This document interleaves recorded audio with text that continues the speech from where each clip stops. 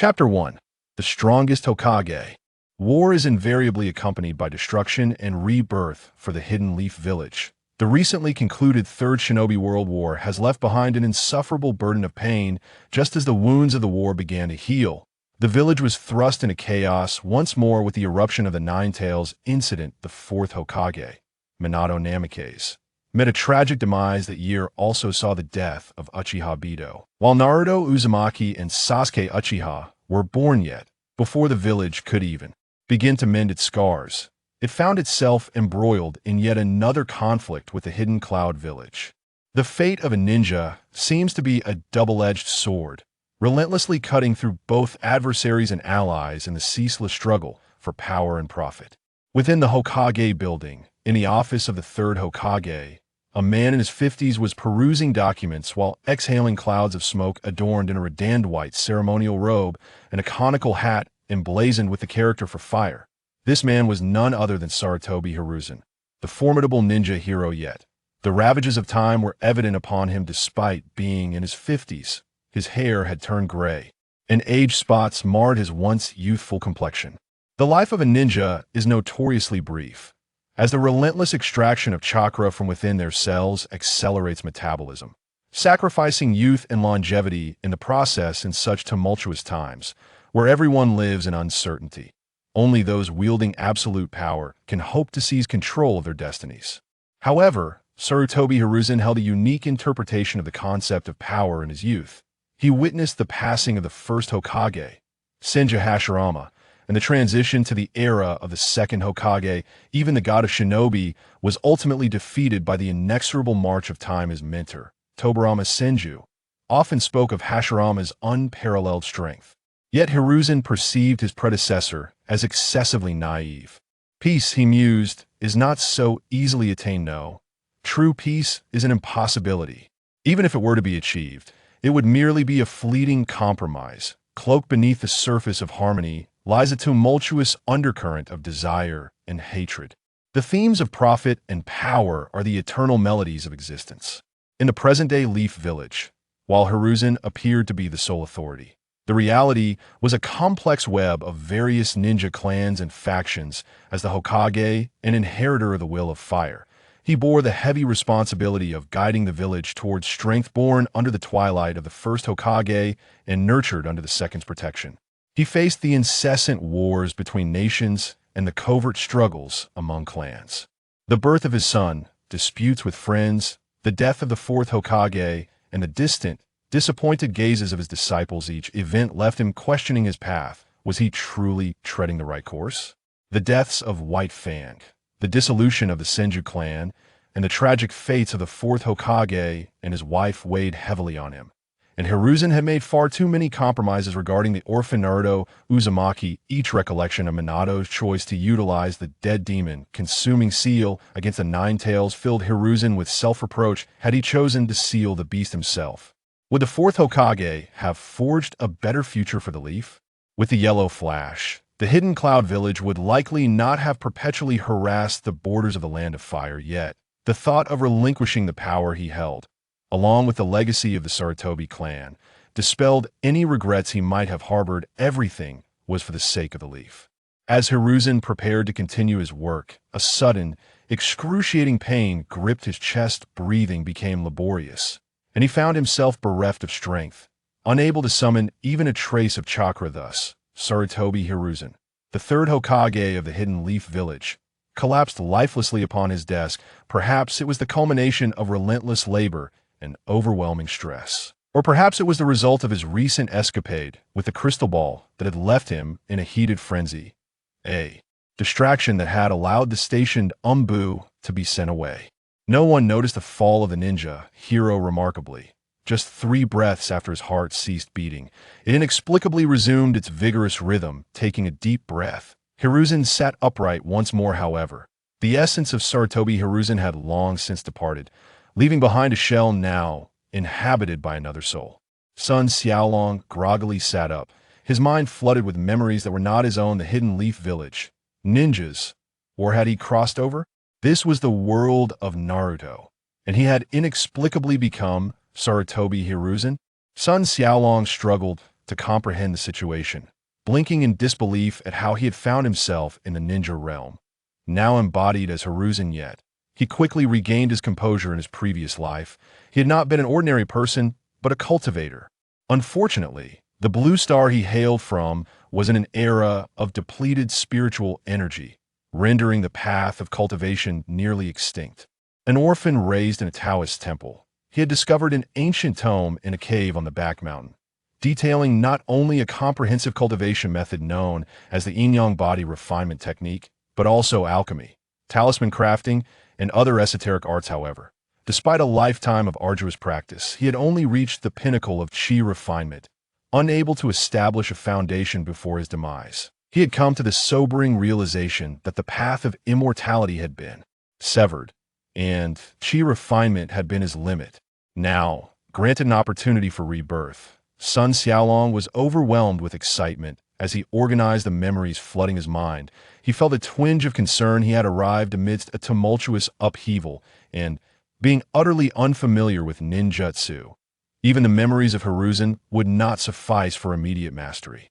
Instinctively, he attuned himself to the surrounding spiritual energy, and his heart raced with exhilaration. The spiritual energy in this Naruto world was astonishingly dense. The vibrant energy of the elements in the air explained how ninjas could unleash fire and water with mere hand signs. This discovery evoked a thrill within him, even surpassing the joy of being reborn. However, upon assessing the condition of his new body, his initial exhilaration quickly waned. Sarutobi Hiruzen's physique could only be described as a tapestry of wounds. The scars of war and the excessive extraction of chakra had led to premature aging. Though only in his 50s, his organs resembled those of a man in his 60s or 70s. The euphoria of discovering abundant spiritual energy dimmed. For without a healthy body, there could be no cultivation. In this realm, chakra was the product of the amalgamation of physical and mental energy, yet the inhabitants of this world did not possess chakra innately. Rather, it was bestowed upon them by the arrival of the Otsutsuki clan. Kaguya Otsutsuki had consumed the fruit of the god tree, gaining the power of chakra, which she later shared with her two sons, Hagoromo and Hamura. Hagoromo, known as the Sage of Six Paths, disseminated chakra among many. To Sun Xiaolong, however, chakra was not a gift. It resembled a curse. Those who cultivated chakra were mere fodder. Chakra not only drained the physical and mental faculties of its practitioners, but also continuously absorbed the natural energy surrounding them. The path of chakra diverged from his own. He sought the path of immortality and freedom. Chapter 2. Hokage. Cultivating chakra was not the path he intended to follow. Although it was true that the Otsutsuki clan could achieve longevity and even greater power through the consumption of the god tree's fruit, it was evident that such dark practices were fraught with limitations, becoming increasingly difficult to enhance as one advanced, ultimately leading to the loss of one's true self and a complete transformation into evil. Yet, after a brief moment of introspection, Sun Xiaolong let out a sigh of relief. As long as he could forego the chakra coursing through him, he could nourish his body with this energy and gradually restore his physical form. Talent, it mattered little as long as there was spiritual energy. Hope remained. Having struggled for decades in an era of depleted magic, Sun Xiaolong maintained a positive mindset. It was akin to fishing. Regardless of how expensive the rod and bait or how skilled the technique, if there were no fish in the water, the endeavor was futile. Conversely, if the waters were abundant with resources, one could catch fish with ease. The ample spiritual energy in this ninja realm instilled Sun Xiaolong with confidence almost immediately. However, a frown creased his brow at present. He held the identity of a village leader. Moreover, this world was rife with antagonists, many of whom harbored aspirations of annihilating the world. If he were to abandon his chakra, his strength as a Hokage would be stripped away, rendering him vulnerable to detection not only within the ninja world, but also within the village itself.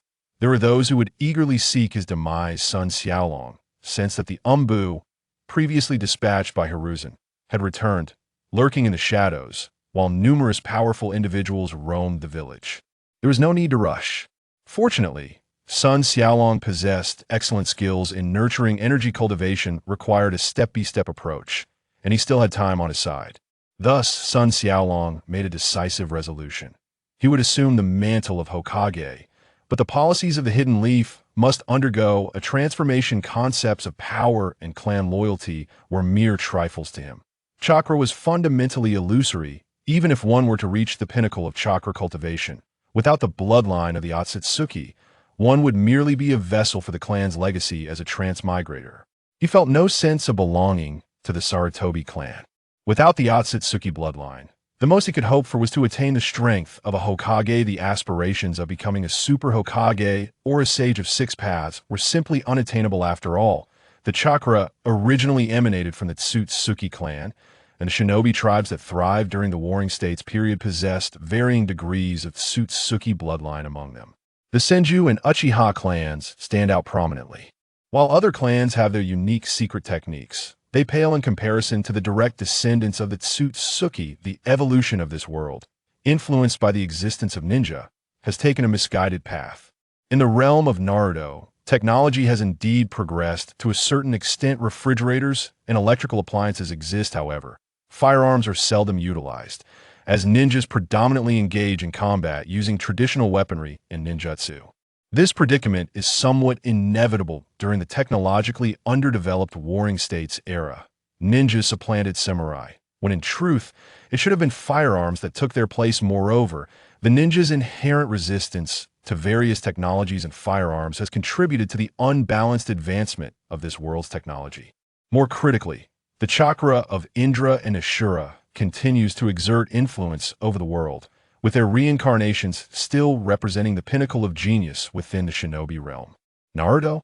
Perhaps it would be more fitting to call it the Otsutsuki legend. Yet whether this Hokage remains in power is uncertain. Chakra must inevitably be relinquished. Furthermore, there is not a suitable successor in the current Konoha Kakashi. No, at present, he lacks the will of fire. Danzo? The thought of his close friends and family made Sun Xiaolong instinctively shake his head. Danzo is far too shadowy, his heart entirely obscured by power. Jiraiya? He could be a commendable choice, yet would he agree?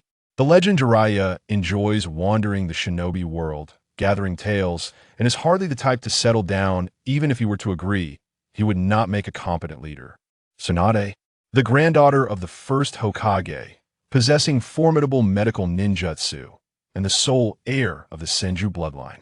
Suddenly, Sun Xiaolong felt a jolt in his heart. He realized he was unconsciously thinking in accordance with Sarutobi Hiruzen's mindset. Is it the memories in my mind influencing me? He quickly shook his head. It no longer mattered. After switching bodies, he would undoubtedly suffer significant depletion of both physical and spiritual energy, necessitating recuperation and restoration. At this moment, he is Sarutobi Hiruzen. Yet, with different choices, the future of both the shinobi world and himself will inevitably change. When he becomes an advanced practitioner, he can simply adopt a new title. For now, he will live as Sarutobi Hiruzen. Having lived over 100 years in his previous life, he possesses ample patience. Sarutobi Hiruzen pondered how he might transform this fractured shinobi world. Orochimaru? Indeed, without question, Orochimaru's talent surpasses that of his three disciples, not only in the realms of cultivation and ninjutsu, but more so in scientific research. It is no exaggeration to assert that Orochimaru's gifts rival those of his teacher, Senju Tobirama. However, one must consider that Senju Tobirama possesses the Senju bloodline, while Orochimaru is merely a commoner. Sarutobi Hiruzen is well aware of Orochimaru's human experiments. He simply turns a blind eye. Had it not been for Namake's Minato, the position of fourth Hokage would likely have belonged to Orochimaru. However, Minato is more naive and thus easier to control, and it is precisely this choice by the Hokage that has caused a shift in Orochimaru's heart now. The relationship between teacher and student can only be described as that of strangers. Not only Orochimaru, but also Tsunade and Jiraiya have chosen to depart from Konoha. Truly, he has been a failure as a mentor by now. Orochimaru should have defected, shouldn't he? Regardless, he cannot allow such a talent to slip away. He picked up his pipe, taking a deep drag before exhaling within the swirling smoke. His gaze grew profound. Have Orochimaru come to see me. As the words left his lips, a shadowy figure outside the door vanished, an umbu receiving the command before utilizing body flicker technique to depart. This sensation is indeed intoxicating. The umbu who just left is at least a special jonin, and Orochimaru's power is nearly on par with that of Hokage. In any setting, he is a figure of prominence, an existence unattainable for ordinary individuals, yet with a mere word from him, they can be summoned or dismissed at will. It is no wonder that the original Sarutobi Hiruzen and Shimura Danzo became so enraptured. Talent reaches a limit no matter what. They cannot catch up to Senju Hashirama. It is only natural to become enthralled by power. Lord Hokage wishes to see you immediately. Orochimaru's lips curled into a slight smile, his golden slit pupils devoid of any emotion. The umbu felt a chill run down his spine, as if he were prey being stalked, causing him to tremble slightly. Fortunately, Orochimaru merely cast a glance in his direction. I understand, I will go at once. At that moment, he dared not utter another word, swiftly turning away to leave, yet his heart was consumed with hatred for Orochimaru. Did the old man discover something? Orochimaru pondered silently. However, the items had already been relocated, allowing for an immediate escape. Reflecting on the actions of Hiruzen Sarutobi, Orochimaru's emotions were tumultuous. Konoha had long since decayed. In such a state, its best fate would be annihilation. Nevertheless, Orochimaru chose to proceed to the Hokage building instead of directly defecting. He understood that Hiruzen Sarutobi was no longer the formidable ninja he once was. With age, Hiruzen had become increasingly suspicious and timid, preoccupied with power plays alongside Danzo. Mito came in, and Kohara Uchiha, his heart had grown feeble. Even if he were aware of Orochimaru's deeds, he would never take decisive action against him. A knock on the door. Come in. Orochimaru entered the Hokage's office, gazing at Hiruzen seated behind the desk. For reasons unknown, Orochimaru suddenly sensed something amiss about Hiruzen today. The usual aura of darkness seemed to dissipate, revealing a hint of rejuvenation in his aging form. Observing his beloved disciple, Hiruzen shook his head. Orochimaru's soul flickered like a wavering candle flame, profoundly affected by his experiments and body modifications, with his very flesh beginning to succumb to spiritual erosion. However, this energy was tainted, likely stemming from the anomalous natural forces of the Richi cave, bearing the mark of the White Snake Sage. Orochimaru delighted in leaving cursed seals on his victims, oblivious to the fact that every gift comes with a price. He had already been marked by the cave. Sensei, is there something you wish to discuss? Orochimaru inquired, his heart contemplating. Perhaps this would be the final time he addressed Hiruzen as teacher. Cease your experiments. I require you to pursue research in other areas. Indeed, had the teacher uncovered something? Hiruzen was aware of Orochimaru's human experimentation, but under Danzo's influence. Orochimaru had delved into far graver and unforgivable matters, such as the cells of the first Hokage or live subject experimentation. Had he merely targeted criminals or ninjas from other villages, it might have been excusable. Yet, with thoughts of defection, Orochimaru had begun to prey upon fellow villagers and civilians. Yet, this was not solely Orochimaru's doing. All the materials for his experiments were provided by Danzo. Perhaps perceiving Orochimaru as a threat, Danzo spread rumors throughout the village, claiming that numerous ninjas had gone missing, including several CH Nin and Special J Nin, with all suspicion directed toward Orochimaru. Human experimentation was a practice many hidden villages clandestinely engaged in. It wasn't that they lacked the desire, but rather the capability. Wasn't this permitted by the village? You did not object at the time, did you? Although Hiruzen appeared somewhat peculiar today, Orochimaru remained steadfast in his convictions. The current third Hokage was weak, particularly indecisive. The village's decay stemmed from the fact that several of the third's former comrades had become the village's de facto rulers. After several generations of Hokages, the class stratification in Konoha had become entrenched under Hiruzen's tenure. Exceptional ninjas were suppressed, and those who approached the power center of Konoha were often subjected to slander and public vilification. How ironic that a village founded on the dream of peace had devolved into such a state. He was the third's disciple, as long as there was no outright confrontation. Hiruzen would not act against him. Orochimaru was even certain that if he were to defect, the third would not feel sorrow but rather relief. I intend to groom you as the next Hokage. Do you wish to assist in that endeavor? Upon finishing, Hiruzen's gaze sharpened. I have grown old, like a decaying root, merely consuming Konoha's nutrients in vain. Will you aid me in severing the rotting roots, incinerating the dead branches and leaves, allowing Konoha to flourish anew? After uttering these words, Hiruzen set down his pipe and looked intently at Orochimaru. In that moment, the aura of the legendary ninja surged like a tempest, and Orochimaru glimpsed the teacher he once idolized in his youth. The third's words struck deep, like a piercing sword into Orochimaru's very soul. Assist the Hokage? Is it not a bit too late for that? Orochimaru's heart quivered, his eyes misting with emotion. Sensei, do not jest. Orochimaru found it hard to believe that the increasingly senile third could utter such words about severing decayed roots. Had he not recently stated to Danzo that without a robust root system, Konoha could not thrive? Surely. Hiruzen was merely testing him, or perhaps had discerned his intentions to defect, attempting to admonish him. Orochimaru forced himself to maintain composure. Yet a flicker of hope and chance lingered within him.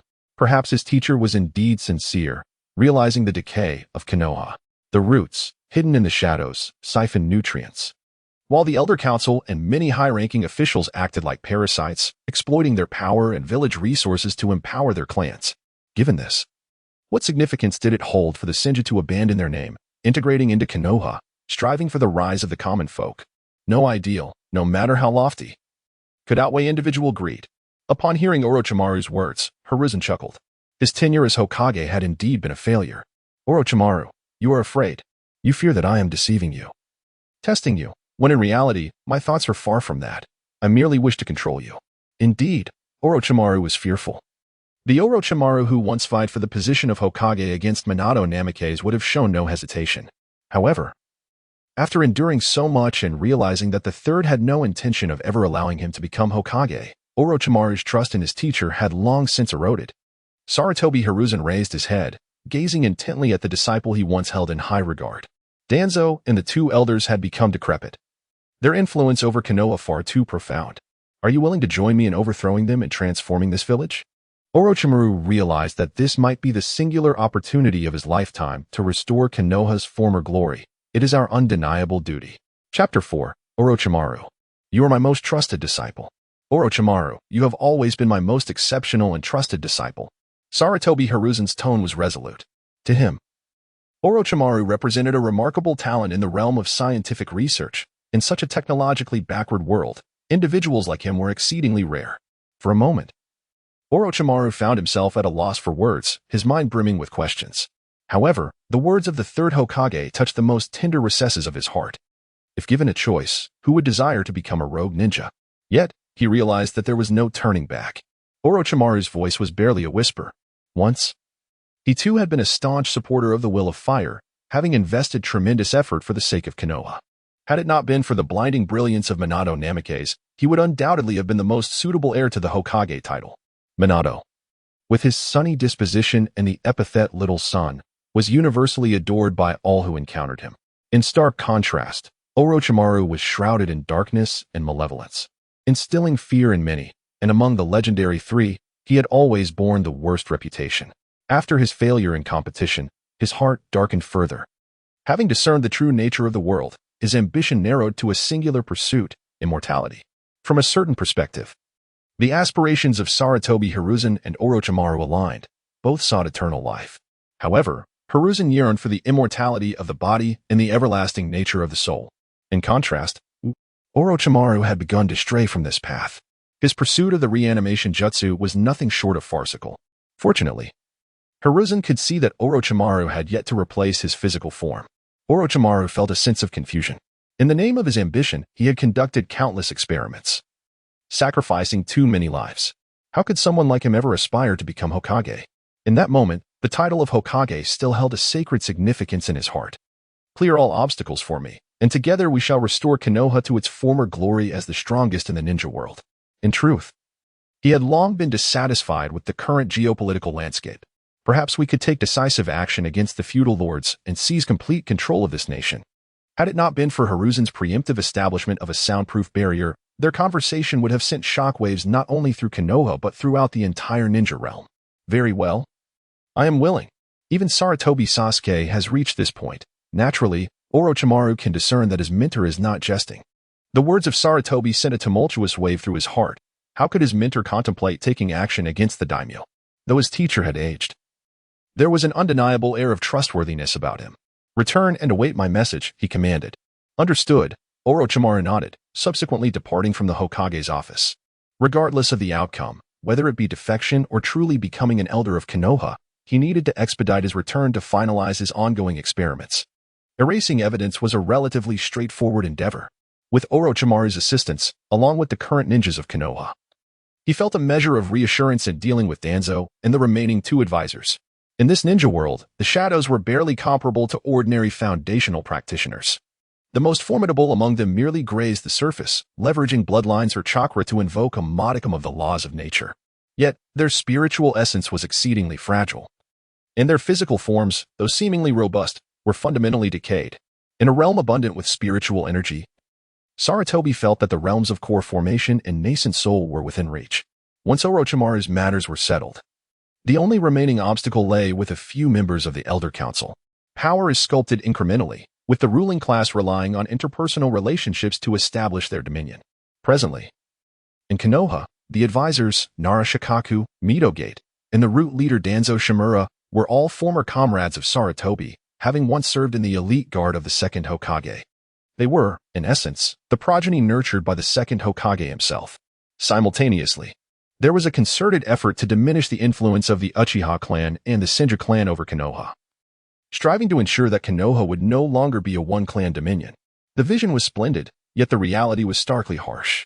The disciples of the second Hokage hailed from both ninja clans and commoner origins. However, after the second's demise, they succumbed to the corruption of power at an alarming rate. They completely forsook the ideals of their predecessors, becoming insular and entrenched in internecine conflicts over their small territories within Konoha. Even now, the third Hokage could be humorously lauded as the strongest Hokage. What a farce. In the presence of the Senju brothers, how could Sarutobi's prowess even begin to compare? Let alone earn the title of the strongest Hokage? Sarutobi Hiruzen pondered and couldn't help but chuckle. It was indeed laughable. This so-called ninja world, whether in thought, culture, or cultivation system, was profoundly superficial. One might even argue that the emergence of chakra led humanity's civilization down a misguided path. Although the practice of chakra does consider one's aptitude, the requirements are not particularly high. It emphasizes rapid attainment. A child trained for merely a few years could enter the battlefield, wielding combat abilities far surpassing those of ordinary people, which clearly indicates that nurturing a ninja is not as arduous as it seems. Yet, to the common folk, ninjas remain enigmatic and formidable. Nonetheless, even so, ninjas still require missions to earn their livelihood.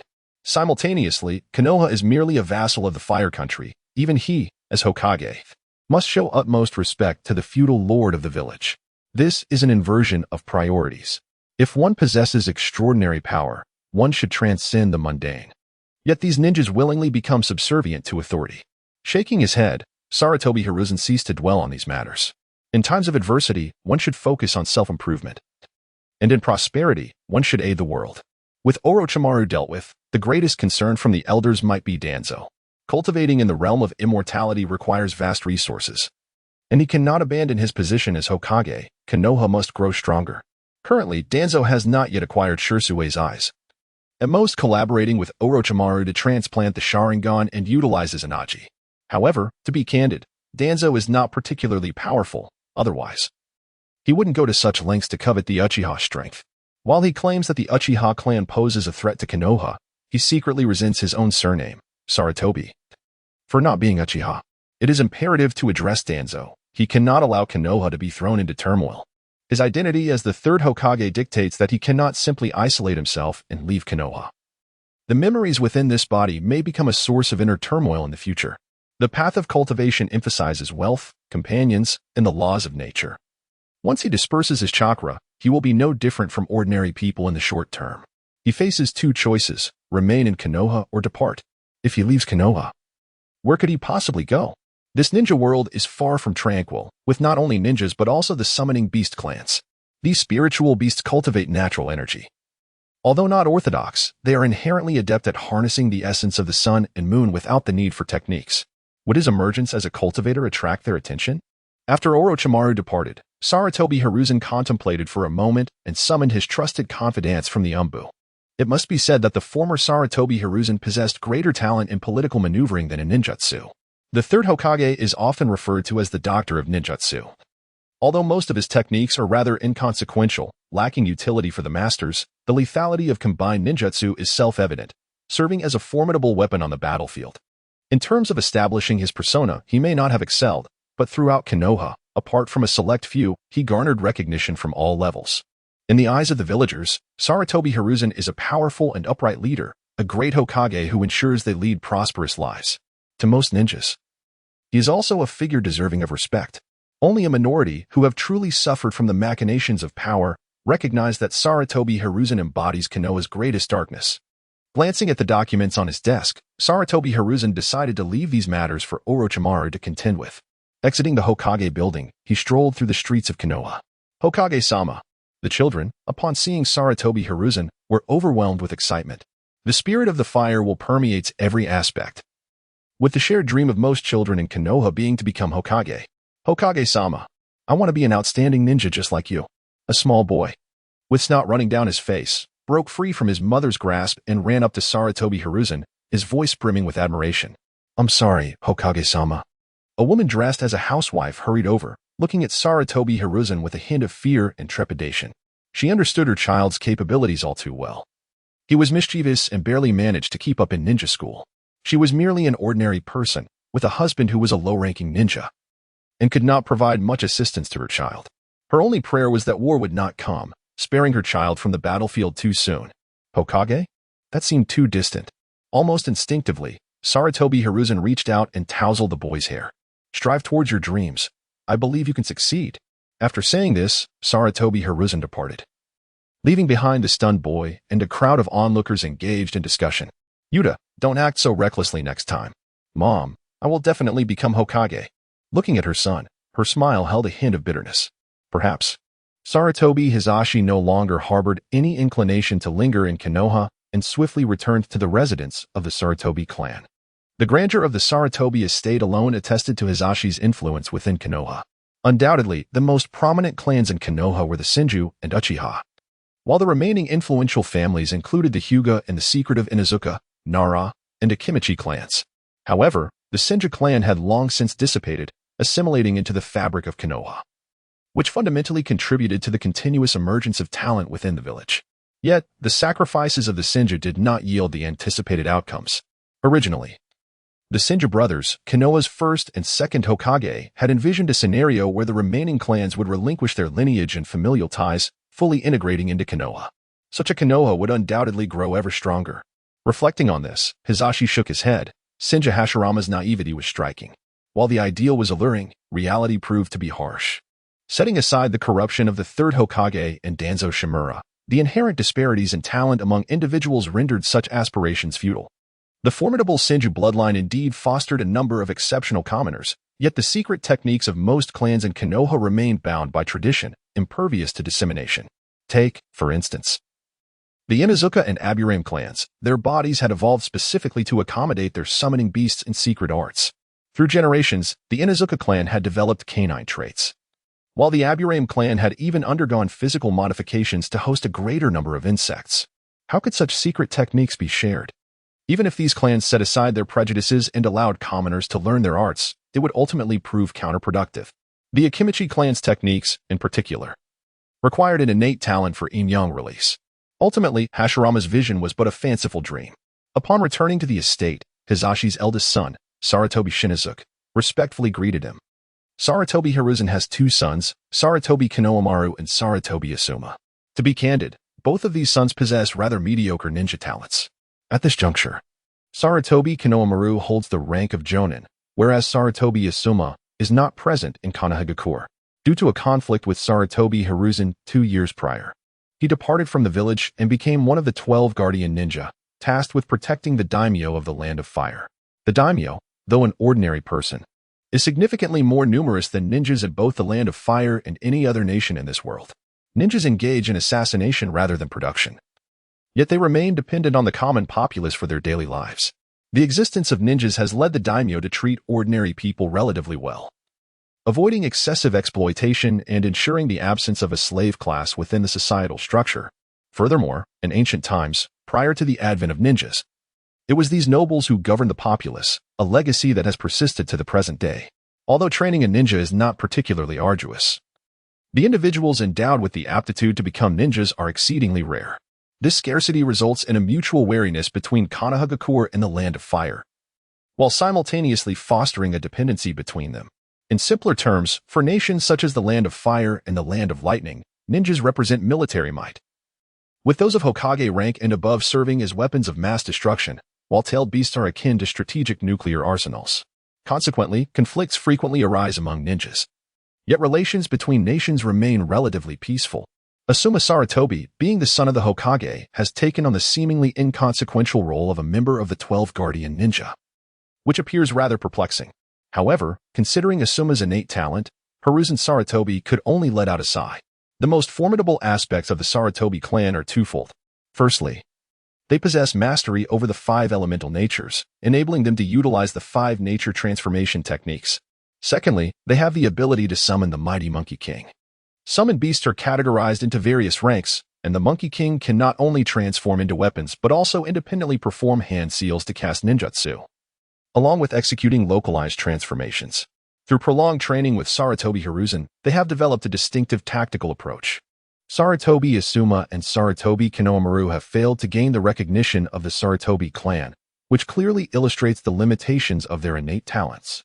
The former Hokage, Sarutobi Hiruzen, had contemplated on multiple occasions the prospect of nurturing his 2 sons to ascend as Hokage, intertwining the illustrious title with the village of Konoha and transforming it into a veritable sanctuary for the Sarutobi lineage. Regrettably, the path to becoming Hokage is unattainable without sufficient strength. Chapter 6. Hidden Wounds and Spiritual Energy. The father of Sarutobi Hizashi, Sarutobi Sasuke, is likewise a proficient ninja well-versed in the 5 elemental natures. Sarutobi Sasuke is also a highly esteemed ninja, revered even by the Uchiha clan. The name Uchiha Sasuke is, in fact, a tribute to this remarkable ninja. Sarutobi Asuma possesses solely the wind affinity, while Sarutobi Shino inherits the earth affinity, not the 5 elemental attributes that have been passed down through generations. Observing his son and daughter-in-law, Sarutobi Hizashi felt a twinge of complexity within. In his previous life as a cultivator, he lived over a century, naturally allowing his bloodline to endure, and his family wielded considerable influence in the mundane world. However, all of this is but an illusion before the eternal. A century of glory and wealth ultimately amounts to mere fleeting moments. Regardless of one's exalted status, in the end, all returns to a handful of dust. Shino, recent events in Konoha may lead to some upheaval. Prepare yourself to lead the Sarutobi clan and remain ever vigilant. Sarutobi Shino suddenly widened his eyes, gazing incredulously at his father.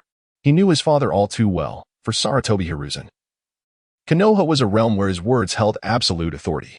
Over the years, the Sarutobi clan had flourished significantly, with their numbers steadily increasing, subtly hinting at their potential to emerge as one of the most prominent jewels of Konoha. In truth, as the son of Sarutobi Hiruzen, he bore a considerable burden.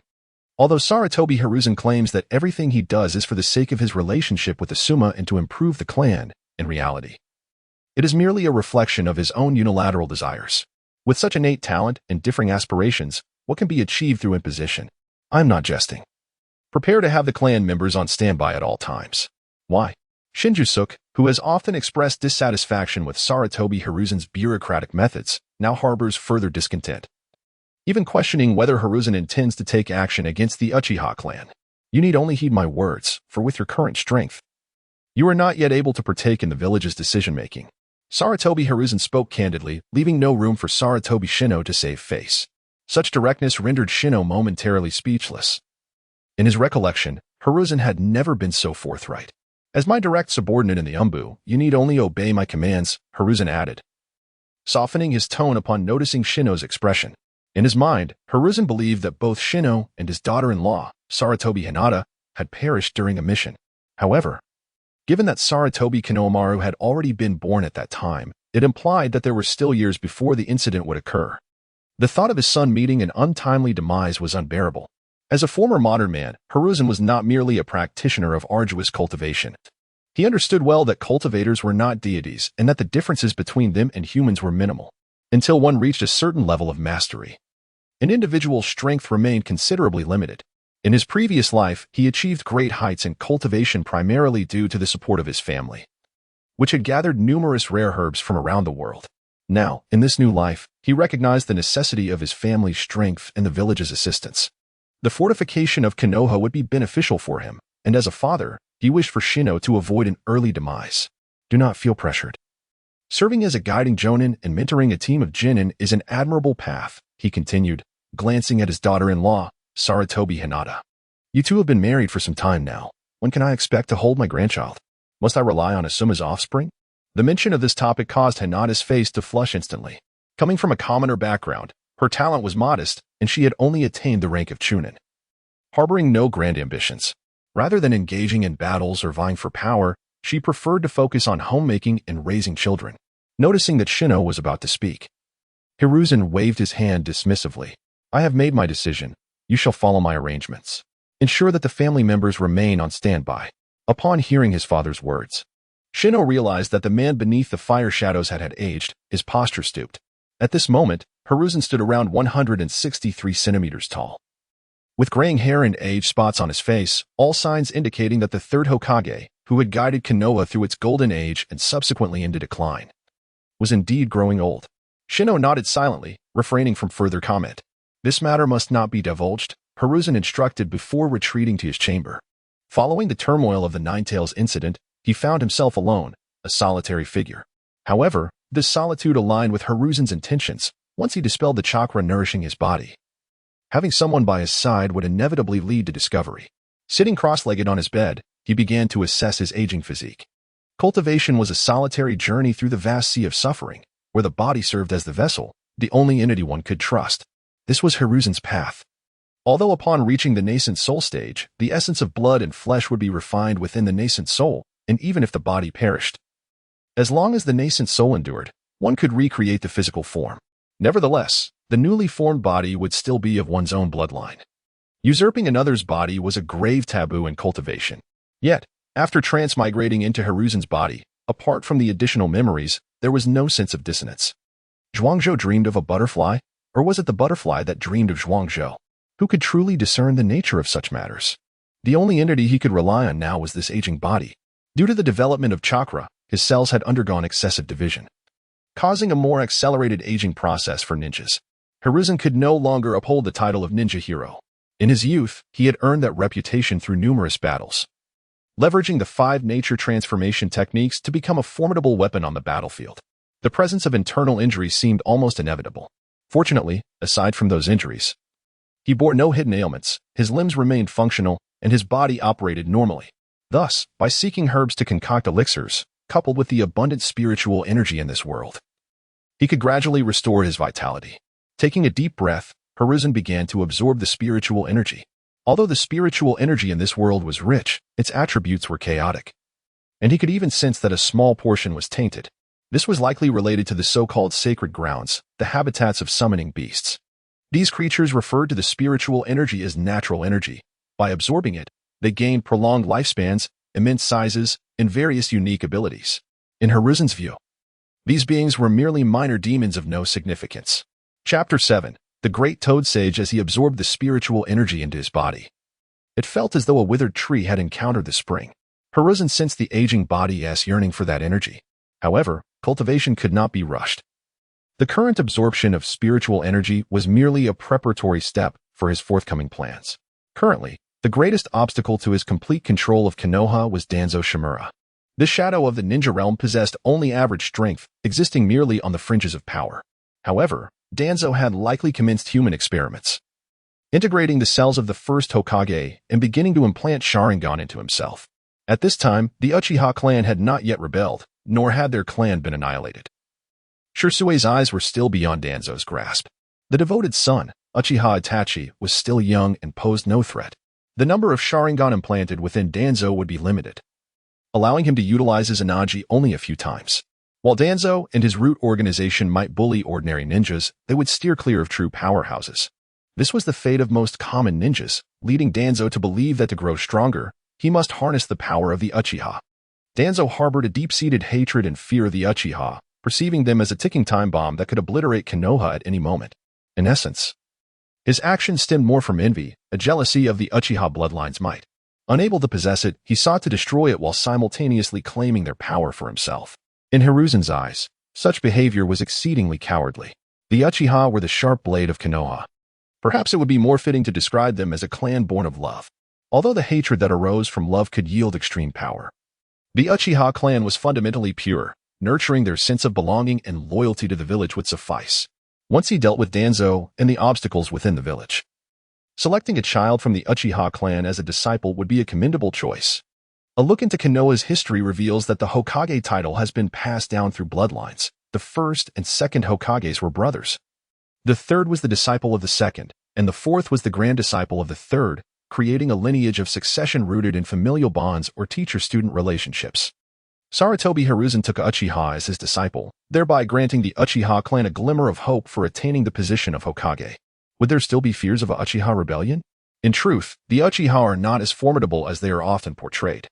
The second Hokage's wariness of the Uchiha stemmed primarily from the long-standing enmity between the Senju and Uchiha clans. To befriend an Uchiha is undoubtedly far preferable to making an enemy of one, for a single misstep in conversation could provoke an explosive reaction, resulting in an instant demise by their ocular jutsu. However, historical grievances and personal biases have led the second Hokage to harbor excessive prejudice against the Uchiha, particularly following the demise of Uchiha Kagami, who served as a mediator. Under the influence of Danzo, both Hiruzen and the village of Konoha became excessively antagonistic towards the Uchiha.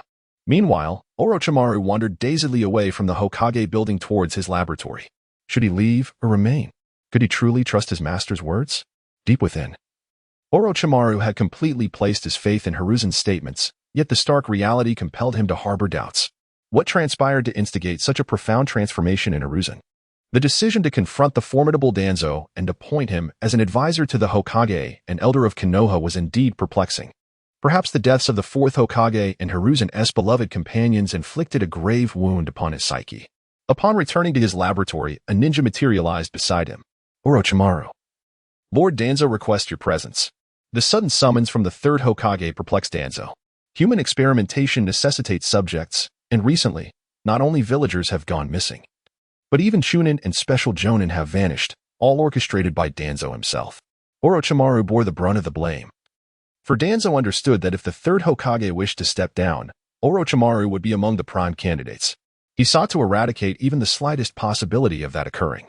With a mere scheme, Danzo could render Orochimaru unwelcome in Konoha, considering that Orochimaru's own past was far from unsullied, with experiments that could never see the light of day.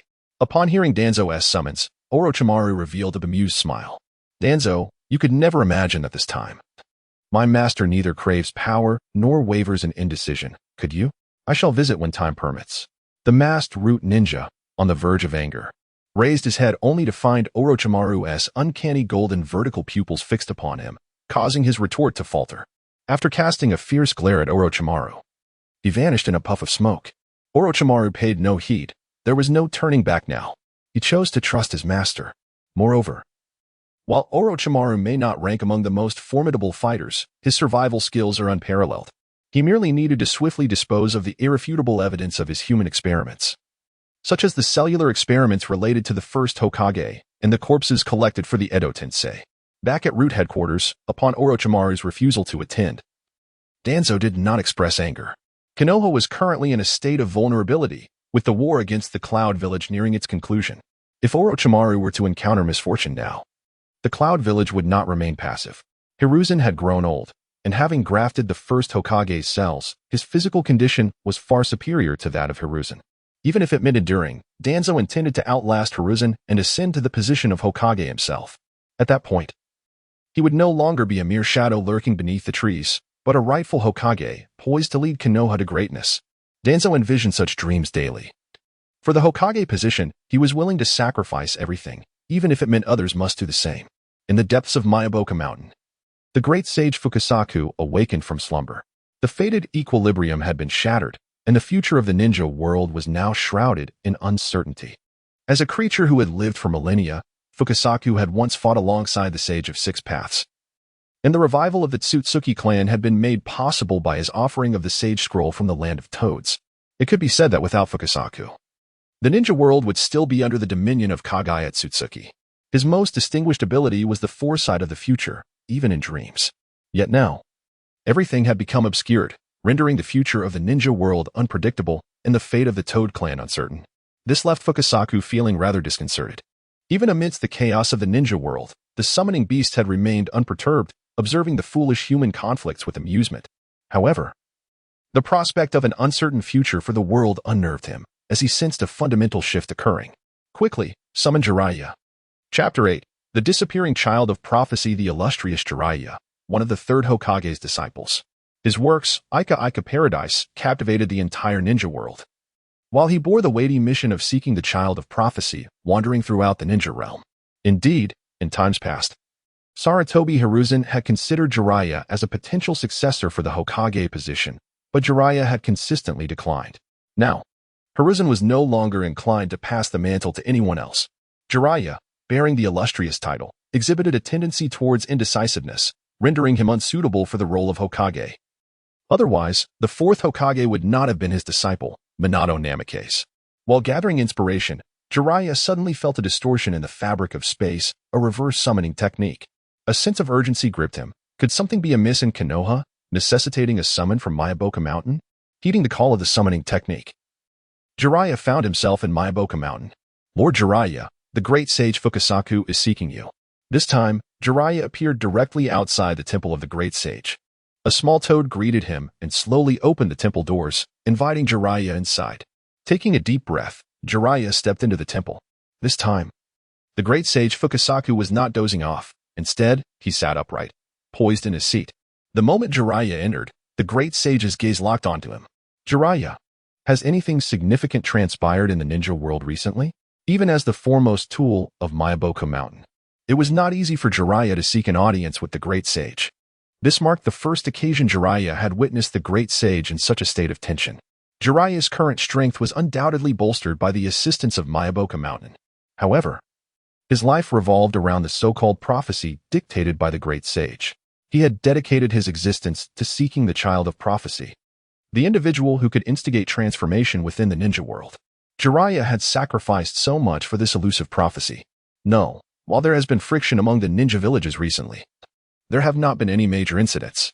Jiraiya shook his head. He had remained active on the front lines of the ninja world, and indeed, as he had mentioned, there had been no significant events occurring recently. The great sage Toad regarded Jiraiya with a heart full of complexity.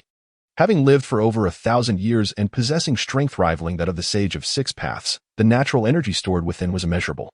Yet, in the face of destiny, even it felt so insignificant. Having grown accustomed to a predetermined fate, the future now loomed unpredictable, and a sense of dread began to envelop its heart. The fog of karma obscured the path ahead, rendering the future uncertain. Jiraiya, though it may seem irresponsible to say this, from today onwards, you need not seek the Child of Prophecy any longer. Jiraiya's mouth fell agape, momentarily at a loss for words. He had devoted half his life to this pursuit, believing that both Nagato and Minato could be the prophesied saviors of the ninja world, only to see both of his disciples meet untimely ends. He had questioned the validity of the great sage Toad's prophecy more than once. Yet each time he had managed to convince himself. Now, to be told so abruptly that he should cease his search for the Child of Prophecy was a notion he found hard to accept. Great Sage Toad, what does this truly mean? Beside him, the Sage of Deep Thought and the Sage of Wisdom observed Jiraiya's expression with a twinge of sympathy. The Great Sage Toad, often lost in dreams, had watched Jiraiya grow from childhood to the man he was today, accepting that he was not the chosen one, but merely a guide for the destined child, was no easy feat. To suddenly inform Jiraiya that all his previous perseverance and quest were in vain, was there anything more cruel than this? From this day forth, I can no longer foresee the future. The trajectory of the ninja world is no longer fixed, and the Child of Prophecy does not exist. The meaning conveyed by the great sage Toad was straightforward. The future of the ninja world was no longer a predetermined reality, but rather a realm filled with uncertainty.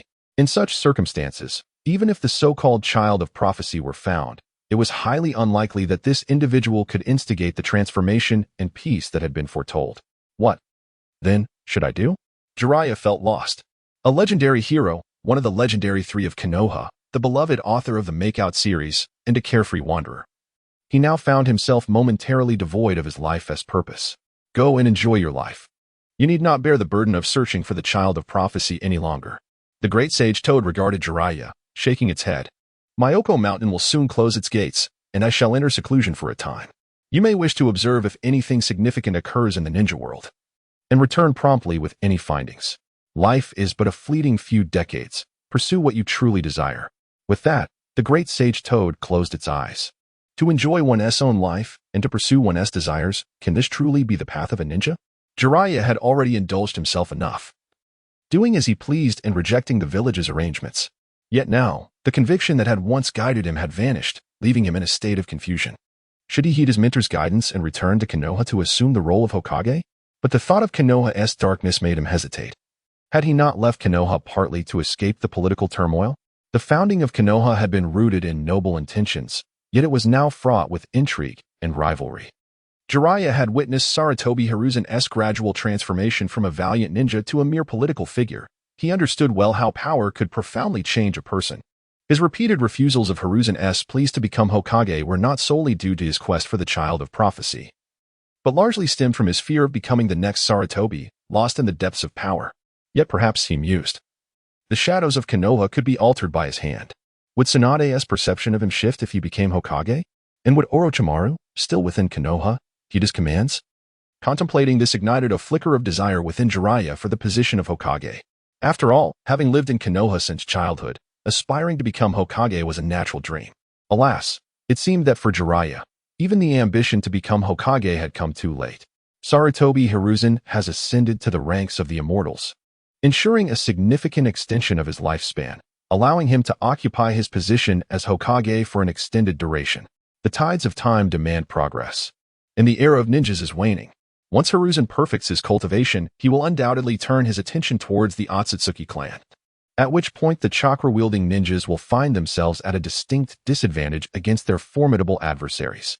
Chapter 9. Uzumaki Naruto. The nourishing essence of spiritual energy starkly contrasts with the relentless extraction of chakra from one's cells. Hiruzen surmises that the formidable vitality and chakra of the Uzumaki and Senju clans stem from their superior adaptability to chakra, as they are, after all, descendants of the Otsutsuki clan.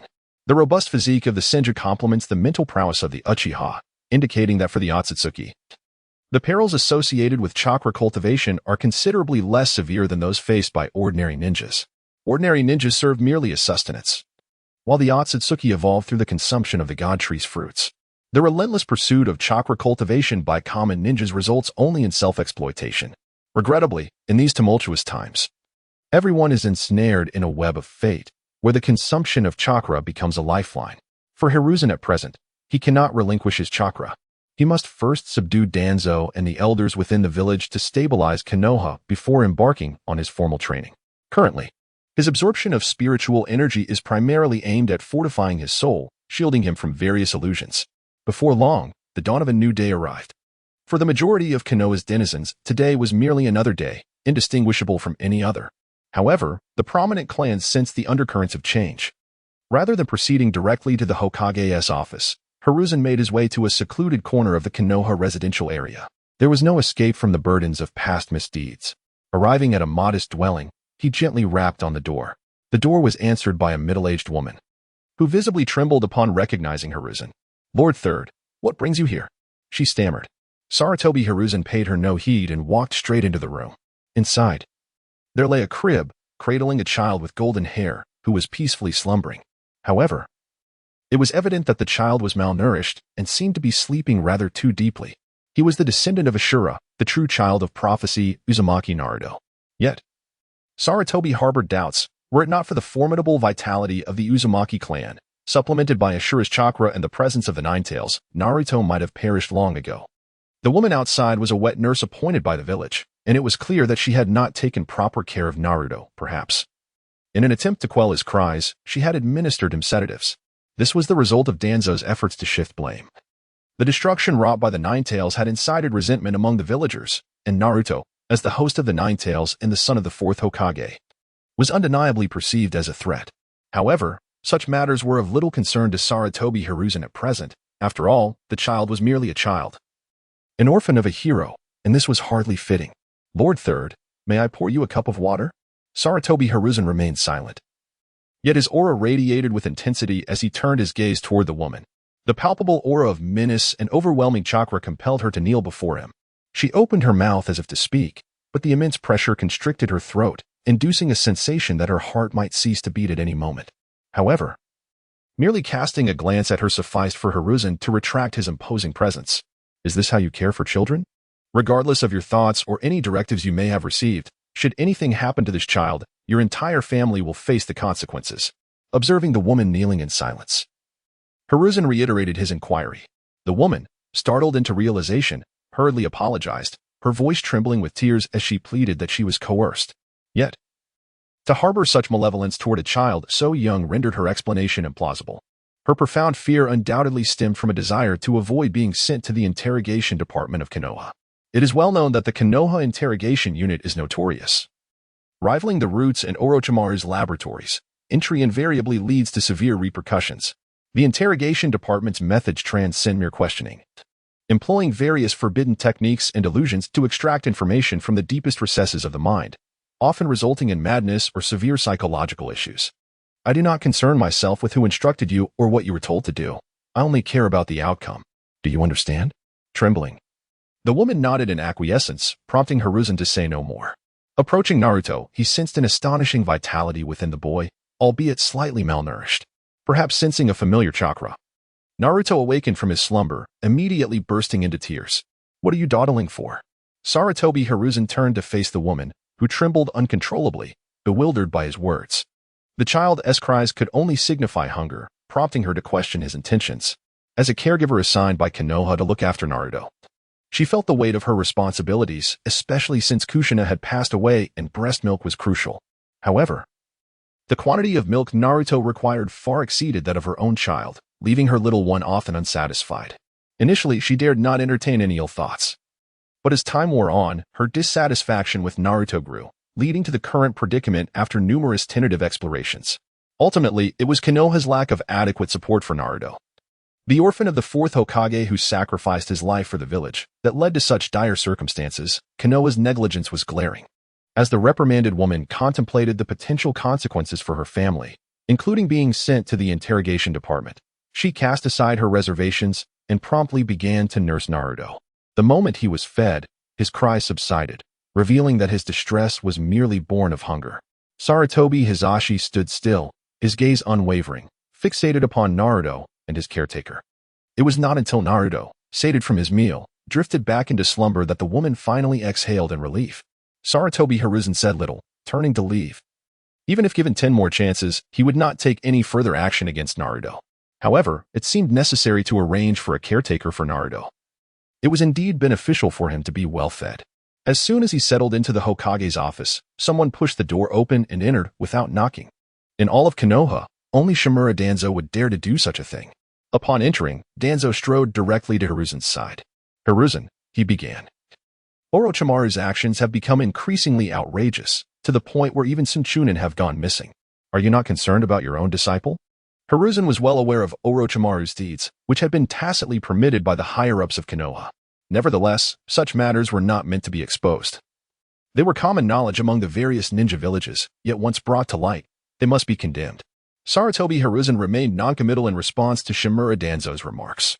Originally, Orochimaru had intended to defect during this period, but unexpectedly found himself in a state of tranquility.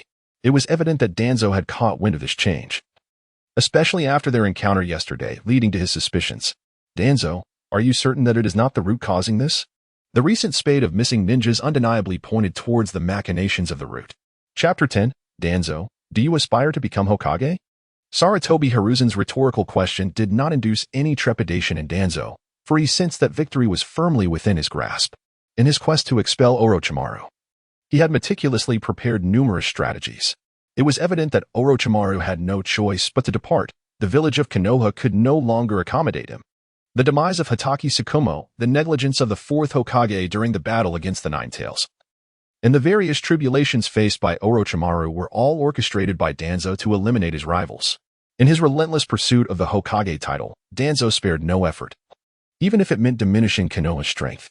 Sarutobi Hiruzen is quite peculiar. How could the title of Hokage possess such immense allure? Perhaps ninjas raised in Konohagakure harbor a profound obsession with the Hokage. Danzo, do you genuinely aspire to become Hokage? Sarutobi Hiruzen's sudden inquiry left Danzo momentarily taken aback. He had never anticipated that Hiruzen would unexpectedly ask him whether he wished to become Hokage, although Danzo had never openly expressed his ambition to the public. Nearly all ninjas familiar with him were aware of his desire to attain the position of Hokage. How could Sarutobi Hiruzen possibly be unaware? However, Such matters cannot be openly discussed. Politics operates in this manner. We are cognizant of their deceit, and they are aware of their own falsehoods. They know that we recognize their lies, and we are fully aware that they acknowledge our awareness of their deceit, yet they persist in their fabrications. Everyone understands what Danzo desires, yet Sarutobi Hiruzen remains silent, and others dare not voice their thoughts. After all, Sarutobi Hiruzen and Danzo are comrades. Both disciples of the second Hokage, and the high-ranking advisors, Koharu Uchiha and Hamura Midokado, share a profound connection with Danzo. Even if Danzo aspires to become Hokage, it is merely a matter confined to the inner circle of Konoha's elite. Now, with Sarutobi Hiruzen broaching this topic, its significance shifts entirely. Observing Danzo's silence, Sarutobi Hiruzen chuckles lightly. Is this truly your measure? Danzo, suddenly realizing the implication of Hiruzen's words, feels an odd sensation. Perhaps embarrassment would be a more fitting description. This may also be one of the unique characteristics of the Hokage world, where animosity between peers often transforms into a bond of mutual respect. Separation will inevitably lead to reunion, and reunion will eventually result in separation, the quintessential example being Shinja Hashirama and Uchiha Madara. Two childhood acquaintances with opposing views who together founded the village of Konoha, only to part ways due to ideological differences. Sarutobi Hiruzen and Danzo Shimura. Having known each other since childhood, both endeavored toward a shared dream. Yet, ultimately, only Sarutobi Hiruzen emerged as the recognized Hokage. The ideological rift between the two grew increasingly profound, yet due to their past bond, neither could muster the resolve to sever their ties completely. Sarutobi Hiruzen was acutely aware of Danzo's intentions, yet for the former Hokage, Danzo occupied a tender corner of his heart. Danzo could not comprehend why Hiruzen would utter such words, but before Hiruzen, he was reluctant to lose face. Becoming Hokage is indeed my aspiration. Then relinquish your dream. For you are fated to be apart from the title of Hokage. Sarutobi Hiruzen spoke with unwavering resolve, devoid of any hesitation. Danzo's eyes narrowed. Hiruzen, what do you truly mean? His clenched fists and furrowed brow were testament to the turmoil within Danzo's heart at that moment. The roots buried deep within the soil yearned to be exposed to the air, yet such exposure only leads to the withering of the tree. I have resolved to completely transform Konoha, to allow this great tree to sprout new buds and radiate with renewed vitality. Upon hearing Sarutobi Hiruzen's words, Danzo appeared to have encountered an absurd jest. Hiruzen, do you possess the right to utter such words to me? Danzo knew Hiruzen better than anyone. Yet he remained oblivious to the fact that the familiar old friend before him was no longer the same Sarutobi Hiruzen of the past. Once, Hiruzen indeed lacked the standing to address Danzo in such a manner. Even during the era of the fourth Hokage, Hiruzen had not relinquished full authority, retaining most of the power within his grasp. It could be said that Hiruzen's avarice for power and status was scarcely less than Danzo's own. Right? Do I still require a right? Sarutobi Hiruzen let out a light chuckle. Abandon your delusions. Even if you acquire the Sharingan and the cells of the first Hokage, you remain a weakling, accustomed to lurking in the shadows, which diminishes your spirit to an insipid and narrow essence. Having his greatest secret exposed by Sarutobi, Danzo could no longer maintain his composure. It must be Orochimaru who betrayed him. In that moment, Danzo lost all semblance of calm. Whether it was the transplantation of the first cells or the desire to implant the Sharingan in his own arm, if the villagers were to discover it, he would forever be barred from becoming Hokage. I act for the sake of Konoha. The Uchiha must be eradicated, and the power of the first Hokage must be inherited. Danzo proclaimed with unyielding conviction, clearly believing in his cause. Engaging in a philosophical discourse with a deranged ninja proved futile, however, as a cultivator. Sarutobi Hiruzen did not wish for the village's trivialities to become a source of inner turmoil during his future tribulations. I have made my decision. Root will temporarily cease all activities and submit to an investigation by the Umbu. It is not only you, Koharu and Hamura must also undergo scrutiny. After taking a puff from his cigarette and exhaling, the lingering smoke obscured Sarutobi's face. Yet his piercing gaze caused Danzo to feel a prickle of unease. Naturally, Danzo would not surrender easily. Relinquishing Root to become a mere advisor without any substantial authority was out of the question. Hiruzen, do not jest, Danzo bellowed, prompting two members of Root to swiftly enter the room, standing beside him. Almost simultaneously, 5 or 6 figures appeared in the office, including Sarutobi Shinjiro and Sarutobi Hinata, all of whom were directly affiliated with the Hokage's Umbu. Only Danzo could confront the Hokage within the Hokage building. During their earlier conversation, a barrier had been set up around the office to prevent eavesdropping. However, Danzo had his own means of communication with his subordinates. Now, Danzo's sole desire was to escape quickly. As long as the Green Mountains remained, he need not worry about firewood. If he were to be ensnared, the root he had meticulously cultivated for years might truly be at risk. Danzo, I am not jesting nor negotiating with you. I am commanding you in the name of the Hokage. Though Sarutobi Hiruzen typically exhibited restraint, it was undeniable that within Konoha, the Hokage's authority was boundless. Sarutobi Hizashi had naturally made preparations for today's affairs. Dealing with Danzo was not as complicated as one might imagine. Chapter 11. The Radiance that Drives Away Evil. The discord between Sarutobi Hiruzen and Danzo is a frequent occurrence. However, the current tense standoff marks an unprecedented escalation. Not only the surrounding Umbu, but also Danzo himself feels a tumult within. The situation has reached a critical juncture, and it is evident that Sarutobi Hiruzen is not jesting, but is genuinely intent on stripping him of his authority. Yet, was not everything at the roots an unspoken agreement between the two? It seems that in Sarutobi's eyes, Danzo is merely a political pawn destined for sacrifice. Danzo ponders what circumstances may have compelled Sarutobi to choose his own sacrifice along with the roots. Nevertheless, he is resolute in his refusal to yield. Once he departs from this place and returns to the roots, he will still have the opportunity to regain his footing.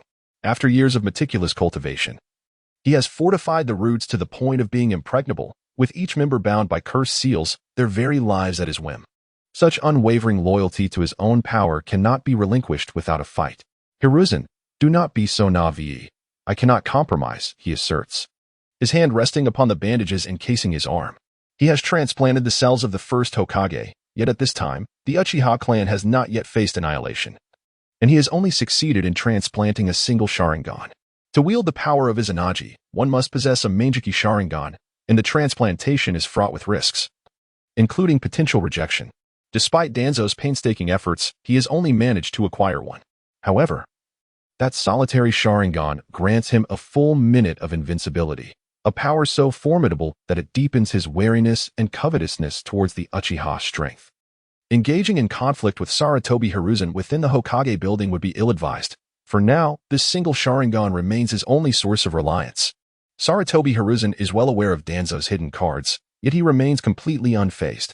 Just yesterday, he absorbed spiritual energy throughout the night.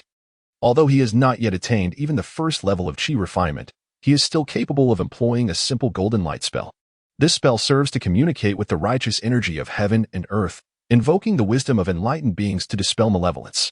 As the golden light spell inherently requires no magical power, the efficacy of his spiritual energy in activating it will undoubtedly be enhanced.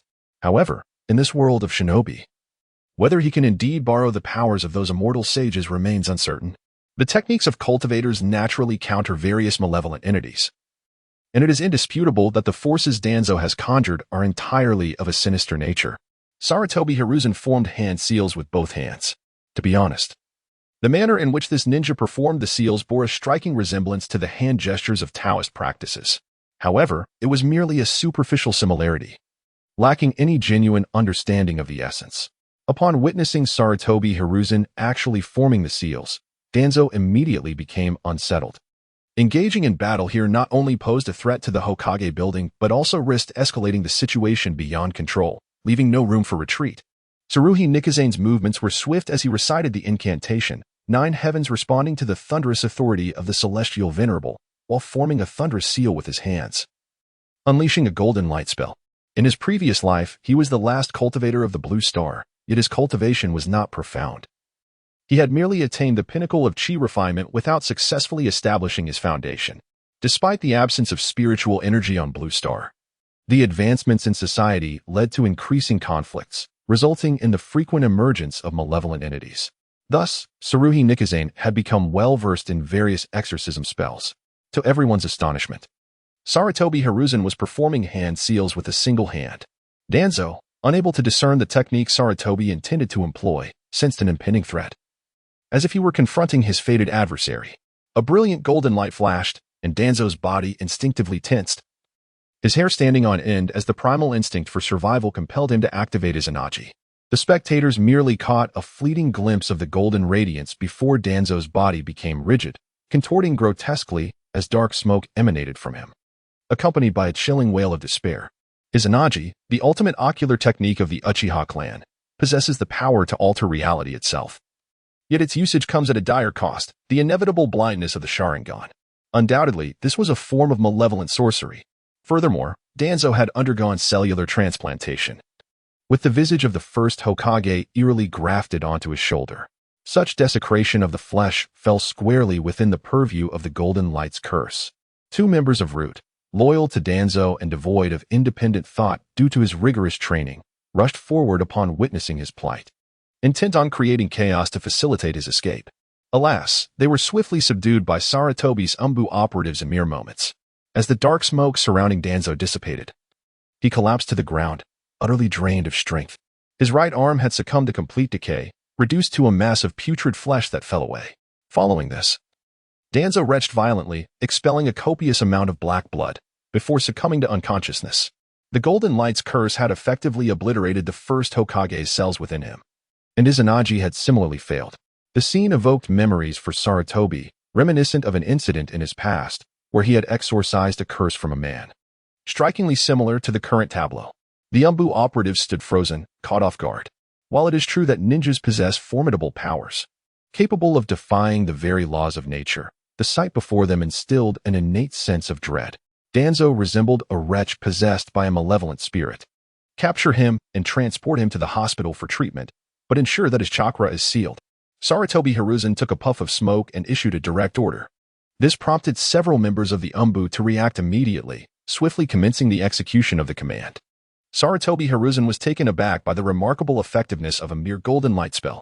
Yet, this was primarily due to Danzo's inherent weakness, lacking the strength and the Senju or Uchiha bloodlines, rendering him a mere shadow of his former self. Apart from Izanagi, after transplanting the Sharingan, his abilities were, much like Kakashi's, significantly curtailed. Although the integration of first Hokage's cells allowed him to wield wood release, it paled in comparison to the original's prowess. The true strength lay not in the wood release itself, but in the individual of Hashirama Senju. One cannot paint a tiger and end up with a dog. While the Golden Light spell was formidable, it would likely prove ineffective against the Uchiha clan. However, it would be particularly devastating against the likes of Black Zetsu and White Zetsu. As Hiruzen contemplated these matters, deep within the underbelly of Konoha, Black Zetsu was nearly paralyzed with fear. He sensed that if the secret technique employed by Hiruzen against Danzo were directed at him, he would surely end up like Danzo's severed arm, a mere heap of flesh. Without further hesitation, he utilized the insect technique to swiftly escape Konoha. As an entity embodying the will of Kaguya Otsutsuki, he was paradoxically the most fearless yet most fearful being. Traditional methods could not dismantle him.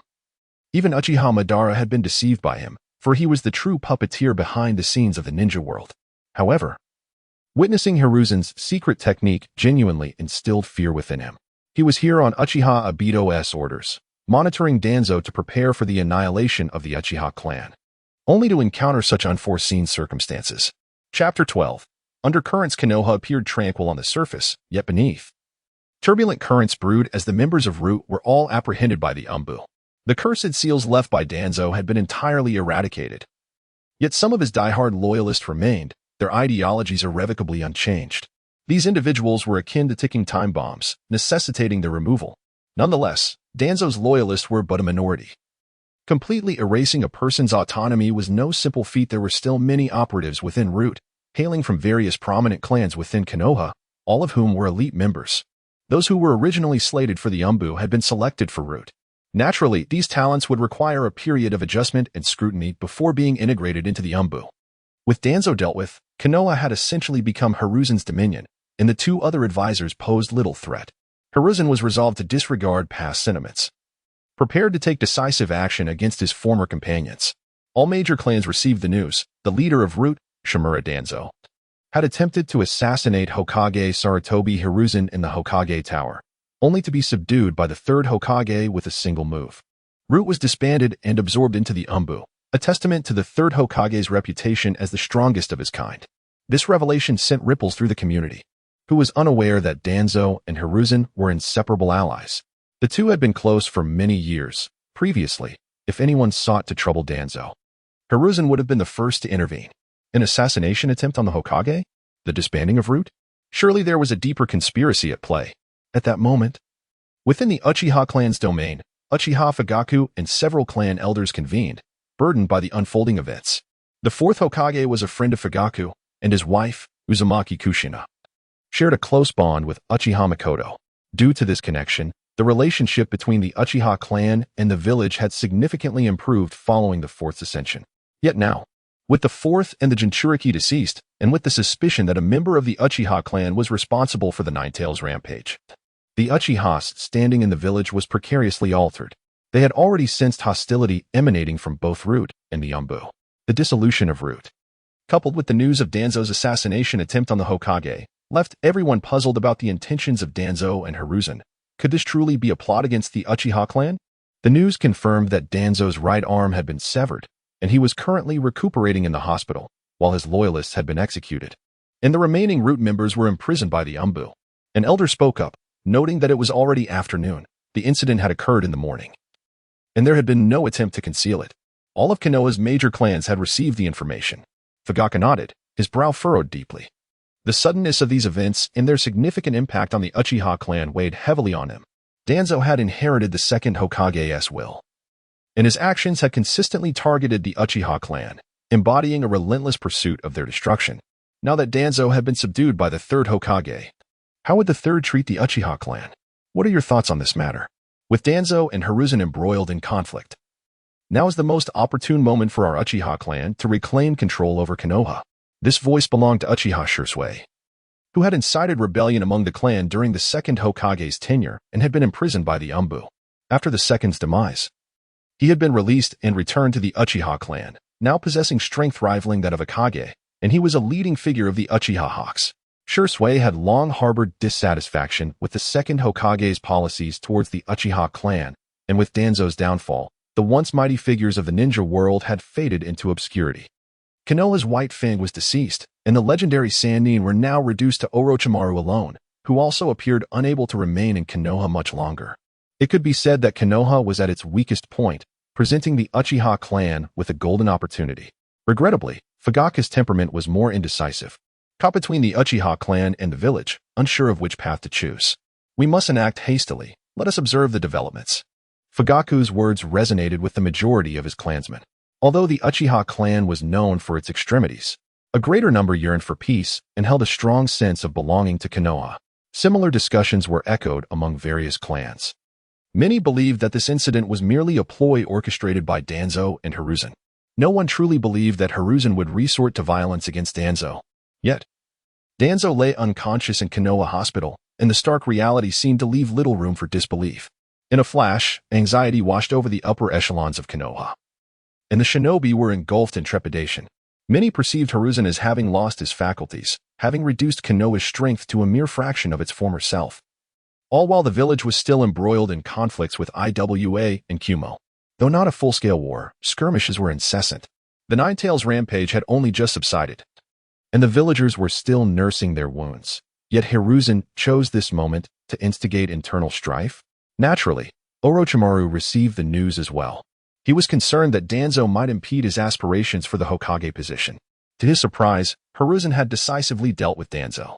It appeared that his mentor had truly made a resolute decision. Orochimaru felt a tumult of emotions. Hiruzen's transformation was so profound that it left him bewildered regarding his mentor's true intentions. However, much of the evidence had been meticulously erased, and with Danzo now apprehended, was it possible that Hiruzen genuinely intended to reform Konoha? Might he even take action against the nobility of the Land of Fire? Orochimaru-senpai, the Hokage seeks your presence. Looking up, he was met with the unmistakable sight of Kakashi's signature white hair. Orochimaru held great respect for the White Fang, though he did not entirely endorse his methods. Humanity was, in essence, minuscule and frail. The very nature of humanity was often repugnant. Come with me. Kakashi Hitaki paused momentarily, then nodded in agreement. As a prodigy who attained the rank of Jonin at the tender age of 12, Kakashi's innate talent rivaled that of the legendary White Fang. However, the burden of the Sharingan has hindered his ascension to the level of Hokage. Kakashi had once been a member of the Umbu and thwarted Danzo's plot to assassinate Hiruzen Sarutobi. Despite this, Hiruzen ultimately chose to pardon Danzo. On this day, when Hiruzen confronted Danzo, Kakashi was present, still reeling from the shock of the situation. Kakashi was acutely aware of the existence of the would-release bloodline within the Umbu, as well as Orochimaru's inhumane experiments on human subjects. Sarutobi Hiruzen placed immense trust in Kakashi, who would ultimately ascend to the position of the 6th Hokage. The two walked side by side towards the Hokage Tower. In Chapter 13, confused Kakashi, as they traversed the path, Orochimaru observed the bustling villagers of Konoha, his sentiments starkly contrasting with those of a few days prior. Not long ago, he had grappled with the notion of fleeing the village. Yet now he stood on the cusp of becoming Hokage. Orochimaru had come to firmly believe that his mentor was indeed poised to bequeath the Hokage title to him. Setting aside other considerations, the mere fact that Hiruzen had dealt with Danzo sufficed to demonstrate that he was genuinely endeavoring to clear obstacles from Orochimaru's path. Kakashi, how are you adjusting to your duties in the Umbu? Kakashi's expression, concealed beneath his mask, registered surprise. Could this truly be Orochimaru, and not an impersonator? The esteemed Orochimaru. Showing concern for a junior? Orochimaru chuckled softly, easily discerning Kakashi's skepticism. He was certainly not content with merely being an elder of Konoha, should stability be achieved. He aspired to contend for the position of Hokage once Minato Namikaze stepped down, and he would need a reliable team. Kakashi was a commendable choice. He held a keen interest in Kakashi's Sharingan, eager to discover the effects of its transplantation on one's physiology. It was not until they arrived at the Hokage Tower that Kakashi chose to remain silent regarding Orochimaru's inquiry. Kakashi was well aware of Orochimaru's collaboration with Danzo, which included human experimentation, as well as the existence of a child at root who had inherited would release. Nevertheless, with Danzo now apprehended, it seemed that the Hokage summoned Orochimaru for a purpose yet to be revealed. Sarutobi Hiruzen was still fervently puffing on his pipe. The habits ingrained from his predecessors were not easily altered in a short span of time. With only a few days remaining, he awaited Orochimaru's ascension to Hokage, after which he intended to channel his chakra to rejuvenate his physical form. Upon noticing Kakashi entering the room alongside Orochimaru, he paid it little heed. Orochimaru, I require some transformations within the village. In due time, I may need to enter seclusion for an extended period of training. During my absence, I would appreciate your assistance. Alongside Nara Shikaku in temporarily managing Konoha, Kakashi, his expression obscured by his mask, was left in a state of bewilderment, questioning whether he was still in a dream. For the events of the day had been utterly surreal. Sarutobi Hiruzen unexpectedly sought the assistance of Orochimaru to temporarily oversee the management of Konoha. What transpired that compelled Hiruzen to take such a step? Does he intend to groom Orochimaru as the next Hokage? Hiruzen, what on earth has occurred? At this critical juncture, two individuals entered without hesitation. They were Konoha's advisors, Marino Ibiki and Midogate, former comrades of Hiruzen and Danzo. Advisors? Such a title seems rather perplexing. Their prowess pales in comparison to Danzo's, and with the passage of time, they could barely match an ordinary jonin. Yet, due to their past connections with Hiruzen, they ascended to the upper echelons of Konoha. Over the years, they have wielded their influence, long forgetting their humble beginnings. What has happened to Danzo and the Root? The two advisors fixed their gaze upon Hiruzen, seeking answers from this erstwhile friend. Was it not already evident? A conspiracy to rebel was thwarted by my hand. Sarutobi Hiruzen raised his head to regard the two advisors. Your arrival is quite timely. I must inform you that you are to relinquish all your current duties, as the Umbu will conduct an investigation into your affairs. The two elderly gentlemen, whose utility had dwindled over the years, had been amassing a considerable amount of resources from the lumber trade. It was high time that these resources returned to Konoha. What? I cannot agree to this. Mito Kamen Inazuma shook his head vigorously, almost leaping to voice his opposition. In recent times, he had grown closer to Orochimaru, and now, with Hiruzen threatening to apprehend both Danzo and them, was he truly so deranged? Hiruzen, such matters cannot be resolved without discussion. Tsunade also expressed her dissatisfaction, though her tone had softened considerably. I am the Hokage, and the strongest Hokage at that. Everything in Konoha must be reshaped according to my will. Sarutobi Hiruzen's words rendered the assembly into a profound silence. He spoke the undeniable truth. Konoha had indeed reached this juncture due to the benevolence of past comrades. Otherwise, Danzo and the two of them would not have attained such heights. However, it was shocking to witness Sarutobi Hiruzen prepared to monopolize all authority for himself. Could it be that age had driven him to madness? He even contemplated allowing Orochimaru to temporarily oversee the affairs of Konoha. Was Sarutobi Hiruzen truly under the influence of Genjutsu? Did Orochimaru embody the will of fire? Kakashi firmly believed that Orochimaru lacked such a conviction. His father, White Fang, had sacrificed himself to save his comrades, only to be vilified by the villagers, ultimately leading to his tragic demise, which left Kakashi's heart deeply tormented and distorted. In his eyes, Orochimaru's experiments were unforgivable. Their convictions and perspectives could not sway Sarutobi Hiruzen's resolution. The course of events had been set. Relinquish your grasp on power. For Konoha shall soon scrutinize your actions. Yet, Midogate and Izuka yearn to resist. There is no yet. I am the Hokage of Konoha. My decisions are the decisions of the village. My will is the will of the village.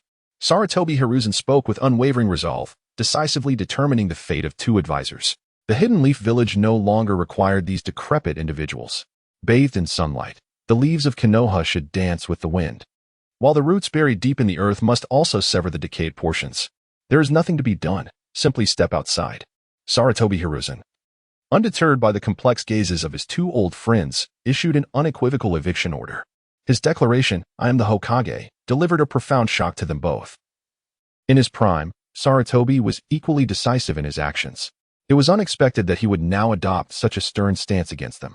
After the two advisors departed, Sarutobi turned his attention to Orochimaru and Kakashi. Orochimaru, this matter will soon become public knowledge. Prepare yourself, he cautioned. Then he glanced at Kakashi. Kakashi, refrain from taking on missions for a while and assist Orochimaru instead. The third Hokage's words left Kakashi with a multitude of questions. Yet he found himself at a loss for how to voice them. I know you have many inquiries, but all you need to do is follow my arrangements. Would I ever act against the interests of Konoha? As Kakashi exited the Hokage building, he remained in a state of confusion. The world was changing too rapidly for him to keep pace. In the span of a single day, Konoha had undergone a transformation. Kakashi, come with me to meet those two children. Orochimaru's words snapped Kakashi back to reality. Perhaps it was the removal of Danzo by Sarutobi, or the choice of the two advisors to support Orochimaru as the new elder of Konoha, but Kakashi sensed a change in Orochimaru's tone, which seemed less frigid than before. This was certainly not merely Kakashi's illusion, who would willingly forsake their homeland if they had a choice. To become an elder advisor of Konoha, safeguarding its honor, was far preferable to being a rogue ninja. Just days ago, Orochimaru had contemplated the destruction of Konoha. Now, his sole desire was to breathe new life into the village under his guidance. The children Orochimaru referred to were Uzumaki Naruto and Tenzo, the successor of Wood Release. These two children held the potential to shape Konoha's future. Chapter 14. Kakashi and Naruto. Uzumaki Naruto was still an infant, and Sarutobi had arranged for a wet nurse for him. The milk supply was ample enough for both children. Kakashi, is this your first visit to see Minato's child? Orochimaru inquired, his interest piqued by Naruto. The power of the Jinchuriki and the Uzumaki clan intrigued him greatly. Kakashi did not respond to Orochimaru's question. Instead, he gazed at the child, lost in thought. Everything he cherished had perished: family, dear friends, mentors, leaving him to merely survive. It could be said that Kakashi's heart had long since died. A ninja was merely a tool. He did not wish to meet Naruto, for he was reluctant to confront the reality of his situation. Kakashi, will you take care of Naruto? Orochimaru proposed. Kakashi's innate talent was exceptionally high, perhaps even surpassing that of Orochimaru himself. Yet, at present, Kakashi was a man devoid of purpose, with no ties remaining in this world. For someone like him, even extraordinary talent could not propel them forward. Orochimaru held great respect for Namikaze Minato and did not wish for the hero's legacy to be tarnished by the strategies devised by Danzo. A hero deserved to be treated as such. With the care of himself and Kakashi, Naruto's childhood would surely be happier. After a moment of hesitation, Kakashi nodded in agreement. With Danzo's downfall, Orochimaru had become one of the few high-ranking officials in Konoha, and he aspired to ensure that his mentor's child could experience a more joyful life. They exchanged a few words with the two caretakers before departing. Kakashi, only strength can determine one's destiny. Otherwise, you will continue to suffer losses, Orochimaru stated. He did not need Sarutobi's will of fire to indoctrinate him, nor did he require Naruto's persuasive tongue. However, he understood that possessing sufficient power was essential to choose one's fate. Beyond strength, Orochimaru's pursuit was immortality. Yet now, his ambitions had expanded to include the resurgence of Konoha. Kakashi remained bewildered, having little to say. The events of recent days had been overwhelming, and he needed time to contemplate. They arrived at the Umbu headquarters. Aside from a handful of Danzo's diehard loyalists who were unable to communicate, the remainder had been temporarily taken over by the Umbu. Most of these individuals did not genuinely submit to Danzo. They simply lacked the autonomy to choose. Ninjas were merely tools. However, this time, they had the opportunity to once again select their paths in life. They could choose to join the Umbu or become ordinary ninjas, albeit with the requirement to report to the Umbu once a week for 6 months before gaining complete freedom. One individual was an exception. His codename was A, and he referred to himself as Tenzo. He was Orochimaru's experiment, having successfully merged with the first Hokage's cells and inherited wood release. However, his wood release was significantly inferior to that of the first Hokage. The true strength lay not in the wood release, but in the chakra of Ashura. Nevertheless, for Konoha, the significance of wood release remained profound. Upon seeing Orochimaru, Tenzo's gaze sharpened noticeably. Kakashi stood nearby, vigilant, wary of Orochimaru's potential for violence. Knowing that Tenzo was a product of Orochimaru's human experimentation, which could become a blemish on his reputation, Kakashi still viewed matters through the lens of his previous mindset. At least for now, Orochimaru did not seem concerned about his own reputation. Join the Umbu. For now, follow my orders, Orochimaru instructed. What does that mean? Tenzo asked. Taken aback. I am about to become Konoha's elder while concurrently serving as the head of the Umbu. Clearly, Tenzo found this hard to accept. Orochimaru was to become a high-ranking official in Konoha? Orochimaru smiled devilishly, his long tongue flicking out to taste the air. If Sarutobi were present, he would discern that Orochimaru had gained numerous serpentine traits due to the absorption of senjutsu energy from the dragon's cave and various bodily modifications. Very well, I accept your terms. Tenzo inhaled deeply. With Danzo's removal, no matter the reasons, Orochimaru had ascended to a position of power in Konoha. Regardless of Orochimaru's ulterior motives, he would utilize the wood release bestowed upon him to prevent tragedy from striking. Orochimaru understood Tenzo's intentions and chose not to elaborate further. Since you have agreed, you need no longer use the codename A. Choose a new alias and embark on a fresh journey. All right, Kakashi, take him around the village. I must return now.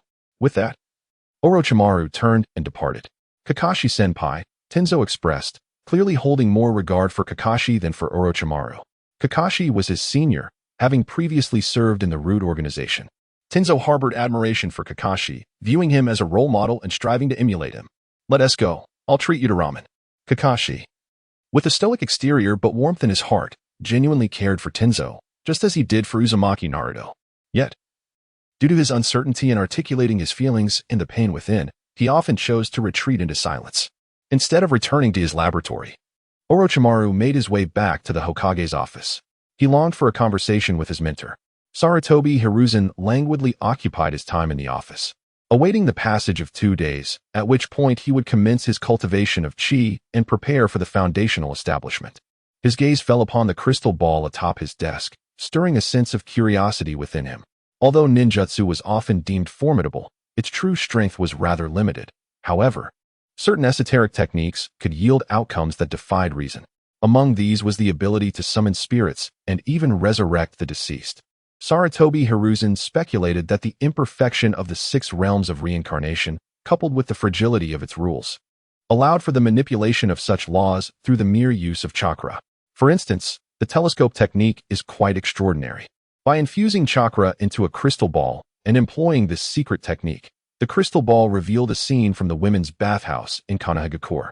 The occurrence was rather abrupt, likely because Sarutobi Hiruzen had previously utilized this technique to spy on the bathhouse. Teacher, I need to talk to you, he stated. Coincidentally, Orochimaru entered at that moment. The Umbu at the door did not impede him, as it was well known that Orochimaru had ascended to a high rank within the village and was favored by Sarutobi Hiruzen, making it plausible for him to become the next Danzo. The atmosphere grew somewhat awkward as Orochimaru had not anticipated walking in to find his teacher engaged in such voyeurism. Ahem, come here quickly, Hiruzen urged. He had long since abandoned any sense of shame, believing that as long as he remained unembarrassed, it was others who would feel discomfort. Orochimaru, being an exceptional individual capable of conducting human experiments, simply disregarded the scene within the crystal ball. What brings you to me? He inquired. Sarutobi Hiruzen dismissed the use of the telescope technique and turned his gaze towards Orochimaru. Teacher, how do you intend to transform Konoha? Merely removing Danzo is far from sufficient. Chapter 15. The Prodigal's Return. How to alter Konoha? There are indeed numerous methods. Orochimaru is an undeniable genius, exhibiting remarkable talent both in ninjutsu and scientific research. Moreover, his charismatic personality is undeniable. Entrusting a considerable portion of village matters to him would be a prudent choice for any competent leader. The village's previous reluctance to embrace this genius stemmed from power struggles. In the eyes of the former Sarutobi Hiruzen, Orochimaru was evidently less manageable compared to the naive Minato Namikaze. I possess a myriad of distinct ideas for transforming this village, yet they require a gradual and deliberate approach. Now that you have ascended to a high-ranking position within Konoha, your assistance in managing certain village affairs is essential. Sarutobi Hiruzen must not be encumbered by the mundane affairs and decisions of the village. He merely needs to continue serving as Hokage in name. It is rather absurd that a village of such modest size demands that its leader engage in administrative duties.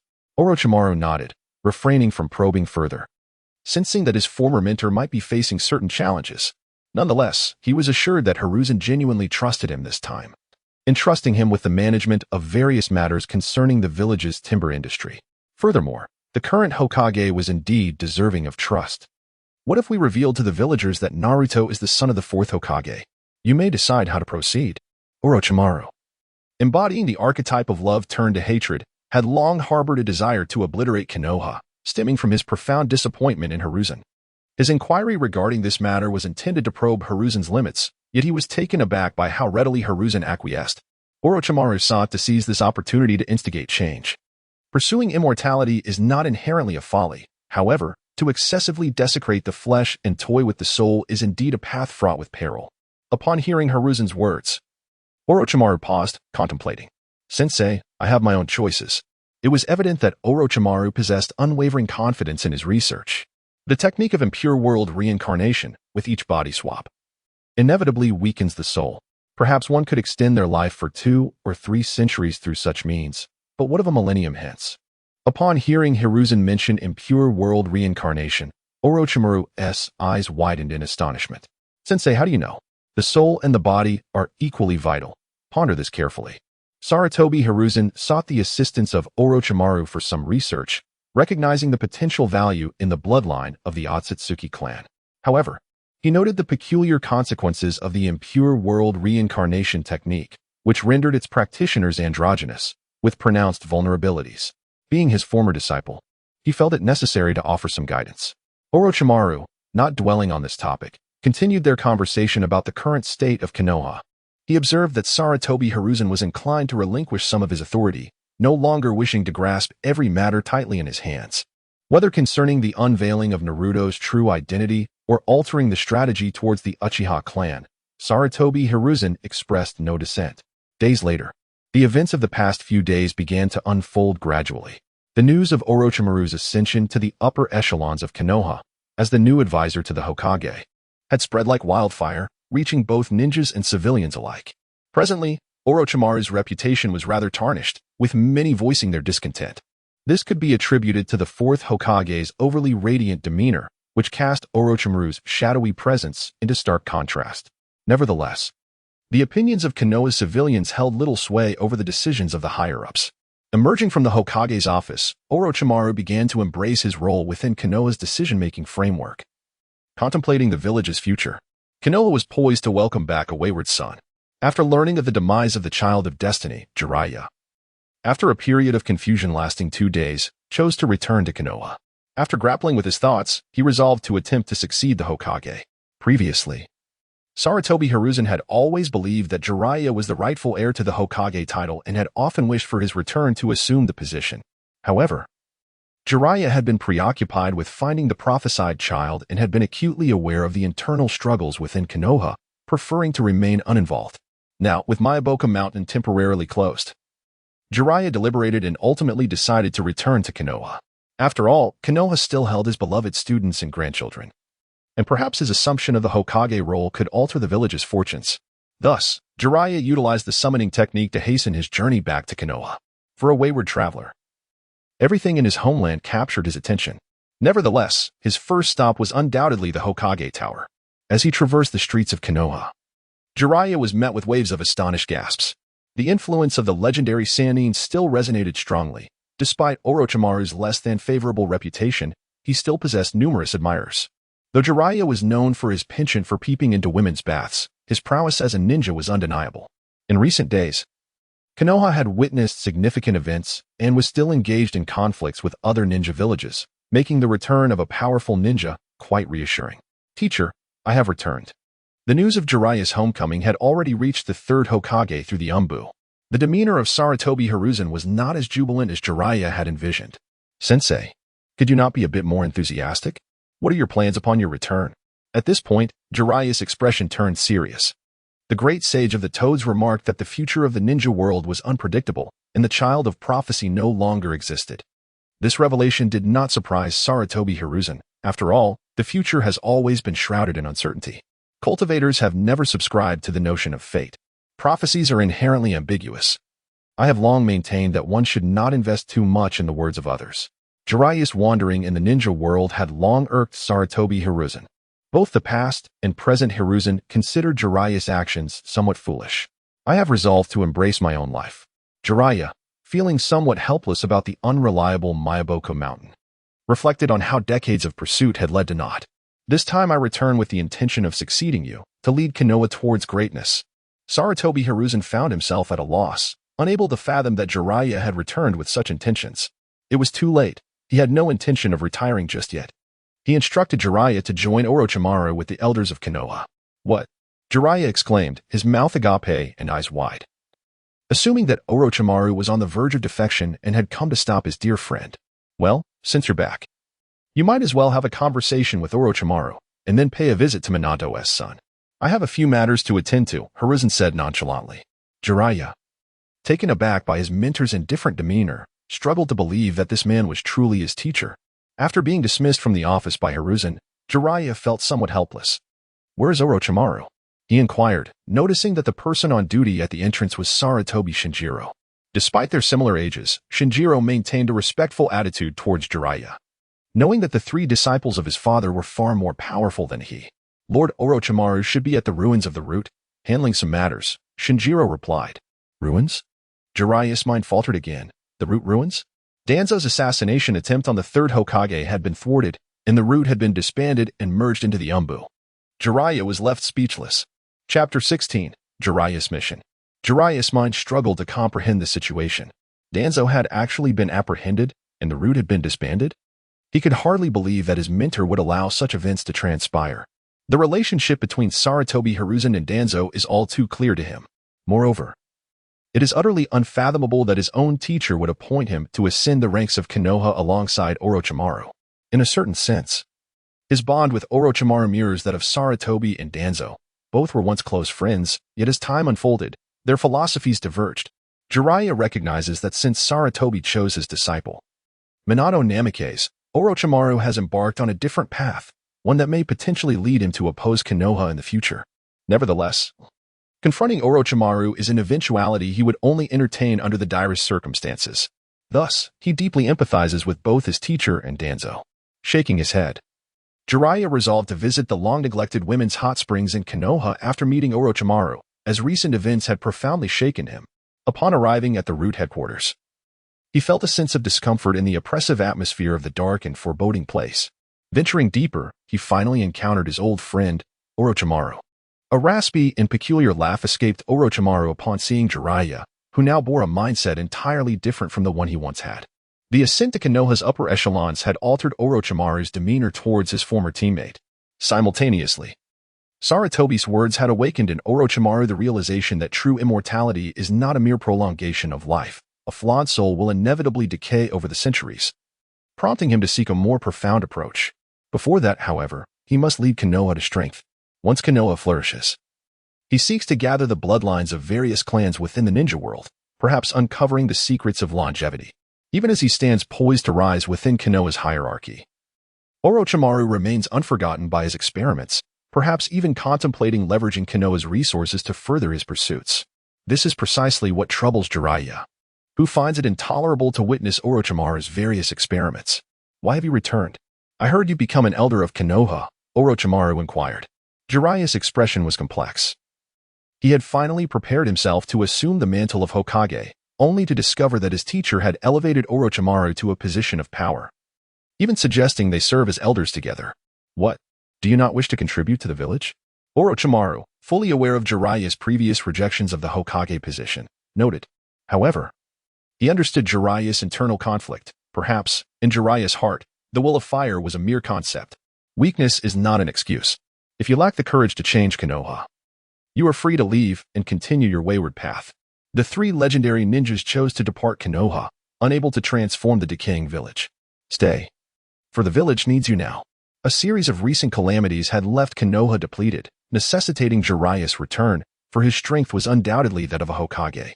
The three legendary ninjas were already formidable, and with the summoning beast from the three great lands, they stood among the strongest. Without hesitation, Jiraiya extended his hand to Orochimaru. How intriguing. Your words may be hard, but your heart is soft. Orochimaru reciprocated, clasping Jiraiya's hand. Perhaps, through their combined efforts, Konoha could alter its future trajectory. How about I ask the teacher to assign you control of Root, making you the shadow of the ninja world in Konoha? Orochimaru's just left Jiraiya bemused. You want me to become Danzo? Jiraiya felt the world shifting too rapidly around him. Before his arrival, he had contemplated suggesting that Orochimaru assume Danzo's role. Yet now the tables had turned. Orochimaru was only jesting, as Root had been disbanded. Let us do this. Your first task is to locate Tsunade. The medical department requires her. Jiraiya's eyes brightened at the thought, for if Tsunade returned, the three legendary ninjas could reunite. They had lost so much during the war that they had grown disillusioned with the village.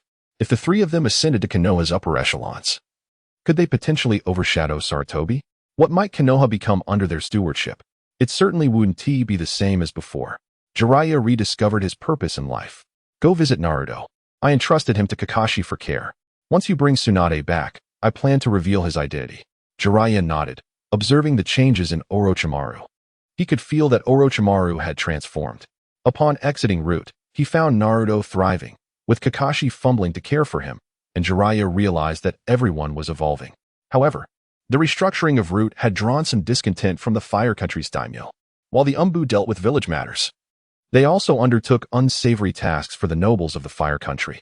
Yet, the daimyo's discontent was minimal, likely exacerbated by Danzo's swift downfall at Sarutobi's hands.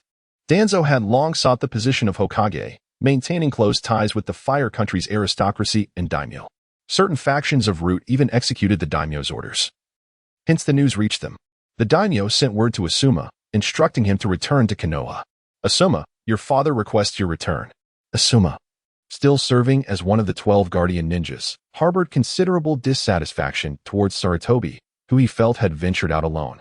Why? Asuma pondered, confused about the urgency of Sarutobi's summons. Recent significant events have transpired in Konoha.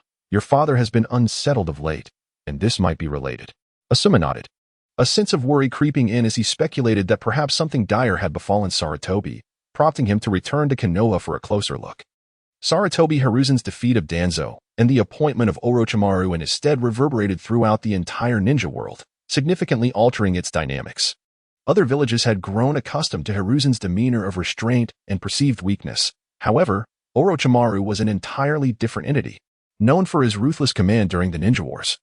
Orochimaru's ascension to a high-ranking position within Konoha could herald a shift in the village's policies. At this juncture, both Kumogakure and Iwagakure were embroiled in conflict with Konoha, with minor skirmishes occurring regularly. Orochimaru's rise to power compelled both Kumogakure and Iwagakure to reconsider the continuation of their hostilities.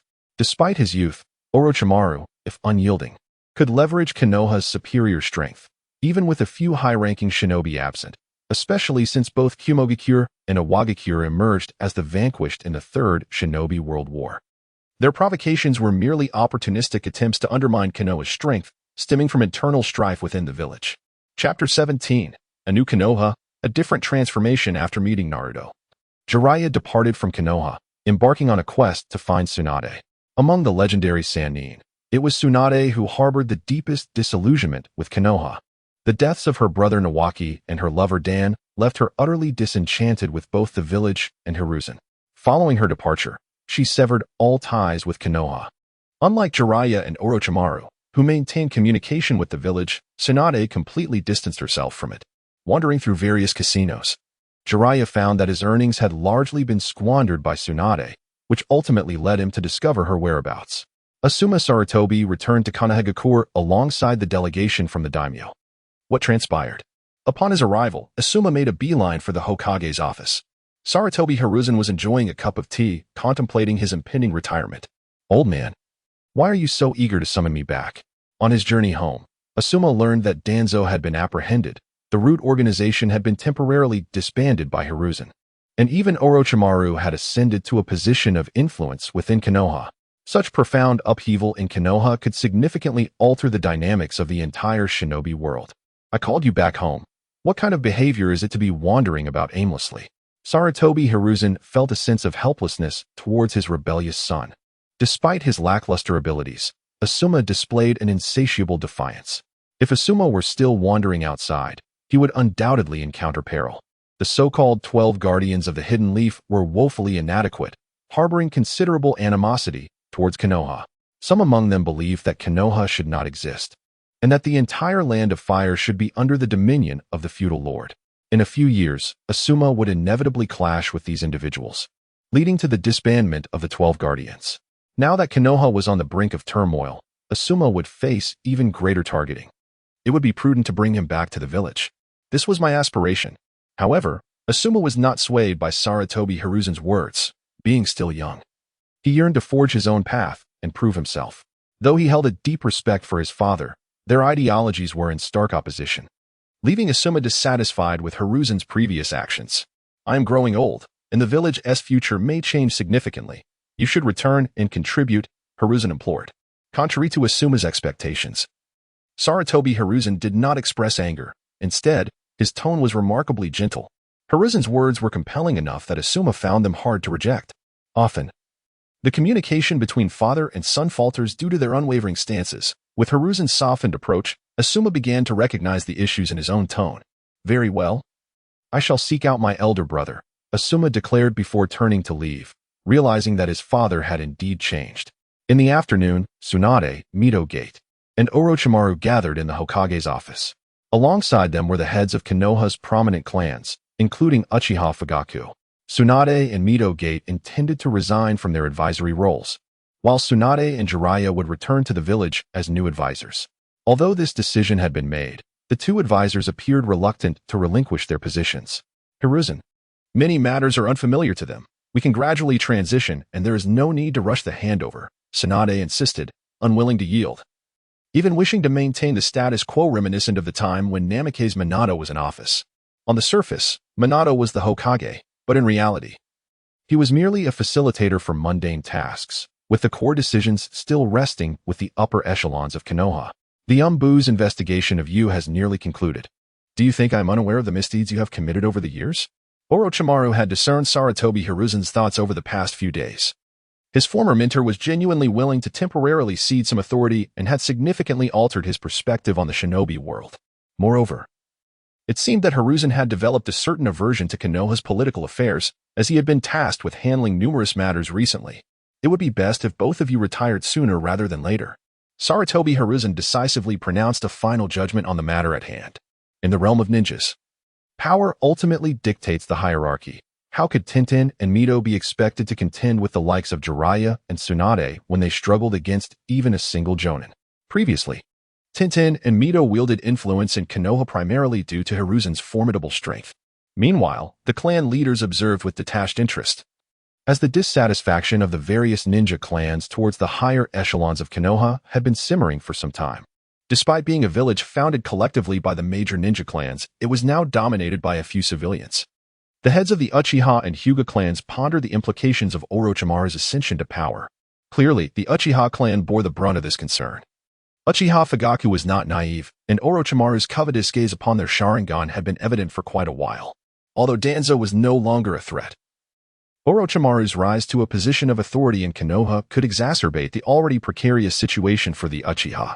With no one to advocate for them, the two advisors found themselves reluctantly yielding to the prevailing circumstances. After all, with age comes wisdom, and with grandchildren to consider, a confrontation could lead to dire consequences. However, this time, Sarutobi Hiruzen chose not to invoke the will of fire, instead casting his gaze upon the higher-ups of Konoha's ninja clans. The ninja world was amidst an unprecedented upheaval, and Konoha required new hope. He would lead the village forward. Upon concluding his remarks, the clan leaders exhibited a range of expressions. Although Orochimaru's reputation was tarnished, his strength was undeniable. and the prospect of Jiraiya and Tsunade's return to Konoha ignited excitement among them. As Orochimaru began to assist with administrative affairs, the atmosphere in Konoha underwent a transformation. Processes were simplified, prioritizing efficiency. Concurrently, a scientific research department was established, with Orochimaru assuming the role of minister and inviting the Nara clan to participate. It seemed a disservice to squander the talents of such highly intelligent individuals on anything less than research and governance. An explosive revelation soon circulated. The so-called fox demon was, in fact, the son of the fourth Hokage, heroic progeny. In an instant, a wave of guilt swept through the majority of Konoha's populace. Naruto and Kakashi currently resided in the former home of the fourth Hokage, their doorstep adorned with an array of gifts. This elicited a bittersweet sense of comfort for Kakashi, who reflected on the irony of his father's demise amid public scrutiny, lamenting the lack of discernment among these people. Chapter 18. Refining energy that evening. After attending to all matters, Orochimaru exhaled deeply. Even with the elimination of numerous superfluous steps, a plethora of tasks still demanded his attention. Sarutobi Hiruzen delegated numerous responsibilities to him. Even with the assistance of the refreshing Liao liquor, he toiled for an extended period before completing his tasks. There were myriad matters requiring his contemplation. At this juncture, Konoha was in a state of reconstruction, with many wounds needing healing and numerous issues awaiting resolution. Having temporarily relinquished these inconsequential administrative duties, Sarutobi Hiruzen found himself unburdened. His two sons had matured into adulthood, and with the passing of his wife, he now stood solitary. After finishing his obligations for the day, Sarutobi Hiruzen returned to the Sarutobi clan residence. Although the quality of the estate could not rival that of Konoha's prominent families, the Sarutobi clan was not insignificant in number, and collectively, they even surpassed the larger clans. However, their talents were rather ordinary, with most reaching no higher than the rank of Jonin. The 5 elemental affinities of the Sarutobi clan have not been passed down, meaning that Sarutobi Hizashi and Sarutobi Sasuke are exceptional cases. After instructing Asuma and Shino to heed Orochimaru's arrangements, Sarutobi Hizashi commenced his intensive training. The efficiency of a ninja's training is not particularly high. It largely relies on innate talent, the quantity of chakra, and the affinity for chakra that is deeply influenced by one's bloodline. Having traversed several days, he was finally ready to embark on formal training. The spiritual energy within the Hidden Leaf Village is not overly abundant, prompting Sarutobi Hizashi to venture to the outskirts of the Forest of Death. The animosity directed towards the Hidden Leaf Village by other ninja villages is largely attributable to its geographical position, as the Land of Fire is rich in forest resources, whereas the other ninja villages are comparatively impoverished in this regard. The trees within the Forest of Death are immensely robust, with a single branch capable of accommodating multiple ninjas as they maneuver and shift. Such a vast forest, bequeathed by the first Hokage, serves as a testament to the formidable strength he once possessed. Years have passed, yet the forest continues to exude remarkable vitality. This place is teeming with life, and the spiritual energy is equally potent, having even nurtured formidable beasts that far surpass normal sizes. Finding a sturdy tree stump, Sarutobi Hizashi seated himself cross-legged and began to sense the chakra within him.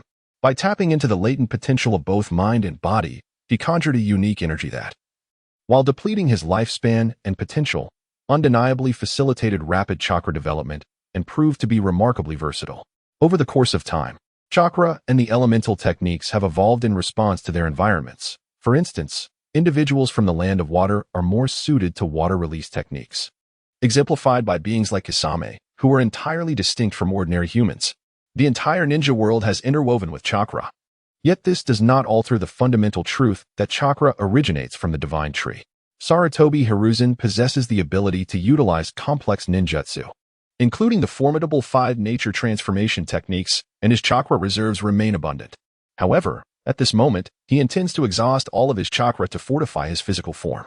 Taking a deep breath, he begins to draw in spiritual energy from the surroundings, simultaneously focusing his mind to connect with his corporeal self, initiating the process of absorbing chakra through his physical vessel. For the Otsutsuki clan, the fruit of the divine tree serves as a potent elixir, siphoning the life energy of an entire planet. Similarly, the chakra he has cultivated through his own efforts acts as a restorative balm for his body. 3 days elapsed, and his chakra was wholly depleted, yet his seemingly feeble form began to regain vitality. His once pallid hair transformed to a deep black, and a fresh set of teeth emerged in his mouth. The skin, previously cracked and parched, rejuvenated as he rose, the old dermis flaking away with the wind, revealing a sun-kissed complexion. At this juncture, Sarutobi Hiruzen appeared utterly transformed compared to 3 days prior. The man who had resembled a frail elder now bore an ageless visage. His physique robust, exuding an aura of vitality that suggested he was merely in his 30s or 40s. Shaking his head, he realized that despite the restoration of his body, he remained somewhat fragile and would require the assistance of rare medicinal herbs. He ventured into the death forest to hunt formidable beasts imbued with spiritual energy, dispatching them swiftly and commencing a barbecue. At this point, Sarutobi Hiruzen was only at the first stage of chi refinement, yet he had made a commendable start. The Nanga River bore witness to the rise and fall of Konoha, and at this moment, Uchiha Shisui and Uchiha Itachi were deeply engrossed in a discussion about the shinobi world and the essence of life. These two youthful prodigies, with solemn expressions, delved into topics that many adults would shy away from contemplating. Both were shining exemplars of the Uchiha clan. Itachi, do you detect the aroma of roasting meat? Shisui suddenly turned his head, inhaling deeply as a tantalizing scent wafted from the forest. Uchiha Itachi nodded in acknowledgement, having also caught the fragrance. However, his palate leaned toward sweets, leaving him less intrigued by the barbecue. Let us investigate, Shisui suggested, noting the proximity to the Uchiha territory, where it was uncommon for other ninjas to intrude. He presumed it was a clan member preparing a meal. Having skipped lunch, Uchiha Itachi did not object, and together they proceeded towards the source of the enticing aroma. Sarutobi Hiruzen had captured a colossal black bear and arrived at the banks of the Nange River, where he meticulously skinned and deboned it before commencing a roast. The bear's paws were particularly nourishing, a perfect supplement to replenish his energy. One could only begin to fast during the foundation establishment stage, while those in the golden elixir phase could sustain themselves on chi alone.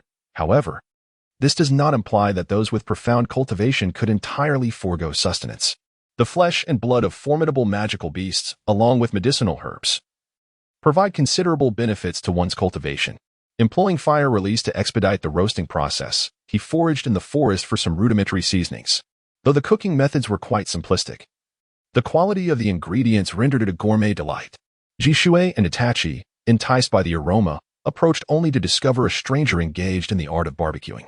The technique was rather primitive, as a massive black bear was dissected and skewered on wood for roasting, with an amount sufficient to satiate no fewer than a dozen individuals.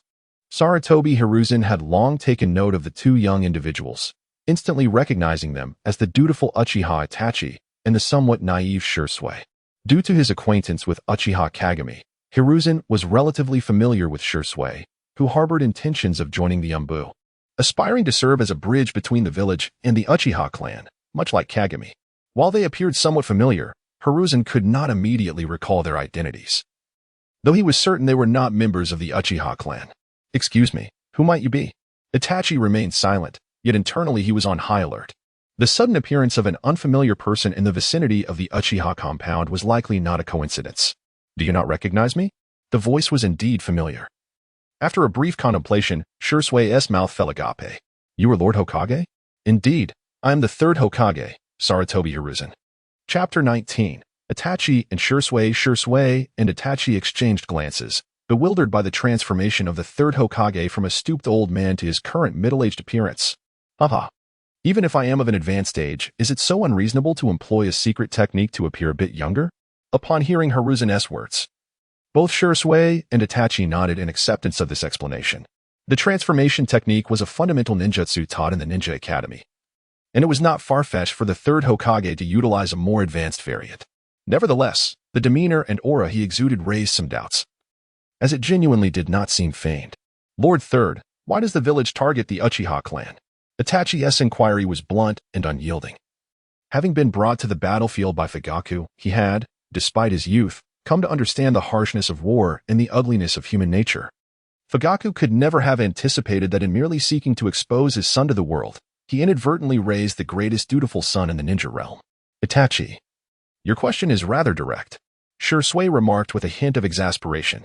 The atmosphere within the Uchiha clan was quite oppressive, as many believed that Orochimaru would take action against them, further exacerbating their plight within the village. The radicals contended that given Konoha's current state of weakness, it was an opportune moment for rebellion. Once Jiraiya returned with Tsunade, such chances would vanish. The entire village felt this tension. Since Orochimaru ascended to a higher position within Konoha, aside from revealing Naruto's heritage, he had been preoccupied with the village's mundane affairs. And Hiruzen had not issued any significant directives. Everyone understood that the true reform of Konoha's central decision-making body would only commence when Jiraiya and Tsunade reunited with the village, bringing the legendary Sannin together once more. The third Hokage had been absent for several days, Danzo remained hospitalized, and the two advisors had retired to enjoy their twilight years.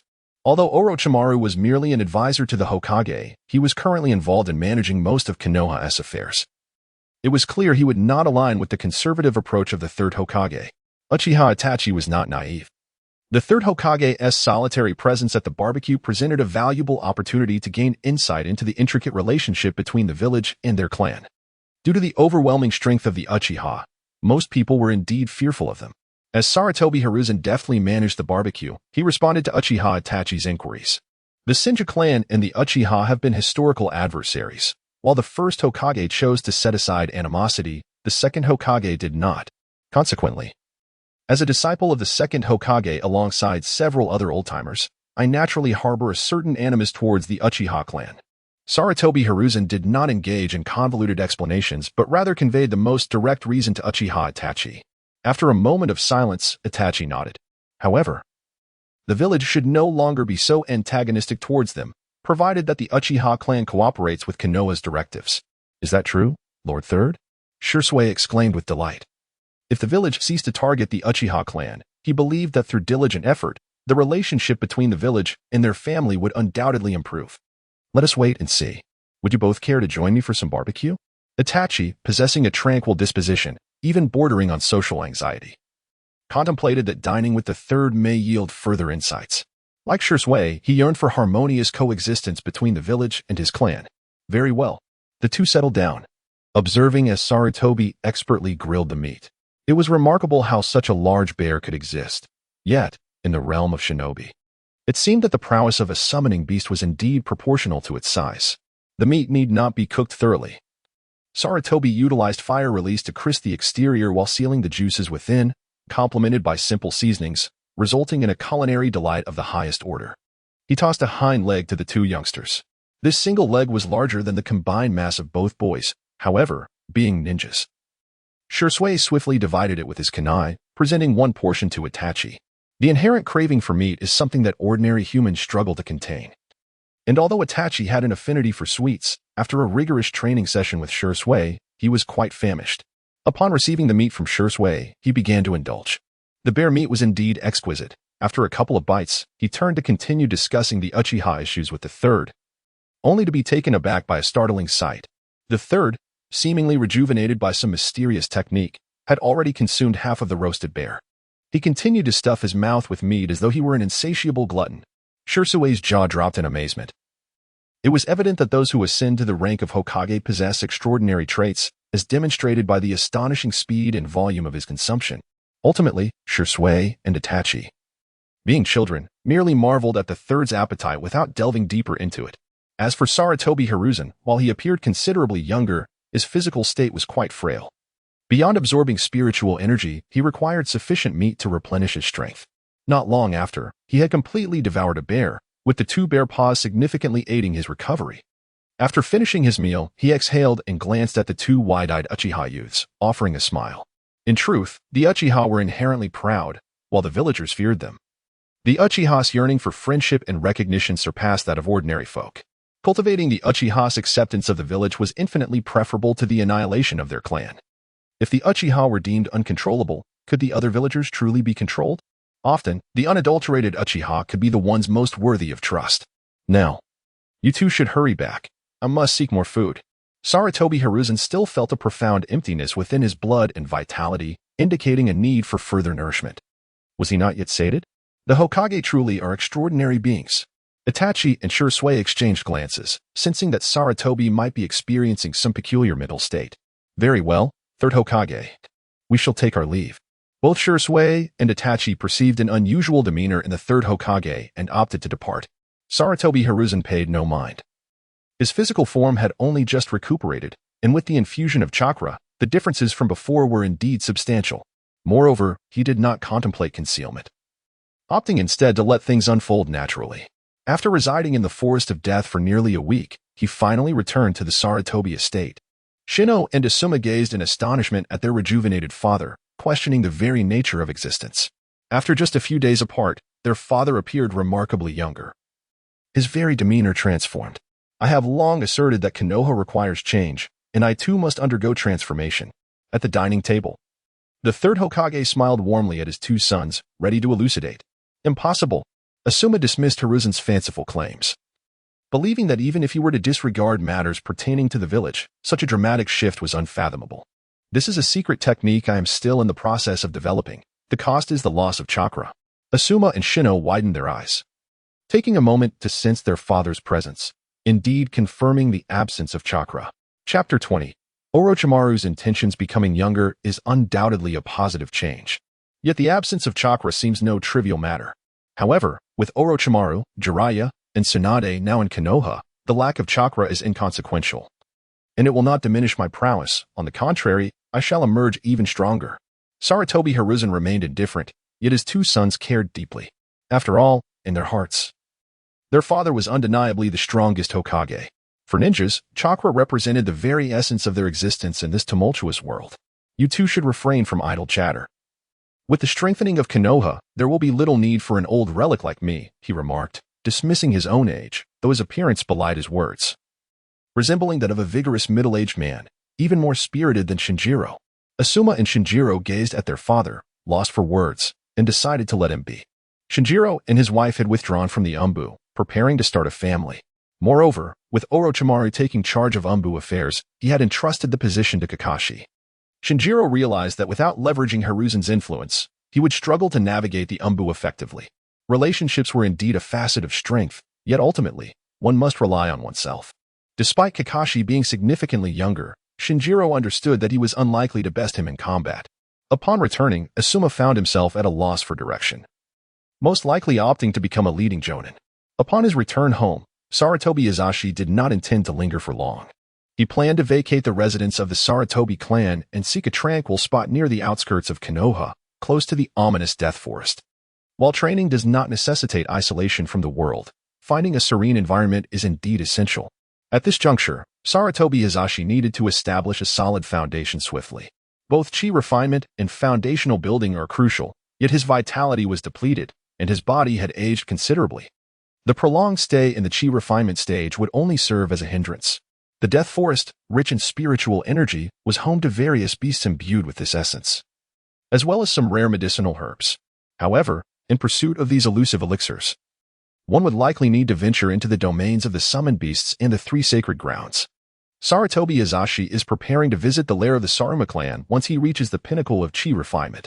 After all, the Sarutobi clan has maintained a long-standing alliance with the Saruma clan. Although their bond may not be as intimate as that of the Inuzuka clan, it certainly surpasses the collaboration between his three disciples in the three sacred lands. The transformations of Sarutobi Hiruzen remain largely unknown to many. Neither Shursui nor Itachi have spoken much about it. After all, they are still quite young, and the conflicts between the village and their clan have not yet reached a critical juncture. In the village, no one recognized Sarutobi Hiruzen as the third Hokage. The villagers' attention was primarily focused on Orochimaru, the new high-ranking official of Konoha, along with Jiraiya and the possibility of Tsunade's return. Most believed that Tsunade would inevitably come back, and under the leadership of the legendary three ninjas, Konoha would progress. While many anticipated that the presence of the legendary three would usher in transformative changes for the village, a significant number harbored concerns that Orochimaru's methods might mirror those of Danzo. The newly established scientific research department had raised further apprehensions. Had either Jiraiya or Tsunade assumed the role of Hokage, the populace and the shinobi clans would likely feel a greater sense of security. This situation conveniently allowed Sarutobi Hiruzen's family to construct a wooden cottage, where he commenced his training. Shinobu and Asuma discussed the matter and found some merit in it, albeit with a tinge of disappointment. To be candid, both were discontented with Hiruzen's previous decisions and were aware of his aspirations to groom them as the next Hokage. However, upon Hiruzen relinquishing all authority, they found themselves grappling with regret to some extent. Nonetheless, the current situation was relatively satisfactory. The Sarutobi clan was far from being as formidable as other shinobi clans, lacking any extraordinary secret techniques. and there were few capable of forging a contract with the Monkey King. This was also attributed to the Sarutobi clan's less robust reproductive capabilities. Perhaps a more ordinary existence was indeed preferable. Witnessing their father rejuvenated and brimming with vitality brought them both a sense of comfort. Jiraiya traveled with great speed. His purpose clear this time, and he refrained from meandering or lingering along the way, heading straight for Danzetsu Street, located in the southwestern region of the Land of Fire. Danzetsu Street was neither too far nor too close to Konoha. It took Jiraiya 5 days to reach his destination. As the largest entertainment district in the Land of Fire, it was replete with casinos and taverns. However, ninja presence was sparse, with the majority being merchants and nobles. Upon arriving, Jiraiya felt at home. The search for Tsunade seemed less pressing, as his priority was to unwind and enjoy a day of relaxation. Sarutobi Hiruzen was blissfully unaware that Jiraiya had been unable to locate Tsunade. Rather, he had begun to unwind. He had a multitude of matters to attend to. Yet most of them required the return of Jiraiya and Tsunade for resolution. Narashikako, one of the Inoshikacho trio, had been invited to serve as the secretary and assistant to the Hokage, collaborating with Orochimaru to manage the administrative affairs of Konoha. Shikako pondered over this for an entire night before ultimately agreeing. He had also clarified his thoughts regarding the recent events in Konoha, the high-level meeting a few days prior, which resulted in the third Hokage relieving the advisor of his duties, indicated that the third had fully relinquished his authority. Although Orochimaru was not held in particularly high regard by many, during the Great Ninja War, it became evident to all that he was indeed a dependable ally. Previous negative rumors had circulated, yet in their recent encounters, it was clear that Orochimaru's demeanor and tone had become less somber. The current Orochimaru possessed a unique charisma. Perhaps he could even emerge as a superior leader compared to Sarutobi Hiruzen. With Narashikaku's assistance, Orochimaru had devoted his thoughts entirely to research in recent days.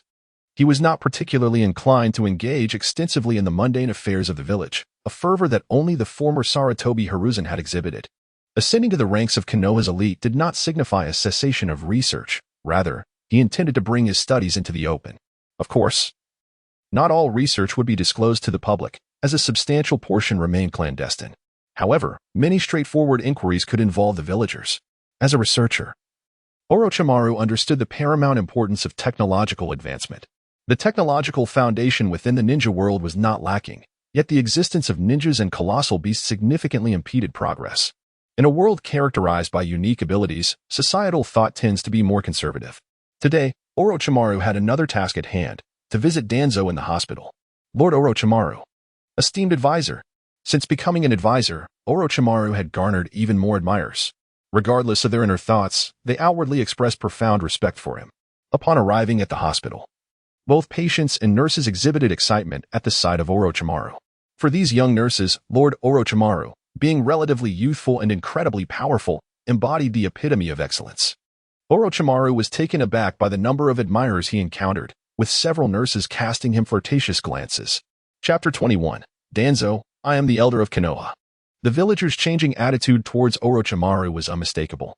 Under the influence of several Hokage, the trust of Konoha's populace in their leaders had become almost blind.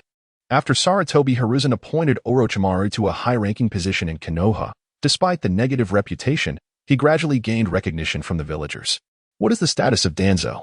He has just regained consciousness today, yet he remains silent, leaving uncertainty about his mental state.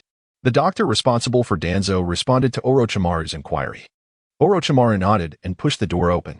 Upon hearing the noise, Danzo lifted his head, and upon seeing Orochimaru, he glared at him with eyes full of resentment. At this moment, Orochimaru appeared exceptionally radiant. The gloomy aura that once surrounded him completely dissipated. This was precisely the goal Danzo had pursued for a lifetime.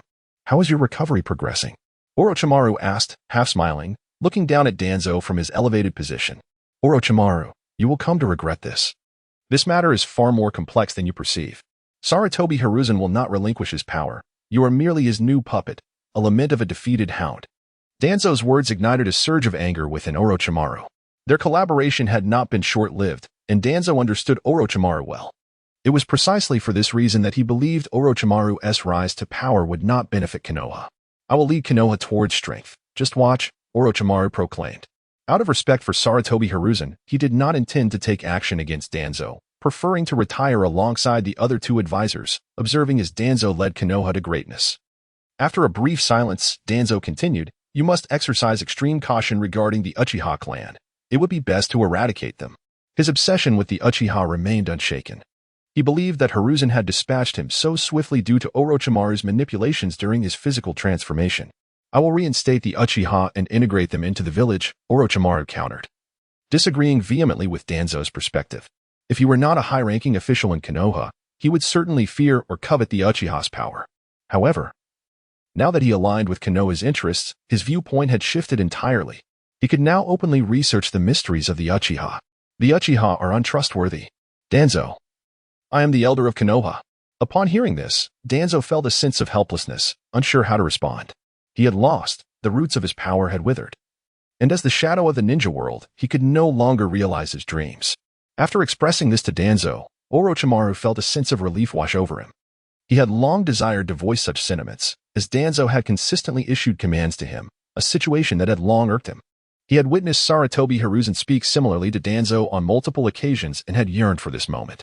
Indeed, within Konoha, power is the most coveted treasure. Subsequently, Orochimaru exited the hospital. Having lost his roots, his arm, the cells of the first Hokage, and the Sharingan, Danzo's strength had now diminished to that of a mere chunin. Jiraiya spent a night in the bustling streets, where the so-called three ninja taboos had long been shattered by the legendary Sannin. The influence of the upper echelons was reflected in the behavior of their disciples. Tsunade's disdain for Jiraiya was understandable. No woman would favor a man frequently seen in establishments of ill repute. Nevertheless, Jiraiya had come with a purpose. He was determined to bring Tsunade back to Konoha. Reuniting the Sannin. Finding Tsunade would not be difficult. The legendary gambler was well known in every casino in the area. Tsunade, with her formidable connections, was not worried about mounting debts. Today, her luck was neither exceptionally good nor bad, but she sensed something amiss. Tsunade, it has been quite some time. Upon seeing her, Jiraiya felt elated. He had cherished Tsunade for many years. The prospect of her returning to Konoha and working alongside Orochimaru to improve their village seemed like a dream come true. However, Tsunade's reaction was less than enthusiastic. Having left Konoha with a young Shizen, it had been a significant time since her departure. No one would willingly abandon their homeland unless there was no other choice. Tsunade felt disillusioned with Konoha. The death of the first Hokage's grandson in battle was, to her, a bitter irony. Jiraiya. What on earth has happened to the village that you seek me out? Upon seeing Jiraiya, Tsunade sensed that something significant had transpired. Yet, she was reluctant to return. And her demeanor reflected this reluctance. Tsunade, Orochimaru has become an elder of Konoha. Did you and Orochimaru succeed in your rebellion? Tsunade was taken aback, though not overly excited. She suspected it might be a scheme between Danzo and Orochimaru. Jiraiya shook his head, aware of Tsunade's concerns and sorrows. It was the sensei who appointed Orochimaru to that position. Orochimaru would willingly become a puppet for such a title? Among the Sannin, Tsunade held the least respect for Sarutobi Hiruzen. She had significant disagreements with him and did not endorse Konoha's plans. With the roots dismantled and advisors retired, most matters in the village were now processed only after the fact. Tsunade could hardly believe it, but seeing Jiraiya's earnest expression made her realize this was no jest. How could this be? I do not know. Perhaps the sensei has truly aged, Jiraiya replied. Tsunade, return with me. Konoha's medical department needs you. Even so, it may be too late. He could have taken action when Minato became Hokage. Jiraiya scratched his head, realizing Tsunade's tough exterior concealed a compassionate heart. As the granddaughter of the first Hokage, Tsunade was undoubtedly the one who wished for Konoha's prosperity the most. Let us go back. Konoha genuinely requires our protection now. There are no schemes at play. Even Orochimaru has changed. Tsunade remained silent for a long while, taking a sip of her drink. Once my debts are settled, I will return. Jiraiya readily agreed, but when he finally saw the bill, he understood the meaning of helplessness. Tsunade, perhaps it would be best not to return. Such an amount is not something the village can easily cover. Enough of your chatter. Let us hurry back. I need to see what the old man is truly planning. Is he genuinely seeking change? Tsunade's return to Konoha would surely be welcomed. And the village would be willing to settle her debts. In the face of strength, money mattered little. The Land of Fire, located at the heart of the continent, is primarily hilly, boasting vast farmland and forests. It has always been one of the wealthiest regions, and Konoha's income was substantial. Chapter 22. The Return in Recent Days. Sarutobi Hiruzen has been diligently cultivating in the newly constructed wooden cabin. His progress in the chi refining stage is notably swift. In his previous life, He spent decades reaching the pinnacle of this stage, thus possessing an intimate understanding of all its intricacies. The abundant spiritual energy in the ninja world has enabled Sarutobi to attain the third level of chi refining, with the ninth level leading to the foundation establishment stage. The strength of a shadow-level ninja is comparable to that of a foundation establishment practitioner, albeit contingent upon the caliber of the latter. If the practitioner hails from a prestigious sect, dispatching a shadow-level warrior would be a trivial matter. However, for an ordinary foundation establishment cultivator, the outcome would depend on the specific circumstances, considering that the baseline for ninjas is relatively low and certain secret arts delve into the realm of rules, often defying logic. Yet, for practitioners of cultivation, the foundation establishment stage merely marks the beginning, with their potential far exceeding that of ninjas. During this period, the entire village seems to have forgotten about their third Hokage. Perhaps, in the minds of the majority, the ideal third Hokage is one who remains detached from the affairs of Konoha. Jiraiya and Tsunade have returned to the village together, their journey fraught with friction. Nevertheless, they successfully arrived back in the village, and despite Tsunade's fear of blood, the formidable prowess of the two ensures that they can navigate the ninja world with ease. As they approached Konoha, a welcoming party came into view, led by the elder Orochimaru. It is noteworthy that since ascending to a higher position in Konoha, Orochimaru has undergone a transformation in demeanor. Having served as an advisor for nearly half a month, he has acclimated to his new role, and the village has likewise adapted to his presence. This welcoming gesture for Jiraiya and Tsunade was suggested by Naruto.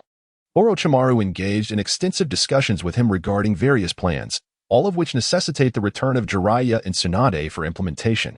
Konoha is neither too large nor too small, and not all its inhabitants share a unified perspective. Although Danzo may lack strength, his influence in the roots remains significant, making it a challenge for Orochimaru to initiate sweeping reforms unilaterally. Upon seeing the welcoming party, Jiraiya could not resist the urge to make a grand entrance.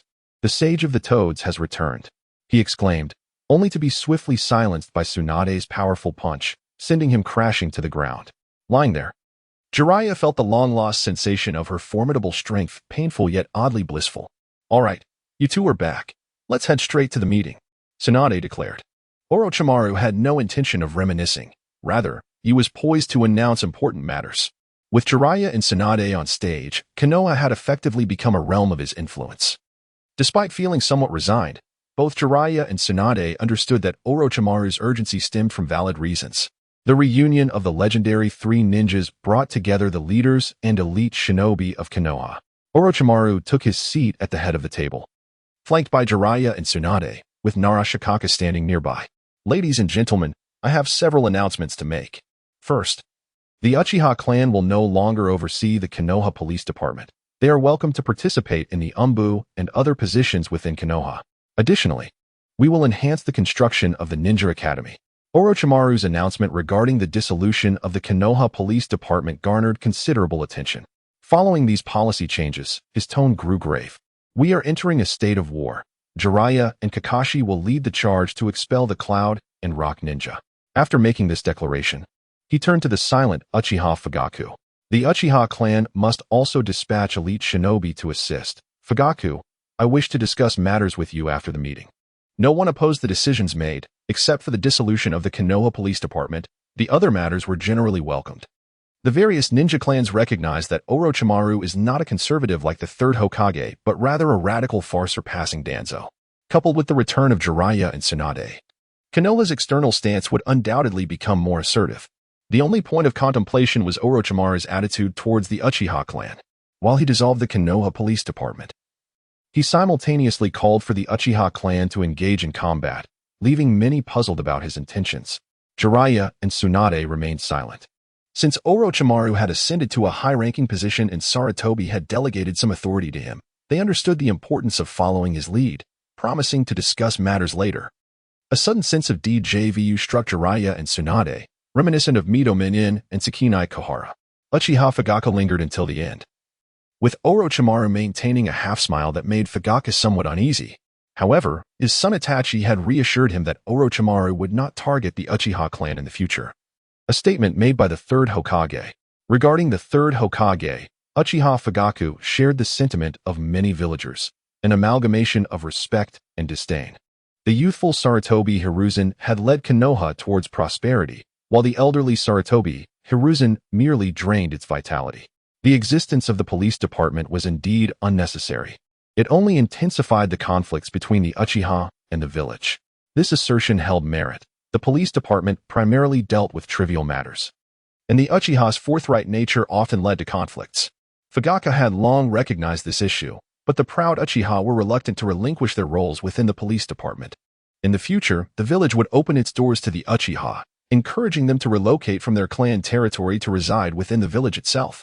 Following their discussion, Orochimaru dismissed Fugaku, leaving him to ponder. "Orochimaru, I must say, your performance as an elder is surprisingly commendable," Jiraiya remarked, reflecting on how Orochimaru might indeed embody the qualities of a true leader more than himself. He possessed a restless spirit and a straightforward disposition, free from the complexities of village politics. Tsunade, on the other hand, felt less impacted, having been nurtured by the second and first Hokage since childhood. She was well acquainted with such matters. She bore no fondness for the Uchiha clan, given their history of animosity. Yet she considered it fundamental for the village not to target them, a stance she found no reason to oppose. "Tsunade, the medical department is in your capable hands. We may soon engage in a small-scale conflict with the Cloud, which will undoubtedly result in numerous casualties." Tsunade nodded, recognizing this as an inescapable duty. "Despite our victory, we have paid a heavy price." Jiraiya, well informed of the village's circumstances, lamented that although Konoha emerged victorious, it had progressively conceded ground and made significant sacrifices. "What of the old man?" Tsunade inquired, wishing to meet Sarutobi Hiruzen. "Why not hand over the village to the younger generation sooner? Perhaps Shinjuro and Danzo would still be alive. Let's go see him together shortly." Upon mentioning Sarutobi Hiruzen, Orochimaru wore a peculiar expression, having received news from the Umbu that Hiruzen appeared rejuvenated. Orochimaru could not comprehend the reason behind this transformation, especially since Hiruzen had been secluded in the small cabin at the edge of Konoha for days, his activities remaining a mystery. After all, this teacher of his was still the Hokage of the village. Chapter 23. Want to escape? It has been a long time since Jiraiya, Orochimaru, and Tsunade have met. It seems there is much to discuss, yet there is no urgency in their demeanor. After all, from this day forth, Tsunade and Jiraiya shall no longer depart from the Hidden Leaf Village. The three of them make their way towards the small cabin of Hiruzen Sarutobi, heading in the direction of the Forest of Death. Once, under the guidance of Hiruzen, they would stroll through the village together after completing their missions, devoid of worries and filled with hope for the future. However, in the blink of an eye, they have all matured, no longer the carefree youths they once were. They have endured the ravages of war, faced death, and even encountered betrayal and deception. Though their love for the village remains, the past cannot be reclaimed. What transpired that compelled their teacher to take action against Danzo? Tsunade took a moment to visit the hospital, seeking to understand the current state of the medical department in the village and to see Danzo, who is still in recovery. Danzo has been thoroughly incapacitated, both physically and mentally, no longer the formidable figure he once was in the shinobi world. After losing the cells of Hashirama, his body has grown exceedingly frail, particularly after Orochimaru proclaimed himself to be the elder. Danzo displayed no reaction upon seeing Tsunade, which puzzled her. She was at a loss to comprehend what could have transpired to render him in such a state. Even more bewildering was the fact that Hiruzen had taken action against Danzo. When discussing this matter, Orochimaru shook his head, struggling to grasp how his teacher managed to subdue Danzo so swiftly. According to those present, Hiruzen employed a certain secret technique that utterly shattered Danzo. Orochimaru, familiar with Danzo's body modifications crafted from his own research, was aware of the limitations of their foundational scientific capabilities. This understanding is also why Orochimaru has temporarily ceased his own bodily enhancements. He is uncertain what secret technique Hiruzen utilized to so effectively counter the original cells. Such a blatant weakness does not align with Orochimaru's expectations, and Hiruzen's words that day imparted a crucial realization to him. Immortality is not so simple. If the cost of extending one's life is a gradual weakening of oneself, then it cannot be deemed true immortality. Our teacher has recently been quite enigmatic. Do not be surprised when you meet him shortly. What could possibly be surprising about an old man? Tsunade remains skeptical that Hiruzen has undergone any significant change. Even if he has stepped back from managing the village, it would only serve to portray him as more cowardly. Jiraiya, however, possesses a deeper understanding of Hiruzen's plight. Meanwhile, Hiruzen stands before the cabin, grilling meat. The legacy of Sarutobi Hiruzen's cultivation originates from the ancient human race, not from orthodox magical practices, but rather leans more towards physical training. By tempering the body and strengthening the spirit, the goal is to traverse further along the path of longevity. A single tome on the art of yin-yang body refinement is sufficient to achieve the great perfection stage. However, according to Sarutobi Hiruzen's estimations, this ninja world may only allow him to cultivate to the nascent soul stage at most. The realms differ vastly, and this particular world is evidently weaker, capable of harboring less energy. The so-called deity of Tsutsuki, having absorbed the life force of numerous planets, likely possesses the strength equivalent to a failed Golden Core practitioner. This world, being notably feeble, exhibits a diminished capacity for the suppression of the great Tao, were ninjas to venture into the realm of immortals, even Uchiha Obito, utilizing his most formidable fire techniques, could at best conjure but a mere fireball. Presently, time is ample, allowing Sarutobi Hiruzen to cultivate at a leisurely pace. When hunger strikes, he ventures into the death forest to hunt beasts, returning to his practice post-repast, reminiscent of the days he spent in seclusion within the mountains during his previous life. However, this world is rich in spiritual energy, unlike the arduous circumstances of the last days of the cultivation era he once knew. As the three Sannin arrive at the death forest, they spot a familiar silhouette roasting meat. This old man enjoys a leisurely existence. Tsunade, witnessing Sarutobi Hiruzen's relaxed demeanor, feels a tinge of helplessness. She has now come to believe that Sarutobi Hiruzen genuinely intends to retire this time. Sarutobi Hiruzen had long been aware of the presence of the three individuals, yet he displayed no reaction. "Teacher, we have arrived," exclaimed Jiraiya, filled with joy at the reunion with his mentor after such an extended period apart. However, when Sarutobi turned to face them, Jiraiya and Tsunade, along with Orochimaru, were left in utter astonishment. At that moment, Sarutobi had transformed into an exceptionally handsome middle-aged man, bearing a striking resemblance to his younger self, yet possessing an even greater allure. He stood taller, his features sharper, and his demeanor exuded an indescribable charisma. "You've come. Would you care to join me for some grilled meat?" Sarutobi inquired. Jiraiya was momentarily speechless. Orochimaru appeared taken aback, while Tsunade seemed unable to comprehend the change. Yet, judging by his aura, it was undeniably Sarutobi, who had not even resorted to transformation techniques. "Teacher, what is the meaning of this?" Jiraiya questioned. "Perhaps it is simply that I have come to a clearer understanding of life lately, free from the burdens of pressure, which has rejuvenated me," Sarutobi chuckled, scratching his head. "How can this be?" Jiraiya's jaw dropped. He was unable to fathom that his teacher now appeared more handsome than himself, and even seemed younger. Jiraiya himself was not particularly handsome, with white hair since childhood, making him appear older than Sarutobi. Tsunade found it peculiar. This might be some secret technique akin to the Byakugan, yet she could not sense any chakra emanating from Sarutobi. "Old man, how old are you to have such leisure?" Orochimaru, who had remained silent, observed Sarutobi intently. He was well versed in human anatomy and discerned that Sarutobi had not employed any secret techniques. Rather, his body had genuinely regained vitality. "When you reach my age, you will understand that aging necessitates retirement and the enjoyment of life," Sarutobi remarked, savoring a bite of grilled meat and a sip of hot tea, blissfully closing his eyes. Witnessing Sarutobi's contentment, the three could no longer resist and joined him in feasting on the grilled delicacies. Tsunade had numerous inquiries for Sarutobi, yet seeing him in such a state of enjoyment, she felt there was little point in voicing them.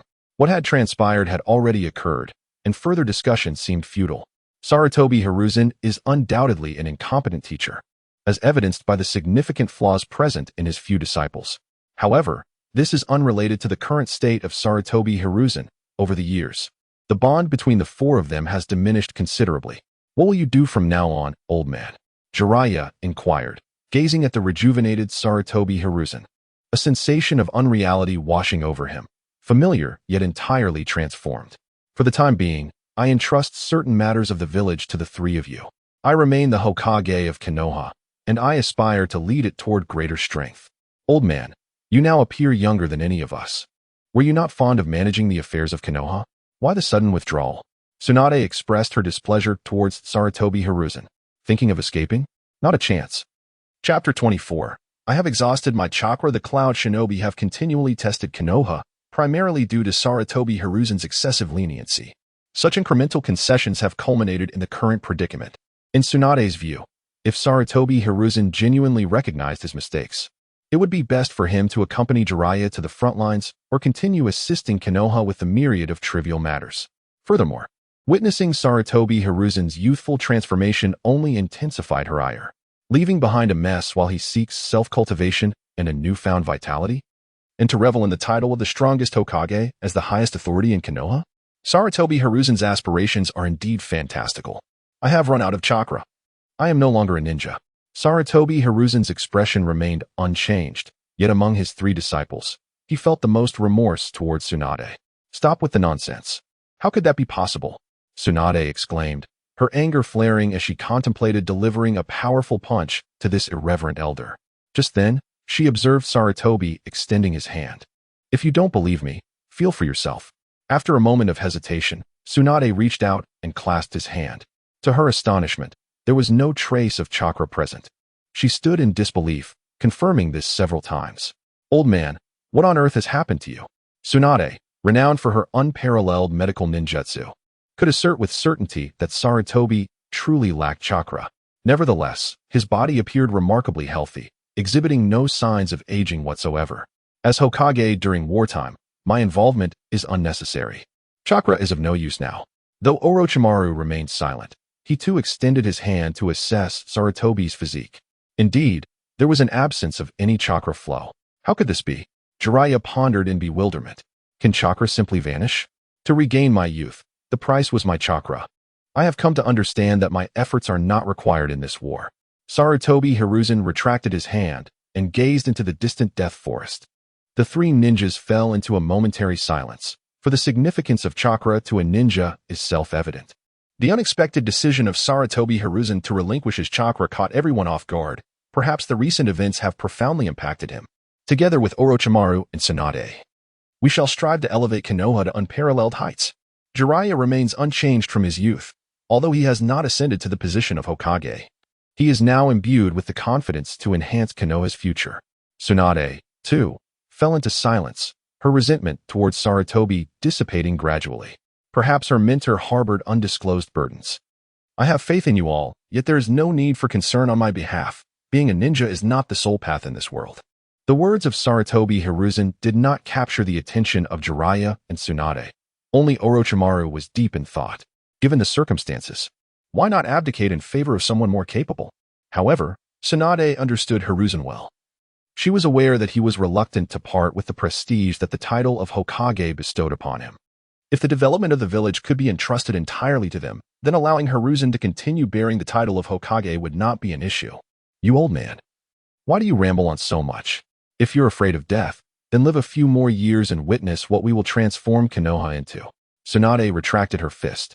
Though she yearned to strike Hiruzen, the absence of chakra meant that such an action could very well cost him his life. I will be watching. And I trust you all. It is too late for such discussions. Just observe carefully. Tsunade turned away, opting to leave.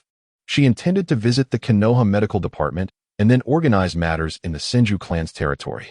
Orochimaru wished to voice something, but ultimately refrained from doing so. Jiraiya nodded in agreement and chose to depart as well, for he was soon to head to the front lines. Watching the three departing disciples, Hiruzen resumed his meal of grilled meat. He had much to attend to in this period. Gathering materials for his life-saving artifact and seeking herbs for elixirs, matters of utmost urgency. Was there an abundance of quality materials in the ninja world? Did he possess the herbs necessary for concocting his potions? Hiruzen had no answers. First, he needed to elevate his cultivation to the 6th level of chi refinement, acquiring a certain level of self-defense capability before venturing into the ninja world to explore the customs of various nations, which would also prove beneficial for his training. Orochimaru and the others were not overly concerned about Hiruzen's newfound youth. Rather, they were more focused on the fact that he had relinquished his chakra. They could surmise that Hiruzen's rejuvenation was a consequence of his abandonment of chakra. Yet, relinquishing chakra also meant forsaking his strength, a feat beyond the capabilities of most in this chaotic ninja world. Perhaps the recent events in Konoha had profoundly impacted Hiruzen, compelling him to choose a path away from being a ninja. The three legendary ninjas chose to forgive and no longer pursued the transgressions of Hiruzen's past. Tsunade initiated reforms in the medical department, and this time, no one opposed her. Orochimaru granted her full authority over the department. Meanwhile, Uchiha Fugaku returned to the Uchiha clan. The Uchiha had received news of the disbandment of the Konoha security department, which had incited their outrage. To the radicals, this was an attempt by the village to strip them of their last vestiges of power. And being thrust into battle was merely a ploy to erode the remaining strength of the Uchiha.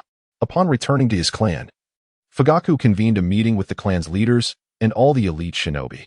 Leader, Orochimaru has gone too far. We should rise against him. Indeed, the higher-ups in Konoha harbor ill intentions toward our Uchiha. We can no longer show mercy. Fugaku sighed, feeling a considerable headache. His clansmen were too straightforward and easily manipulated, akin to fish biting at a baited hook. Orochimaru is not targeting us. He attempted to reason, but was interrupted. How could that be? The security department has been disbanded. What are we to do from now on? Silence. Allow me to speak. It was evident that someone was inciting unrest. The emotions of the clansmen had been stirred. Orochimaru has promised me that he will no longer target the Uchiha clan. The moment these words were uttered, a wave of murmurs erupted. Then why was the Uchiha security department disbanded? Fugaku, feeling helpless, could only explain the drawbacks of the security department to his clansmen. The Uchiha began to awaken to the reasons behind the village's disdain for them. Much like how people in later generations felt about city management, they neglected significant issues while meddling in trivial matters, often offending others. Coupled with the Uchiha's propensity for sharp tongues, this had led to a negative perception of them. Furthermore, Orochimaru had promised that the Uchiha clan would be allowed to participate in the selection of all village positions and could also relocate to live within the village, allowing them to embark on a new life. After a lengthy discussion, the consensus deemed this a positive development. Many were filled with excitement, for the Uchiha clan was substantial. Some wished to become medical ninjas, while others aspired to be teachers at the ninja academy. As the village gradually opened its doors to them, more opportunities awaited. Chapter 25. Danzo's doubts having pacified his clansmen, Fugaku breathed a sigh of relief. The relationship between the village and his clan had always placed immense pressure on him as the Uchiha leader. Although he had unlocked the Mangekyou Sharingan, it was inherently a cursed power. The evolution of the Sharingan was invariably accompanied by loss and suffering. He desired to safeguard the village as much as he wished to protect his clan.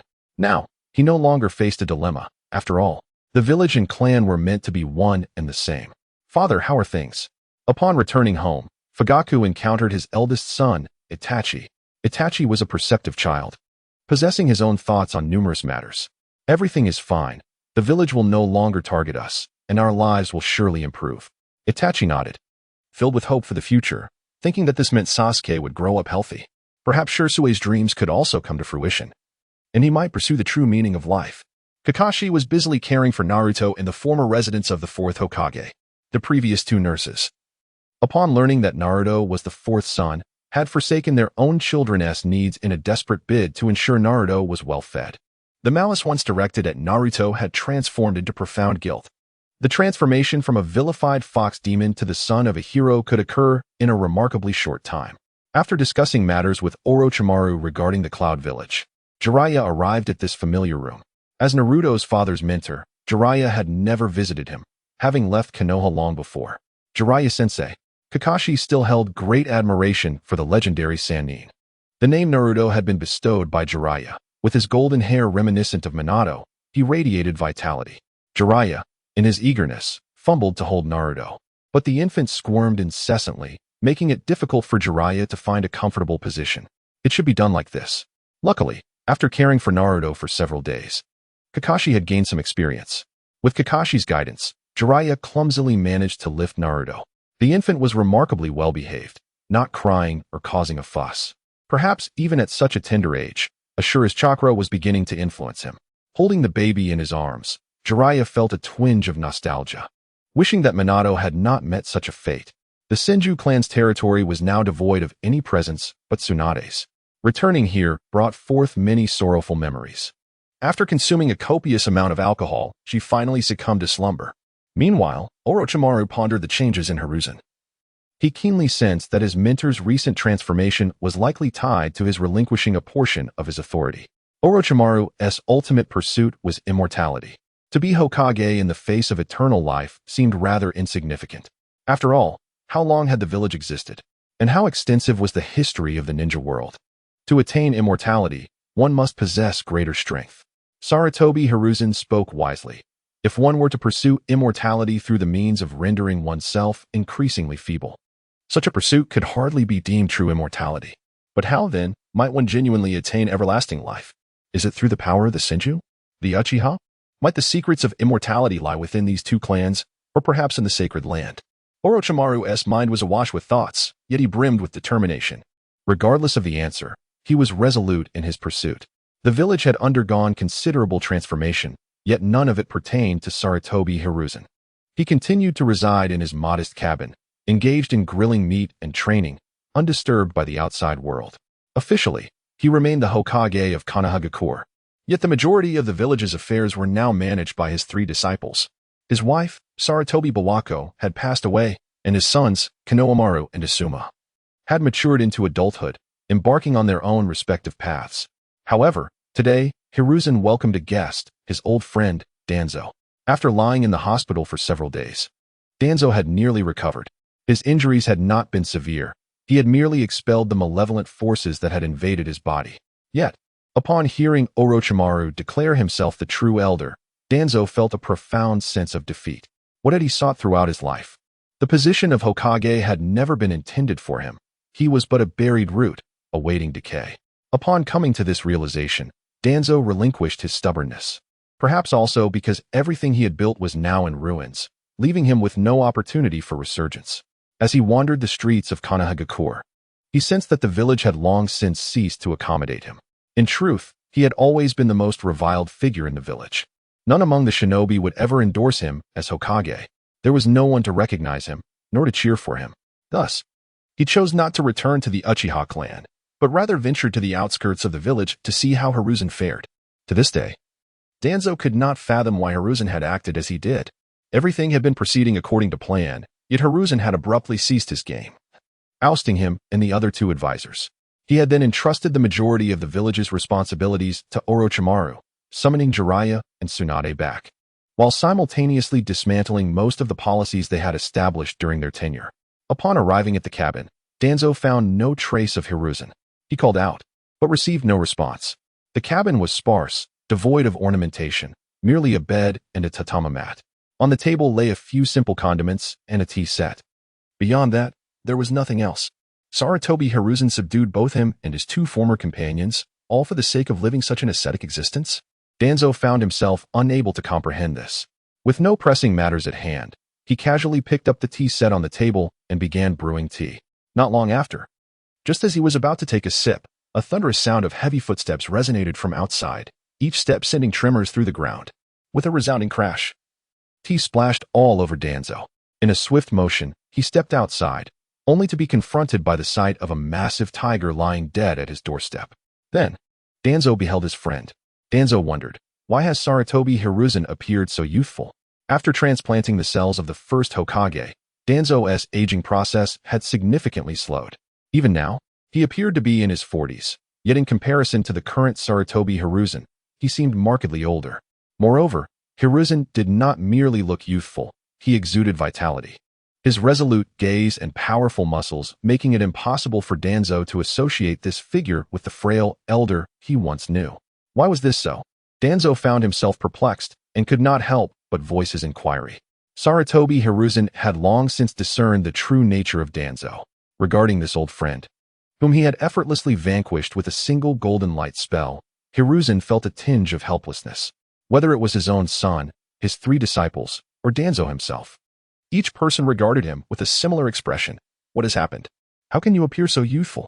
Danzo found it incomprehensible. He struggled to fathom the transformation that had occurred within Hiruzen, affecting both his spirit and physique so profoundly. Perhaps the burdens of being Hokage had aged him prematurely. But now that he had delegated most responsibilities, it was only natural that he seemed rejuvenated. Ha ha ha. Danzo fell into silence. Clearly, Hiruzen was reluctant to divulge the truth. Well then, since we are here, let us together deal with this tiger. Ninjas, accustomed to executing missions in harsh environments, possess a remarkable adaptability, and handling the carcasses of beasts is a fundamental lesson at the Ninja Academy. Even with only one arm remaining, Danzo found no difficulty in managing the task at hand. After all, despite its considerable size, a tiger was merely a wild animal. Yet, while speaking of preparing the tiger, Hiruzen quietly slipped into the house to enjoy a cup of tea. With the enhancement of his powers, his appetite had increased as well. Lacking the necessary herbs for alchemical concoctions, he resorted to consuming copious amounts of meat to satiate his physical needs. Fortunately, the forest of death was vast and largely devoid of hunters, allowing Hiruzen to indulge freely. Danzo remained silent, diligently tending to the tiger and preparing grilled meat. Is that meager portion truly sufficient? Observing that Danzo had only grilled a single tiger leg, Hiruzen felt a sense of resignation and proceeded to roast the entire tiger. Why choose this moment for such an act? Danzo's mind was not on the cooking. He yearned to ascertain from Hiruzen why he had chosen to relinquish everything at this critical juncture. Did he truly hold him in such low regard? Danzo believed he could rival Orochimaru's capabilities. Why then was Hiruzen unwilling to allow him to assist with the affairs of the village? Danzo, you are not suited to handle these matters for the village. Why not? Am I less suitable than Orochimaru?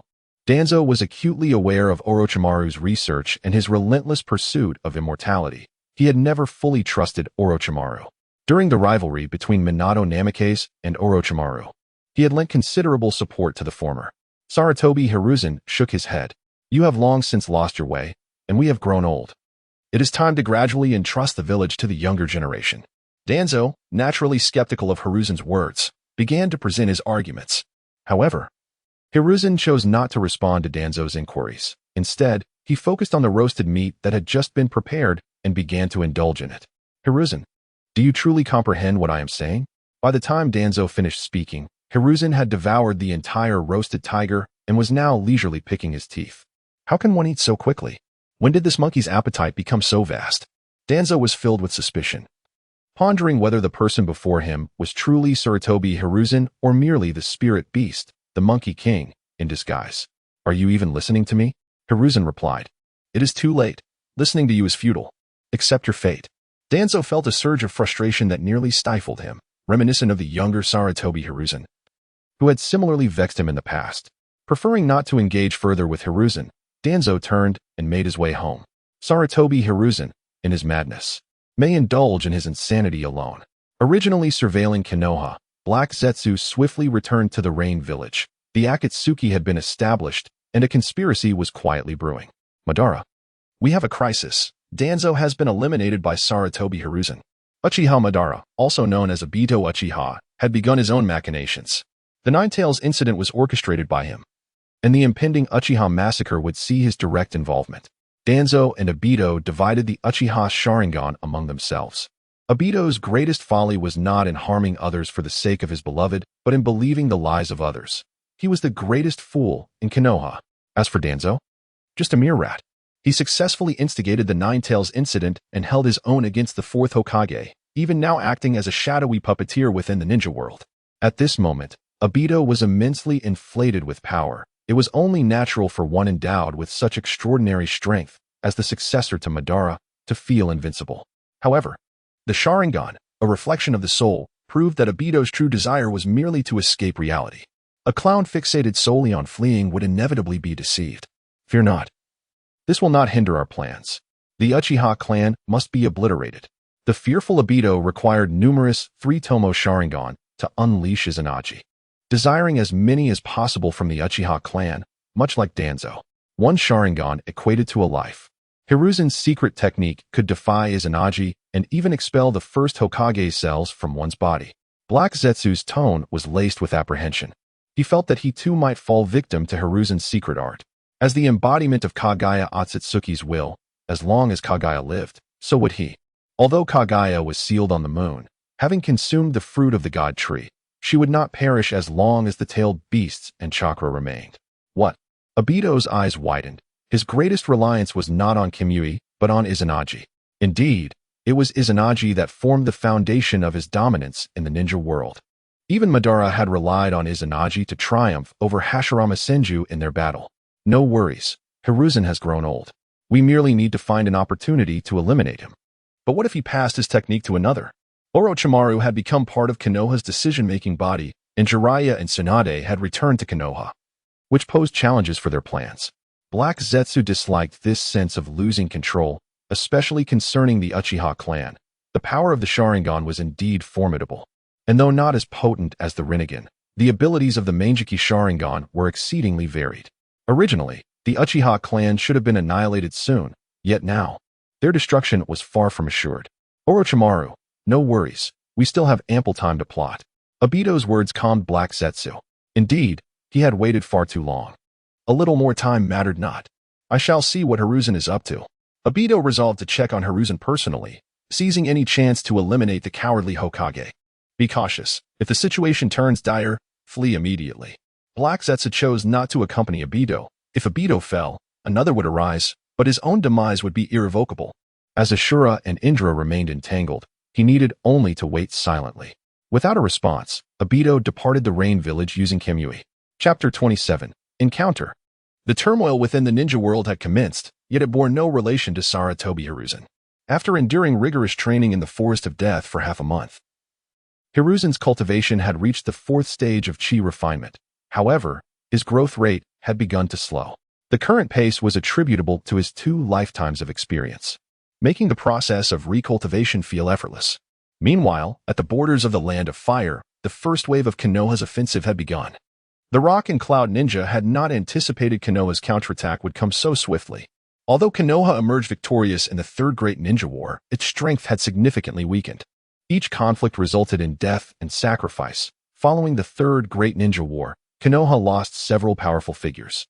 Coupled with the Nine Tails incident, Konoha also lost the formidable 4th Hokage, Minato Namikaze, and the Jinchuriki of the Nine Tails faced issues. While Hiruzen had aged, his strength diminished, and his spirit waned. 2 of the legendary Sannin had also departed, with Orochimaru teetering on the edge of defection. These factors had emboldened the Rock and Cloud Ninja, who began to probe Konoha's limits along the borders. Both sought to usurp Konoha's status as the strongest ninja village, and their internal unity surpassed that of Konoha. The Cloud Ninja's strength even hinted at surpassing Konoha's. However, Konoha's advantageous position, nestled within the Land of Fire, afforded it resources far exceeding those of other nations. Yet this very location also placed it in the crosshairs during conflicts. Nevertheless, Konoha remained Konoha. Now, with Orochimaru at the helm of the war, Jiraiya led the charge, while Kakashi collaborated with the Uchiha clan and the Umbu. This lineup stood resilient against any force in the ninja world, capable of annihilating the current Akatsuki, which had not yet reached its full strength. Established during the Second Great Ninja War, the Akatsuki was now at a vulnerable juncture following Yahiko's demise and Nagato's unraveling. Obito had just infiltrated, and Nagato had yet to fully harness the power of the Rinnegan. The Akatsuki required considerable time for development. The Rock and Cloud Ninja had suffered heavy losses during the Third Great Ninja War, but they now sought to test and weaken Konoha's strength in the aftermath of the Nine Tails incident. With the upper echelons of Konoha entirely replaced, they desperately needed a significant victory to solidify their standing. The Cloud Ninja operating along the borders of Konoha were swiftly subdued by Jiraiya and his team. The Uchiha clan, no longer viewed as adversaries by the village, also yearned to accrue more military achievements. Despite apparent discord between the village and the Uchiha, most Uchiha still held a deep affection for Konoha. Confronted by a frenzied Uchiha clan, the only outcome would be death. Under the leadership of Uchiha Fugaku, the Uchiha clan, alongside Jiraiya and the Umbu, began to clear Konoha's borders from 2 different directions. Neither the Rock nor Cloud Ninja stood a chance against them.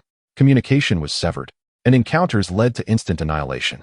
Within just 2 days, the active ninja along the borders of the Land of Fire were largely eradicated. A portion of wandering samurai and mountain bandits also faced unwarranted calamities and were thoroughly eliminated. Master, the situation seems off. You should return to the Kyomogakure. At the border between the Land of Fire and the Land of Lightning, Samui was deeply concerned. Despite Reikage instructing her master, Killer Bee, to train diligently in the Kyomogakure, he frequently ventured out to frolic. Hey, no worries. My bond with the Eight Tails is unparalleled. The relationship between Killer Bee and the Eight Tails has grown increasingly amicable, particularly following the Third Great Ninja War, during which their cooperation has reached a level of proficiency that allows them to effortlessly wield the tailed beast bomb. Recently, tensions have arisen between their village and Konoha, prompting Killer Bee to quell his restlessness by bringing his apprentice, Samui, to the border.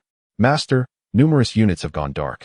Konoha must have dispatched formidable adversaries. We should retreat without delay, Samui advised, her demeanor calm and cautious. a stark contrast to her master's exuberance. Though still young, she has earned the trust of the fourth Hokage. Fear not. It is the perfect opportunity for me to confront the denizens of Konoha, Killer Bee declared, eager to assert his worth as the perfect Jinchuriki, which is why he ventured to the borderlands. However, this time, his arrogance would exact a heavy toll. Lord Jiraiya, Uchiha Fugaku and his cadre of Uchiha shinobi executed their mission with remarkable efficacy. Uchiha Shursui began to showcase his talents. His body flicker technique and swordsmanship harmonizing beautifully with the Sharingan, effortlessly dispatching numerous chunin along their path. There are only a few areas left. Let us hasten to complete the mission, Jiraiya nodded, impressed by the new Uchiha clan leader, who lacked the typical hubris associated with his kin, displaying a commendable level of composure. Furthermore, Shursui reminded Jiraiya of his own student, Minato Namikaze, stirring within him a desire to take on an apprentice.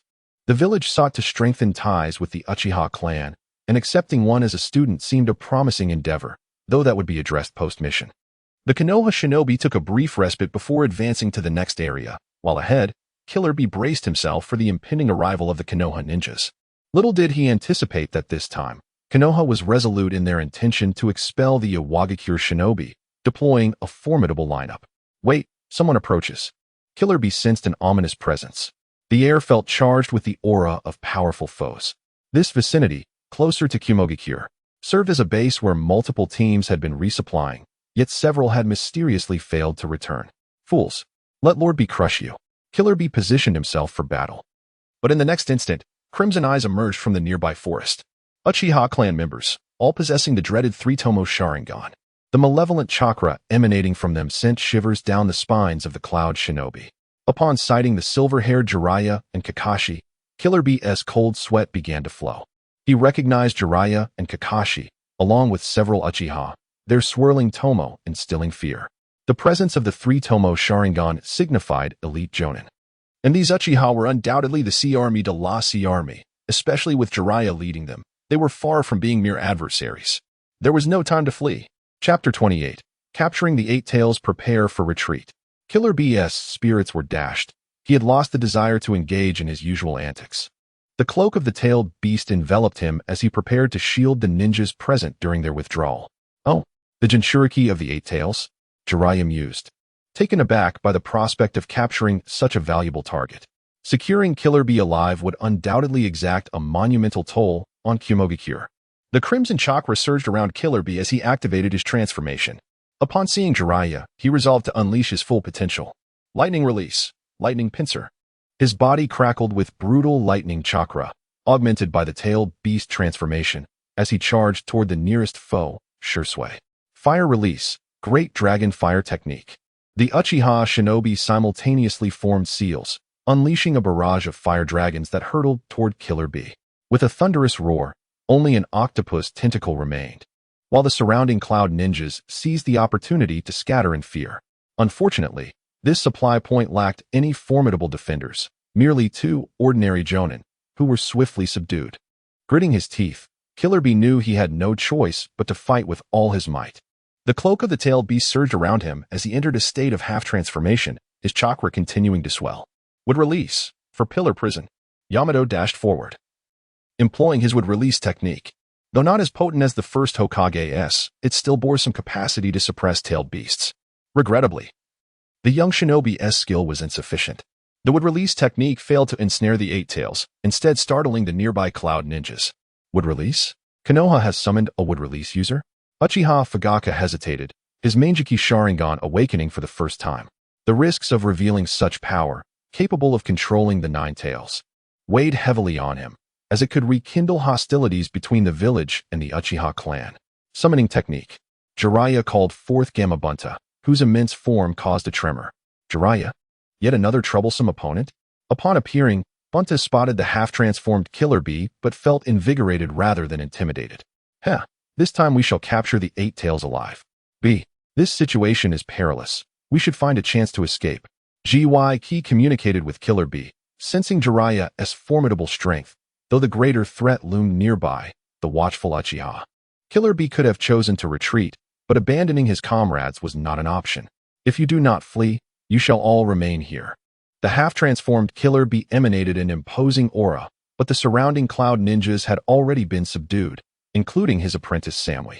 Killer Bee, surrender. We can spare your comrades. This was the last stronghold. Capturing these shinobi alive and awaiting the Cloud's ransom would be the optimal strategy. Currently, Konoha and Kumogakure had not officially entered into war. Excessive bloodshed could reignite the conflict.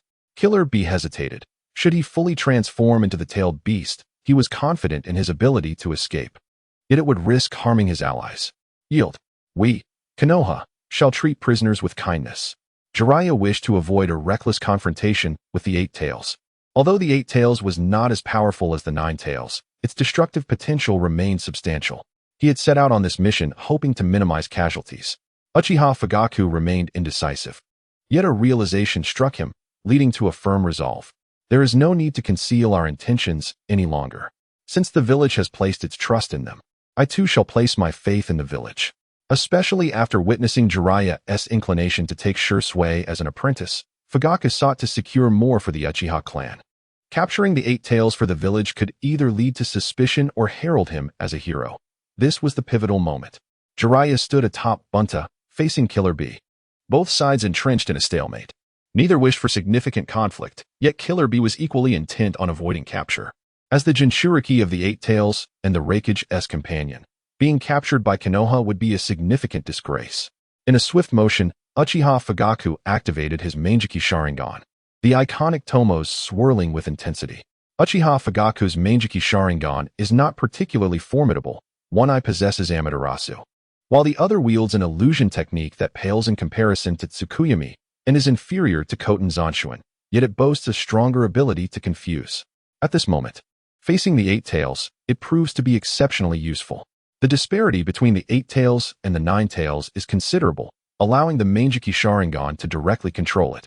Killer Bee loses his connection with the Hachibi, his eyes transforming to mirror the Manjiki Sharingan, simultaneously falling under Uchiha Fugaku's control. This shocking turn of events astonishes everyone present, eclipsing even the earlier spectacle of Tenzo's wood release. After all, this is the Manjiki Sharingan. Several Uchiha ninjas express their exhilaration, and Shursui is equally astounded. Jiraiya, Kakashi, and other Leaf ninjas share in the astonishment, quickly recalling the tumultuous events of the Nine Tails rampage, noting the striking similarities between that incident and the current situation. However, after a moment's hesitation, Jiraiya decides to place his trust in Uchiha Fugaku, recognizing that Fugaku can continue to conceal his strength without the need for exposure. This matter will be best left for Sarutobi Hiruzen to adjudicate upon their return. For now, the priority is to trust in their comrades. Jiraiya turns his gaze to Tenzo, who has recently acquired numerous ninjutsu from the first Hokage, thanks to Orochimaru's instruction. To ensure Naruto's safety, Tenzo has diligently studied the first Hokage's secret technique, the Hokage's ear-listening technique, the quiet retreat. This technique can hypnotize the Nine Tails, although Tenzo's prowess is still far from that of the first Hokage. Now, with the Eight Tails under Uchiha Fugaku's control, Tenzo exerts minimal effort to allow Killer Bee to enter his tailed beast transformation. Jiraiya approaches Killer Bee to place a sealing technique on him, ensuring he cannot utilize chakra or transform into the tailed beast. Uchiha Fugaku, your clan has achieved a remarkable feat today. Capturing the Eight Tails alive is no small task. Jiraiya exclaims joyfully, already envisioning the expression on Orochimaru's face when he returns with Killer Bee. Initially aiming to intimidate the Cloud and Rock ninjas, he never anticipated capturing Killer Bee outright. Jiraiya's attitude brings a slight sense of relief to Fugaku, who nods silently. Is that truly the Manjiki? Several clan members gather around, astonished that their leader possesses the fabled Manjiki Sharingan, a truly explosive revelation. Indeed, let us prepare to retreat, Uchiha Fugaku states, wishing to avoid further elaboration. Having successfully captured Killer Bee, the immediate priority is to return swiftly to the Leaf Village. The proximity to the hidden cloud poses a risk should reinforcements arrive. The situation could worsen. The two Nin from the hidden cloud, along with Samui, remain conscious enough to grasp the gravity of the situation, knowing they would become a source of shame in the annals of cloud history. The capture of a Jinchuriki is an unacceptable disgrace for any ninja village. When the news reaches the hidden cloud, Jiraiya and the others are already en route back to the Leaf Village. What? The ninjas dispatched to the Land of Fire were all captured? B has been taken alive? The fourth Raikage, A, slams his palm onto the desk upon hearing this, causing a surge of lightning that shatters the furniture into splinters. If the issue were merely at the front lines, it could be tolerable. Those sent to the land of fire were not the core of the hidden cloud's strength, but merely expendable pawns. Indeed, collectively, their worth does not compare to that of Killer Bee. The fact that Bee disobeyed his orders and secretly left the Kumobikure only to be captured by Leaf Ninja is utterly unacceptable. The reporting ninja is drenched in cold sweat, terrified by the implications of this news. The Hokage must always have a partner, and the title of A has been passed down through generations. Bee serves as the golden partner of each A. Only through their cooperation can they execute the secret technique, the Thunderplow Hot Blade. With Bee being A's finest aide and protector, this current A is the son of the previous Hokage, displaying remarkable talent from a young age, even possessing speed comparable to that of Minato Namikaze. However, of course, Minato's space-time ninjutsu surpasses all. This generation's B is also the Eight Tails Jinchuriki, and together, A and B are viewed as the hope for the Hidden Cloud's resurgence. Now, with B captured by the Leaf, this is utterly unacceptable. Prepare an envoy. I shall personally visit the Leaf. No, this matter must be discussed with the elders first. The Hokage's aide, Mabu, immediately interjects. This is a significant issue. If A were to travel to the Leaf and also be captured, the Hidden Cloud would be doomed. The Hidden Cloud had already suffered defeat in the Third Ninja War. Losing both A and B would spell complete disaster. No, we must retrieve B at all costs. A's temper, already volatile, is now completely unrestrained. The Leaf will not engage us in war at this moment. Sending an envoy should suffice to bring B back. Mabu adjusts his glasses, noting that while most men from the Hidden Cloud possess fiery tempers, the women tend to maintain a calm demeanor. The fourth Hokage takes a deep breath before speaking. Summon Darui and Kiri. Have them collect my personal letter and set out for the Leaf immediately. Third Hokage, this is a letter from Lord Jiraiya. A toad suddenly appears in the Hokage's office, capturing the attention of Orochimaru and Narashikaku. This toad, though small, bears the mark of the summoning technique Jiraiya left behind a few days prior, infused with chakra for swift information transmission when necessary. The relationship between Mount Maiboku and the Leaf has always been amicable, perhaps due to the great sage Toad's prophetic dream of the Leaf being the protagonist of the ninja world, thus maintaining a positive rapport. Once someone retrieves the letter, there is a sudden thud, and the toad vanishes. Orochimaru glances at the letter and bursts into laughter. You two should take a look at this. Orochimaru's lips curl into a smile as he hands the letter to Shikaku, who receives it and, upon reading a few lines, gasps in astonishment. What? The Nara clan is known for their aversion to trouble, yet trouble seems to seek them out. Since becoming an assistant to the Hokage, Shikaku's leisure time has dwindled significantly. However, the news contained in this letter is utterly shocking. While Orochimaru may remain composed, Shikaku cannot. Lord Jiraiya and the others have actually captured the Eight Tails Jinchuriki, and Uchiha Fugaku possesses a Mangeki Sharingan. Upon reading the letter, Shikaku immediately recalls the chaos of the Nine Tails rampage. The disturbance caused by the Nine Tails was instigated by a ninja wielding a Mangeki. The fact that Uchiha Fugaku has now employed his Mangeki to devise a strategy for capturing the Eight Tails raises suspicions. Come. Let us meet with Danzo and the old man before announcing this news. Orochimaru rose to his feet, accompanied by Narashikaku, as they ventured towards the Forest of Death.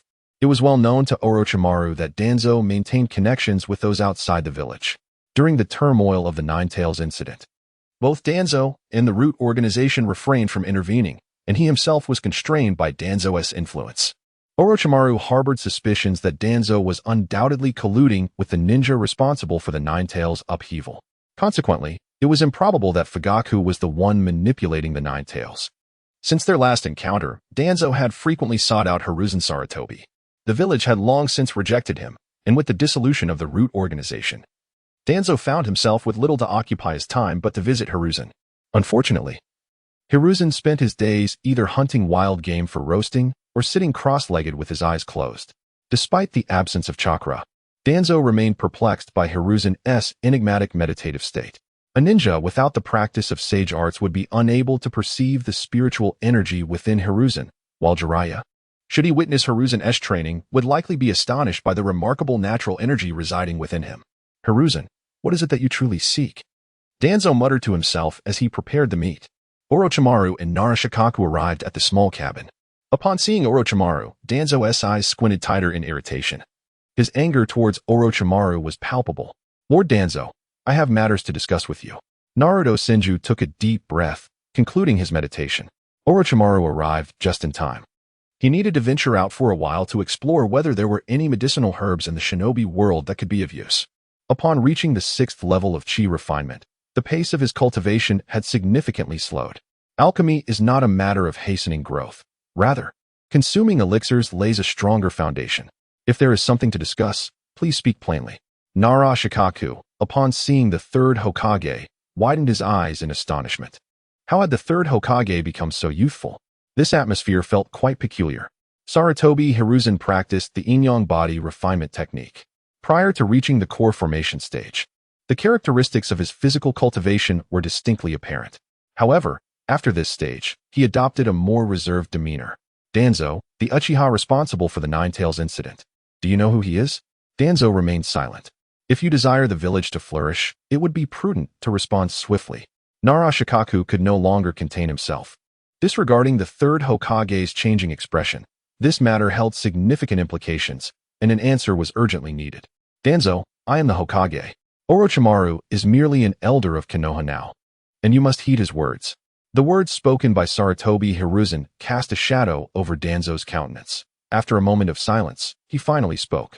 A ninja who identifies himself as Uchiha Obito has approached me on multiple occasions, seeking collaboration. Uchiha Obito? Orochimaru's faint smile faded, and the atmosphere grew markedly tense. Those present understood the weight of that name. Chapter 30. The hero, Uchiha Obito, is already deceased. That individual is Uchiha Obito, the disciple of Minato. Sarutobi Hiruzen was undoubtedly aware of the unfolding narrative, as well as the true identity of Tobi.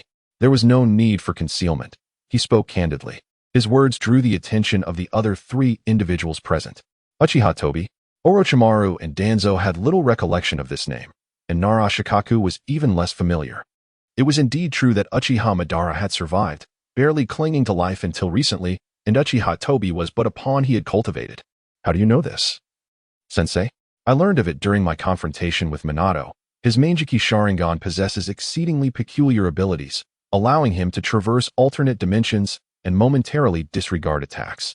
It was precisely for this reason that he succeeded in unleashing the Nine Tails.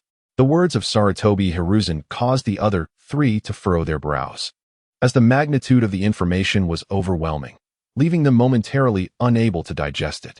Uchiha Fugaku also possessed the Manjiki Sharingan. He and Jiraiya had captured the 8 Tails Jinchuriki at the border and were now returning to Konoha. Upon hearing that yet another Uchiha had acquired the Manjiki, Danzo's eyes widened in surprise. The Uchiha clan was untrustworthy. Who could ascertain whether they were colluding with that Madara? Hiruzen, it is imperative that Uchiha Fugaku be brought under control. Perhaps you should refrain from meddling and enjoy your retirement in peace. Orochimaru did not share Danzo's perspective. He too coveted the Uchiha's power, yet he believed the Uchiha clan was not a venomous serpent to be feared by the village. Hiruzen, you shall surely regret this. Alas, I am the Hokage. Upon hearing Hiruzen's declaration, Danzo felt a wave of darkness wash over him. Hiruzen's demeanor was truly repugnant, wielding his Hokage status to subdue him. Lord Third, do we have any further information regarding that Madara? Only Nara Shikaku seemed to remember the pressing question, yet when he glanced at the 3rd Hokage, he could not help but be captivated by the explosive musculature of the man before him. Not just Nara Shikaku. Even Tsunade had struggled to suppress her awe at the 3rd's physique just a few days prior. Driven by his beloved's demise, he had developed a deep-seated hatred for Konoha and the Uchiha clan, while also recognizing the Uchiha's secret technique, Izanagi, which necessitated caution. After finishing his thoughts, Hiruzen turned to Danzo. Please, enlighten us about Izanagi. Danzo took a deep breath, pondering how Hiruzen seemed to know everything. Izanagi is a secret ninjutsu of the Uchiha, which, at the cost of permanent blindness in one eye, allows the user to temporarily alter reality and change unfavorable circumstances. This revelation caused both Orochimaru and Nara Shikaku to inhale sharply. Such an invincible technique was indeed formidable. Nara Shikaku began to comprehend why the 2nd Hokage, the 3rd Hokage, and Danzo were all targeting the Uchiha. The Uchiha's power was excessively potent, coupled with their unstable dispositions, rendering them a double-edged sword for the village. If more ninjas like Madara were to emerge, the entire ninja world could face annihilation. Understood. Let us keep this matter confidential for now and return, sensei. After a moment of contemplation, Orochimaru chose to depart with Naruto.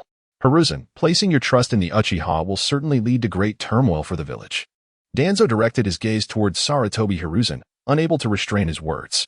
Sarutobi Hizashi did not heed Danzo's words, but instead approached closer, resuming the grilling of meat. If their conversation continued, the meat would surely burn. Hizashi, are you even listening to me? Danzo pressed on. Why can't the Uchiha become a pillar of strength for the village? How deeply do you fear the Uchiha? They possess an equal passion for this village. By not opposing them and offering them opportunities and hope, they would be willing to sacrifice everything to protect the village. Sarutobi Hiruzen's words rendered Danzo speechless, momentarily at a loss for how to respond. By the way, Orochimaru, I may be traveling for a while, he added. Orochimaru, not straying far, turned around and nodded after hearing Hiruzen's statement. This was indeed a fortunate development for him. After all, Hiruzen had just ascended to the role of Hokage. Yet most affairs of Konoha were still predominantly managed by Orochimaru. With Hiruzen temporarily leaving the village, Orochimaru could rather liberally facilitate Konoha's advancement. He intended to return with Naruto to announce the successful capture of the Eight Tails. However, he needed to conceal the details surrounding Fugaku's Manjiki Sharingan, instead claiming that Jiraiya had subdued the Eight Tails, while several Uchiha employed Genjutsu to control it. He aimed to position the Uchiha as the heroes of Konoha. Should their actions later prove detrimental to the village, they could address that in due course. Upon returning, the reports from the front lines swiftly circulated throughout the village. Jiraiya, alongside the Uchiha clan leader Fugaku, had decisively vanquished all IWA and Kumo shinobi squads along the borders of Konoha. And the news of the Eight Tails capture sparked a fervor among the villagers. Following a series of devastating blows that had struck Konoha and resulted in the loss of several powerful shinobi, such uplifting news was desperately needed. For many commoners and ordinary shinobi, it was their first encounter with the name of the Uchiha clan leader. During this period, the village's approach towards the Uchiha had shifted significantly.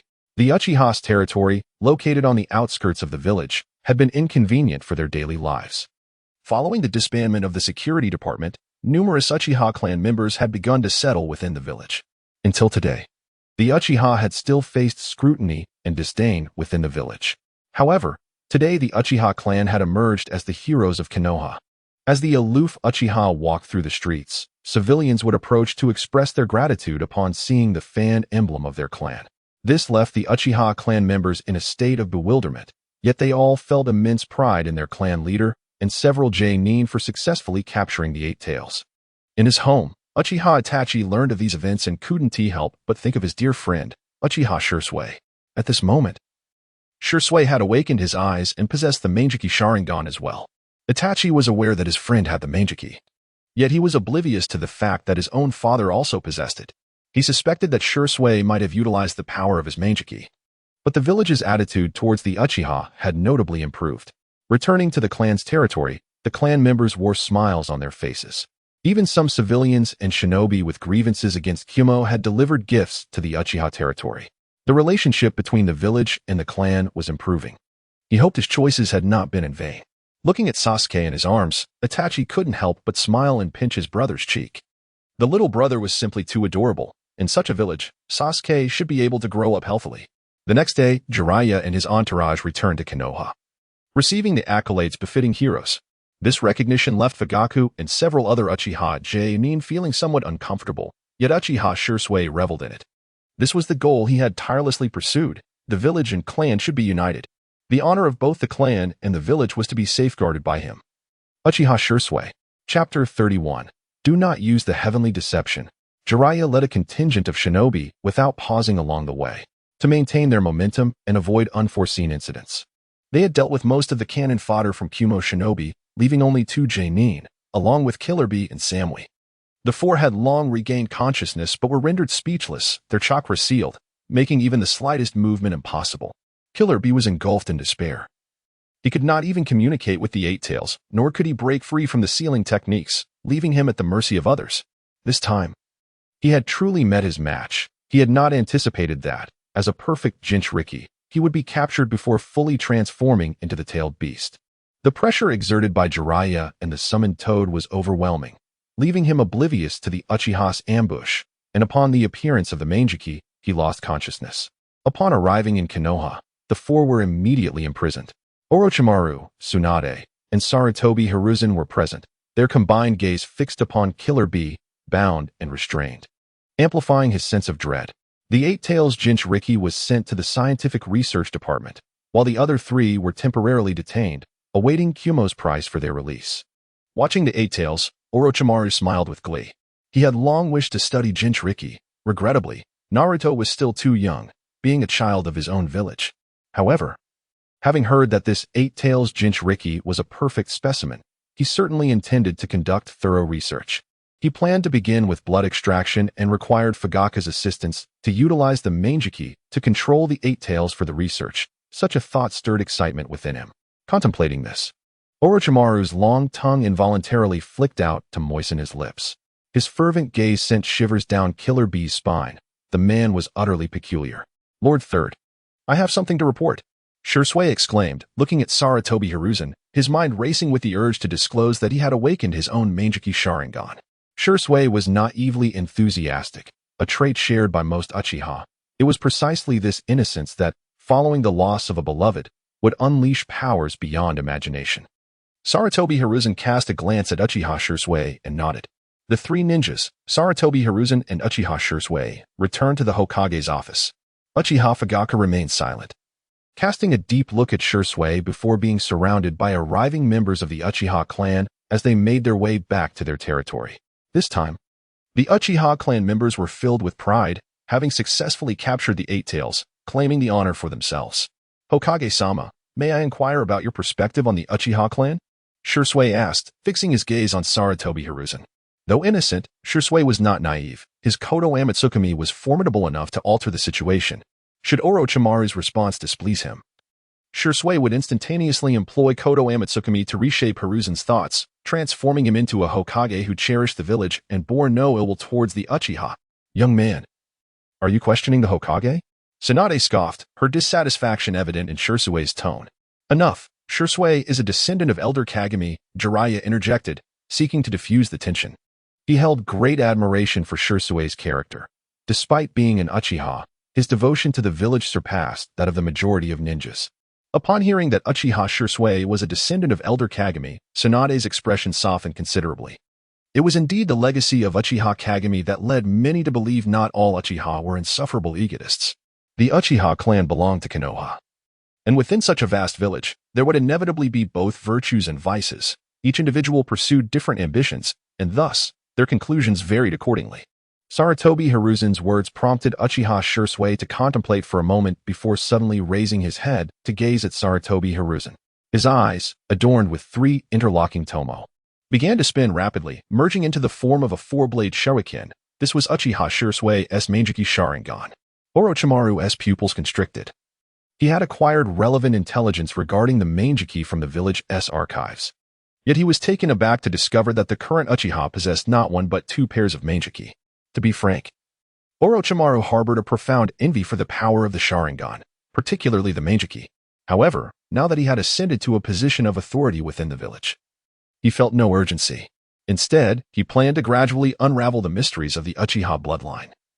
Believing that integrating the Uchiha into the village's strength would be the most prudent course of action. Lord Third, this is my Mangeki, and I shall exhaust all my efforts to protect Konoha. Shursui refrained from divulging the capabilities of his Kodo Amatsukami, mindful of Orochimaru's penetrating gaze. Nonetheless, he was confident that Sarutobi Hiruzen would not treat the Uchiha with the same suspicion as Danzo. Following the ascension of the fourth Hokage, the village's policies towards the Uchiha had steadily relaxed, especially in light of the Ninetales incident, which had thrust the Uchiha into the spotlight. The revelation of two pairs of Mangeki raised the question, would the Uchiha become Konoha's mightiest blade, or would they once again be met with suspicion and fear from the higher-ups? Shursui, would you be willing to become my disciple? At that moment, Jiraiya broke the impasse. The current strength of the Uchiha was likely to incite suspicion and fear within the village. However, with Uchiha Fugaku capturing the Eight Tails and Uchiha Shursui voluntarily revealing his Mangeki, it would be disheartening not to extend sufficient trust to the Uchiha. Accepting Uchiha Shursui as a disciple seemed the wisest choice, as he could serve as a bridge between the Uchiha and the village. Of course, The primary reason for Jiraiya's decision was Shirsue's character and ninja way, which had deeply moved him. Tsunade remained silent, for it was Sarutobi Hiruzen who was Hokage, and she would defer to his judgment. Hiruzen nodded. Jiraiya accepting Shirsue as his disciple was indeed the best course of action. The most astonished was Uchiha Shirsue. Despite Jiraiya's somewhat lascivious nature, his strength was beyond question. After all, Jiraiya's previous disciple was the illustrious fourth Hokage. Shirsue held great admiration for Jiraiya, the formidable elder. I am willing. Please inform Fugaku. And you should also discuss this matter with the clan. Jiraiya understood that taking Shirsue as a disciple bore significant implications, representing a signal of trust from Konoha's higher-ups to the Uchiha. Very well, I shall return to consult the clan leader at once. Shirsue, brimming with excitement, took his leave. Jiraiya, you have taken on another disciple, Tsunade remarked, crossing her arms, causing her bosom to heave, leaving Jiraiya momentarily dazed. Yes, I have taken on another disciple. Jiraiya reflected on his former students, all of whom had perished. He had once believed that Minato was the child of prophecy, and had high hopes for Yahiko and Nagato, yet they had all met tragic ends. The great sage Toad had informed him that the child of prophecy no longer existed. And now, as he took on another disciple, he hoped not to repeat past mistakes. Chapter 32. The celebration feast of the Uchiha and Konoha at the Uchiha clan's grounds. The members were filled with exuberance today. They were preparing to hold a celebratory feast to commemorate their hard-won victory. Previously, the village had exerted relentless pressure on the Uchiha, even prohibiting them from participating in wartime efforts. This naturally intensified the conflict between the Uchiha clan and the village, despite considering themselves the foremost clan of Konoha. Their lack of contribution during times of war was a source of frustration. The proud Uchiha were unwilling to justify their stance, leading to an ever-widening rift. Today, their clan leader had successfully captured the Eight Tails, which ignited great excitement among them. Shirsue, with his remarkable speed, quickly returned to the clan grounds, just in time for the festivities to commence. Shirsue, you've returned. Itachi approached with a smile. The atmosphere within the clan, usually stifling, was filled with joy this time. And Itachi was no exception. Itachi, where is your father? I need to speak with him. Uchiha Fugaku was currently surrounded by several clan elders, discussing matters concerning the Manjiki. Fugaku, when did you awaken your Manjiki? Why reveal it to the village? What a foolish decision. Uchiha-shun was irate. He wondered why he had not awakened the Manjiki himself. Had he possessed it, he would have led the Uchiha to seize Konoha and become Hokage. How cowardly it was for Fugaku to possess the Manjiki yet fail to leverage its power for the clan's benefit. Fugaku remained silent, weighing his considerations. He was resolute that he would not act against Konoha unless absolutely necessary. Even if rebellion were to occur, it must be devoid of conflict. Shirsue and Itachi approached.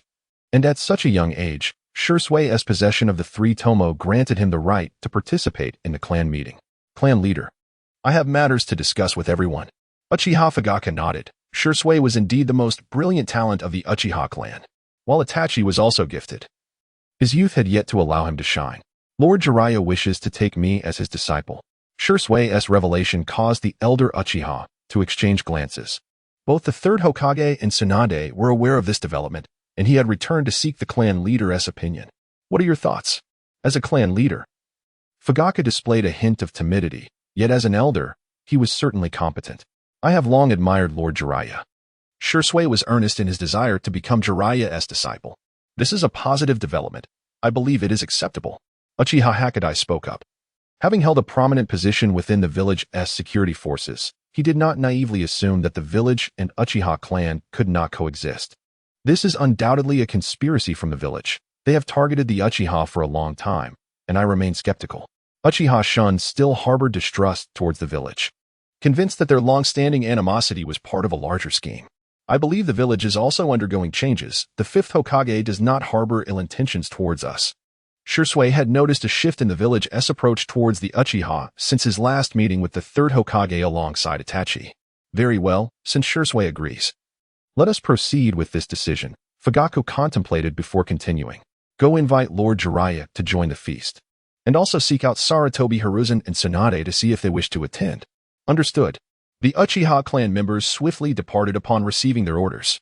Since the village had extended an olive branch, the Uchiha must also reciprocate goodwill towards the fifth Hokage and the village. You shall surely regret this. The silhouette of Uchiha Shursui bore an uncanny resemblance to Danzo. Perhaps it was precisely due to the existence of individuals like Danzo in Konoha and Shursui in the Uchiha clan, locked in mutual distrust and confrontation, that we find ourselves in this predicament today. Uchiha Shursui departed in a dejected manner, leaving the other radical members of the Uchiha clan in a state of bewilderment, exchanging glances, uncertain of how to proceed. Very well, let us host a banquet today. If Sarutobi Hiruzen and the legendary Sannin are able to attend, we should extend invitations to other clans and ninjas within the village as well. Uchiha Fugaku pondered for a moment. Initially, the celebration was intended solely for the clan, but with Jiraiya taking Shursui as his apprentice, it certainly warranted a broader celebration. If the fifth Hokage and others were to join, it would be wise to invite all the ninjas of the village, thereby strengthening the bond between the Uchiha and the village. After all, the successful capture of the Eight Tails was indeed a momentous occasion worthy of celebration. All right, I shall go now. Jiraiya was approached by the Uchiha clan members, who invited him to the banquet, and without a moment's hesitation, he agreed. Meanwhile, Sarutobi Hiruzen and the Sannin contemplated briefly before also consenting to attend. However, upon their arrival at the Uchiha clan grounds, they were taken aback to find that the majority of the village's ninjas had gathered. The Uchiha estate was festooned with decorations, and the Uchiha clan members no longer carried their usual arrogance. After all, today they were the heroes of Konoha. When the ninjas from other clans received the Uchiha's invitation, they were initially astonished, unable to believe that the Uchiha clan would host a banquet and invite them. Yet, upon hearing that Jiraiya was to take Uchiha Shursui as his disciple, they all agreed to attend. Ever since the Nine Tails incident, Konoha had been shrouded in gloom, leaving everyone on edge. Little did they expect that the first large-scale gathering in Konoha would take place at the Uchiha clan's residence. Sarutobi Hiruzen was indeed invited, but he had been at the Uchiha clan's territory for some time, and none had recognized him as the third Hokage. As twilight descended, the entire Uchiha clan began to stir. Being a prominent clan that had endured since the Warring States period, they were certainly not lacking in wealth.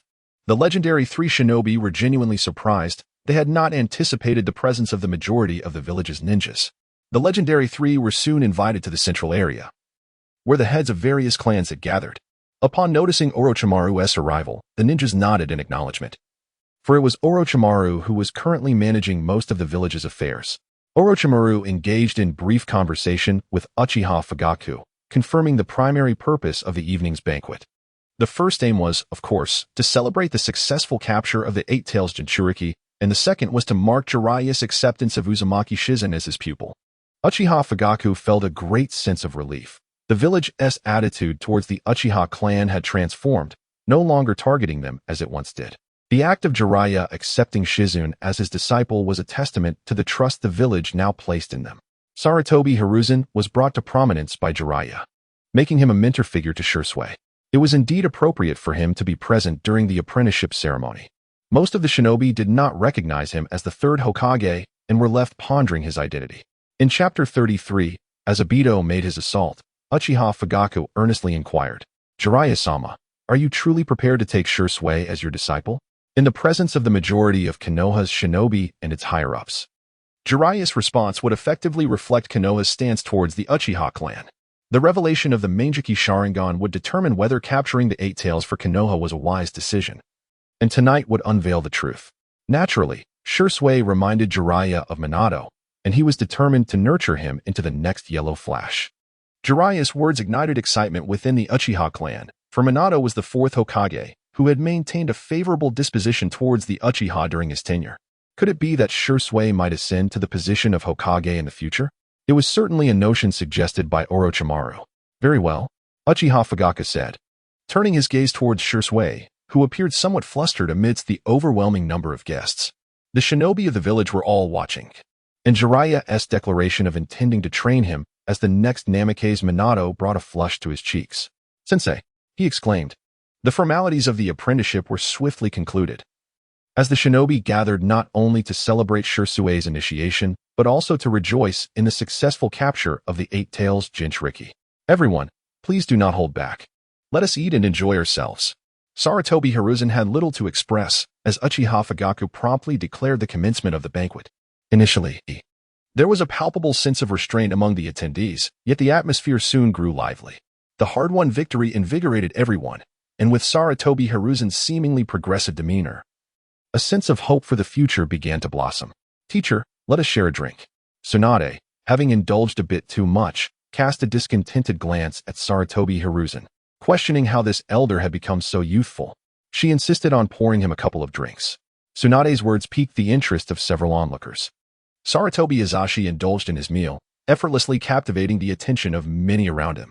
This was largely due to his remarkable aura, which starkly contrasted with the other ninjas in the vicinity. His sculpted physique exuded a palpable sense of strength, while his resolute and upright demeanor instantly garnered admiration. Sarutobi Hiruzen remained utterly unperturbed. The ninjas around him were merely imbibing sake, which posed no challenge to him whatsoever. After consuming several cups, it was Tsunade who succumbed to intoxication first. Upon learning of Sarutobi Hiruzen's identity from Jiraiya, the ninjas present gasped in disbelief. They found it impossible to reconcile the figure before them with the revered third Hokage of yore. Had Sarutobi undergone some form of human experimentation? Had Orochimaru developed a clandestine jutsu? Sarutobi Hiruzen paid no heed to the gazes of the surrounding ninjas.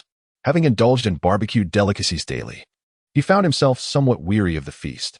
The dishes prepared by the esteemed Uchiha clan were indeed quite delectable, though the portions left much to be desired. He busily savored the vegetables, while several Uchiha clansmen serving him began to perspire nervously. At that moment, a frown creased Sarutobi's brow as an unwelcome guest arrived. Upon receiving news from Kurozetsu, Uchiha Obito hastened towards Konoha, consumed by an overwhelming hatred for the village. His animosity towards the third Hokage was particularly intense. Rin's demise, intertwined with the village and the shinobi world, fueled his resentment. Had the village not succumbed to such decay, had it not been for the ravages of war, Rin might still be alive. Thus, Obito was determined to upend the shinobi world. He would pay any price for the chance to resurrect Rin. Even the act of causing the deaths of his own master and mistress bore no remorse in his heart.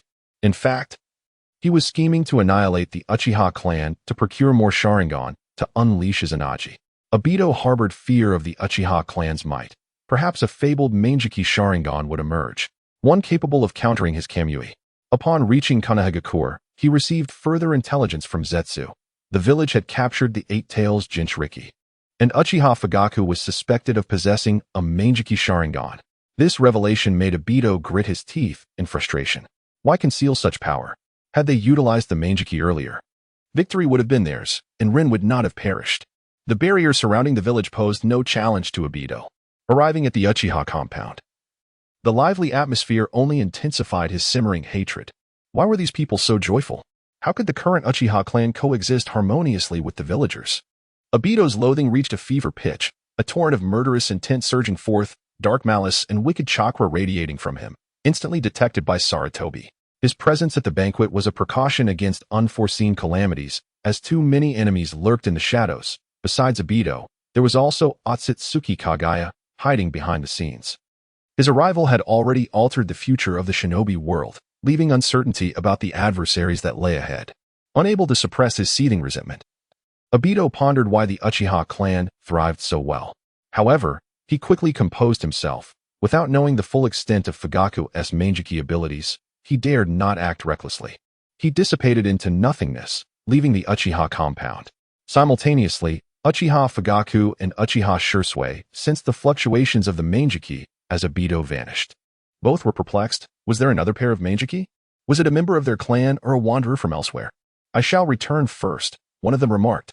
Sarutobi Hiruzen rose to bid farewell, sensing that Obito had ventured to the cabin, rummaging through his belongings. "Old man, returning so early.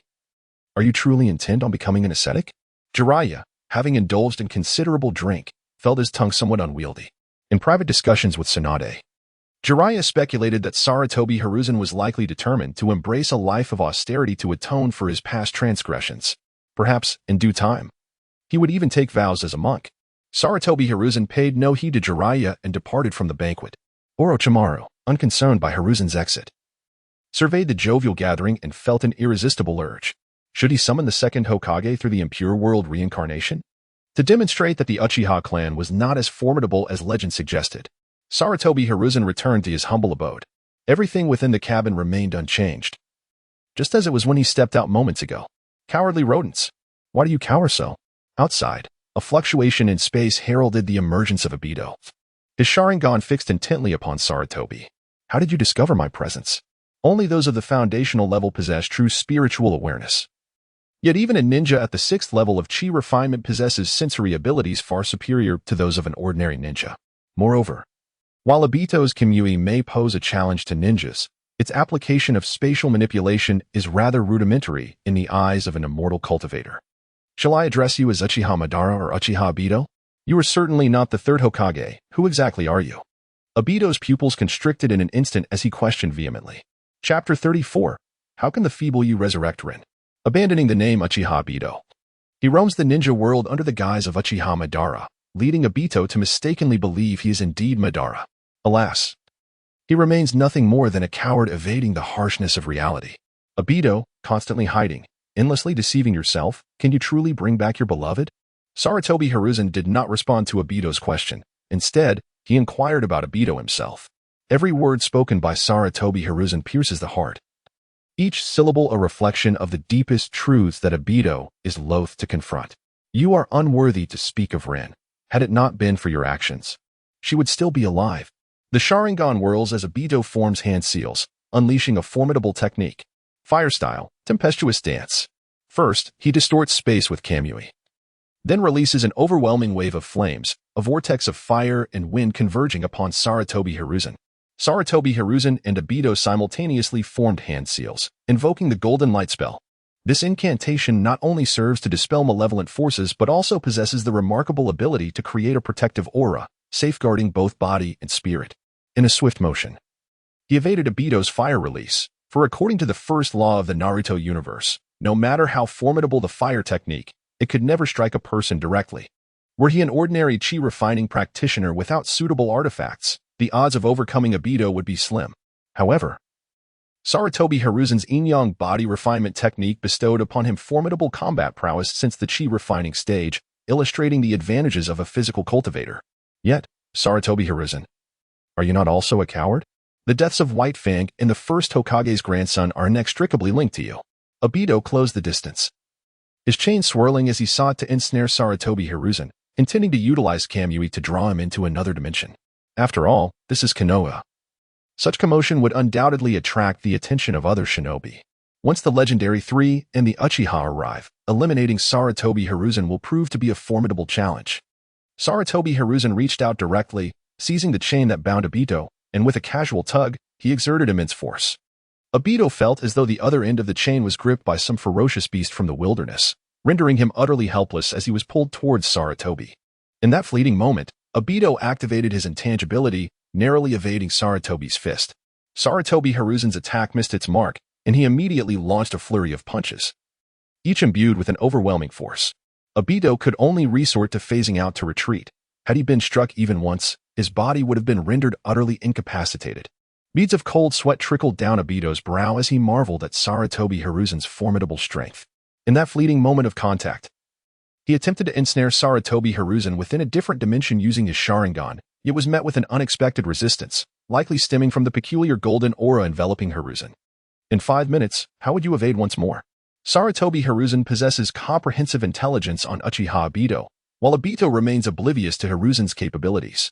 In truth, the current Hiruzen is not particularly formidable. Aside from his robust physique and the potent kin spell, he has little else to rely upon.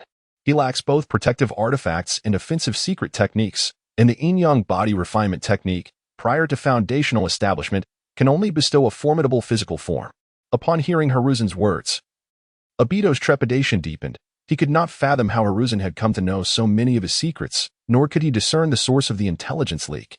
Could it be that Hiruzen is another contingency left behind by Uchiha Madara? Just as Obito contemplated retreat, Orochimaru, along with Uchiha Fugaku and Uchiha Shursui, arrived on the scene. Fugaku and Shursui, sensing the power of the Manjiki, hastened to join Orochimaru. Jiraiya, inebriated with Tsunade, did not make an appearance, nor did any other ninjas accompany them. Aware of the formidable nature of the Manjiki, Fugaku and Shursui understood that weaker ninjas would only serve as cannon fodder. After notifying Orochimaru, the trio resolved to confront the situation together. As Obito unleashed his fire release jutsu, The three had already sensed the overwhelming chakra fluctuations and swiftly made their way to the location. With a swift body technique, Orochimaru, Fugaku, and Shursui materialized behind Hiruzen, creating a standoff with Obito, who appeared disheveled, his clothing in tatters and a corner of his mask shattered. An unknown Uchiha ninja. Be cautious, he is Uchiha Obito, the mastermind behind the Nine Tails chaos. Sarutobi Hiruzen retreated behind 3 individuals. Should the battle continue, Uchiha Obito would likely discern that he possessed no further means of attack. He found himself unable to contend with Obito, who, if he persisted in employing ninjutsu, could potentially wear him down to exhaustion. Is it not evident that many chi refinement stage cultivators have fallen victim to martial arts masters due to a moment of carelessness? It is only after establishing a foundation that the disparity between cultivators and mortals begins to widen. You are undoubtedly not Sarutobi Hiruzen. Uchiha Obito remained convinced that the individual before him could not possibly be Sarutobi Hiruzen. The differences in appearance and ninjutsu prowess were far too pronounced. Upon hearing Obito's words, the 3 individuals could not help but glance at Sarutobi Hiruzen. What are you looking at? Are you doubting me now? Sarutobi Hiruzen felt a sense of resignation. Indeed, he had undergone a considerable transformation, yet he was undeniably Sarutobi Hiruzen. Do not be deceived, the true adversary lies before us. Uchiha Fugaku spoke, indifferent to the authenticity of Sarutobi Hiruzen's identity. This Sarutobi Hiruzen had relinquished his power, which did not sway Orochimaru's decision. Even if he were an impostor, he must be treated as genuine. In an instant, Uchiha Fugaku activated his Manjiki Sharingan, fixating intently on Uchiha Obito. Uchiha Obito, you have slain your mentor and inflicted harm upon your fellow villagers. Today, in the name of the Uchiha clan leader, I strip you of your surname. From this day forth, you are no longer a member of the Uchiha. What right do you have to revoke my Uchiha name? I am Uchiha Madara. Upon hearing Fugaku's intent to strip him of his surname, Uchiha Obito was driven to madness. Despite his desires to destroy Konoha and the Uchiha clan, he could not accept the loss of his surname. Uchiha Madara has long since perished. You are merely a coward masquerading under his name.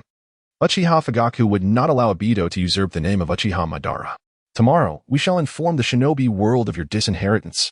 Being stripped of one's surname by their own clan is an undeniable humiliation. In a relatively traditional shinobi world, Obito would be viewed as a lost dog. This also signified that the Uchiha would no longer protect Obito, and those who coveted the Uchiha's power would pursue him, bringing him great trouble. Fire style, great fire annihilation. Obito could no longer suppress his fury and chose to retaliate. Unfortunately, Uchiha Fugaku deftly evaded the attack with a substitution technique. Shursui seized the opportunity, charging at Obito with his ninja blade. Orochimaru, too, formed hand seals, employing earth style to restrict Obito's movements. Chapter 35. Revocation of the Uchiha name. Obito's strength was indeed formidable. It could be said that in the absence of specific intelligence about him, most Kage in the shinobi world would pale in comparison. However, now facing 2 Uchiha with Manjiki Sharingan, along with the former 3rd Hokage and the legendary Sannin, the pressure on Obito was immense. It could be stated that Konoha possessed 2 pairs of Manjiki Sharingan and the 3 Sannin, rendering no single shinobi village a match for Konoha. The recent battle with Sarutobi Hiruzen had already left Obito in a precarious state, were it not for the assistance of Kagaya's Black Zetsu, which enabled him to effectively merge with the first Hokage's cells. His chakra reserves would be severely depleted by now. He evaded Shursui's Dance of the Sun Halo, a technique combining fire style with his ninja blade.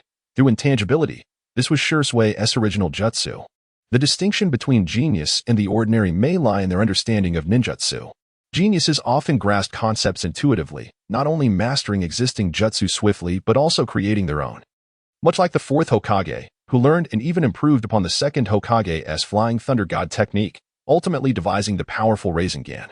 For the ordinary, even mastering a basic ninjutsu is a daunting challenge. The disparity is staggering.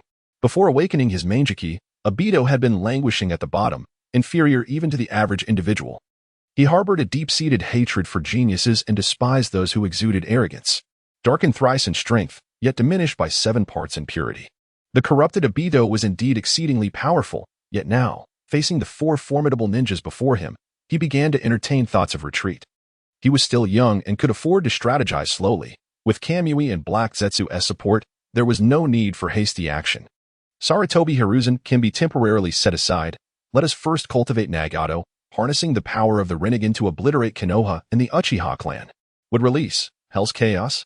Opting for would release instead of fire release proves to be a sagacious decision. The original Hokage's would release manifested in an Uchiha. Not only Uchiha Fugaku and Uchiha Shursui, but even Orochimaru widened his eyes in astonishment. Wasn't he the successful transplantation of the original Hokage's cells a rare case? How could this Uchiha possess the strength of the Senju? Moreover, Obito's would release is far more lethal than Yamato's. By the time the trio dismantled the would release unleashed by Obito, he had already utilized his intangibility to escape. As long as Obito is determined to flee, without an ability to deliver a fatal blow, there truly is no way to apprehend him. Lord Third. Tomorrow I shall declare Obito's crimes in the name of the Uchiha clan, simultaneously stripping him of his surname. Additionally, Konoha will designate Obito as an S-rank rogue ninja. Orochimaru nodded, then contemplated further. Should Konoha ninjas encounter Obito, they may abandon their missions without repercussions from the village. This strategy, once employed by the Iwagakure against Minato Namikaze, is now invoked by Orochimaru. Uchiha Obito is a formidable adversary with exceedingly peculiar abilities, rivaling the fourth Hokage's Flying Thunder God technique. Thus the most prudent course for the village's ninjas is to retreat. Let us return for now. Sarutobi Hiruzen chose to return to the Sarutobi clan, recognizing the potential dangers if Obito were to continue his stealthy assaults. The Uchiha gathering was still in progress, and aside from the 4 individuals and a handful of Umbu, the majority remained oblivious to the fierce battle that had just unfolded at the outskirts of Konoha. Following this assembly, the villagers' perceptions of the Uchiha clan underwent a notable transformation. Although the Uchiha were known for their arrogance, they were not as malevolent as previously imagined. There was even a hint of endearment towards them. The next day, as most individuals emerged from their hangovers, they were met with explosive news. The once-thought-dead ninja Uchiha Obito, believed to have perished during the Third Shinobi War, was indeed alive. He had instead become a terrifying rogue ninja of S-rank. Furthermore, Obito was the mastermind behind the Ninetales incident, having directly caused the death of his own mentor. Uchiha Fugaku, in his capacity as the clan leader, stripped Obito of his surname, declaring him a lost dog from that day forth. The third Hokage, Sarutobi Hiruzen, also issued directives, publicly disclosing the abilities of Uchiha Obito's Sharingan and informing all Konoha ninjas. Should they encounter Obito during their missions, they were permitted to abandon their tasks and flee. This revelation undoubtedly stirred significant unrest, particularly in light of White Fang's demise, which had occurred while attempting to save his comrades by abandoning his mission, a decision that had rendered him the target of widespread blame. Ironically, even the very teammates he had saved had turned against him, leading to the tragic end of this prodigious ninja.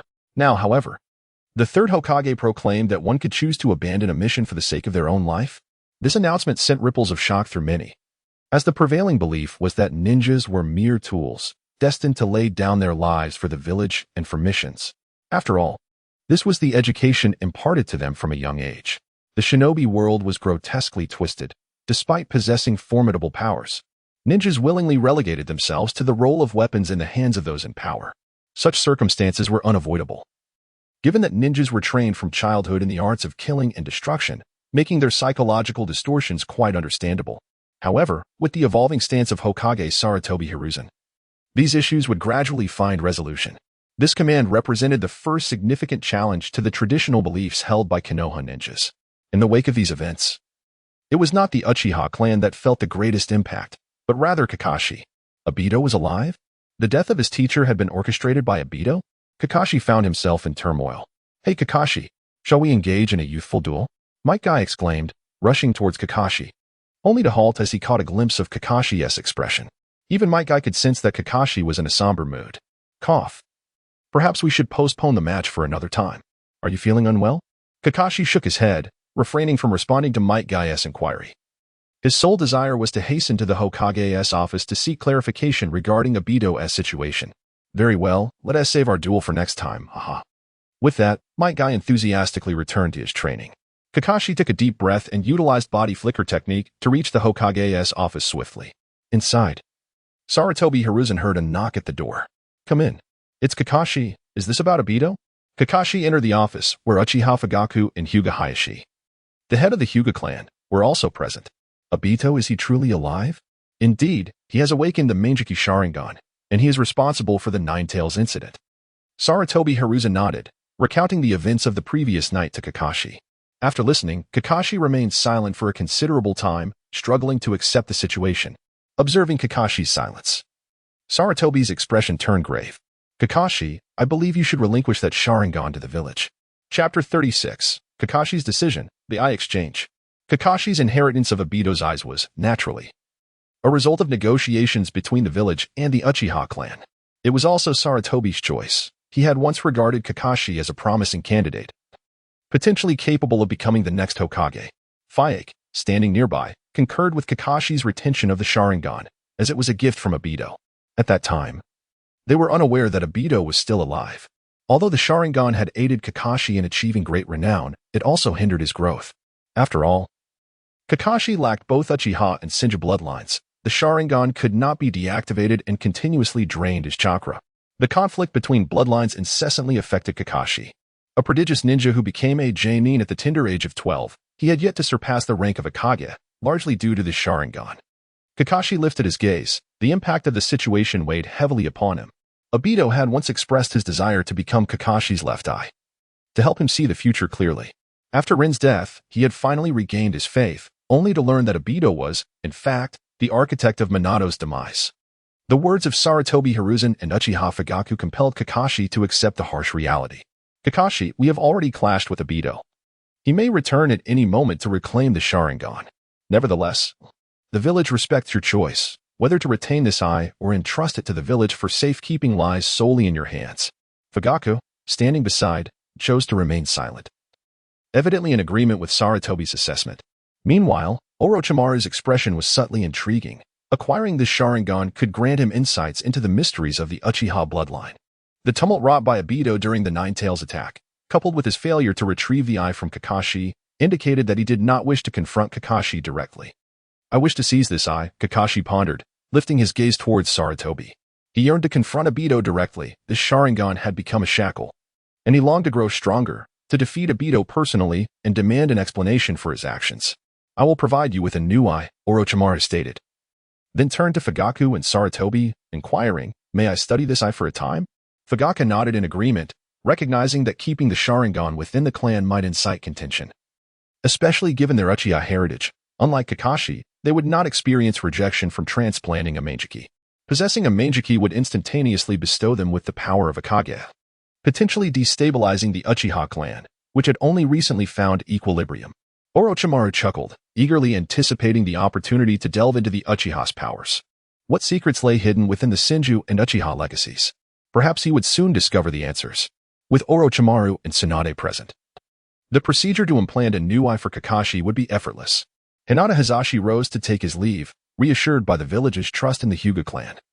Given the events unfolding recently, the Uchiha had been in the spotlight, prompting him to visit Sarutobi and gauge his stance. It was evident that Sarutobi had indeed changed, his demeanor markedly different from before. While his current aura might invoke trepidation, his leadership as Hokage had significantly improved. This sentiment was widely acknowledged among the ninja clans. After Sarutobi's decisive action against Danzo, the village's development had stabilized, free from internal strife and depletion, and all felt the positive transformation. That afternoon, Kakashi arrived at the medical department, where Tsunade and Orochimaru collaborated to replace his eye. Meanwhile, Jiraiya, waking up after a night of indulgence, was bewildered by the previous day's events. Having returned to the village after years of wandering, he was pleased to see its gradual improvement. Having reconciled with old friends and mentors, leading him to drink excessively, he even entertained thoughts of taking advantage of Tsunade's inebriation, only to find himself incapacitated while she remained unaffected. Upon learning about the situation, Jiraiya, accompanied by his new disciple Shursui, hastened to the medical department, where they were joined by Might Guy and the new generation of Leaf Ninjas, all eager to offer Kakashi their support. You should have woken me and Jiraiya yesterday. Perhaps we could have thwarted Obito, Tsunade remarked as she administered anesthesia to Kakashi in the operating room. Orochimaru shook his head, asserting, it is not so simple. If his Meijiki wishes to escape, we cannot hold him. Tsunade refrained from responding. For seasoned ninjas like her and Jiraiya, intoxication only occurred by choice. For Tsunade, the procedure of replacing an eye posed no challenge. Soon, the Meijiki was secured in a glass vial and handed to Orochimaru, while Kakashi was fitted with a brand new eye. The origins of this eye were numerous within the interrogation department of Konoha. Orochimaru, clutching the Mangeki like a precious treasure, left the medical department for his laboratory, eager to uncover the secrets it concealed. Kakashi, regaining consciousness swiftly due to the exceptional recovery abilities inherent to ninjas, found the new eye harmoniously compatible with him. Upon opening his eyes, he felt no discomfort. The flow of chakra within him was now seamless. With Obito's eye no longer an obstacle, he was determined to sever this bond himself. Before long, news of this event spread throughout the ninja world, causing a significant uproar. Obito, are you truly a fool? Black Zetsu, having received the update, was taken aback to learn that Obito's identity had been publicly exposed. Their plans would face substantial hindrances, and Nagato would begin to harbor doubts about Obito. Furthermore, he could no longer conceal his identity as Uchiha Madara. This left Obito seething with anger. For now, the entire ninja realm was aware of his expulsion from the Uchiha clan. From this moment forward, he was but a nameless outcast. This reality was intolerable for Obito, yet he was powerless to change it. Who could have predicted that the Uchiha possessed 2 pairs of Mangeki? With the most suspicious being Sarutobi, who knew all of his secrets. Chapter 37, Sage of the Six Paths? He is unworthy. At this juncture, Yahiko had perished due to the machinations of Hanzo and Danzo. Regrettably, Sarutobi had acted too late against Danzo. Obito had already forged an alliance with Nagato under the guise of Uchiha Madara, and the Akatsuki had transformed into a nefarious organization bent on collecting tailed beasts. Meanwhile, Nagato was busy creating the 6 paths of pain, preparing to exact vengeance on Hanzo. Obito, are you not going to explain yourself?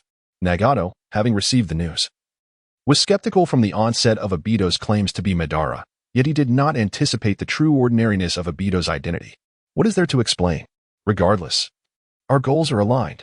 The revelation of Obito's identity left his demeanor grim. Nagato cast a penetrating gaze at Uchiha Obito, choosing not to elaborate further. Blinded by hatred, Nagato sought only to inflict suffering upon the ninja world. Only through pain and fear could true peace be attained. Nagato's viewpoint cannot be deemed entirely correct or incorrect. Peace is indeed perpetually unattainable, and eternal peace remains an unattainable aspiration. The sages themselves were embroiled in their own intrigues, how much more so mere mortals? Even in the absence of the Otsutsuki clan or ninjas, war would still erupt between nations. The location of Amagakure destined it to serve as a buffer zone between great powers, and even with a formidable figure like Hanzo, this reality could not be altered.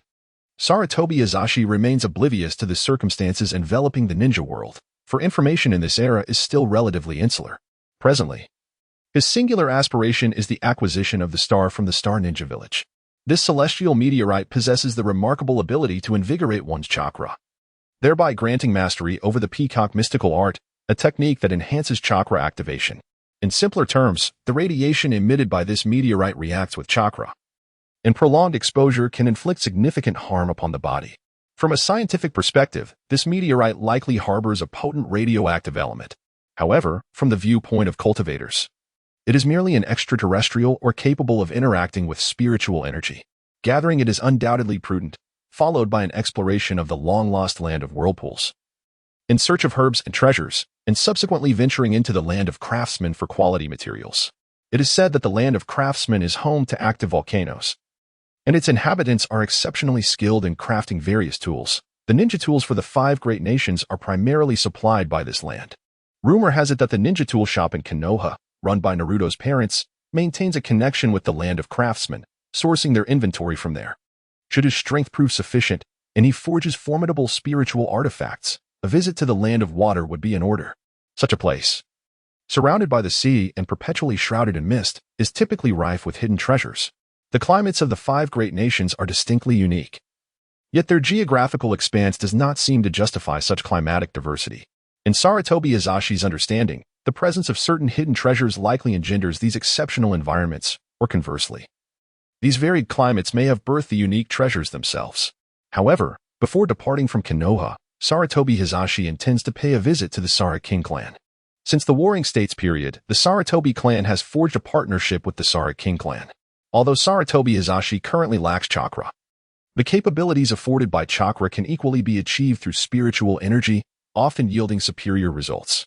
Much like Naruto and Jiraiya, who attain comprehensive enhancements upon entering Sage mode and harnessing natural energy to amplify their jutsu, Sarutobi Hiruzen now resides in a constant state of Sage mode. As he is indeed a cultivator, utilizing spiritual energy, he can also perform summoning techniques, though it has been quite some time since he last summoned the Sara King. Sarutobi Hiruzen and the monkey demon have grown quite aged, having not fought side by side for an extended period. It is essential that they reunite. As the summoning beast clan of the ninja world harbors numerous secrets, arriving at the small cabin on the edge of the death forest, Hiruzen summoned the monkey demon using his summoning technique. With a resounding boom, the monkey demon made a striking entrance amidst a cloud of smoke. Hiruzen. Is there an enemy to confront? Upon the emergence of the ape demon, he instinctively surveyed his surroundings, finding no sign of adversaries. In confusion, he turned to inquire with Sarutobi Hiruzen. Yet, upon facing Hiruzen, the ape demon found himself taken aback. How had this once lecherous old man transformed into such a dashing figure? As a former comrade of Hiruzen, the ape demon was well aware that this seemingly serious third Hokage was, in fact, a rather repressed individual, often caught peering into the women's bathhouse with his crystal ball. What could explain this newfound youthfulness and the aura of righteousness he now exuded? The sight of his muscular physique even evoked a sense of envy within the ape demon. Something is amiss. The ape demon glanced left and right, sensing that this was not Sarutobi Hiruzen, yet the summoning technique could not be falsified. It was indeed Sarutobi Hiruzen. The ape demon clan, while not particularly formidable among the spirit beasts, is characterized by its status as a mammal, resulting in a growth cycle that is considerably slower than that of frogs, snakes, or slugs. Furthermore, the reproductive capacity of the ape demon clan is rather limited, leading to a prolonged absence of a new generation. What is amiss with me? It is you who seems to be quite peculiar. The keen senses of the ape demon detected that Sarutobi Hiruzen was devoid of chakra, replaced instead by an extraordinarily pure form of natural energy. This natural energy instinctively drew it closer to Sarutobi Hiruzen. Sarutobi Hiruzen's expression grew serious. All right, I have come to you this time for a matter of importance. What is it? The ape demon also retracted its smile. It has been a long-time comrade of Sarutobi Hiruzen. The ape demon clan, much like the Mayaboka Mountain, has chosen to ally with Konoha. After all, humanity is the protagonist of this planet. The headbands adorning the ape demon are all symbols of the Leaf Village's ninja. I wish to understand the history of this world prior to the arrival of the Tsutsuki. Yuenma took a deep breath. How do you know about Otsutsuki? But that is of little consequence. I do not possess much knowledge myself. If you truly wish to learn more, accompany me to the ancestral grounds of the Yuenma clan. Sarutobi Hiruzen nodded slightly and began to speak. You must have noticed my transformation. I have inherited the legacy of the sage and aspire to forge a path unlike any other. The sage of six paths, perhaps? Yuenma was somewhat astonished in his understanding. The only celestial being was the sage of six paths. He felt unworthy, for that was a true immortal. The yin-yang body refinement technique was at least a martial art conceived by a formidable elder of the ascended stage. And to refer to it as immortal was not an exaggeration. The ape demon nodded, saying little more. Let us depart. I shall use the reverse communication technique to guide you to our ancestral grounds. The ape demon dispelled the art of spirit communication and vanished before Sarutobi Hiruzen. Subsequently, Sarutobi felt an enigmatic summons, which led to a whirlwind of sensations. Upon reopening his eyes, he found himself in the ancestral grounds of the ape demon clan. Chapter 38. The former immortal in Sarutobi Hiruzen's recollections. He seemed to have visited the ancestral grounds of the ape demon clan during his youth. This place is known as Flower Fruit Mountain. Indeed, there exists another Flower Fruit Mountain within the ninja world, albeit one that was seized by the Four Tails. At this point, the ape demon expressed a hint of indignation. The realm inhabited by the summoning beasts lies in an unknown world, far removed from the ninja realm, where Sarutobi Hiruzen sensed an aura of spiritual energy that far exceeded that of the ninja world. Given the concentration of this spiritual energy, it could indeed be considered a remarkable paradise. The Mayaboku Mountain, the Dragon Cave, and the Whetbone Forest, as the three sacred sites of the summoning beast realm, must possess an even more profound essence of spiritual energy, I presume. Your inquiries are likely to require the wisdom of our ancestors to unravel. Let us proceed. The monkey demon led the way, accompanied by Sarutobi Yado, as they ventured deeper into the heart of Flower and Fruit Mountain. Ahead lay the Water Curtain Cave, constructed by my father and his companions during a fierce battle against the Four Tails. The Waima clan is physically more akin to humans, possessing the ability to learn ninjutsu. It was precisely due to their conflict with the Four Tails that they sustained injuries to their vitality. Along the journey, an array of peculiar flora and minerals dazzled Sarutobi Hiruzen's senses. Such a rich concentration of spiritual energy naturally gives rise to numerous spiritual herbs and medicinal plants. Sarutobi Hiruzen sensed that the Saruma clan was indeed dwindling in numbers, teetering on the brink of decline. After traversing a waterfall, he followed the Saruma into the water curtain cave. Inside, a multitude of young monkeys scampered about, their playfulness filling the air with laughter. Upon spotting Sarutobi and the Saruma, they rushed over in a flurry of excitement. Who is this? We have a guest. A raucous group of mischievous little monkeys climbed onto Sarutobi, tugging at his hair and playfully pulling at his beard. All right, settle down. We have matters to discuss with our ancestor. The ape waved his hand to disperse. And upon hearing the call of the ancestors, the little monkeys scattered in a joyful uproar. Come along, little monkeys, they went on their way. Sarutobi Hiruzen paid no heed. As the little monkeys were indeed quite adorable, they ventured deep into the water curtain cave, where a stooped old monkey was dozing. Ancestor, I have brought Sarutobi Hiruzen. He wishes to ask you a few questions. Another little monkey, is it? The old monkey opened his eyes, gazing at Sarutobi Hiruzen with a hint of surprise. Ah, you are rather intriguing. Why have you not become a ninja? Chakra harms both the user and the environment. I have long since given it up. That is a commendable choice. The old monkey nodded, then shook his head. Regardless of how you achieve this, now that you have, do not pursue chakra any further. What is it that you wish to inquire about? It seemed the old monkey truly possessed some insider knowledge. I wish to know what the world was like before the arrival of the Otsutsuki, and how humans and summoning beasts practiced their arts. The Otsutsuki, you say? That is a name from long ago. Our Saruma clan has a shorter lifespan than those sages of Miyaboka Mountain, and I have only heard tales from my predecessors. In the time before the Otsutsuki's arrival, this world was devoid of chakra. Both humans and beasts cultivated by absorbing natural energy. Yet those capable of harnessing such energy were exceedingly rare among humans, while beasts had an innate advantage. Thus, the world was predominantly ruled by our kind. And humans struggled merely to survive until one day, a remarkably powerful human emerged. His strength was beyond imagination. He vanquished countless formidable beasts and through potent secret techniques, he forged a new realm, the very world where the summoning beasts now dwell. A multitude of beasts were transported to this realm. For reasons unknown, he inexplicably vanished, allowing the summoning beasts to gradually rise again, until the arrival of the Otsutsuki. The chakra brought by the Otsutsuki has had a monumental impact on this world. We summoning beasts can no longer absorb natural energy as flawlessly as before. We must now absorb both chakra and natural energy. And we can no longer attain the strength we once had. After relaying this, the old monkey sighed, acknowledging that these tales were passed down from his elders. Sarutobi Hiruzen nodded, reflecting on a time when this world possessed a cultivation system that, although imperfect, had once thrived. A remarkable genius had emerged, vanquishing countless beasts and securing a realm for humanity to exist, only to ultimately ascend to another world. Subsequently, the arrival of the Tsutsuki clan utterly dismantled the cultivation framework, leading the world astray.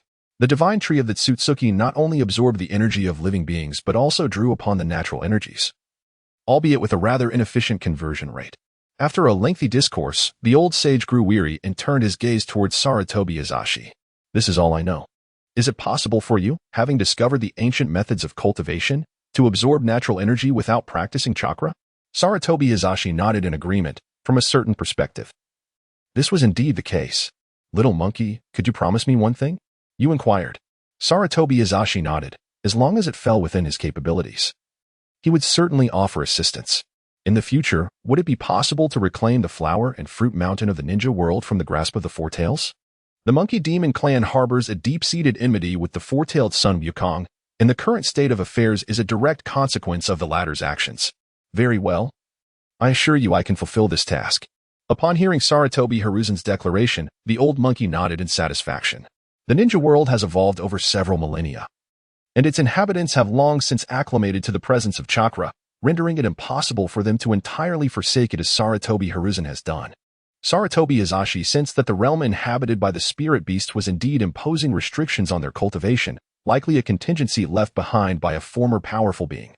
I wish to search for herbs and minerals in Huagua Mountain and its vicinity. Would that be permissible? Certainly, such resources hold little significance for us, as long as you refrain from venturing too far into the territories of other races. In truth, there is no need for excessive concern. For the most formidable forces in the spirit realm are the three great sanctuaries, while the remaining spirit beasts seldom form cohesive tribes. This may also be attributed to the connection between these three great sanctuaries and the six paths immortal, which has bequeathed some legacies.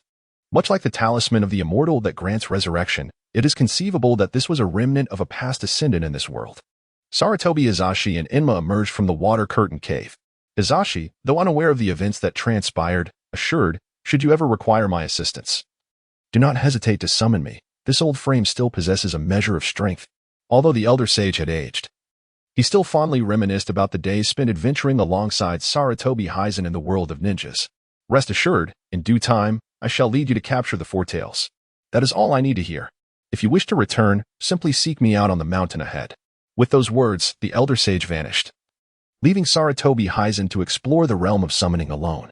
Chapter 39. Spiritual Herbs and Cultivation. The spiritual energy within the realm of summoning was exceptionally abundant, likely due to the fact that these summoned beasts did not engage in cultivation. The emergence of chakra significantly accelerated the growth rate of these once ordinary beasts, enabling even the most common creatures to attain colossal sizes. However, it also restricted the potential for growth among these summoned beasts. Even the legendary sage of the Great Toad, who had survived since the era of the Otsutsuki, was not as formidable as one might imagine. In the vicinity of Flower and Fruit Mountain, Sarutobi Hiruzen discovered numerous spiritual herbs and medicines, though their ages were generally quite young. The Yaren clan undoubtedly engages in the periodic harvesting of these spiritual herbs and medicines to enhance their physical prowess. These elixirs do provide some assistance in the cultivation of chakra. However, their efficacy diminishes when consumed directly. It appears that in order to seek out older and more potent herbs, one must venture beyond the vicinity of Huagua Mountain and delve into the depths of the spirit realm. Nonetheless, the current prowess of Sarutobi Hiruzen is merely at the 6th level of chi refinement, equivalent to that of a seasoned jonin. This spirit realm was left behind by a formidable being, suspected to have transcended into the celestial realm during the Great Ascension, and it is possible that remnants and legacies remain. Furthermore, these spirit beasts have thrived here for an extended period, which suggests the potential existence of certain monstrous entities. Sarutobi Hiruzen resolved to first seek out some spiritual herbs around the Flower and Fruit Mountain to concoct elixirs that would enhance his cultivation before proceeding further. While the yin-yang body refinement technique lacks offensive spells prior to the foundation establishment stage, each incremental advancement in cultivation significantly bolsters the strength of the physical form. The body of a ninja remains inherently fragile, relying heavily on the augmentation provided by chakra. Even the most formidable martial arts in the ninja world, the 8 gates, operate by forcibly tapping into the latent potential of the body, sacrificing lifespan in the process. This practice necessitates prolonged training to extract the body's potential, which is hardly a righteous path. The trajectory of development in the ninja world appears to disregard the consequences, pursuing the extraction of the most formidable combat prowess in the shortest time possible. This matter is no longer associated with Sarutobi Hiruzen, having dispersed his chakra. He commenced the cultivation of his physical form, destined to embark on a path distinctly his own. Sarutobi Hiruzen chose to settle down directly in the Flower and Fruit Mountain, forming a close bond with the little monkeys residing there. Sarutobi Hiruzen, known by the moniker Monkey, has long enjoyed a collaborative relationship with the Sarutobi clan and the Saruma clan, residing harmoniously in the Flower and Fruit Mountain. After a few days, the spiritual herbs surrounding the mountain had been almost entirely gathered by Sarutobi Hiruzen. Within the mountain itself, aside from the water curtain cave, there exists another location known as the Fire Eye, which connects to the Earth's core and facilitates alchemical practices. In his previous life, Sarutobi Hiruzen frequently engaged in alchemy, and it was quite common for the quality of herbs without a proper alchemical furnace to be mediocre. After all, during that last era, known as the End of the Law, the spiritual herbs available on Earth were inferior to those found around Flower and Fruit Mountain, yet he succeeded in concocting numerous elixirs. This was an unavoidable reality. In an era of diminished spiritual practices, one had to surmount challenges. And the ninja world, too, was a realm where the path of cultivation had become obstructed, leading the entire world astray. To pursue the path of cultivation, one had to rely solely on oneself. Time passed swiftly as he practiced alchemy and cultivation, and Sarutobi Hiruzen reached the 7th level of chi refinement. The 9th level was now within reach, and it was imperative to begin preparing the elixirs necessary for the foundational establishment, as well as the materials for crafting magical artifacts. During his time on Flower and Fruit Mountain, the little monkeys initially took a keen interest in Sarutobi Hiruzen. However, they soon realized that his daily routine consisted solely of meditation and hunting for sustenance, which they found rather dull, leading to their waning interest in him. Reaching the 7th level of chi refinement signifies the status of an elite upper-level ninja. However, considering Sarutobi Hiruzen's physical strength, While he may not be invincible in the ninja world, he could certainly ensure his own safety. The ninja world primarily employs wide-ranging, high-damage ninjutsu to overwhelm lower-ranked ninjas or utilizes strange secret techniques and tools to deliver unexpected strikes, emphasizing the principle of instant kill. True strength lies in the ability to analyze an opponent's information swiftly and execute targeted assaults. The infamous Hanzo of the Salamander earned his reputation through his enigmatic poison, which was exceedingly difficult to detect and handle, thus earning him the title of demigod. Sarutobi Hiruzen's greatest strength lies in his mastery of taijutsu, complemented by his ability to summon the mighty Monkey King, Enma. His strategy revolves around surprise attacks, aiming to defeat opponents with a single decisive blow. Upon departing from the Flower Fruit Mountain, he found himself in a particularly wild and untamed environment, devoid of any signs of human activity. And even the tracks of large beasts were a rarity. Towering mountains and jagged rocks surrounded him, and the trees were so immense that it would take dozens of people to encircle one.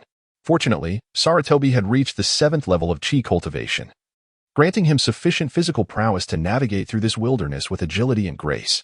His explorations yielded bountiful rewards. The abundant spiritual energy, coupled with the absence of gatherers, had given rise to a plethora of spiritual herbs.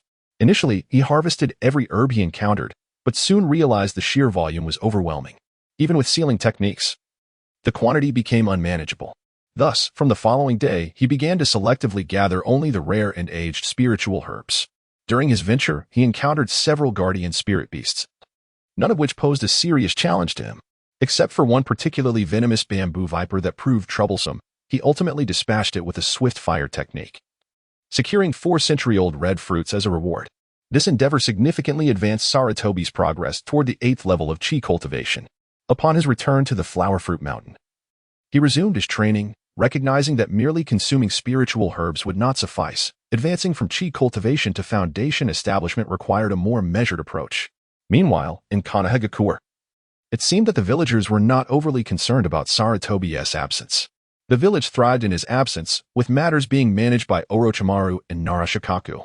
The allure of the 8 Tails Jinchuriki and the Mangekyo Sharingan was irresistible to Orochimaru.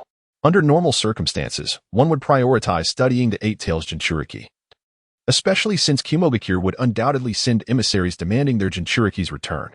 The current 8 Tails Jinchuriki shared a profound bond with the 4th Raikage, akin to brothers. Should they refuse to return the Jinchuriki, a war would likely ensue, reigniting a conflict in the shinobi world. Presently, neither the civilians nor the ninjas of Konoha had fully recovered from the traumas inflicted by the last ninja war. Thus, inciting another war would be ill-advised. However, the temptation of the Mangekyo Sharingan was too great, and Orochimaru found it hard to resist his scientific curiosity. At times, an abundance of experimental materials could indeed be a delightful dilemma. The envoy from Kumogakure had entered the Land of Fire, and the covert division of the Hokage received word that Killer Bee had been temporarily released from Orochimaru's research facility. After all, conducting human experiments on hostages was an egregiously immoral act. Chapter 40. The contrasting Samui was also released from captivity by the covert division, as she was merely a chunin and the disciple of Killer Bee, and had not faced particularly harsh interrogation. This time, Konoha emerged victorious. The captured ninjas were merely bargaining chips and were not targeted for harm. However, upon seeing Killer Bee's condition, Samui was taken aback. He had only been sealed away and deprived of chakra, with no worries about daily meals. In contrast, Killer Bee had endured nearly half a month of experimentation at Orochimaru's hands, subjected to blood draws and the unsettling presence of a peculiar scientist with a long tongue and a sinister laugh. This was akin to a tale from fiction. And despite being the 8 Tails Jinchuriki, he had suffered significant psychological torment. Master, what have they done to you? Even the typically aloof and composed Samui was filled with concern, fearing that the villagers of Konoha had subjected Killer Bee to inhumane treatment. Could it be? Samui covered her mouth, recalling some scenes from novels. Despite her cold exterior, she was deeply empathetic at heart. The thought was terrifying. Killer Bee shuddered at the memories of his recent experiences, feeling a lingering dread. The fearsome Orochimaru had left him with a considerable psychological scar. Not only Killer Bee, but even the 8 Tails within him felt a modicum of fear towards Orochimaru. The man had managed to extract its chakra using forbidden techniques, and he had succeeded. Samui sighed, astonished by the depravity of the villagers of Konoha, who could inflict such torment upon her beloved master. She gently patted Killer Bee's shoulder, attempting to comfort him. It's all right. Some experiences are simply inevitable. Thus, a misunderstanding arose between the master and disciple. Samui looked at Killer Bee with a hint of pity. Both of them had been sealed and were now released. Perhaps due to the imminent arrival of the Kumogakure reinforcements. For now, they could only explore Konoha. Killer Bee sighed. He needed time to recuperate and soothe his troubled mind. It must be said that as the foremost shinobi village, Konoha wielded considerable power, its scale far surpassing that of Kumogakure, with a distinctly different culture and atmosphere. Although the two could move about within the village, they were under constant surveillance by the covert division to prevent any escape. The critical point was Killer Bee. No matter what transpired, he could not be allowed to fall into further peril. The Jinchuriki was a strategic asset for any shinobi village, a formidable weapon on the battlefield, and a point of pride. The capture of a village's Jinchuriki was tantamount to a complete loss of face. Kumogakure was now confronted with this embarrassing predicament. Having their Jinchuriki captured, fortunately, he remained alive, leaving room for negotiation, though Kumogakure would undoubtedly have to pay a hefty price. Killer Bee and Samui were not inclined to leisurely explore, as they were effectively prisoners, acutely aware of the villagers' disdain towards them as they walked through the streets of Konoha. Samui felt distressed, recognizing that this was an undeserved calamity. She had consistently urged Killer Bee to avoid the Kumogakure Thunder Gorge, but he had ignored her warnings, leading to their encounter with Jiraiya's squad, resulting in their swift defeat. Upon their return to Kumogakure, they would surely face punishment, though she hoped the villagers there, often muscle-bound, would not impose any bizarre penalties. Yet, she found herself oddly anticipating what might transpire. The duo was being monitored by Kakashi, who kept a close watch from a distance. Since relinquishing Obito's eyes, Kakashi's training had accelerated dramatically, far surpassing his previous capabilities. With the loss of his Sharingan, many of the ninjutsu he had once copied were no longer available, and he now carried a new ninja blade on his back. The blade, which had been shattered during the battle against the rock ninjas at the Kanabi Bridge, had been reforged, symbolizing the restoration of his once broken resolve. Kakashi was determined to resurrect the legacy of White Fang, to wield this blade and defeat Obito. The bonds of the past would be severed by his hand. Darui and Shure, carrying a personal letter from the fourth Reikage, finally arrived at Konoha. Throughout their journey, they hurried along, anxious about any potential issues concerning Killer Bee. After all, managing a Jinchuriki was no small feat. If he were to lose control and become unmanageable, there was a real risk of him being killed. Nevertheless, this is indeed the land of the leaf, where the sealing techniques against tailed beasts are exceptionally refined, complemented by Yamato, the heir of wood release, and the sealing ninjutsu left by the Uzumaki clan. Orochimaru, Narashikaku, and Tsunade welcomed the delegation from the Cloud Village. Darui stands as the sole inheritor of the Black Lightning release, poised to become the next Reikage. Additionally, Hai is an elite from the Cloud Village, a versatile ninja skilled in Genjutsu, medical ninjutsu, and sensory techniques. Although the new generation of Cloud Village ninjas has yet to fully mature, given the current circumstances, there was no alternative but to send these two. Without the presence of Sarutobi, it was naturally Orochimaru who received them. Orochimaru retained the same enigmatic smile as before, which sent shivers down the spine of Kurabi, who was being watched closely by Konoha's Umbu nearby. Samui and Kurabi sat together, observing Shure and Darui, who remained silent, as her current status was that of a captive. Lord Orochimaru, this is a personal letter from our Reikage. Darui presented the Reikage's handwritten note to Orochimaru. Upon glancing at it, Orochimaru appeared non-committal. It was merely a blend of threats and promises, demanding Konoha's release of Kurabi. Unfortunately, no matter how resolute the tone of the Reikage seemed in the letter, it could not conceal the underlying weakness of the Cloud Shinobi. After all, they had genuinely faltered this time. Their provocation of the Land of Fire's borders was an error on their part, and the capture of the Eight Tails left them in a vulnerable position. I am a pragmatic individual, Orochimaru remarked as he set aside the Reikage letter. The impetuousness of the Reikage correspondence held little value. The real question was what bargaining chips the Cloud Shinobi could offer. Perhaps you should elucidate what resources the Cloud Village is prepared to present. Darui exchanged glances with Shure, realizing that Orochimaru was markedly different from the third and fourth Hokage, and felt considerably more formidable. This was entirely reasonable, for Orochimaru was not a mere politician for him. Konoha represented the last bastion of his tenderness and simultaneously his research base. This time, the Cloud Shinobi would undoubtedly pay a steep price, and Orochimaru intended to use this opportunity to declare to the entire shinobi world that Konoha had transformed. Sure, a composed ninja and the primary negotiator, had been granted considerable autonomy by the Hokage, allowing him to agree to any terms from Konoha as long as they were not excessive. Nara Shikaku and Shure commenced their strategic negotiations, ultimately resulting in the Nara clan gaining the upper hand. Chapter 41. Seeking materials. The Cloud Village incurred significant costs to retrieve Kurabi. However, Konoha did not adopt an aggressive stance. Once their desires were satisfied, they relented promptly. Both Orochimaru and Nara Shikaku understood that, all too often, commitments between villages were mere jest. Even so-called alliances and cooperative relationships could not be trusted. For instance, although Konoha and the Land of Whirlpools shared a deep-rooted friendship and extensive collaboration, with numerous Uzumaki motifs still present in Konoha today. Did Konoha not stand by idly while the Land of Whirlpools was obliterated and the Uzumaki clan was exterminated? No matter how eloquently one spoke, conflicts would arise due to self-interest. Other nations and ninja villages resented the advantageous position held by the Land of Fire and Konoha while they struggled against harsh natural conditions and scarce resources. The three legendary ninjas, along with Nara Shikaku, stood in the Hokage's office, watching the departing Cloud Shinobi. War would inevitably come, yet before its arrival, "We must amass formidable strength," Orochimaru murmured. Since becoming Hokage, he had gained deeper insights into the nature of war. Due to the imbalance of interests, conflict would perpetually linger. Within Konoha, there were still tensions. Many within the Land of Fire viewed Konoha unfavorably, perceiving its existence as a threat to the daimyo. If a single nation harbored such sentiments, how could peace exist between nations? Jiraiya pondered similarly, albeit with a far more optimistic outlook than Orochimaru. Orochimaru, do not overthink. Has everything not been gradually improving? Tsunade chose to remain silent. The loss of her loved ones and the decline of her clan weighed heavily upon her. As she now stood as the last remnant of the Senju clan, she bore far more burdens than either Jiraiya or Orochimaru. While the village was hers, it felt estranged from her. Aside from her role in the medical department, she felt somewhat out of place within this village.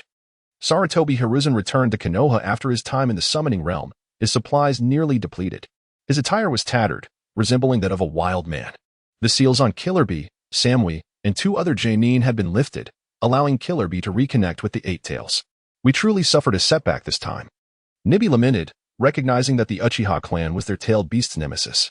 While their attention was diverted by Jiraiya and that frog, a single Sharingan Genjutsu severed Killer Bee's connection. Following that, would release and sealing techniques rendered any attempt at escape futile. Fortunately, Killer Bee had not been slain. Otherwise, it would have meant a prolonged wait for revival, only to be captured and sealed again. Being able to converse with Killer Bee during peaceful moments was indeed a relief. Who knew Konoha was so powerful?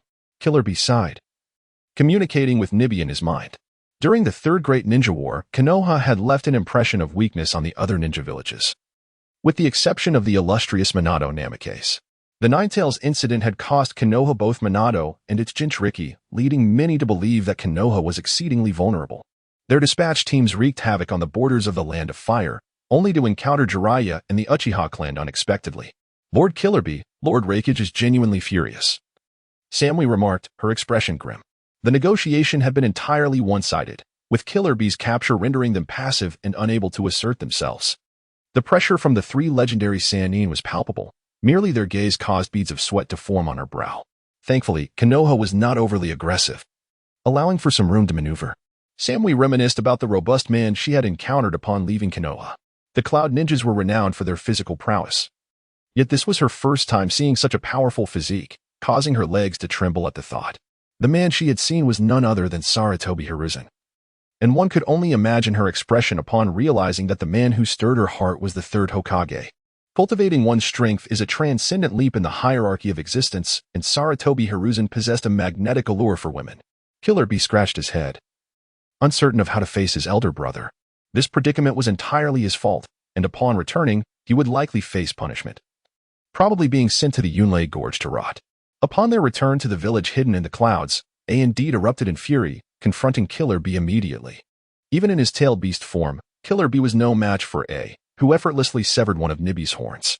Subsequently, Killer Bee was ordered not to set foot near the Yunlei Gorge again. The news of the Eight Tails' capture shifted perceptions of Konoha throughout the ninja world. The 3 Sannin, having acquired power, obliterated the remnants of Konoha's former weakness. The present Konoha was immensely formidable, prompting the Rock Ninja to follow suit with the Cloud Ninja, withdrawing their forces from the borders of the Land of Fire. The vivid memories of Uchiha Madara's Sharingan and the first Hokage's would release still lingered, and now, the re-emergence of these powers in Konoha, albeit not as potent as Madara and Hashirama, still held significant deterrent strength. The ninja world had not known peace for long.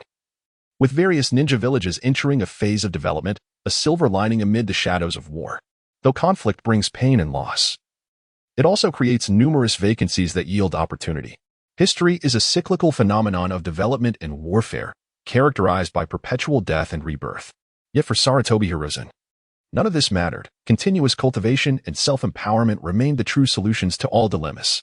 After replenishing his supplies upon returning to Konoha, Sarutobi Hiruzen coincidentally encountered the departing Cloud Ninja. The chakra emanating from the Eight Tails drew Sarutobi Hiruzen's attention, its vast energy undeniable. However, it bore no utility for him, as he held no desire to become a Jinchuriki. The only aspect that piqued his interest was Samui, the young woman who seemed particularly attentive to him. With his return, Sarutobi Hiruzen planned to gather resources before embarking towards the Star Ninja Village, intending to defeat their shinobi and seize the star, hoping to utilize it as material for crafting. Near the Flower Fruit Mountain, he had already discovered some materials, though he still lacked several key minerals.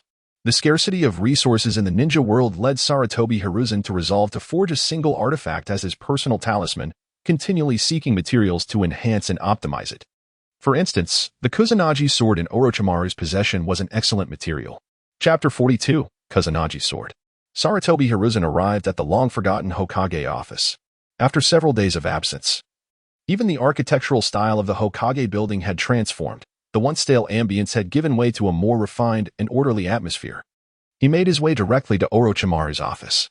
The villagers might no longer recognize Sarutobi Hiruzen, but the Umbus still identified the third Hokage, nodding in acknowledgement. They did not impede his entrance, for Sarutobi Hiruzen was indeed the Hokage. He knocked gently on the door and entered the office unhesitatingly.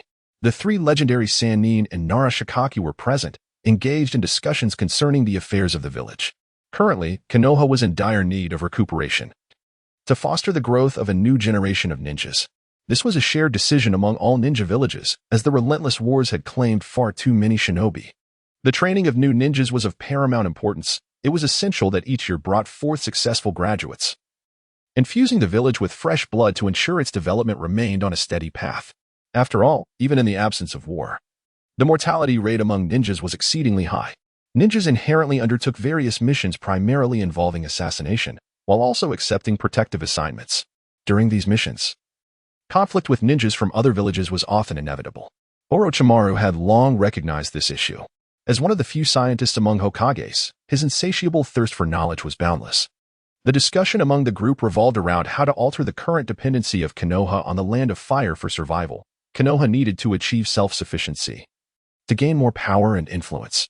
Otherwise, ninjas would forever remain mere tools, and the cycle of pain and tragedy would never cease. Orochimaru, do you still possess that Kusanagi sword? Sarutobi Hiruzen was straightforward, directly requesting the Kusanagi sword from his beloved disciple. Lacking the mythical metal, he could only seek other valuable items as substitutes. Orochimaru was taken aback. He had indeed been secretly collecting the Kusanagi sword, but had yet to find them all. At present, he possessed only one, which he had discovered within the ruins of the Orochi serpent in the Dragon Cave. How could Sarutobi know about this? I only have one. The others remain undiscovered. In the world of Naruto, there exist multiple Kusanagi swords, and the one in Orochimaru's possession could extend and retract when infused with chakra, boasting unparalleled sharpness. Even the legendary Saruma, known for its indestructible physique, could be harmed by the Kusanagi. Another Kusanagi sword resided with Uchiha Itachi, but at present, Itachi had yet to awaken his Manjiki Sharingan and could not utilize Susanoo. In mythological accounts, the Kusanagi is also known as the Ama no Murakumo no Tsurugi, a sword found within the body of the eight-headed serpent.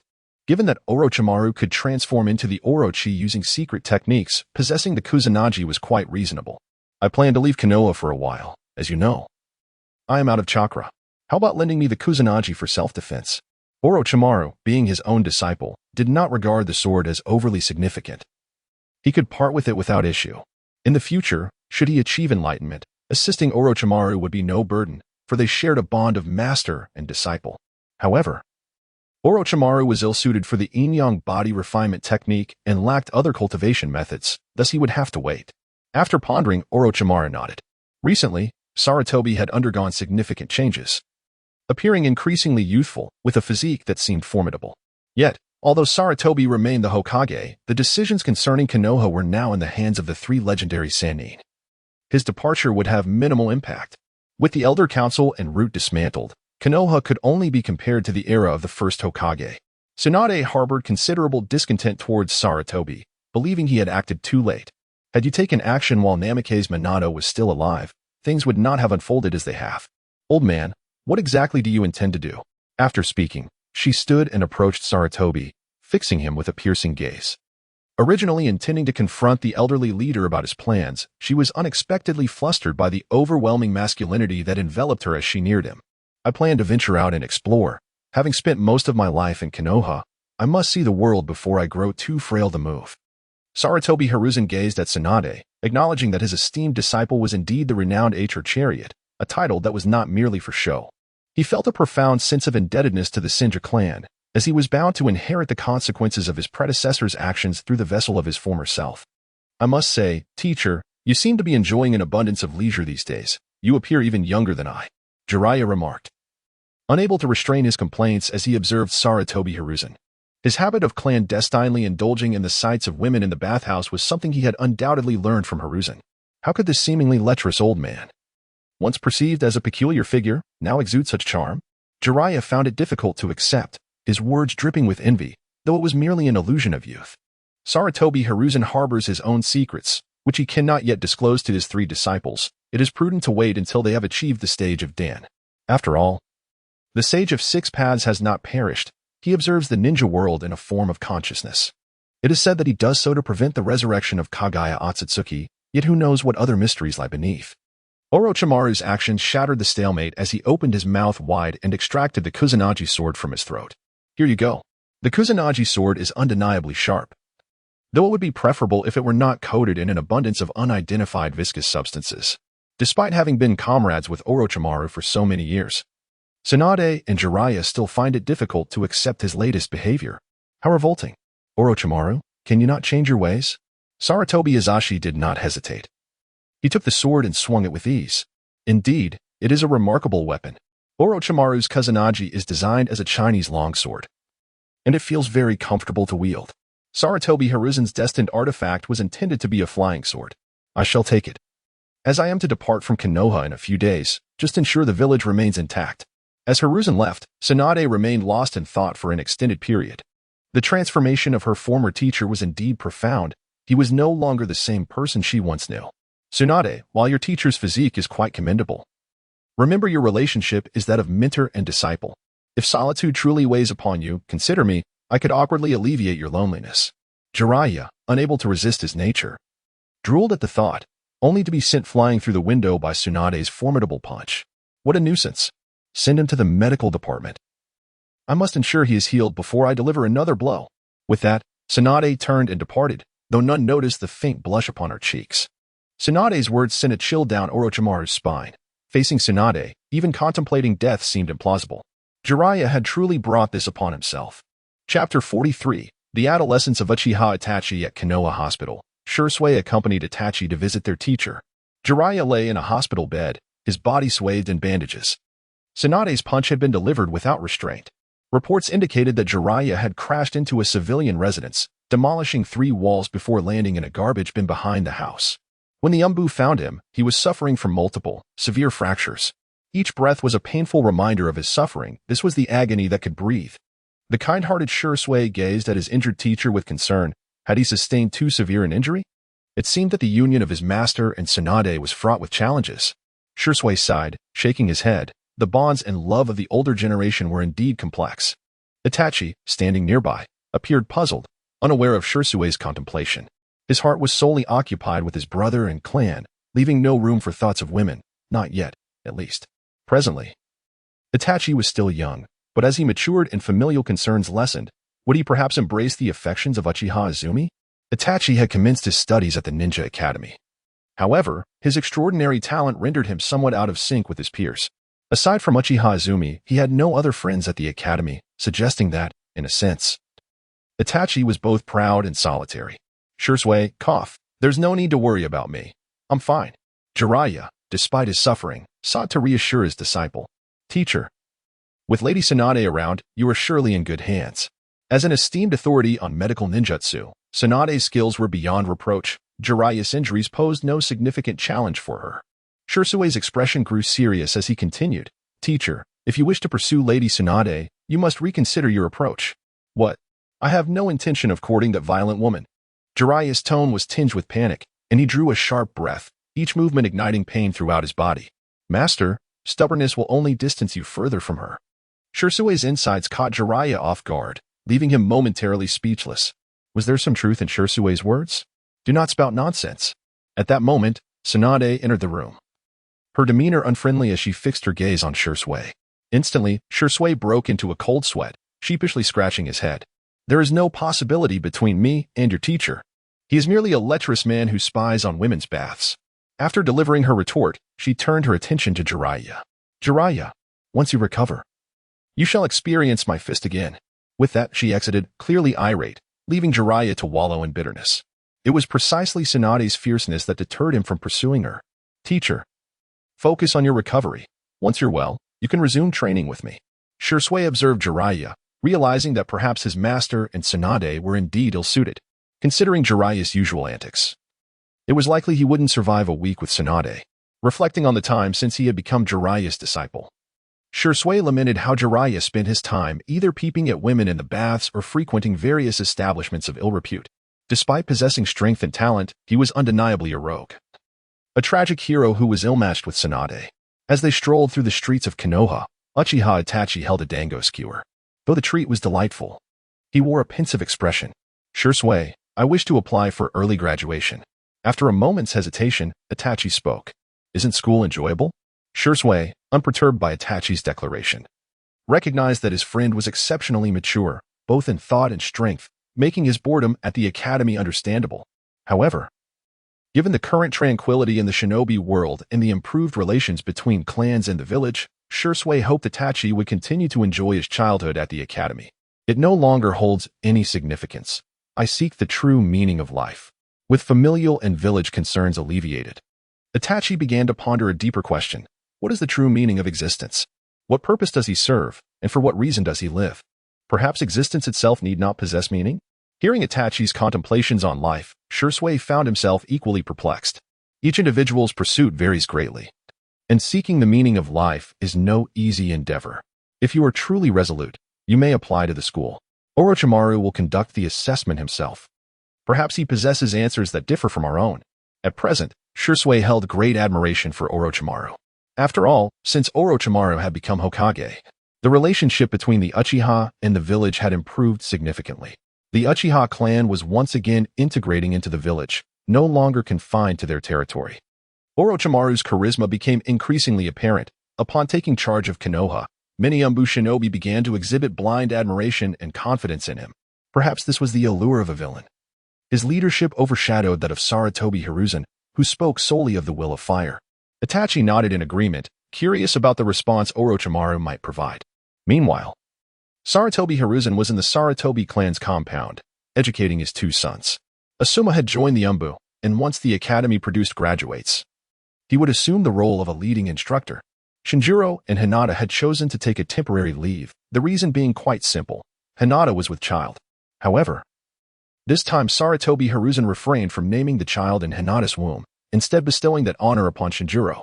The child was originally to be named Sarutobi Konohamaru, a name with an overt meaning. I shall be away from Konoha for a while. Shinjiro, you, and Hinata must remain here, understood? In the original narrative, Konohamaru was born shortly before Shinjiro and Hinata would meet their demise on a mission. Sarutobi Hiruzen naturally wished for such events to be averted. Very well, father, Nara nodded, deeply considering his father's words, noting the significant changes in his father recently and the village's positive development. After advising his two sons, Sarutobi Hiruzen prepared to embark on his journey. The first destination, Star Ninja Village. Chapter 44, The Anxious Maiden Bearing the Kusanagi Sword. Sarutobi Hiruzen departed from Konoha. His initial targets were Nanakusa Island and Akashu Island, renowned for their abundant medicinal herbs and proximity to the Summoning Island, which was home to a plethora of summoning beasts, likely linked to the summoning realm. The ninjas' military rations primarily relied on the herbs produced in this area. However, Sarutobi Hiruzen speculated that there might be certain herbs unknown to the ninja world. Upon inquiry, he discovered that the herbs from Nanakusa Island primarily included mandrake, vitality ginseng, red salamander, and giant vines. These herbs appeared rather feeble, considering the dense spiritual energy in the ninja realm. It seemed implausible for an herb-producing island to yield only these materials. Subsequently, Sarutobi Hiruzen intended to journey southeast to the Bear Country, where Star Ninja Village was located, adjacent to the Artisan Country and not far from the Whirlpool Country. More crucially, this area lay directly behind the Fire Country, posing minimal danger, with encounters primarily limited to the Water Country's ninjas. However, the Mizukage, Yagura, was under the control of Abido, and the current state of the Mist Village was steeped in chaos. The entire Mist Village had been thrown into turmoil by Abido, with its core forces having turned traitor, now embroiled in internal strife. Upon exiting Konoha, the Fire Country was still populated, though distinct regional disparities were evident. The more renowned towns boasted advanced facilities, while rural areas retained the semblance of primitive agrarian civilization. Fortunately, the Fire Country was resource-rich, allowing most inhabitants to lead relatively affluent lives, free from the anxieties of hunger and disease. As one ventured southward, the population dwindled, with villages becoming increasingly scarce and wildlife more prevalent. Along the way, Sarutobi Hiruzen encountered numerous mountain bandits, a frequent target for ninja extermination, with waves of them proving endless. Occasionally, these bandits would collude with rogue ninjas and wandering ninjas. As most countries had sparse populations spread over vast territories, Sarutobi Hiruzen managed to evade those he could, and when evasion was impossible, he resorted to overwhelming force. As the mountain bandits within the Fire Country posed no challenge to his prowess, the strongest rogue ninja he encountered was merely of Chunin level. Before long, he reached the border of the Fire Country, where he would need to take a boat to reach Nanakusa Island. Fortunately, both Nanakusa Island and the southern Akashu Island required maritime routes for the transportation of their herbs, necessitating entry into the Fire Country before proceeding to other nations. Thus, a plethora of merchant vessels populated the vicinity.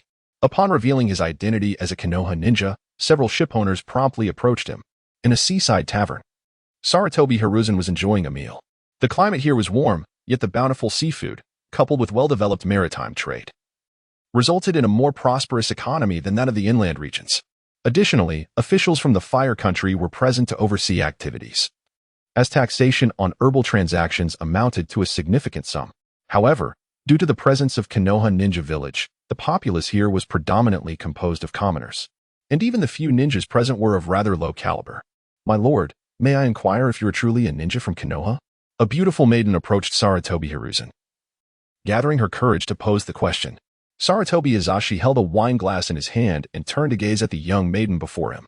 She appeared to be merely 16 or 17 years of age, exuding an air of youthful innocence. However, her beauty was strikingly exquisite, evoking an impression of a devoted wife, and her figure was remarkably alluring.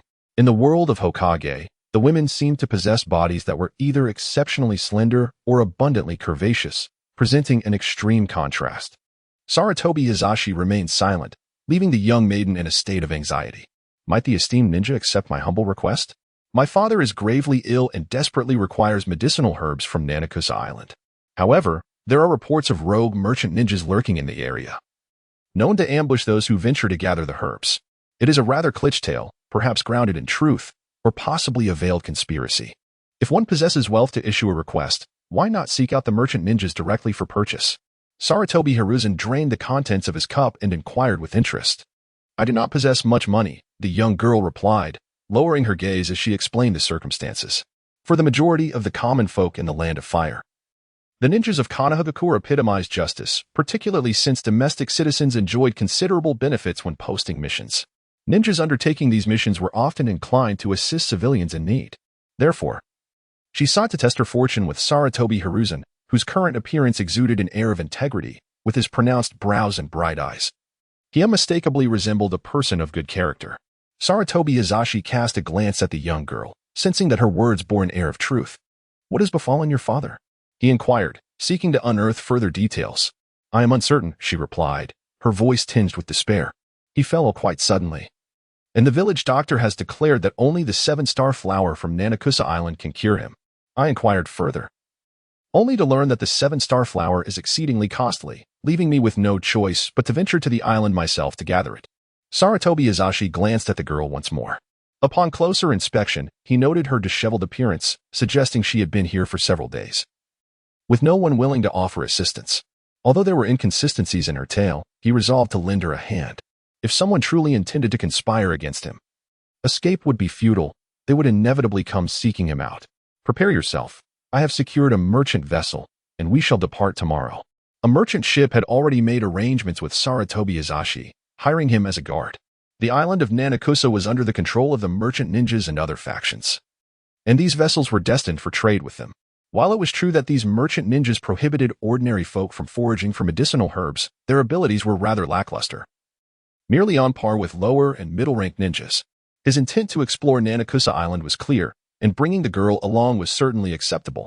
Very well, esteemed ninja, the girl exclaimed, her excitement palpable, filled with gratitude, for indeed, the ninjas of Konoha were noble beings, and her father's ailment would finally find relief. Sarutobi Hiruzen tossed a small pouch of coins into the young girl's embrace, who instinctively cradled it in her hands. You may keep the money. Purchase some ingredients and daily necessities. Once we reach the island, you shall be responsible for preparing my meals. All right, she responded eagerly. Her financial resources were indeed scarce, particularly as she sought to procure treatment for her ailing father. Go now. We shall depart this evening and should arrive by tomorrow. I will await you at this tavern. Bowing her head deeply, the girl revealed a glimpse of her fair skin, causing Sarutobi Hiruzen to feel momentarily dizzy. Whether it was the lingering effects of Sarutobi Hiruzen's presence or the invigorating vitality of her own body, his desires seemed to have intensified beyond what they once were. Perhaps the merging of two souls had fortified his spirit and heightened his cravings. Even an immortal is not devoid of emotions and desires. Yet, Sarutobi Hiruzen could swiftly regain his composure. Observing the departing girl, he remained unperturbed. The journey was fraught with unforeseen occurrences, yet few could accompany one until the very end. Clutching the pouch that Sarutobi Hiruzen had bestowed upon her, the girl hurriedly procured various ingredients and essential items for their voyage to the island, swiftly returning to the tavern. Ninja Lord, I am back, she announced with vibrant energy, her youthfulness radiating an alluring charm that struck a stark contrast. Chapter 45. Merchant Ninja. The ocean of the ninja realm bore a striking resemblance to the seas of her previous life, both vast and boundless. The merchant vessel was neither particularly large nor small. The ship's captain regarded the girl as Sarutobi Hiruzen's attendant, thus offering only a single room to him. Ninja Lord. My name is Miki Kawai. And you? In the confines of the room, she bowed her head, her cheeks flushed with embarrassment. Being alone with the esteemed ninja was overwhelmingly shy-inducing. Sarutobi Hiruzen.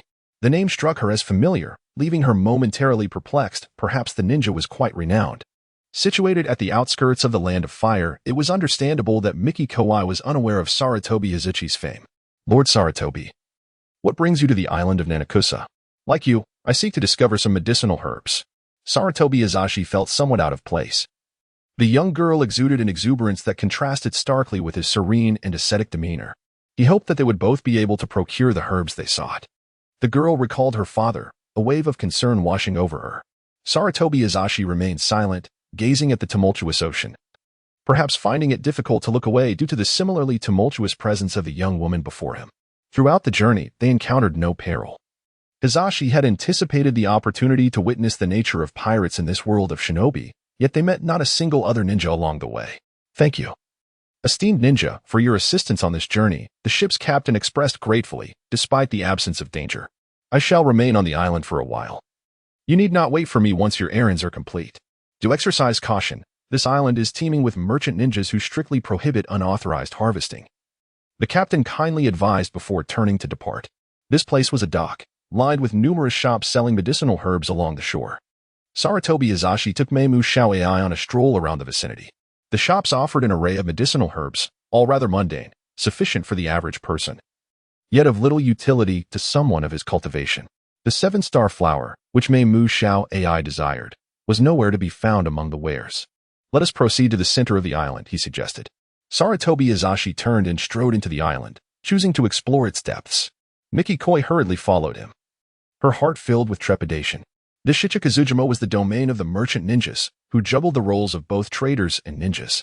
They controlled the herbs on the island, reaping substantial profits, and their activities had received tacit approval from Konoha and the Land of Fire.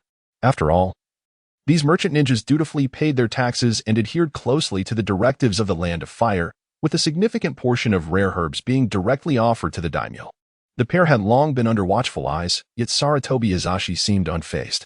"Lord Sarutobi, is it truly wise for us to enter the island like this?" Mikiko inquired, her concern evident. "Isn't this rather brazen?" "There is nothing to worry about," he reassured her. Sarutobi Hiruzen no longer wore the forehead protector of Konoha. Instead, he opted to affix it to his arm as an armband, a choice that spared him numerous inconveniences. As the duo ventured deeper into the forest, the environment grew increasingly harsh. The trees here were not as robust as those within the Land of Fire, and the area was rife with thorns and brambles. Meanwhile, in a rather opulent residence near the docks, a well-dressed middle-aged man mused, "Ah, a ninja from Konoha and a woman have entered the island?" He pondered.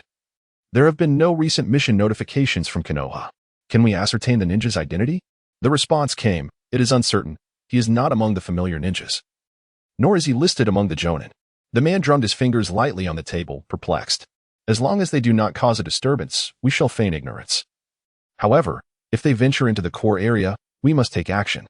Regardless of whether he is truly a Konoha ninja, it is imperative to avoid conflict." "Lord Nichiren, should we take a moment to rest?" asked Meimu Xiao AI, slightly breathless, struggling to keep pace with Sarutobi Nichiren's speed. She had subtly shifted her address from Sarutobi to Nichiren, hoping to bridge the gap between them. "Very well, let us rest. Please gather some firewood," he replied.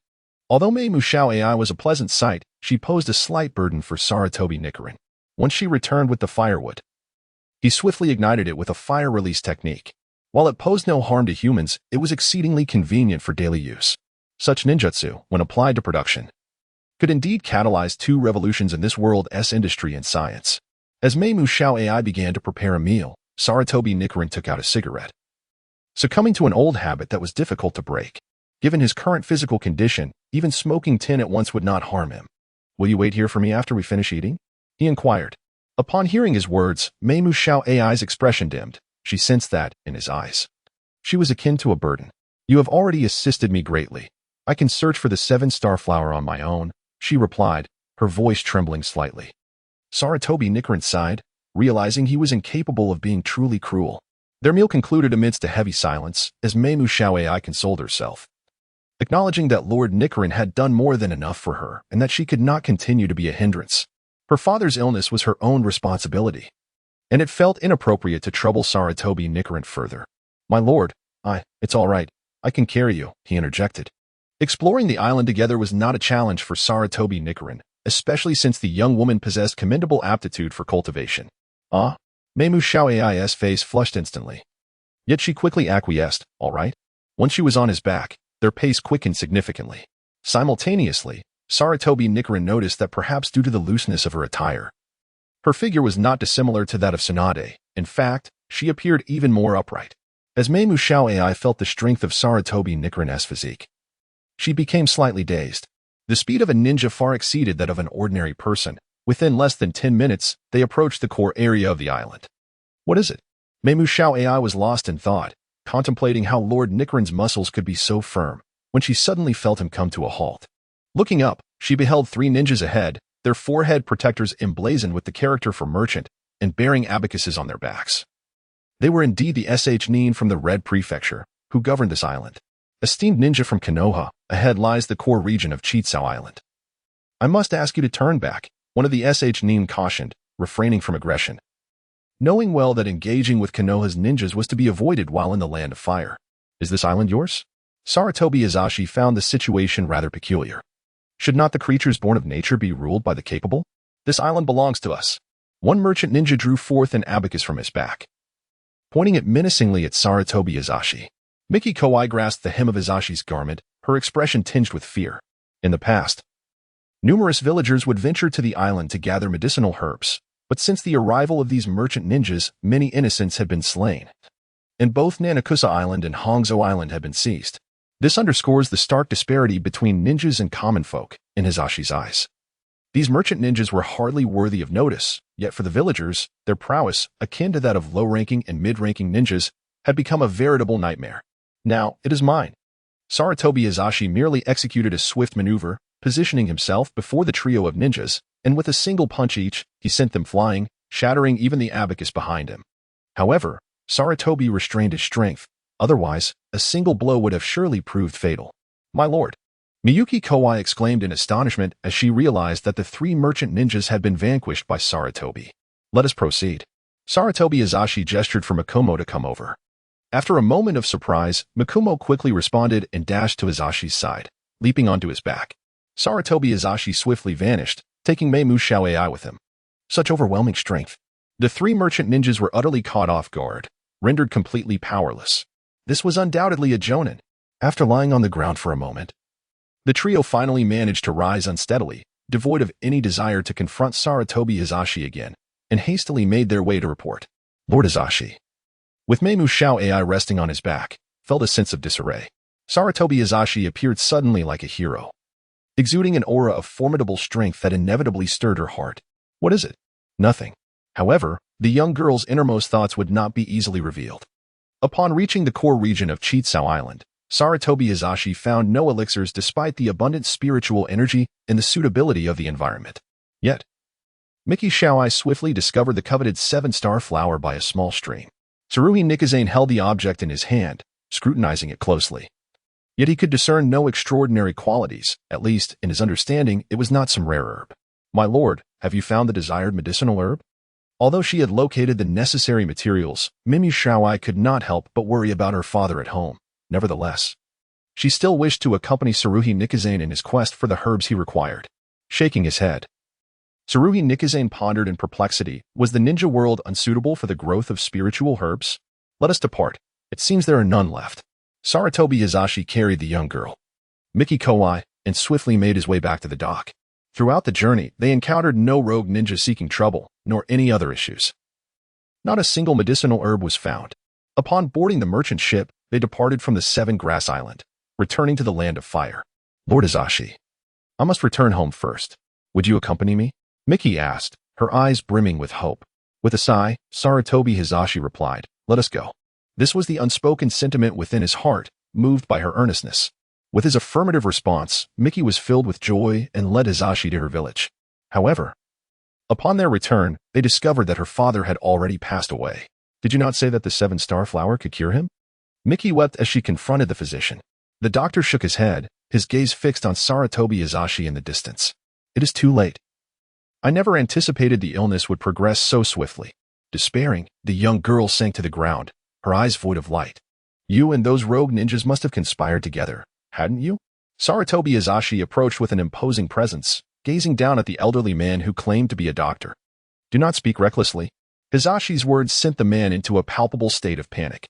Miki Kawai, bewildered by Hizashi's intent, looked at him with confusion. "They may deceive you and sell you into servitude or worse. Would you like me to eliminate them for you?" In this absurd world of shinobi, human trafficking was a grim reality. It was not unusual for a girl with Miki's beauty and figure to attract such unwanted attention. Though Miki remained silent, Hizashi discerned her unspoken understanding. Drawing his Kusanagi sword, he executed a swift and merciless strike. He slaughtered his way from the village to the heart of the merchant shinobi stronghold on Red Island, discovering poorly preserved medicinal herbs. Realizing that the herbs from Nanakusa Island had been pilfered by these scoundrels. Watching Hizashi's emotionless execution of numerous foes, Miki felt a mixture of numbness and bewilderment. With her father deceased, what was she to do? "Lord Hizashi, may I follow you for the rest of my life?" she implored, finding in him her only semblance of reliance. Hizashi regarded the young girl and nodded. He recognized her potential for cultivation, deeming her talent commendable, and thus overlooked the deeper implications of her words. "I have tasks to attend to. Accompany the merchant caravan from the Land of Fire to Konoha. Just mention my name upon your arrival." The words of Sarutobi Hizashi rekindled hope within the young girl, though it seemed he misinterpreted her intentions. He merely wished to offer her a place of refuge, while she harbored desires for him. As she gazed at Hizashi's departing figure, Miki Kawai clenched her fists. "Lord Hizashi, I shall undoubtedly follow you for all eternity." A few days later, Sarutobi Hizashi arrived in the Land of Bears, a region characterized by lush jungles akin to those in the Hidden Leaf, albeit less extravagant than those within the Fire Nation.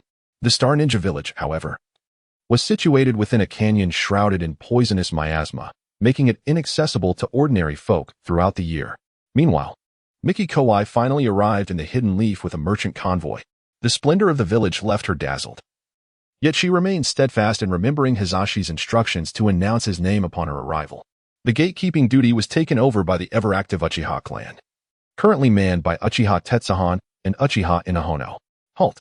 What brings you to the Hidden Leaf? The somewhat evasive gaze of Miki Kawai could not escape the discerning eyes of the Uchiha. I was summoned by Lord Hisashi. Summoning her courage, Miki Kawai spoke his name.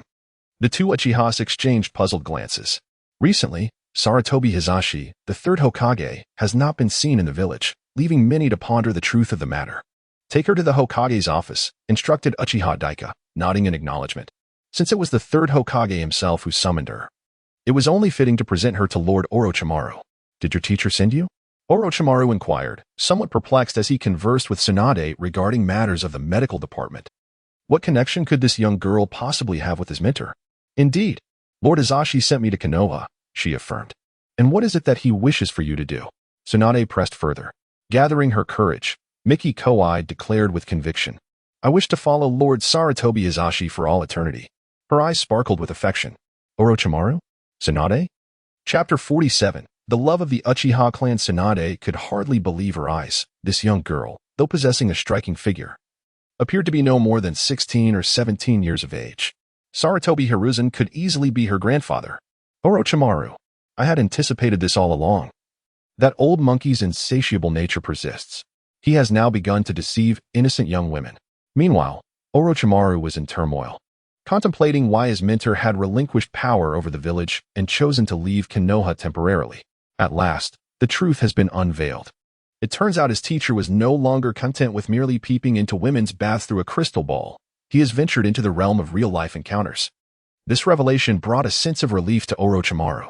It is, after all, a positive development. Previously, he wreaked havoc across the entire village. Now, he only targets a few women, and they are not even from Konoha, but rather lured from outside.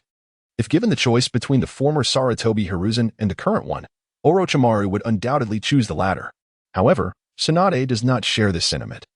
Sarutobi Hiruzen is utterly despicable. As if it were not enough to ruin the village, he now resorts to deceiving Na'vi young women. Lord Hiruzen did not deceive me. I am here of my own volition. Miyuki Kawai is not foolish. She understands that certain things must be pursued independently. Thus, upon encountering Orochimaru and Tsunade, she boldly expressed her desire to become Sarutobi Hiruzen's wife. Sometimes, misunderstandings deepen step by step, ultimately transforming into reality. Tsunade, with her hands on her forehead, imagined the current image of Sarutobi Hiruzen, his muscular physique indeed imposing. Yet, in her heart, he remains that lecherous old man who has plotted numerous misdeeds. She must not allow this ignorant girl to be deceived. Do you know Sarutobi Hiruzen's age? Tsunade took a deep breath and posed this crucial question to Miyuki Kawai. Miyuki Kawai genuinely did not know Sarutobi Hiruzen's age. He is the third Hokage of Konoha, nearing 60. He could easily be your grandfather. Tsunade was heartbroken. Sarutobi Hiruzen's youngest son, Asuma, is about the same age as this young girl. Furthermore, it is common knowledge that Sarutobi Shinjiro and Sarutobi Hanako have recently had a child, and they had just celebrated at the Sarutobi clan a few days ago. Today, Sarutobi Hiruzen brings back a girl to be his wife? This is utterly absurd. Miyuki Kawai had always found the name Sarutobi Hiruzen somewhat familiar, and now she recalled that it belonged to the Hokage of Konoha. Seeing Miyuki Kawai's astonished expression, Tsunade nodded in satisfaction. It seems this young girl has begun to recognize the issue. Lord Hiruzen is actually the Hokage. No wonder he is so formidable. Miyuki Kawai's eyes sparkled with admiration. Seemingly unconcerned with Sarutobi Hiruzen's age, Tsunade took a deep breath, her fist clenched. When Sarutobi Hiruzen returns, she will ensure he experiences the might of her monstrous strength. This lecherous old man deserves to lie in the hospital for half a month, much like Jiraiya. Jiraiya's current state is undoubtedly a result of Sarutobi Hiruzen's influence. Her penchant for gambling is certainly due to her mentor's impact. Moreover, Orochimaru's transformation into this perverted individual is also because of Sarutobi Hiruzen. All right, Tsunade. Let us not dwell on our teacher's matters. After saying this, Orochimaru turned to Miyuki Kawai. I will have someone take you to my mentor's residence. The Sarutobi clan still possesses numerous houses and assets in Konoha. Seek out Sarutobi Shinjiro, and he will arrange a job for you. Tsunade inhaled deeply, biting her tongue to refrain from speaking, for after all, Orochimaru is now the 5th Hokage. The Umbu whisked Miyuki Kawai away, and Tsunade could no longer contain herself. Orochimaru. That old man is simply outrageous. He cannot continue this reckless behavior unchecked. Orochimaru shook his head, his thoughts diverging from Tsunade's. He felt surprisingly at ease. Isn't this quite favorable? Should I return to Konoha and obstruct our work? He has relinquished all authority. Let him be. Orochimaru's mindset resembled that of Li Shimin post-usurpation. As long as Li Yuan does not interfere with his reign, he is free to do as he pleases, even fathering numerous children. Of course, with a new emperor comes new ministers. Even if Sarutobi Hiruzen wishes to influence village policies as he once did, it is no longer feasible. He has lost control over the Root and the Elder Council, and now the various ninja clans of Konoha evidently regard Orochimaru with greater favor. Tsunade's expression was complex upon hearing Orochimaru's words. She, too, is a person of vision, recognizing that Sarutobi Hiruzen's actions are ultimately harmless. As Miyuki Kawai is merely an ordinary girl, perhaps the only commendable trait she possesses is her striking physique, one Tsunade herself lacked in her youth. We shall see what transpires upon his return. Orochimaru shook his head and resumed his focus on the documents in hand.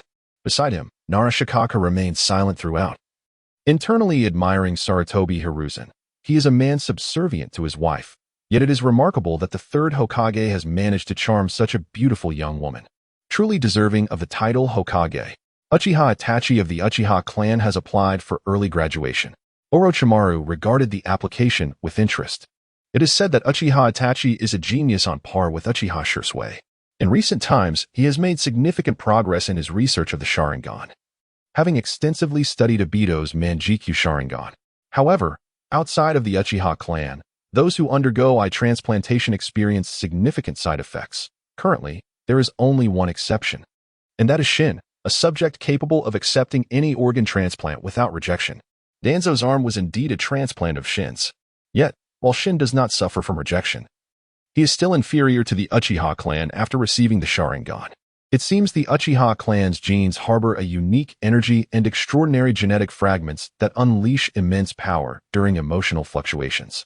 To gather more information, it would be prudent to observe the Uchiha clan. Perhaps Uchiha Itachi would serve as an excellent choice. Shikaku, approve his application. I will personally assess him. Understood. Recently, Nara Shikaku's perspective on the Uchiha clan has shifted significantly. The relationship between the Uchiha and the village has improved considerably, and they have begun to integrate into the community. Shikaku believes this may be the right decision. The 2nd Hokage feared the Uchiha's power, but what if the Uchiha clan formed deep bonds with the villagers? In that case, when the village faces adversaries, might the Uchiha clan become its strongest force? It appears the 2nd Hokage was indeed mistaken, as were his prot-gs. Danzo and Sarutobi Hiruzen. Chapter 48. Asuma's shock ahead lies the territory of the Sarutobi clan. I shall take my leave now. The Umbu ninja politely nodded to Miyuki Kawai before vanishing from sight. Asuma Sarutobi had just returned home when he noticed a stunning young woman, seemingly of similar age, standing at his doorstep, instantly invigorating his spirit. Could she be seeking him out? Perhaps she was an admirer of the 12 Guardian Ninja? Upon closer inspection, Asuma was utterly captivated. Before him stood a girl with long, lustrous black hair, porcelain skin, and an alluring physique. She could only be described as exquisite. At that moment, Asuma had yet to fully comprehend his own standing. The so-called 12 Guardian Ninja were merely a motley crew, and his own abilities were rather concerning, at best. He would become A.J. Nin in the future. While he was indeed a cornerstone for all ninja villages, he was not the decisive factor in battle. Ultimately, the outcome hinged on the powerful elite, those of the Hokage level and above. Figures like the 1st Hokage and Uchiha Madara could sweep through the ninja world with ease. What significance did an abundance of J-Nin hold in comparison? Moreover, Asuma's current prowess as a Ch-Nin allowed him to make a name for himself largely due to the influence of Sarutobi Hiruzen. Hello, may I assist you? Asuma endeavored to present himself in the most charming light as he addressed the girl, Mika Kawai. Greetings, is this the residence of the Sarutobi clan? Mika Kawai inquired, bowing her head slightly. Indeed, this is the abode of the Sarutobi clan, Asuma replied with pride. The Sarutobi estate was indeed substantial, accompanied by various enterprises. Although it could not rival the Uchiha or Hyuga clans, under the stewardship of Sarutobi Hiruzen, it had established itself as a notable family within Konoha. Mika's eyes sparkled with admiration upon realizing that Lord Hiruzen was not only striking in appearance, robust in physique, and formidable in strength, but also quite affluent. The age of Sarutobi Hiruzen was entirely overlooked by her, after all. He appeared far from old and possessed a charm that was exceptionally impactful for a love-struck girl like her. Hee. Our Sarutobi clan has been passed down since the Warring States period. My father is the clan leader, Sarutobi Hiruzen. Asuma Sarutobi exuded an air of pride. Observing the attire of the young girl before him, which suggested she hailed from a remote rural area, given his esteemed status, was his allure not considerable? Upon hearing Asuma's words, Miki Kawai turned her gaze towards him. The youth before her appeared to be of similar age, and she was taken aback to discover he was the son of the illustrious Sarutobi Hizashi. It was said that Lord Hizashi's wife had already passed, so perhaps it was time for her to take on the responsibility of caring for this household. What is your name? She inquired. I am Asuma Sarutobi.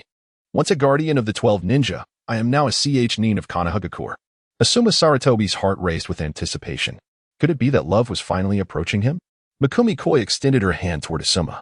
My name is Mikumi Koi, and I shall dedicate my life to following Lord Hizashi. After all, Lord Hizashi had indeed promised her that she would follow him for the rest of her days. Asuma's mouth fell agape, utterly astonished. What? That old fellow? His mind was in disarray. Asuma, what are you doing? Natsuki returned from grocery shopping and saw Asuma standing at the entrance with a beautiful girl. Sister-in-law, sister-in-law.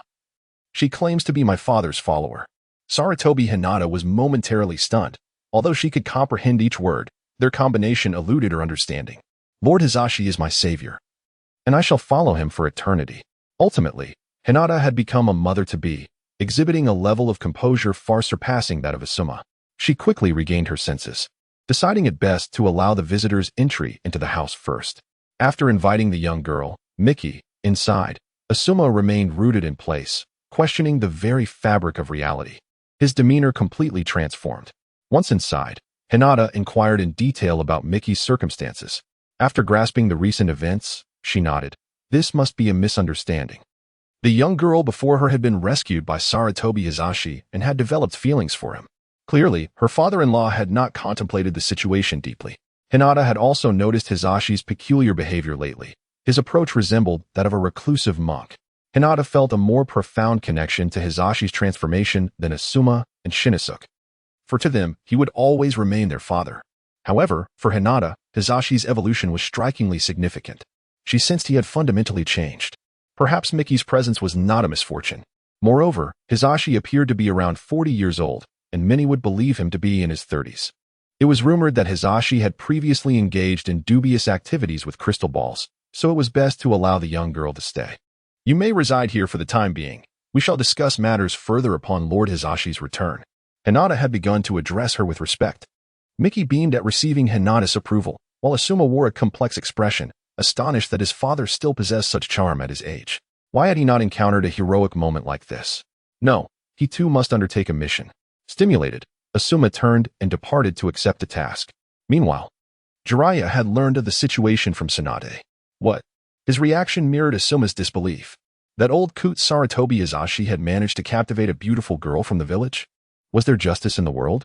However, the present moment was dedicated to Uchiha Itachi's request for an early examination, with many prominent families and high-ranking officials present, overseen personally by Orochimaru. After all, Itachi was the eldest son of Uchiha Fugaku, a prodigious ninja, and given Fugaku's Sharingan. Itachi was likely to become the next leader of the Uchiha clan. Various clans were eager to witness Itachi's genius. The examination was straightforward. Itachi merely needed to demonstrate his ninjutsu and shuriken skills. Although the expectations for a genin were not excessively high, those wishing to graduate early were required to showcase abilities far exceeding that of an ordinary genin. Itachi's stoic expression served as an impressive demonstration, though he felt a tinge of nervousness under the scrutiny of so many eyes. Nevertheless, Itachi's fireball jutsu and shuriken throwing skills were nothing short of astounding. Far surpassing those of an average genin, it was evident that remaining in the ninja academy was a mere waste of time. Upon passing the examination, Itachi approached Orochimaru and posed a question that had long lingered in his mind. Lord Orochimaru, what is the meaning of life? Orochimaru's eyes sparkled with interest. If you are asking that, I shall no longer feel drowsy. The answer is eternal life. Chapter 49. Uchiha Itachi becomes a disciple of Sarutobi Hiruzen. Itachi's gaze was fervent as he looked at Orochimaru. He was an undeniable genius. Having been taken to the battlefield by Uchiha Fugaku at the tender age of 4, thereby witnessing the harshness of war. In truth, one could argue that Fugaku's judgment was questionable for bringing such a young child to war. Regardless of the fact that this was the world of ninjas, Itachi was simply too young to experience such brutality. Being a prodigy, witnessing the horrors of war at such a young age could easily lead to psychological issues. It could be said that the Uchiha clan's tragic fate in the original story was significantly influenced by Fugaku bringing Itachi to the battlefield. The revered Uchiha Itachi, often humorously referred to as the Uchiha Weasel, was nurtured solely by Fugaku. Itachi's mindset, akin to Shirsue's, was unbound by the concepts of clan and village. He harbored an intense aversion to war, coupled with an extreme spirit of self-sacrifice. Not only did he possess self-sacrificial tendencies, but he also had a penchant for leading others to sacrifice alongside him. However, the Uchiha clan had undergone a tremendous transformation. The so-called radical faction had ceased to exist. Even Uchiha Shirsue, who had previously plotted rebellion, had now joined the Umbu. Discussions of rebellion were no longer entertained, and many had relocated from the clan's territory to the heart of Konoha. The Uchiha clan's cooperation with Jiraiya in capturing the Eight Tails, along with their apology to the Cloud Village, had restored dignity to the entire village. As a result, both civilians and ninjas alike had grown more welcoming towards the Uchiha. Through recent interactions, many had come to realize that the Uchiha clan was not as fearsome as once believed. They were merely a group of proud individuals. Moreover, collaborating with the Uchiha on missions and his teammates seemed to be quite agreeable. The Uchiha clan's formidable strength and their aversion to hiding their power meant that they would always commit fully to battle, even when facing stronger foes. As long as their bonds were deep enough, the Uchiha could unleash their full potential. What teammate would not appreciate that? The changes within the village and the clan had filled Itachi with hope for peace, while eternal peace seemed unattainable.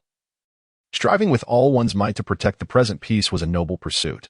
However, Itachi was beset by further questions. What, indeed, is the meaning of life? Itachi, what do you believe the meaning of life to be? Orochimaru regarded the young boy before him, sensing the boundless potential within Itachi. After careful contemplation, Itachi articulated his answer. For me, perhaps the meaning of life is to protect. Yet, all that I hold dear shall ultimately fade away. What significance does my protection hold? Itachi's words elicited an involuntary smile from Orochimaru.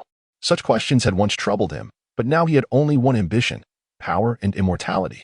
Itachi, only through sufficient strength can you safeguard that which you wish to protect, just as the first Hokage did, shaping the ninja world into your desired form. Orochimaru's words prompted Itachi to ponder deeply. He was well aware of the first Hokage's legacy. Konoha was founded by the first, and it was Senju Hashirama and Uchiha Madara who brought an end to the Warring States period, with the ninja village system subsequently emulated by ninja from other nations. Yet, could strength truly ensure the protection of one's desires? Just look at the current Senju clan, with Tsunade as its sole survivor, and Konoha no longer basking in its former glory. Of course, beyond strength, there was another crucial factor: longevity. The first Hokage, though powerful, had paid for his immense strength with his life. Orochimaru possesses profound knowledge concerning the cells of the first Hokage. Both the Senju and Uzumaki clans are endowed with immense chakra and remarkable regenerative abilities. However, the division of life cells is inherently limited. The price for such vast chakra and rapid recovery is a diminished lifespan. I believe the essence of life lies in the pursuit of immortality. Uchiha Itachi gazed at Orochimaru, his eyes wide with astonishment, deeply impacted by Orochimaru's words. If immortality accompanied formidable strength, many of his concerns would find resolution. The greatest anguish of life is its fleeting nature. Uchiha Itachi, would you be willing to become my junior disciple? I shall ensure that the third Hokage accepts you as his pupil. After all, the current Hokage remains Hiruzen Sarutobi. Orochimaru extended this invitation to Uchiha Itachi, momentarily taken aback. Itachi did not hesitate and nodded in agreement. Lord Orochimaru, I am willing. At that moment, in Itachi's eyes, Orochimaru's figure appeared exceedingly exalted, embodying the essence of a devoted acolyte. Satisfied by Itachi's acceptance, Orochimaru acknowledged that Uchiha Shirsue, as Jiraiya's disciple, served as a bridge for communication between the Uchiha clan and the village. With Uchiha Itachi becoming his junior disciple, it was evident that he truly admired him. However, In accepting Uchiha Itachi, Hiruzen Sarutobi would also need to take on another disciple. He already had Konoha as a pupil, and by admitting a commoner disciple as well, he would ensure fairness, but there was no rush. Time was on their side.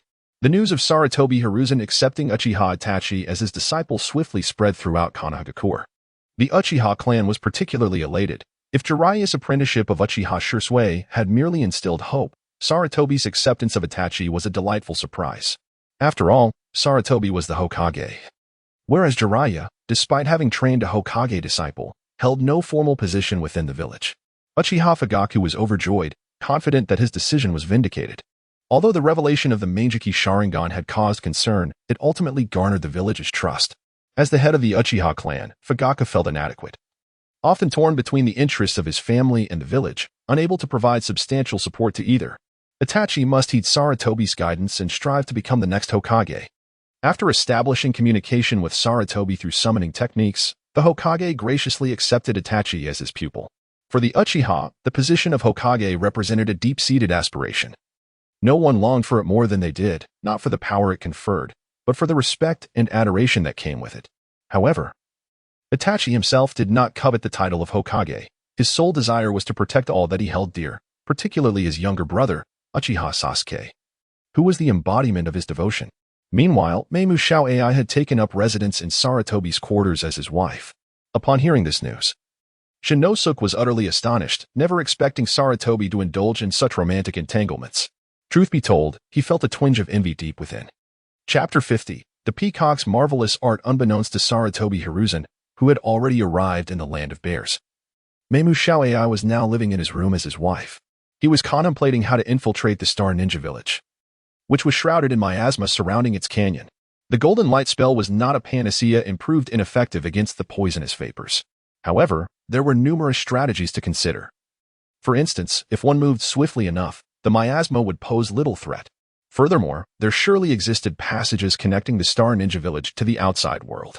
Soon, Sarutobi discovered an artificially excavated tunnel beneath the miasma-laden canyon. Though the tunnel was lengthy, Sarutobi's speed was remarkable. Yet, upon reaching the end, he found the exit obstructed by rubble. The extraordinary strength observed in the ninja realm was not a secret technique. Rather, it stemmed from the simple concentration of chakra in specific areas, resulting in formidable destructive power. Mastery over chakra control was not particularly difficult. The true challenge lay in matching it with physical strength. Tsunade, possessing the Senju bloodline, could effortlessly employ her monstrous strength, while the first and second Hokage could unleash chakra bursts capable of shattering surrounding walls in an instant. However, for Sarutobi, a practitioner of physical enhancement, such concerns were trivial. Channeling his spiritual energy into his fists, he obliterated the stones blocking the tunnel entrance. With a resounding crash, light flooded into the space. The canyon housing the Star Ninja Village was quite picturesque, reminiscent of a hidden paradise. The village's leader, known as the Star Shadow, had passed the title down through 3 generations, with the current 3rd generation Star Shadow reportedly nearing a century in age.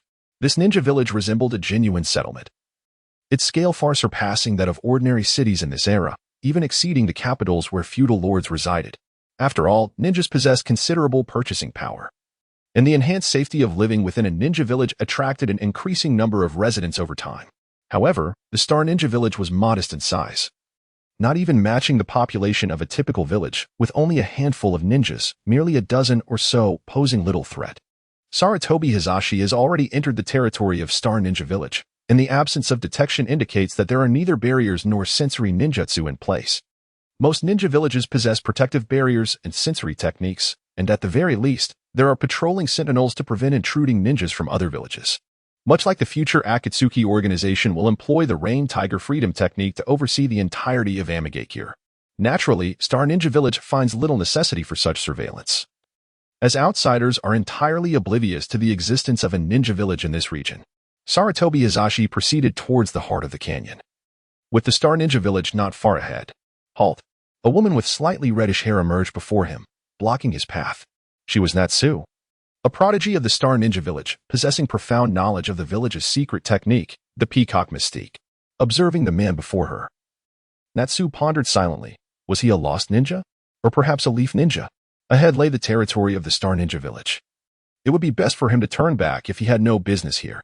The Star Ninja Village held little value, being merely a peripheral nation. Akin to the Bear Country, primarily engaged in internal tasks for the latter, mostly leading a self-sustained existence. For the ninjas of such a small village, leaf ninjas epitomized strength and were not to be trifled with. The slaying of a leaf ninja could incite the pursuit of the umbu, with tracking ninjas conducting thorough investigations. Should any misfortune befall a leaf ninja within the confines of the Star Ninja village, it could potentially result in catastrophic consequences. Sarutobi Hiruzen glanced at the female ninja before him, finding her somewhat familiar, yet she did not appear to be a significant character, leaving him with little recollection. His purpose here was for the sake of the stars. Sarutobi Hiruzen did not conceal his intentions, stating them plainly. There was no need for subterfuge. He was no longer a ninja and was free from the need for constant vigilance. Summer furrowed her brow. Could it be that he had come for the star? The only thing of value in the Star Ninja village that others covet is indeed the star itself.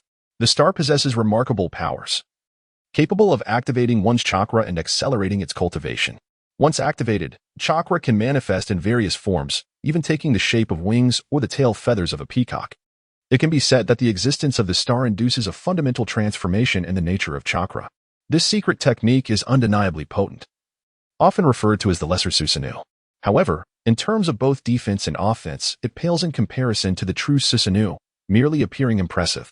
Moreover, prolonged cultivation with the star significantly impacts the body and can even lead to death. Regrettably, apart from the third Hokage, no one else is aware of this fact. Enough. Do not hinder me any further. Sarutobi Hiruzen made his way towards the village, while Natsum chose to take the initiative. With a flourish, she invoked the peacock mystical art, wings. A vibrant blue-purple chakra manifested as wings upon her back, allowing her to soar into the sky. Rather than attacking Sarutobi Hiruzen, she opted to return to the village to relay the news. By the time Sarutobi Hiruzen arrived at the Hidden Star Village, it was already on high alert. A contingent of over a dozen ninjas had assumed defensive positions, including several masked umbu, all awaiting his arrival. "Are you a ninja from Konoha?" inquired an elderly man who stepped forward, draped in ceremonial robes, his conical hat adorned with the star emblem. He certainly presented an impressive figure, though the village seemed to have its fair share of irregularities. Sarutobi Hiruzen nodded, remaining silent.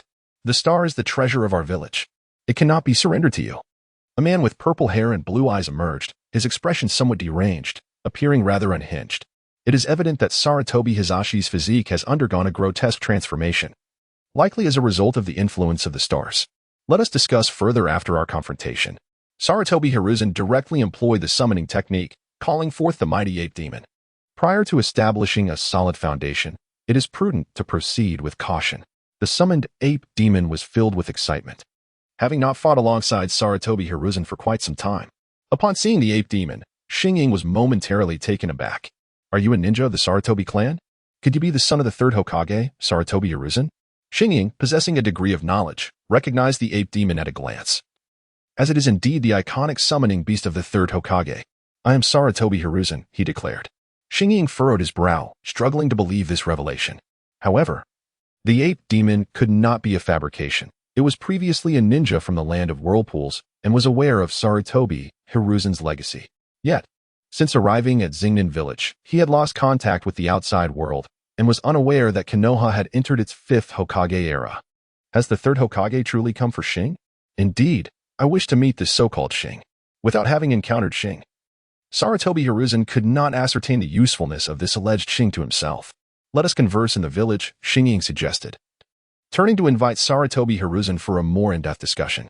Chapter 51. The Red Star explodes. Initially expecting a fierce confrontation, it was surprising that Xingying seemed to recognize him. Nodding in acknowledgement, Sarutobi Hiruzen followed Xingying, while several ninjas from Xingnan village regarded him with distrustful gazes. Just moments ago, Sarutobi Hiruzen had claimed to come for Xing. These ninjas relied on Xing for their cultivation. The innate talents of these Xing ninjas were generally lacking, otherwise, they would not depend on Xing to accelerate their training. The speed of their cultivation was a result of chakra activation. Once one had experienced chakra activation, it became exceedingly difficult to revert to conventional training methods. For these ninjas from smaller nations, ninjutsu was a rare treasure. Conversely, chakra activation was quite versatile. It did not require the practice of ninjutsu and was not selective of chakra attributes, making it a blessing for these ninjas with limited talents and backgrounds. It must be said that Xingnan village, in various aspects, appeared quite legitimate, being a ninja organization capable of easily coordinating civilian assistance.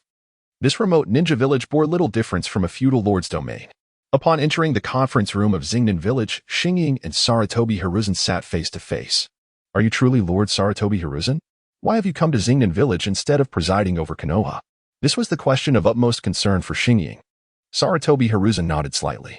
Now, the Hidden Leaf village has entered the era of the 5th Hokage, who is none other than my pupil, Orochimaru. My purpose for coming here is singular. It is the star.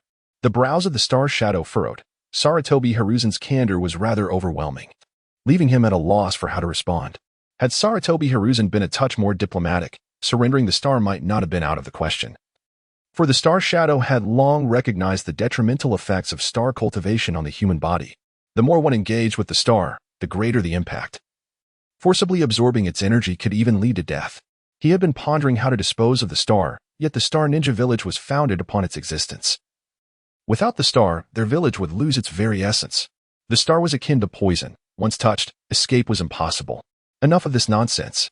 What does it matter if you're Hokage? The star cannot be relinquished to you. Red Star, standing nearby, could not contain himself. Regardless of whether this man was the Hokage, there was no way they would part with the star. The surrounding star ninjas shared the same sentiment. The star represented their lifeline in this chaotic ninja world. Well, I could consider handing over the star. But only if the Hidden Leaf and our Star Ninja Village establish a cooperative relationship, the Star Shadow deliberated. Recognizing this might be the best opportunity to leverage the strength of the leaf and ultimately free themselves from the star. Otherwise, perpetual reliance on it would only doom the future of the Star Ninja Village. I have the authority to initiate this collaboration with the leaf. Absolutely not. Red Star and several other elite ninjas from the Star Ninja Village rose in opposition, unwilling to let Sarutobi Hiruzen take the star. This matter is settled. I also have an announcement to make. The Star Shadow stood and addressed the gathered Star Ninjas. I wonder if anyone has realized that cultivating with the star inflicts harm upon the body? I suspect that the demise of the second Star Ninja was due to the star. His words sparked a commotion. Impossible. This is nothing but your conspiracy. Red Star refused to believe such claims, having long coveted the position of the Star Shadow. However, without the star, he saw no path to strength. Red Star, do not be foolish. You are the one most severely affected. You know better than anyone the impact the star has on the human body. The Star Shadow gazed at Red Star with a hint of exasperation. The latter's desires were too overwhelming. Humph. Red Star, along with several ninjas, opted to leave. Lord Third. The star can be given to you, but the cooperation must be expedited. The Bear Country, being remote, lacks distinctive resources, and the Land of Fire hardly regards it with interest.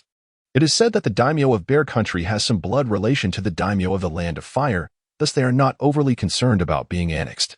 Should the Star Ninjas forge a partnership with the Hidden Leaf, there remains a glimmer of hope for their future. Sarutobi Hiruzen nodded noncommittally. He still needed to travel to the Land of Rivers and the Land of Crafts, and it was uncertain when he would return to Konoha. As for the matters in Konoha, let Orochimaru worry about them himself. Sir, it's bad. Akihoshi and his group have taken the star.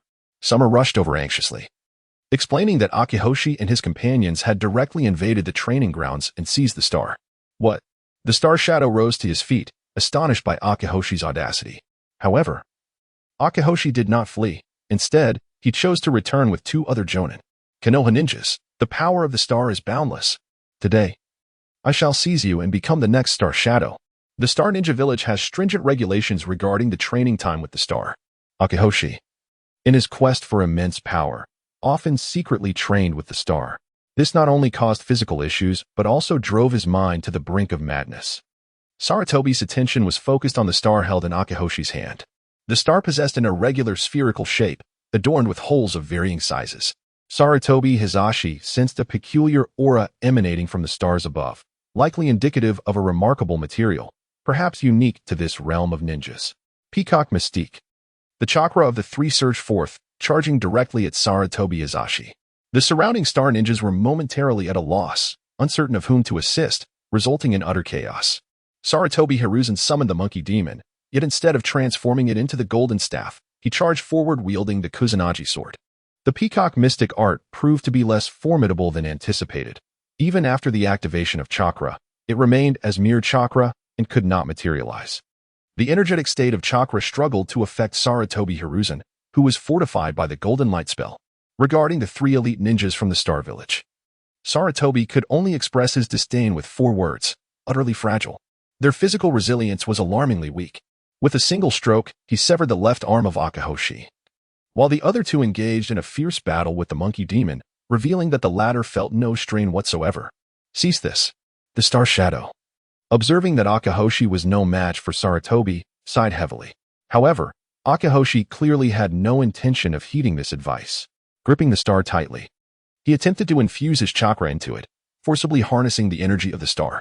In the next instant, Akahoshi erupted, his right arm, still clutching the star, disintegrated into a grotesque mass of flesh, which continued to distort before rapidly decaying. This shocking spectacle left all present in utter disbelief. Chapter 52. Danzo suddenly realizes defeat is not an option. The remaining two star ninjas exchanged glances and swiftly distanced themselves from the monkey demon. The surrounding star ninjas encircled the scene, bewildered by the gruesome fate of Akahoshi. Alas, this is precisely why I insist on strict training with the star. The longer one remains in contact with it, the greater the physical repercussions. Seizing the opportunity, the third star shadow approached and began discussing the drawbacks of training with the star with the nearby ninjas. Sarutobi Hiruzen stepped forward, retrieving the star from the ground and infusing it with a modicum of spiritual energy. The internal structure of the star was exceedingly active, however. It stabilized considerably upon the infusion of energy. It appeared to be a certain treasure of unknown name, possessing a potent reactivity to spiritual energy while repelling chakra, potentially causing mutations in chakra. Such a material would serve excellently for the reforging of the Kusanagi sword. I shall take this. You proceed to Konoha, where arrangements will be made for your communication, he declared before turning away and departing. Some of the star shinobi attempted to impede his path, but were promptly halted by the star shadow. It was evident that Sarutobi Hiruzen had employed a certain secret technique, one that effectively countered the peacock's secret arts. Any attempt to obstruct him would only result in unnecessary casualties. It was far more prudent to leverage the matter of Sarutobi Hiruzen's acquisition of the star for negotiations with Konoha. Upon leaving the star shinobi village, Sarutobi Hiruzen embarked towards the land of crafts, renowned for its unparalleled forging techniques and abundant mineral resources. Along the journey, he continued to gradually infuse spiritual energy into the star, which seemed to absorb it like an insatiable abyss. As it absorbed the energy, the star's appearance began to transform slowly. The previous holes vanished, and it became a smooth, lustrous orb, reminiscent of a precious jade. In addition to forging a sword as his primary artifact, Sarutobi Hiruzen aspired to create a staff, likely a habit inherited from his predecessors, as he found wielding a staff exceedingly convenient. However, utilizing the Saru demon as a weapon was not ideal. Despite its claims of possessing an indestructible physique, it was not as formidable as one might think. Having made a promise to the Sarutobi clan, he contemplated capturing the Four-Tails monkey to refine its spirit into a staff, thus ensuring a permanent deficiency in the Ten-Tails. Nevertheless, for the Kagaya clan, filling the void left by the Four-Tails would likely present little challenge. The primary concern remained the prevention of Uchiha Madara and Obito from enacting their schemes. Obito had now been officially disavowed by the Uchiha clan, leaving Sarutobi Hiruzen somewhat astonished upon receiving this news. He had not anticipated that Uchiha Fugaku would resort to such underhanded tactics. Obito, a quintessential Uchiha, had become increasingly arrogant and filled with hatred following Rin's demise, fostering animosity toward all. This was also the reason behind the second Hokage's extreme aversion to the Uchiha. The potential destructive power of a corrupted Uchiha was truly terrifying. However, what if one had approached the Uchiha with kindness and love from the outset? Obito was merely a pawn manipulated by others, and his actions were utterly unforgivable. Once Sarutobi Hiruzen established his foundation, he would undoubtedly confront Obito and seize him. Sarutobi Hiruzen set forth towards the land of crafts, while the Star Ninja Village dispatched its own shinobi to Konoha. Ostensibly, this was a mission of inquiry, yet in truth, it was a pursuit of collaboration. The third Hokage took to the road with Natsu, determined to forge an alliance with Konoha. In recent days, Miki Ai had fully acclimatized to life in Konoha. Within the Sarutobi clan, Miki Ai was held in high esteem. After initial deliberations, the clan had come to accept her presence. It was evident to all that, despite Sarutobi Hiruzen's outward demeanor of seriousness, he harbored a rather playful nature behind closed doors. Only a handful noticed the subtle changes in him, while the rest continued to perceive him as the same old man he had always been. Mickey AI's arrival led many to speculate that Sarutobi Hizashi relinquished his authority within the village solely to pursue a more spirited existence. Not only had Mickey AI tidied up Hizashi's quarters, but she had also begun to oversee the affairs of the Sarutobi clan. Previously, these responsibilities fell to Sarutobi Biwa. But now they rested upon the shoulders of Hinako, who, as a shinobi, had little fondness for such duties. Today, Mickey AI ventured to the outskirts of the Forest of Death. She had heard from Hinako that Sarutobi Hizashi often frequented a wooden cabin nearby, a cherished retreat of his. Perhaps upon his return, he would reside there once more, so Mickey AI wished to assist him in tidying the place. However, upon her arrival at the cabin, she discovered that it was occupied by an unexpected visitor, a peculiar man, missing his right arm and exuding an air of despondency. This individual was, of course, Danzo, who had taken refuge in the cabin since Sarutobi Hizashi's departure. Truth be told, Danzo was not well regarded in the village, and the Shimura clan had dwindled to a mere shadow of its former self. The wooden cabin belonging to Sarutobi Hizashi is situated far from the Hidden Leaf village, surrounded by a delightful environment. The only drawback may be its proximity to the Uchiha clan. However, Danzo is rather indifferent to such matters. After several unsuccessful visits to see Sarutobi Hizashi, he decided to take residence here. Lacking any news of Hizashi and too embarrassed to inquire further, he simply awaited the return of his friend. Danzo had long noticed the presence of Miki Kouai, yet as an ordinary girl, he paid her little mind. "May I ask who you are?" This question, perhaps, should be directed towards you, he mused, glancing at Miki Kouai with a hint of curiosity. "Isn't this the residence of Lord Hizashi?" Miki Kouai reciprocated his curiosity. "I am a long-time friend of Sarutobi Hizashi. Greetings, I am the future wife of Lord Hizashi, Danzo." Surprisingly, Sarutobi Hiruzen? How could he, who has never married throughout his life, indulge in such frivolities? This young girl appears to be even younger than Asuma. A beast. Sarutobi Hiruzen truly is a beast. He wondered why he had not seen Hiruzen lately, only to discover that he had gone off in pursuit of women. He even deceived such a blossoming young maiden. Taking a deep breath, Danzo felt a surge of indignation. What could she possibly see in that old monkey? Lord Hiruzen is not only handsome but also possesses formidable strength. Whenever Sarutobi Hiruzen is mentioned, Meimoku Shao AI displays the unmistakable signs of youthful infatuation. Seeing her expression only fueled Danzo's irritation. Ever since he became acquainted with Hiruzen, he felt overshadowed by him at every turn. Now that Hiruzen is no longer Hokage and both of them have aged, it is astonishing that Hiruzen could still enchant such a young girl. No. Suddenly, Danzo realized that he absolutely cannot afford to lose again. He must strengthen the Shimura clan. He cannot be outdone by Sarutobi Hiruzen. Rising to his feet, he turned and swiftly departed from the wooden hut, leaving Meimoku Shao AI puzzled by the strange behavior of Hiruzen's friend. Upon entering the hut, he began tidying up. The bedding clearly needed replacing, various condiments required replenishment, and he even thoughtfully purchased a set of barbecue tools for Hiruzen, showing great consideration. Chapter 53, The Frenzied Competition of the Uchiha Days Later. A sensational piece of news emerged. Danzo was actually preparing to get married. The bride-to-be was a former kunoichi from Root. After Root was dismantled, all the cursed seals on its members were lifted. Aside from a few extremists, most of the Root members joined the Umbu, while others chose to end their ninja careers and settle in the village.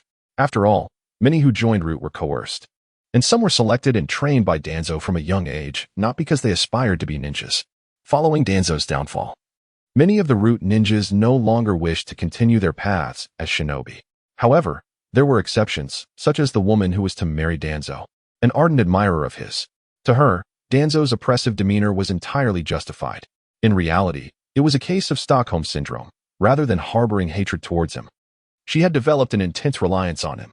When Danzo approached her with the proposal of marriage, she accepted without a moment's hesitation. This woman, in her late 20s, was notably closer in age to Meimoku Shao AI than Hiruzen. Upon learning of this news, the legendary Sannin were at a loss for words. Were these old men all of the same mold? Did they only think of such matters in retirement? Orochimaru and Tsunade were merely surprised upon hearing the news. But it was Jiraiya who suffered the greatest shock. Sarutobi Hiruzen might be an exception, but what is Shimura Danzo up to? The illustrious Jiraiya, the great sage of the Toads, remains solitary even to this day. On the surface, he appears to be a wandering hero, yet deep within, he harbors a profound yearning for love. However, Jiraiya's standards are exceedingly high. While he may indulge in casual encounters, should marriage ever beckon, only a partner of his choosing would suffice. Currently, the only one who captures his interest is Tsunade, yet their fates are misaligned. And the bonds forged over the years seem ample. Their connection is more akin to that of comrades, as Jiraiya disapproves of Tsunade's tempestuous nature, just as she scorns his lascivious tendencies. Nevertheless, should they truly desire to be together, such obstacles could certainly be surmounted. Yet, the mutual disdain remains palpable, with Jiraiya merely coveting Tsunade's alluring figure. After nearly being rendered incapacitated by her formidable punch, he finds himself genuinely apprehensive. Still, a resolve brews within him. He cannot lag behind. Observing the current trajectory, it appears that all the favorable circumstances are being seized by Orochimaru and Tsunade, while he is left with the arduous tasks. What if he were to become like Danzo in the future? This thought sends a shiver down his spine. Surely, the three Sannin would not repeat their past missteps. Tsunade's penchant for gambling makes her susceptible to the corrupting influence of wealth, while Orochimaru's fascination with human experimentation casts him in a dubious light. As for Jiraiya, he need not elaborate. In the past, Sarutobi Hiruzen merely utilized a crystal ball for espionage, whereas Jiraiya has been known to employ transformation techniques to infiltrate women's baths and frequent various establishments of ill repute. His transgressions far exceed those of Hiruzen. One cannot help but wonder how Konoha might fare when the three Sannin lose their fervor. Surely it cannot come to that. Jiraiya shakes his head, dismissing the troubling thoughts. Danzo shows no urgency in orchestrating a wedding. He intends to wait for Hiruzen's return to Konoha before proceeding with the ceremony. He is determined to marry before Hiruzen does. The notable clans within Konoha have begun to sense the winds of change.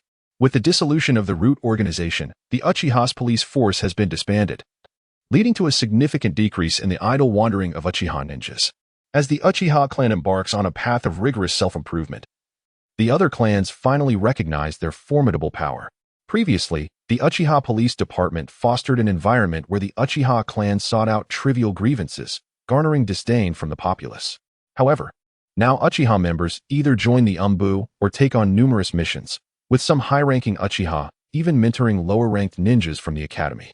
Such developments were unheard of in the past, and the Uchiha's inherent pride drives them to excel in every endeavor.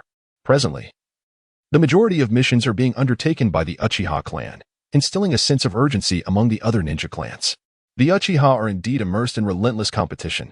Possessing both strength and striking appearances, their diligent efforts leave the other clans feeling overwhelmed. It is no wonder that the second Hokage once targeted the Uchiha. Their current endeavors compel everyone to engage in this relentless pursuit of excellence. The entire Konoha has flourished due to this mutual competition among the ninjas, to the extent that even Orochimaru finds himself concerned as the number of available missions dwindles. Fortunately, Konoha's reputation has soared following the capture of the Eight Tails and the subsequent reparations extracted from the Cloud Village, resulting in an influx of new missions. Itachi Uchiha has officially graduated from the academy and has begun his apprenticeship under Orochimaru. Although Itachi is ostensibly Orochimaru's junior, with Hiruzen absent, it is convenient for him to assume the role of mentor. However, Orochimaru's first lesson for Itachi does not involve ninjutsu. Instead, he explains his extensive research on Obito's Mangeki Sharingan within the confines of the laboratory. Itachi listens intently, gaining a newfound understanding of the Uchiha bloodline under Orochimaru's guidance, even uncovering a startling secret. Genetically speaking, the Senju and Uchiha clans share a common ancestor. However, the Uchiha possess a more potent spirit, making them more attuned to chakra, which manifests in their Sharingan. Conversely, the Senju clan boasts formidable yang chakra, resulting in their physical prowess and vast reserves of chakra. Orochimaru even delves into the Hyuga clan and Naruto Uzumaki's Uzumaki bloodline, revealing connections to both the Senju and Uchiha. This revelation is nothing short of astounding. What immense power could be harnessed by uniting the strengths of these bloodlines? Alas, while Orochimaru has delineated their interrelations, he is unable to merge these bloodlines. After all, he is now the Hokage, and with the Ninja World War temporarily concluded, finding experimental subjects is no easy task. Dressed in a white lab coat, Itachi's earnest dedication to his studies brings satisfaction to Orochimaru. He perceives the confusion and emptiness that plague his junior, who yearns for love yet struggles to articulate his feelings. Once, he too experienced such turmoil. However, As he navigates the path of immortality, the challenges and uncertainties have multiplied, dispelling his former bewilderment. Now, with the secrets of the four great clans unveiled, Itachi's curiosity has been piqued. With the village and his family no longer a source of concern, he finds purpose in his research, dispelling his previous uncertainty. Chapter 54, President of the Craftsmen's Association. The land of craftsmen lies not far from the land of bears. Sarutobi Hiruzen has arrived in the land of craftsmen aboard a merchant ship. In truth, the ninja world is not vast. It resembles a mere fragment of a continent. And the land of craftsmen is a small island nation, albeit larger than the land of whirlpools. All ninja tools utilized by the various ninja villages throughout the ninja world are forged in the craftsman's village. Unlike other ninja villages that primarily generate income through mission-based endeavors, the craftsmen in the craftsman's village are entirely self-sufficient. This region represents the pinnacle of forging craftsmanship within the ninja world, yet contemporary ninjas exhibit little regard for ninja tools. The artisans of the craftsman's village possess remarkable forging skills and understand how to create tools capable of channeling chakra. Kakashi's father earned the title of White Fang due to a chakra-infused short blade known as White Fang. Weapons that can harness chakra exhibit exponentially greater lethality and sharpness. However, perhaps due to the existence of formidable figures like Hashirama Senju and Madara Uchiha, who are unrivaled in the realm of ninjutsu, contemporary ninjas do not place particular emphasis on ninja tools. This is understandable, no matter how potent a ninja tool may be. It pales in comparison to the magical artifacts wielded by cultivators, and an over-reliance on them exposes glaring vulnerabilities. Nevertheless, the land of craftsmen continues to thrive on the sale of ninja tools, profiting handsomely from this unabashed arms trade. The antiquated mindset of these ninjas allows a small nation to monopolize the arms trade of the entire ninja world, even though tools like shuriken possess minimal lethality against ninjas. For nations such as the Land of Fire, the annual procurement of quality weapons amounts to a substantial figure. Ultimately, ninjas engage in life and death struggles primarily for monetary gain. What a paradox! The forging technology of the Land of Crafts is remarkably advanced, primarily due to its abundant supply of rare minerals and the presence of a volcano on the island, coupled with the existence of subterranean flames, which create an ideal environment for the crafting of various tools. Furthermore, the Land of Crafts is home to a legendary ancestor named Saimai, a genius craftsman whose creations in ninja tools far surpass those of his time. Indeed, the financial prowess of the Land of Crafts is comparable to that of the Star Ninja Village, and its ambitions extend far beyond those of the Star Ninja Village. Upon his arrival at the Hidden Craft Village, Sarutobi Hiruzen was swiftly recognized by the local shinobi, who quickly discerned his identity as the third Hokage, rejuvenated by some arcane technique. After all, having served as Hokage for an extensive period, his sudden relinquishment of all powers and delegation of the majority of Konoha's affairs to his three disciples, followed by his remarkable transformation into a younger self, certainly raised eyebrows. Various ninja villages were closely monitoring Sarutobi Hiruzen, and news of his journey to the Star Village to retrieve information had already spread. The Land of Crafts harbored ambitions and resources, remaining keenly attuned to developments in the shinobi world, and thus began to scrutinize Sarutobi Hiruzen with great interest. The only element lacking in the Land of Crafts was perhaps formidable strength. Sarutobi Hiruzen strolled through the artisan village, where the ambience starkly contrasted with that of Konoha. The streets were lined with shops vending ninja tools, and numerous small workshops buzzed with the fervent activity of forging. The perpetual state of warfare in the ninja world demanded a staggering consumption of ninja equipment, rendering the Land of Crafts ever busy. However, the tools available here seemed rather mundane, holding little value for Sarutobi Hiruzen. It appeared he would need to explore the minds of these artisan ninjas for something of worth. In truth, the most effective approach might be to directly pilfer from these craftsmen and uncover their hidden treasures, much like the merchant ninjas from the Red State. While these ninjas may not grasp the full utility of certain spiritual herbs, they undoubtedly recognize their worth, as they could enhance medicinal efficacy. It was likely that these artisans possessed some valuable items, given the significant disparity between rare minerals and ordinary ones. Nevertheless, Konoha maintained a cooperative relationship with the Land of Crafts, and any conflict with these artisan ninjas could pose considerable repercussions for Orochimaru. Just a few steps away, Sarutobi Hiruzen was abruptly stopped. Honorable Sarutobi Hiruzen, our village leader from the artisan ninja village requests a moment of your time to converse. Several ninjas from the artisan ninja village obstructed his path, yet their demeanor remained respectful. Sarutobi Hiruzen nodded and proceeded to follow the group of ninjas to the main building of the craftsman ninja village. However, the village lacked a shadow, instead being presided over by a chairman of the merchant association. All the ninja tools exported from the craftsman ninja village passed through his hands, rendering him nearly equivalent to the village's shadow. How could the third Hokage possibly visit our humble craftsman ninja village? This chairman, a shrewd-looking middle-aged man, emanated an air of cunning. Though your craftsman ninja village is small, the annual profits are considerable. Sarutobi Hiruzen also wore a smile, yet upon his words leaving his lips, the countenance of the chairman of the merchant association shifted dramatically. Indeed, had the craftsman village fallen under scrutiny? He had often pondered how the profits from ninja tools and various armaments were immensely vast, far exceeding the earnings from missions undertaken by the ninja villages. Of course, the ninja villages enjoyed numerous other sources of income, including allocations from the feudal lords, contributing to the overall wealth of a nation. However, this time, my visit is not for the benefit of your village, but rather to procure some minerals. Sarutobi Hiruzen deftly shifted the conversation to other topics. I aspire to forge a unique ninja tool and seek to gather some rare minerals. Is that so? The craftsman's village would surely welcome you. After speaking, he turned to the ninja beside him. Please take Lord Sarutobi to view our treasured collection. After the departure of Sarutobi Hiruzen, four ninjas entered the room. They were the four celestial beasts of the craft ninja village. This small faction aimed to resurrect the founding ancestor, Kaimitsu, believing that his revival would enable them to launch a counter-offensive against the five great nations. Is this truly the third Hokage of Konoha? One remarked. He appears rather feeble. I can scarcely sense any chakra within him. There is no doubt regarding Sarutobi Hiruzen's prowess. The only conceivable issue might be his advanced age. However, it presently seems that age is no longer a concern, and it would be prudent to exercise caution. The chairman of the Merchant Association spoke in a grave tone, recognizing that the old man would not venture forth without absolute certainty. Furthermore, the current strength of the craft ninja village is insufficient. To provoke Konoha recklessly would be ill-advised. No amount of wealth could possibly rival Konoha's might. The strongest among them was indeed the four celestial beasts, yet their capabilities were limited. They primarily relied on ninja tools, with their personal strength being quite modest.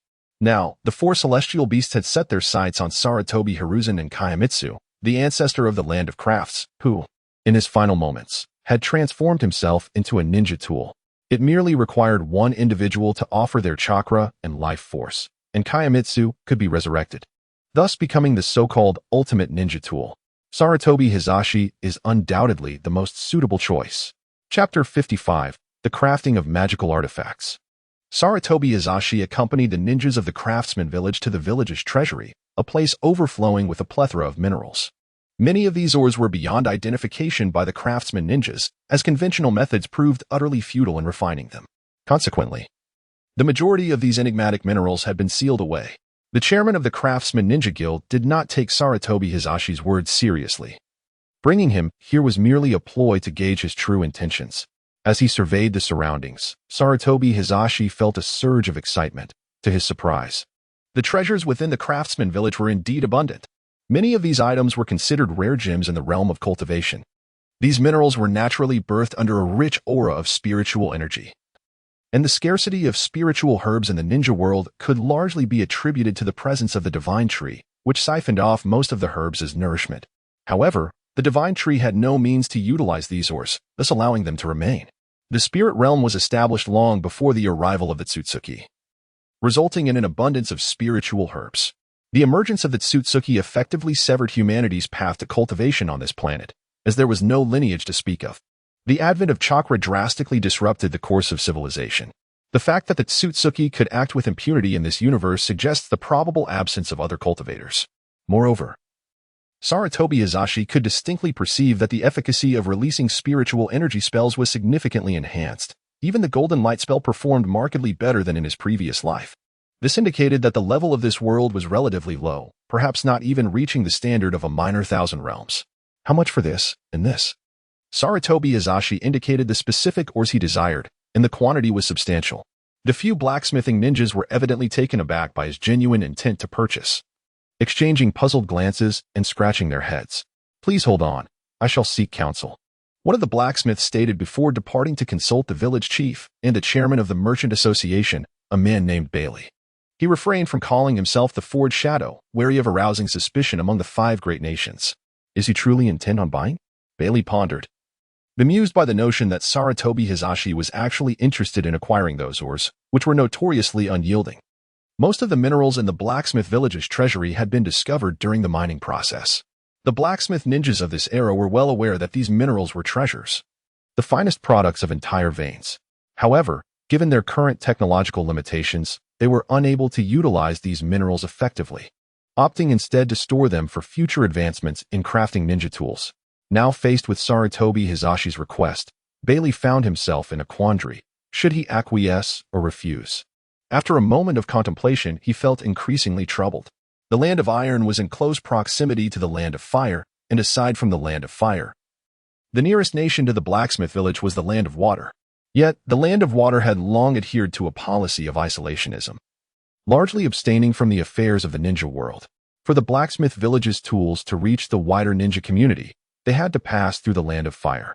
If Konoha held any grievances against the blacksmith village, it could lead to significant complications.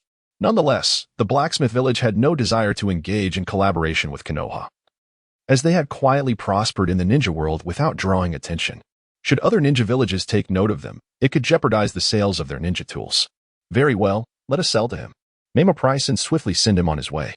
Growing increasingly agitated, he waved his hand dismissively, signaling for the ninjas to expedite Sarutobi Hiruzen's departure. After nodding in agreement, he quickly approached Sarutobi Hiruzen, proposed a reasonable price, and packaged the ores for sale. Sarutobi Hiruzen never anticipated that his endeavor would proceed so seamlessly, successfully acquiring the minerals. The absence of conflict is undoubtedly the most favorable outcome. I wonder if Lord Sarutobi has any other matters at hand? The blacksmith ninja has begun to issue a dismissal, eager for Sarutobi Hiruzen to depart promptly. After all, as the Hokage, any incident occurring in the blacksmith village could have dire repercussions for them. I seek a location to forge some ninja tools. Very well, please follow me. The blacksmith ninja gave it little thought, not believing that Sarutobi Hiruzen could create anything of significance from these minerals. No need. I wish to inspect the volcano before I take my leave. Sarutobi Hiruzen was acutely aware that these individuals certainly did not wish to linger in the village of craftsmen. By now, his appearance was likely known to the major ninja villages, leaving only the small star village with scant information. The village of craftsmen said little more. While on the other side, the 4 celestial beasts were preparing to ambush Sarutobi Hiruzen. Once he exited the realm of the village of craftsmen, they would spring into action. Utilizing Sarutobi Hiruzen's very body, they intended to resurrect the progenitor of the village of craftsmen, Saimai. Thus, they aimed to realize their ambition of launching a counteroffensive against the 5 great nations with ninja tools. Sarutobi Hiruzen sealed all these minerals with his sealing technique. Soon, he arrived at the volcano of the land of craftsmen, intending to harness the geothermal flames to forge his own magical artifact. The materials he gathered exceeded his expectations. After reforging the Kusanagi sword, he would likely have enough surplus to craft a staff. This was an active volcano, and it was highly probable that the land of craftsmen was formed from repeated eruptions of this volcano. It was puzzling how these people could live so comfortably beside a potential powder keg. Nevertheless, this volcano proved advantageous for Sarutobi Hiruzen, given his chi refinement stage prowess. It was impossible for him to create a personal magical artifact. He could only fashion a rudimentary form of the artifact until he reached the golden core stage, at which point he could truly transform the sword into his personal magical weapon. The benefit was that throughout his cultivation, he could continuously incorporate various materials to enhance the quality of the artifact. The first step was to infuse a star into the Kusanagi sword, disrupting its ability to absorb chakra, and then integrating the various spirit-infused minerals acquired from the land of craftsmen. He would summon the geothermal flames using spiritual energy, gradually refining the Kusanagi sword. The star was set aside. Sarutobi Hiruzen was quite intrigued by this so-called star, having no idea what it truly was. As he continuously infused spiritual energy, the star's activity increased significantly. Its internal structure was not solid but flowed slowly. Furthermore, when he injected a large amount of spiritual energy at once, it would release ethereal light and shadows around it, creating a remarkable spectacle, though it yielded no tangible effects. On this volcano, Sarutobi Hiruzen had lingered for 2 months, and the quartet of the 4 symbols from the craft ninja village had grown increasingly impatient. Chapter 56. The Star-Cutting Blade with Maximum Effects. Had Sarutobi Hiruzen departed long ago? The only female member among the four symbols, Peacock, had been waiting with mounting frustration. The expressions of the other three were equally grim. They had ventured to the volcano several times, yet had found no trace of Sarutobi Hiruzen. Little did they know that he had delved into the volcano's depths, excavating a cavern within the crater for the purpose of forging. Fortunately, he had previously concocted several fasting pills on Flower and Fruit Mountain, alleviating any concerns about sustenance. Over these 2 months, Sarutobi Hiruzen had successfully reforged the Kusanagi sword, perfectly integrating the star within it. He had exhausted all the materials collected from the craft ninja village, leaving no surplus for crafting a staff. However, the quality of this sword was exceptionally high, attaining the status of a superior magical artifact, and with Sarutobi Hiruzen's rising cultivation, it was destined to evolve into a true magical treasure. Given the sword's remarkable attributes, the name Kusanagi felt inadequate. Thus, Sarutobi Hiruzen rechristened it as the Star-Cutting Blade.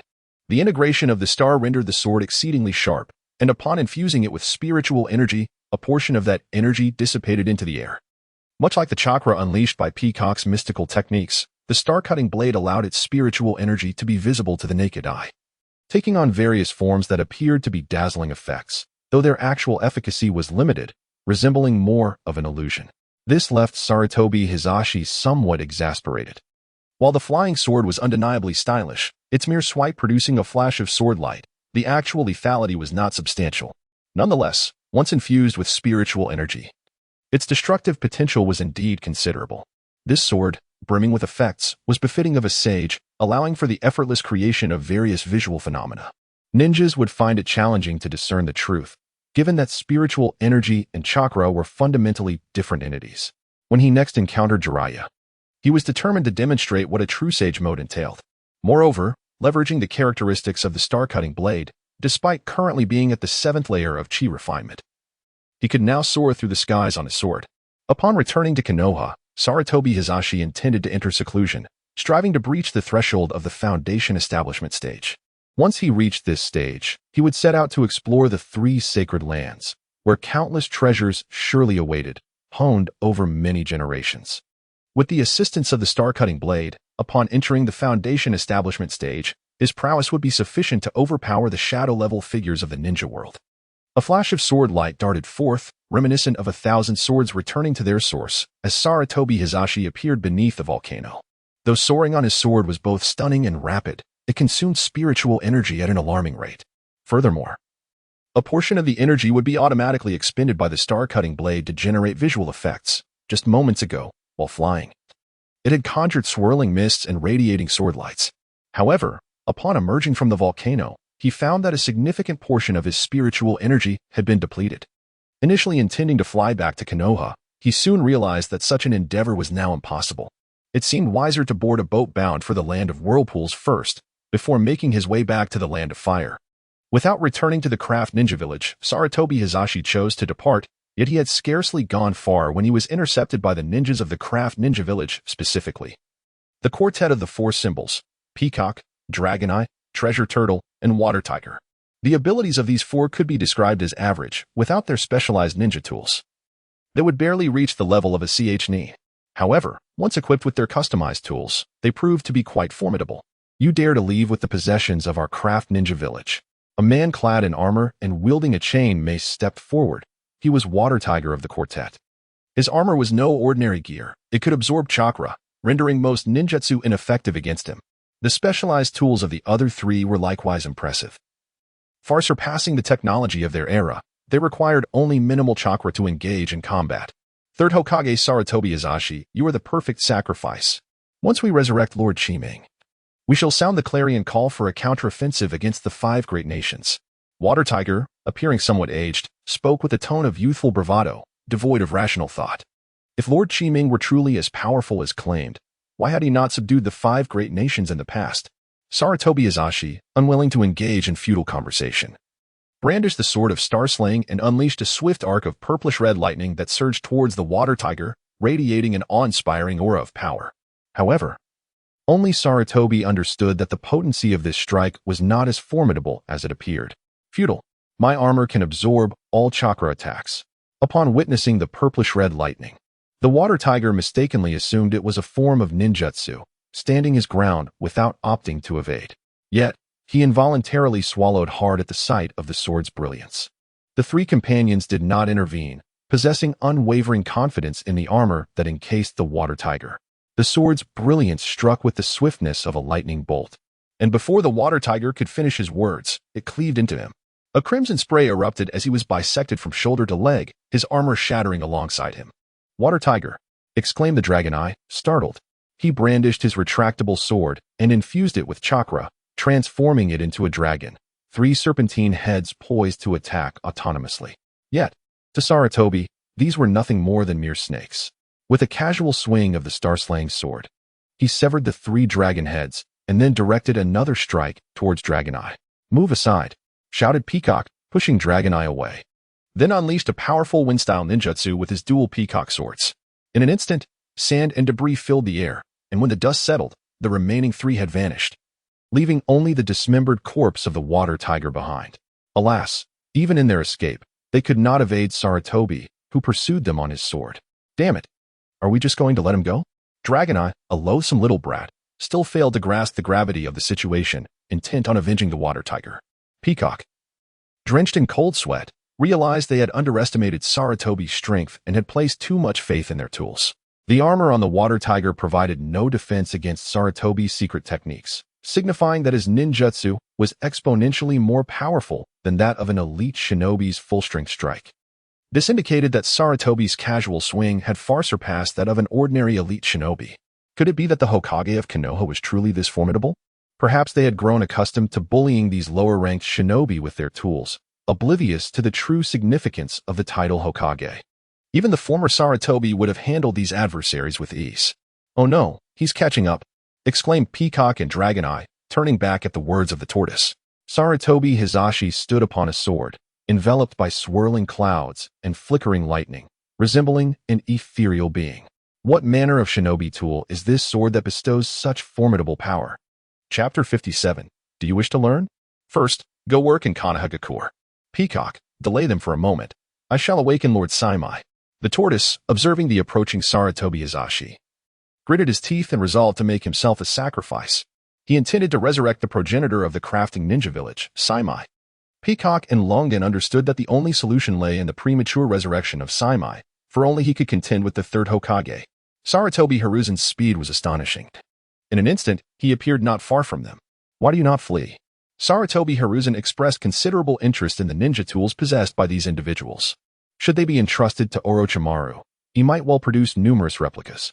During the era of Boruto, various scientific ninja tools proliferated, enabling even ordinary individuals to wield jutsu with formidable potency.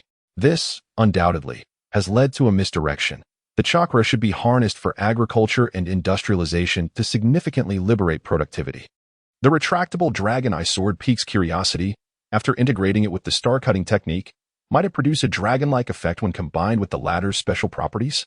Sarutobi Hiruzen is filled with anticipation. Do not take pride in your position, even if you are the Hokage of Konoha. It matters not as long as Lord Saimai is resurrected. The 5 great nations shall fall before us.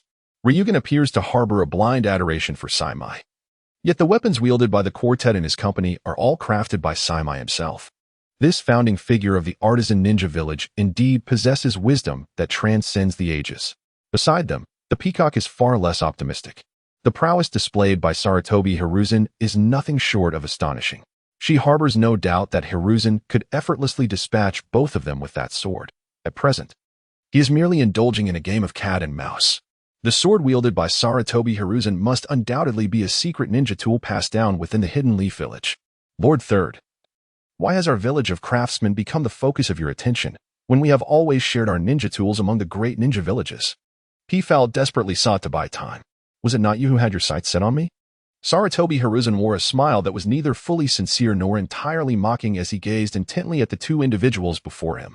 Leave your ninja tools behind, and I shall allow you to depart. Enough with the absurdities.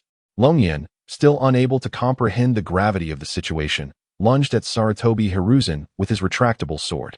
Sarutobi Hiruzen relished the opportunity to impart a lesson to the youth who could not discern the gravity of the situation. Swiftly evading the serpent's head formed by chakra, he positioned himself beside Regon and severed his right hand with a single stroke of his sword. The weapon that had been in Rigon's grasp now found its way into Sarutobi's hands. It was no ordinary sword, but rather a unique ninja tool capable of activating chakra. Evidently, the forging techniques of Saimai were indeed exceptional, surpassing even the current craftsmanship of the land of craftsmen. This retractable sword had been forged from spiritual minerals. How intriguing. I shall take it back to show Orochimaru. Peacock supported the injured Rigon. Her face a mask of terror, Sarutobi's prowess was overwhelming, placing him leagues apart from their realm. She understood that even if the tortoise were to sacrifice itself to resurrect Lord Saimai, they would still stand no chance against the third Hokage before them. After a moment's hesitation, she turned to Sarutobi and surrendered the dual swords she held. "Take this sword and spare us," she implored. Rigon's gaze towards Sarutobi was also filled with dread, his arrogance evaporating. Upon receiving the dual swords, Sarutobi regarded them with ambivalence. While their wind-based ninjutsu was formidable, it was not overwhelmingly powerful. He decided to hand them over to Orochimaru for further investigation within the village. At that moment, an eerie wave emanated from a distance. "Lord Saimai has been resurrected." Peacock and Rigon were aware that this signified the return of Lord Saimai. However, having lost the two swords, his strength would undoubtedly be significantly diminished. Could he truly contend with Sarutobi? Saimai sensed the presence of his lost swords and hastened towards Sarutobi. "Behold our progenitor, Lord Saimai."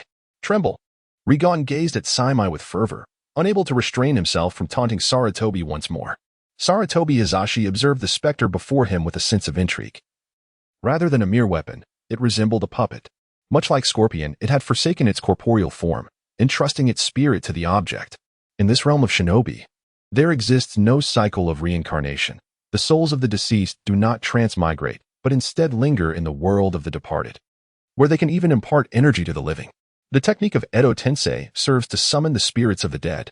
Such a phenomenon is evidently illogical, pointing to a flaw within this world, where the grand design is far from perfect.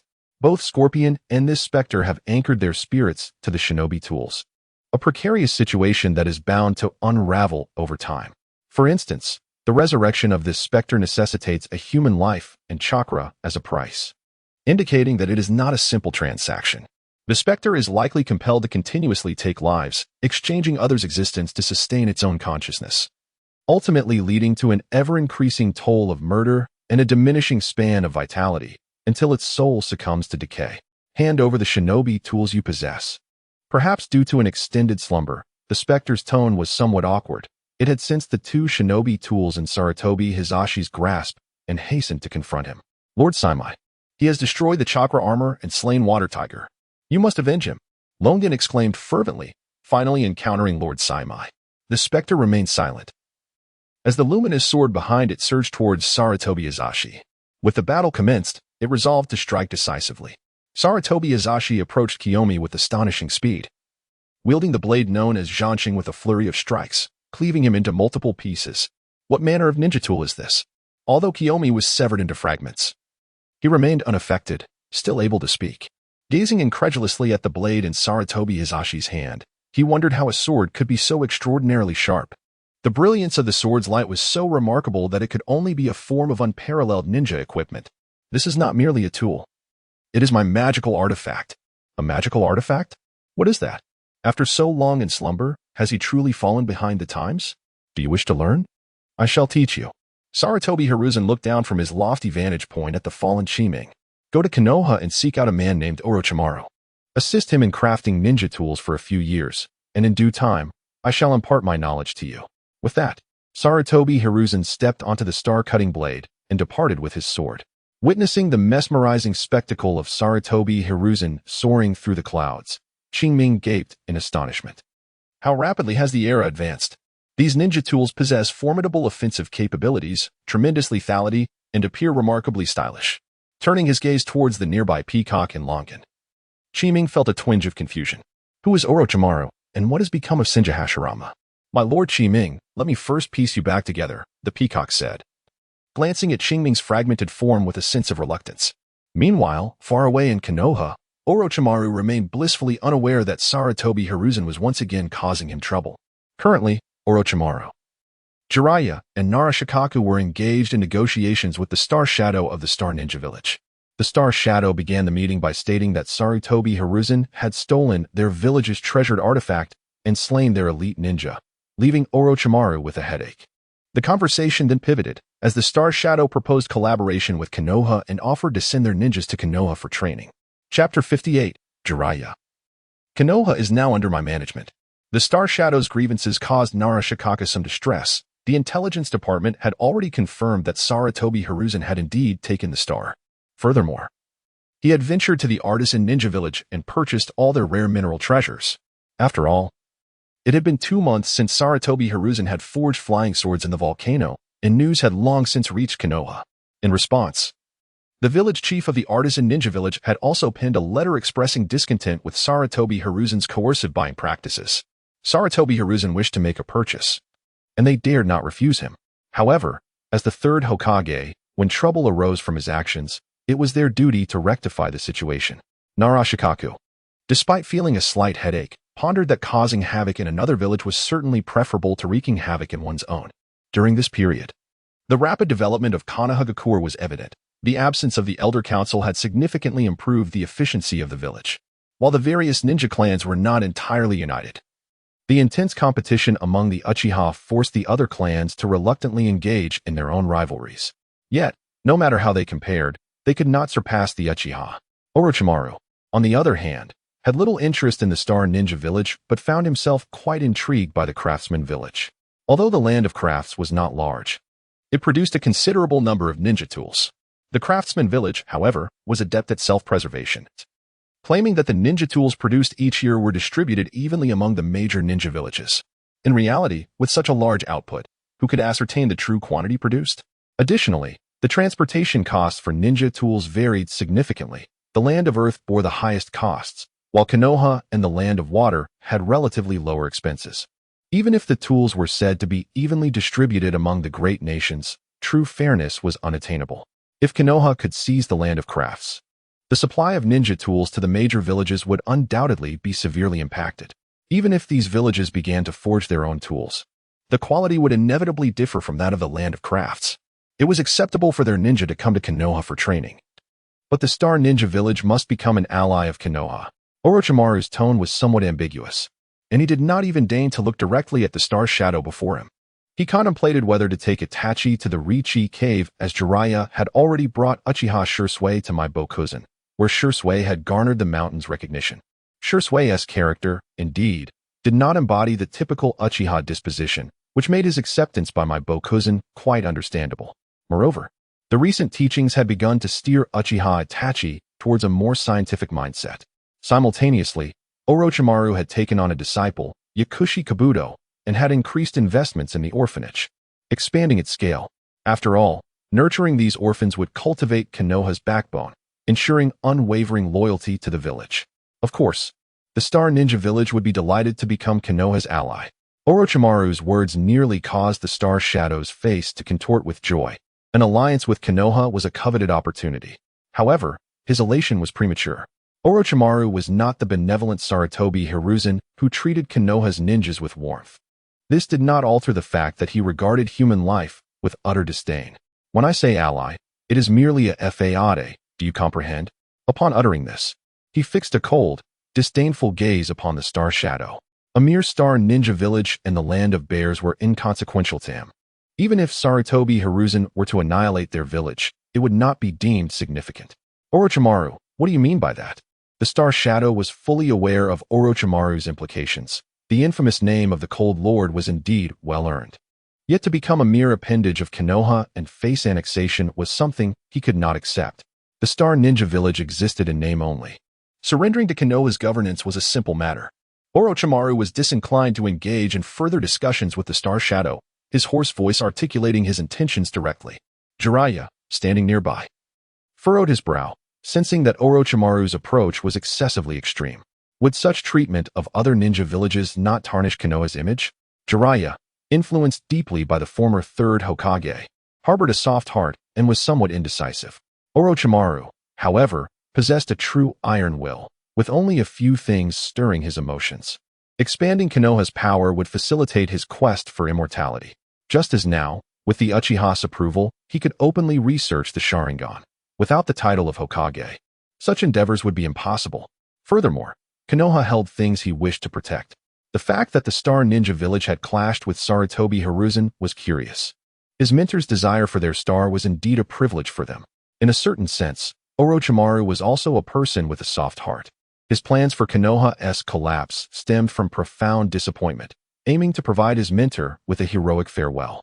After a moment's hesitation, the Star Shadow wrestled with his thoughts and ultimately reached a decision. Very well, but the name of the Star Ninja Village must be preserved. Without the star, the village would exist in name only. Cooperating with Konoha would inevitably lead to subjugation, yet Orochimaru laid the truth bare without concealment.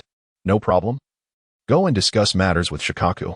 Orochimaru had no desire to involve himself in the details and sent the Star Shadow to negotiate specifics with Nara Shikaku. The Hokage's office was left with only Orochimaru and Jiraiya. Orochimaru, isn't it somewhat inappropriate to threaten another village? Jiraiya could not restrain himself from voicing his thoughts. Jiraiya. It is merely a small Star Ninja village. There is no need for excessive concern. Orochimaru genuinely did not regard the Star Ninja village as significant. Yet his indifferent demeanor irked Jiraiya. Orochimaru, you will come to regret this. At Jiraiya's words, Orochimaru retorted casually, Jiraiya. I am merely the proxy managing the village on behalf of our mentor. Jiraiya was taken aback. However, Orochimaru quickly realized that he was not Sarutobi Hiruzen, and Jiraiya was not Danzo. He maintained considerable patience with his comrades. To show mercy to our enemies is to be cruel to ourselves. Shall we allow them to come to Konoha to learn ninjutsu, only to turn against us later? Even if I do not clarify matters, the Star Ninja Village will gradually become our vassal under the watch of the Umbu. It is better to lay everything out clearly. Jiraiya opened his mouth, uncertain of what to say. Upon reflection, Orochimaru's words seemed quite reasonable. Perhaps I have been too simplistic in my thinking. That's all right. You still have much to learn. The two exchanged smiles, their bond deepening further. Yet, Jiraiya couldn't shake off a lingering sense of unease. Chapter 59, The Most Beautiful Day Today. Konoha remained as peaceful as ever. Kakashi busily tended to Naruto in the fourth Hokage's residence. Recently, there had been no villagers burdened by guilt arriving with gifts. 2 months had passed, and the villagers' remorse had nearly faded. After all, life must go on. They had offered their gifts, expressed their apologies. And surely it was time to forgive them. Kakashi is a prodigy in ninjutsu and training, yet he possesses little aptitude for caring for children. Fortunately, Kakashi is remarkably patient, far surpassing Jiraiya in this regard. In the initial days, Jiraiya visited Naruto daily, but his visits have become increasingly sparse. Kakashi understands that Jiraiya has numerous responsibilities and is not one to remain in one place for long. With 2 nanny figures to assist, he finds himself less required to intervene, as they dote on Naruto even more than they would on their own children, having learned that he is the child of the fourth Hokage. Nevertheless, Kakashi yearns to personally care for Naruto, seeking to fill both a void within himself and rectify past regrets. The reforging of White Fang has rekindled Kakashi's convictions. The recent transformations within the village have gradually bestowed upon him a deeper understanding of his father. Teammates hold greater significance than mere missions, and a ninja's role transcends that of a mere tool. He must grow stronger to protect all that he cherishes. Simultaneously, Kakashi is determined to confront Obito and defeat him. Kakashi can somewhat comprehend Obito's actions. Perhaps witnessing Rin's death at his hands led to a profound despair towards the world. Yet, why does Obito refuse to seek the truth? His actions are exceedingly extreme. Even as a former close friend, Kakashi cannot forgive Obito for the death of Kushina Izumaki, which ultimately led to Minato Namake's demise. The day of the White Fang's rebirth marks the return of the Hitaki. Each day, Kakashi feels his strength surging, both in ninjutsu and swordsmanship, advancing at an astonishing pace. Obito, brace yourself. I shall defeat you with my own hands. In the Uchiha clan territory, Itachi cradles Sasuke while basking in the warm afternoon sun alongside Shisui. Itachi. Not Maiboku is truly fascinating. Although, I must admit, the meals prepared by Sage Jiraiya leave much to be desired. Shisui excitedly recounts his experiences at Mount Maiboku. Yet the thought of Jiraiya's culinary skills makes him feel a bit queasy. Holding his sleeping brother, Itachi wishes time could forever linger in this moment. You might think this is merely an ordinary afternoon, but years later, you would realize it was, in fact, the most beautiful day of your life. One that would never return. Teacher Orochimaru is about to take me to the Dragon Cave. I wonder how it compares to Mount Maiboku. Itachi actually prefers the Land of Rain, but Orochimaru insists the Dragon Cave is an excellent venue for training in sage arts. and he is eager to give it a try. I've heard from the toads that the snakes in the dragon cave are rather unfriendly. Shursui expresses concern that Itachi might end up resembling Orochimaru, with a tongue akin to a serpent. What do you think of Shizen? Itachi deftly shifts the conversation to Shursui. After becoming a disciple of Lady Tsunade, Shursui's status and identity have inadvertently elevated, now being a junior to Jiraiya, with Itachi as his senior. After all, the current Orochimaru is the Hokage, and according to village customs, disciples are typically nurtured within a ninja team. Mitarashi Anko has long been Orochimaru's pupil, and there was once another disciple, Karatsuchi, who tragically perished in the wars. Meanwhile, Jiraiya and Tsunade each have but one disciple, namely Shursui and Shizen. Just yesterday, when he went to buy dango, he discovered Shursui and Shizen shopping together, prompting today's inquiry. Shizen. Shursui's tone betrays a hint of fluster. How does Itachi know everything? The children of the Hokage are typically precocious, a consequence of their rigorous training in chakra, leading to accelerated development. Moreover, in this era, the average lifespan is relatively short, making early marriage and parenthood commonplace. However, Shursui's interactions with Shizen have primarily stemmed from their shared mentor, so there should be no cause for concern, right? Jiraiya, having received a rather forceful punch from Tsunade, now harbors a psychological aversion to meeting her, especially after she vowed to deliver another blow once he recovered.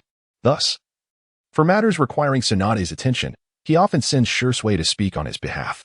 Tsunade has been quite busy in the medical department, and Shursui typically consults with Shizen first, leading to their growing familiarity. Shursui's sunny disposition complements Shizen's gentle and serene nature, allowing them to interact as if they were longtime friends. I merely inquired about Shizen's character. Observing Shursui's reaction, Itachi feels a hint of exasperation. Shursui truly cannot conceal his feelings. She is quite amiable, gentle, tranquil, and exudes confidence. Itachi nods, refraining from probing further, aware that Shursui might not be able to maintain his composure much longer. Itachi-kun. A young girl spots Itachi and Shursui and rushes over with delight. Upon seeing Uchiha Izumi, Shursui quickly turns to Itachi. Itachi, the teacher has summoned me for something. Why don't you chat with Izumi for a bit? With that, he stands, offering Izumi a smile before departing. Uchiha Izumi appreciates Shursui's perceptiveness and turns her charming gaze towards Itachi, the beauty mark beneath her right eye drawing his attention, rendering him unable to divert his focus. Izumi, why aren't you at the Ninja Academy today? Today, the academy is closed. Uchiha Izumi settles beside Itachi on the stone bench. Sasuke is so adorable. Let me hold him. As soon as the sleeping Sasuke is cradled by Izumi, he stirs and begins to cry upon seeing her. It seems Sasuke is not fond of this girl who may threaten to steal his brother's affection. All right. Noticing Sasuke's distress, Itachi quickly retrieves him.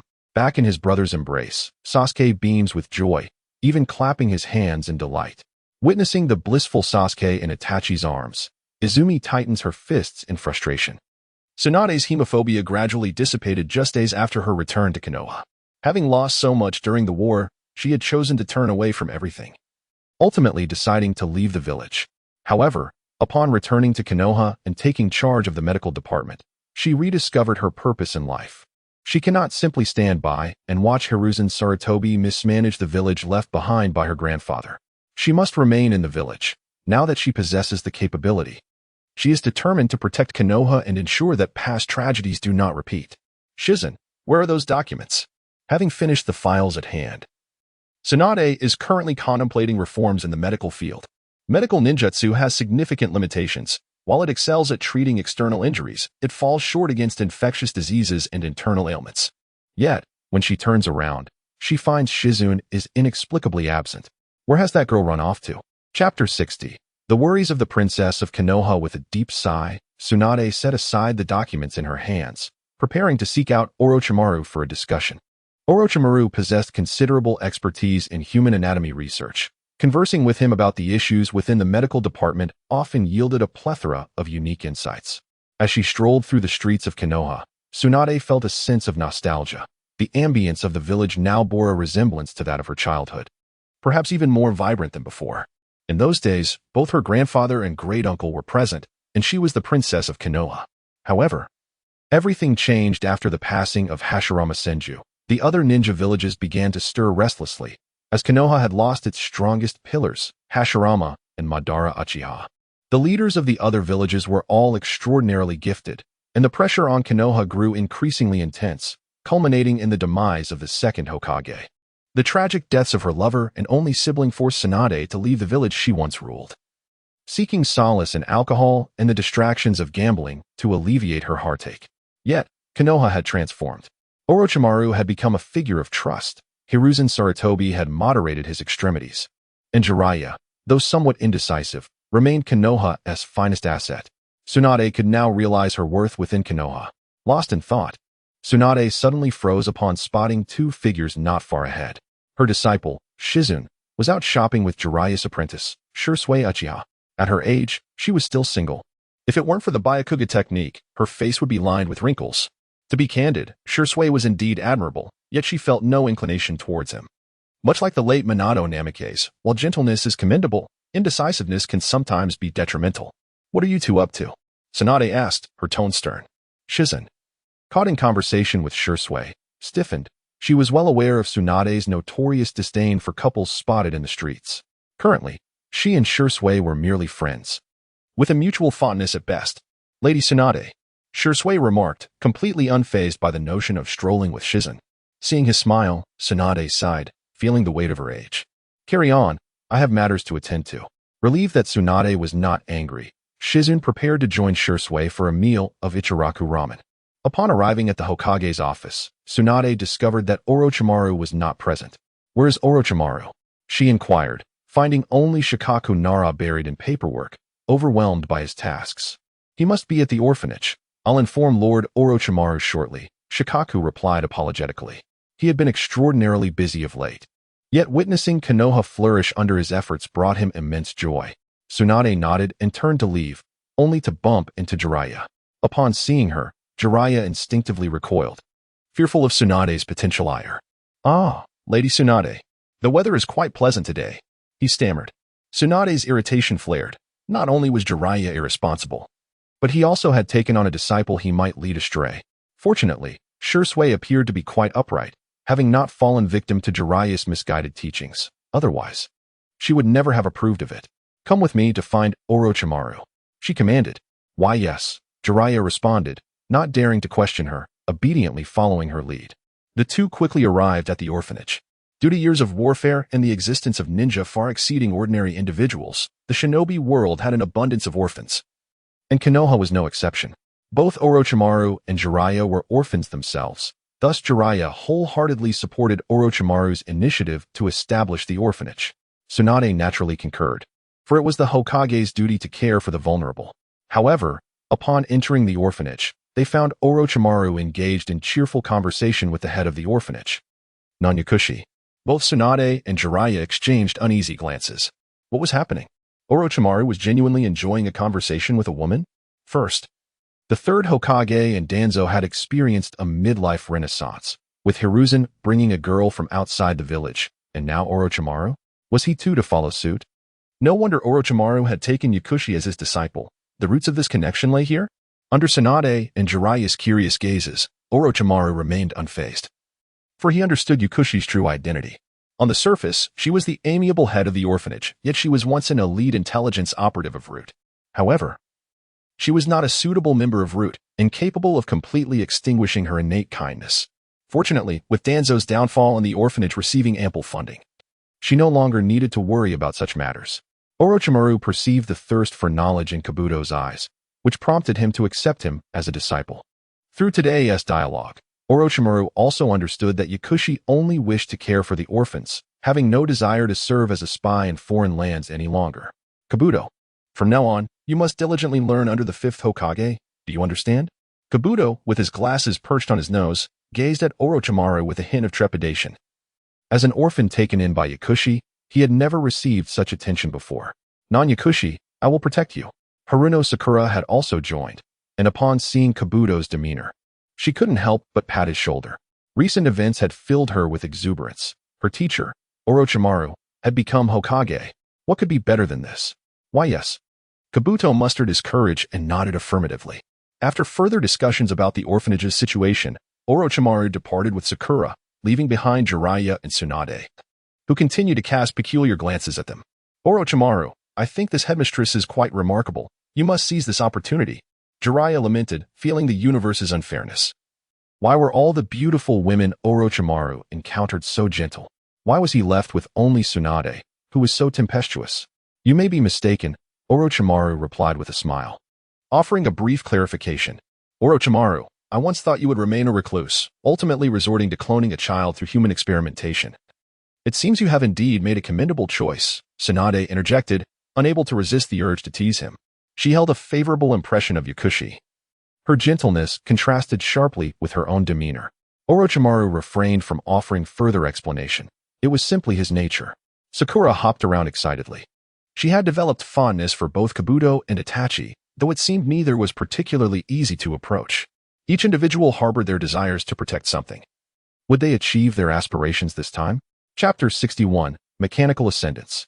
The Hidden Leaf Village and the Whirlpool Village have enjoyed a harmonious relationship for generations, and even today, one can still find numerous marks of the Uzumaki clan throughout Konoha.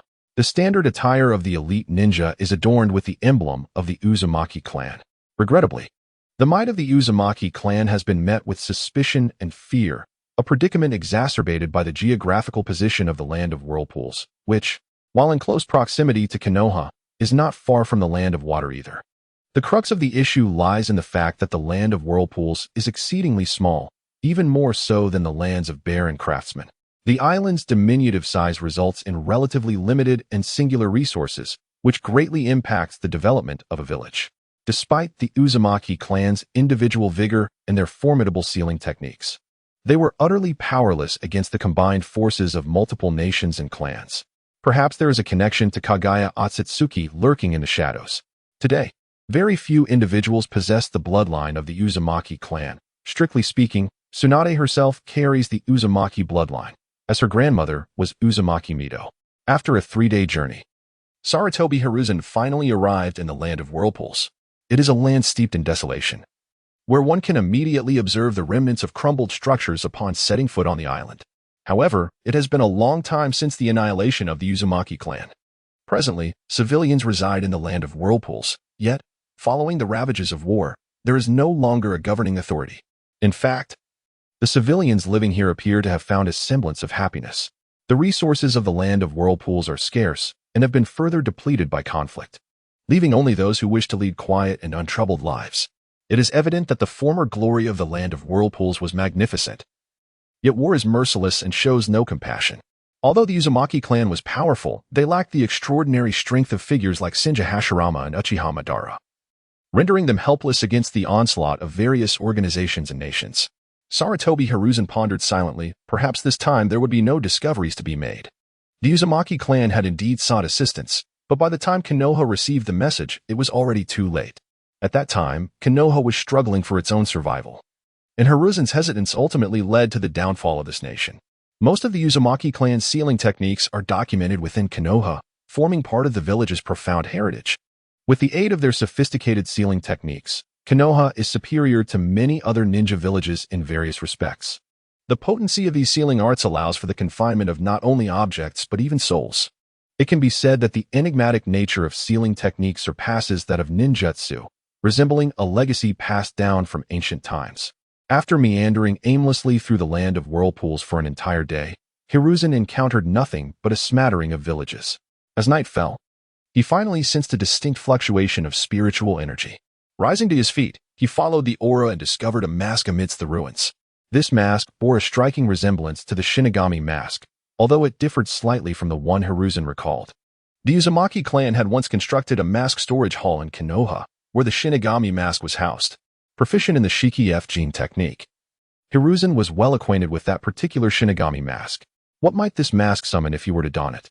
Perhaps it would invoke the Shinigami once more? Yet, it would be more fitting to describe it as a puppet created by sealing techniques, for the concept of reincarnation does not exist in this ninja world. Stowing the mask away, Hiruzen resolved to test its purpose upon his return to Konoha, after he had achieved a breakthrough in his foundational cultivation. He certainly would not experiment with it himself. On the following day, Hiruzen set out to return to Konoha. On the same day, both Kajaku and Saimai arrived in Konoha, while Ryugen chose to remain in the Land of Craftsmen. His aspirations lay shattered, the most formidable ancestor of the land of craftsmen, Saimai. A genius craftsman who created numerous powerful ninja tools, was stooping to seek guidance from Hiruzen on how to forge such tools. Ryugen felt utterly defeated. To resurrect this individual, Mizuhiki had perished, Bakue had made sacrifices, and he had even lost his right hand. Yet this was the outcome? Is the third Hokage causing more trouble again? Hearing that someone had come looking for him, Nara Shikaku felt a wave of melancholy. That morning, Lord Orochimaru had been preoccupied in the laboratory, instructing his 3 disciples. While Shikaku handled the affairs of state, he learned that someone claiming to be the ancestor of the land of craftsmen had arrived, seemingly having clashed with Hiruzen, which left Shikaku with a headache. He had just recently resolved the situation concerning the Star Ninja Village.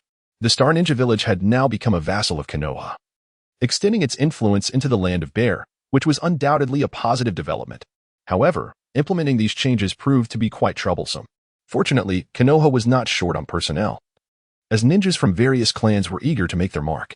The issue, however, was that both Hiruzen and Orochimaru tended to distance themselves from administrative duties. Sarutobi Hiruzen entrusted the village to Orochimaru, who in turn delegated the bulk of the mundane tasks to him, leaving him to toil tirelessly. However, the matter at hand pertained to the land of the craftsmen, necessitating Orochimaru's intervention. In the southeastern region, only the land of whirlpools, the land of bears, and the land of craftsmen remained. It was unlikely that Sarutobi Hiruzen would venture to the land of water. The current state of Kirigakure was far from stable, and should Sarutobi Hiruzen act recklessly, it could incite a war. Thus it was imperative for the Umbu to swiftly retrieve him. An Umbu unit notified Orochimaru, who, after giving a few instructions to his 2 disciples and 1 junior, exited the laboratory, with the teacher finally gone. Akane felt disheartened upon witnessing the earnest demeanor of both Kabuto and Itachi, and she slumped back down. Once Orochimaru departed, Akane became animated, as it truly was a challenge for her to accompany him in his research. However, seeing the enthusiasm of Itachi and Kabuto, she hesitated to leave, despite being unable to match their pace. Kabuto and Itachi harbored a profound interest in various ninjutsu and research as disciples of the Hokage. They had access to the myriad secret techniques of Konoha. Kabuto was particularly fascinated by forbidden techniques, while Itachi showed a penchant for the Flying Thunder God technique. Upon arriving at the Hokage's office and encountering Kiyomi, Orochimaru's interest was piqued. With his expertise, he immediately discerned that the figure before him was not a living person but rather someone transformed into a type of ninja tool. This bore a slight resemblance to his studies on human modification technology, yet it was entirely distinct. Orochimaru's focus lay in genetic mutation to alter the flesh, whereas this individual sought mechanical ascension. Chapter 62. Physical transformation. Both Orochimaru and Kiyomi were scientific madmen, albeit with divergent research directions. Kiyomi was obsessed with ninja tools, even going so far as to forge himself into one. Perhaps he would find common ground with the future Scorpion. However, the path Orochimaru intended to pursue was entirely different from Kiyomi's. He placed greater faith in the power of the flesh and, after receiving guidance from Sarutobi Hiruzen, was in no rush to change his body. While it is true that Orochimaru had undergone a certain degree of physical modification, such as soft body transformation and the snake-style substitution technique, these were capabilities born of bodily transformation. Interesting. Are you the progenitor of the craftsmanship village? And what of the third Hokage? Kiyomi did not respond to Orochimaru's inquiries. His sole focus was on locating Sarutobi Hiruzen to inquire about the forging of that sword. With the teacher absent from the village, is there anything you wish to discuss with me? Sarutobi Hiruzen has once again found himself in trouble outside. However, Orochimaru remains largely indifferent. In his view, since Sarutobi entrusted the village to him, he is free to do as he pleases beyond its borders. The minor nations of the Bear and the Craftsmen hold no significance for him. It seems that Sarutobi would not provoke the 5 great nations to bring undue trouble to the village, so he may as well be left to his own devices. You are Orochimaru? Sarutobi remarked. If I assist you in crafting ninja tools for a few years, he will teach me how to forge that sword. Perhaps having been dead for so long and recently summoned from the realm of the dead, his mind is somewhat muddled, and his words are blunt and straightforward. What kind of ninja tools can you create? The tools belonging to his previous self have all been taken by Sarutobi, leaving only the chakra armor, which he has managed to repair. This set of armor I possess can absorb chakra. You might want to try using your ninjutsu on it. Currently, he is akin to Orochimaru, having uncovered the secret of immortality, exhibiting an intense fervor. The allure of the star-cutting blade was simply irresistible to Sarutobi Hiruzen. With his exceptional skills, he could discern that the sword was forged through an entirely distinct methodology, boasting astonishing power, even capable of enabling human flight. While the concept of human flight was not particularly challenging, he could indeed craft such ninja tools. He felt no trace of chakra within that blade, nor any chakra circuits. As Sarutobi Hiruzen soared through the clouds with his sword, radiating beams of light, one may wonder how such a phenomenon is created.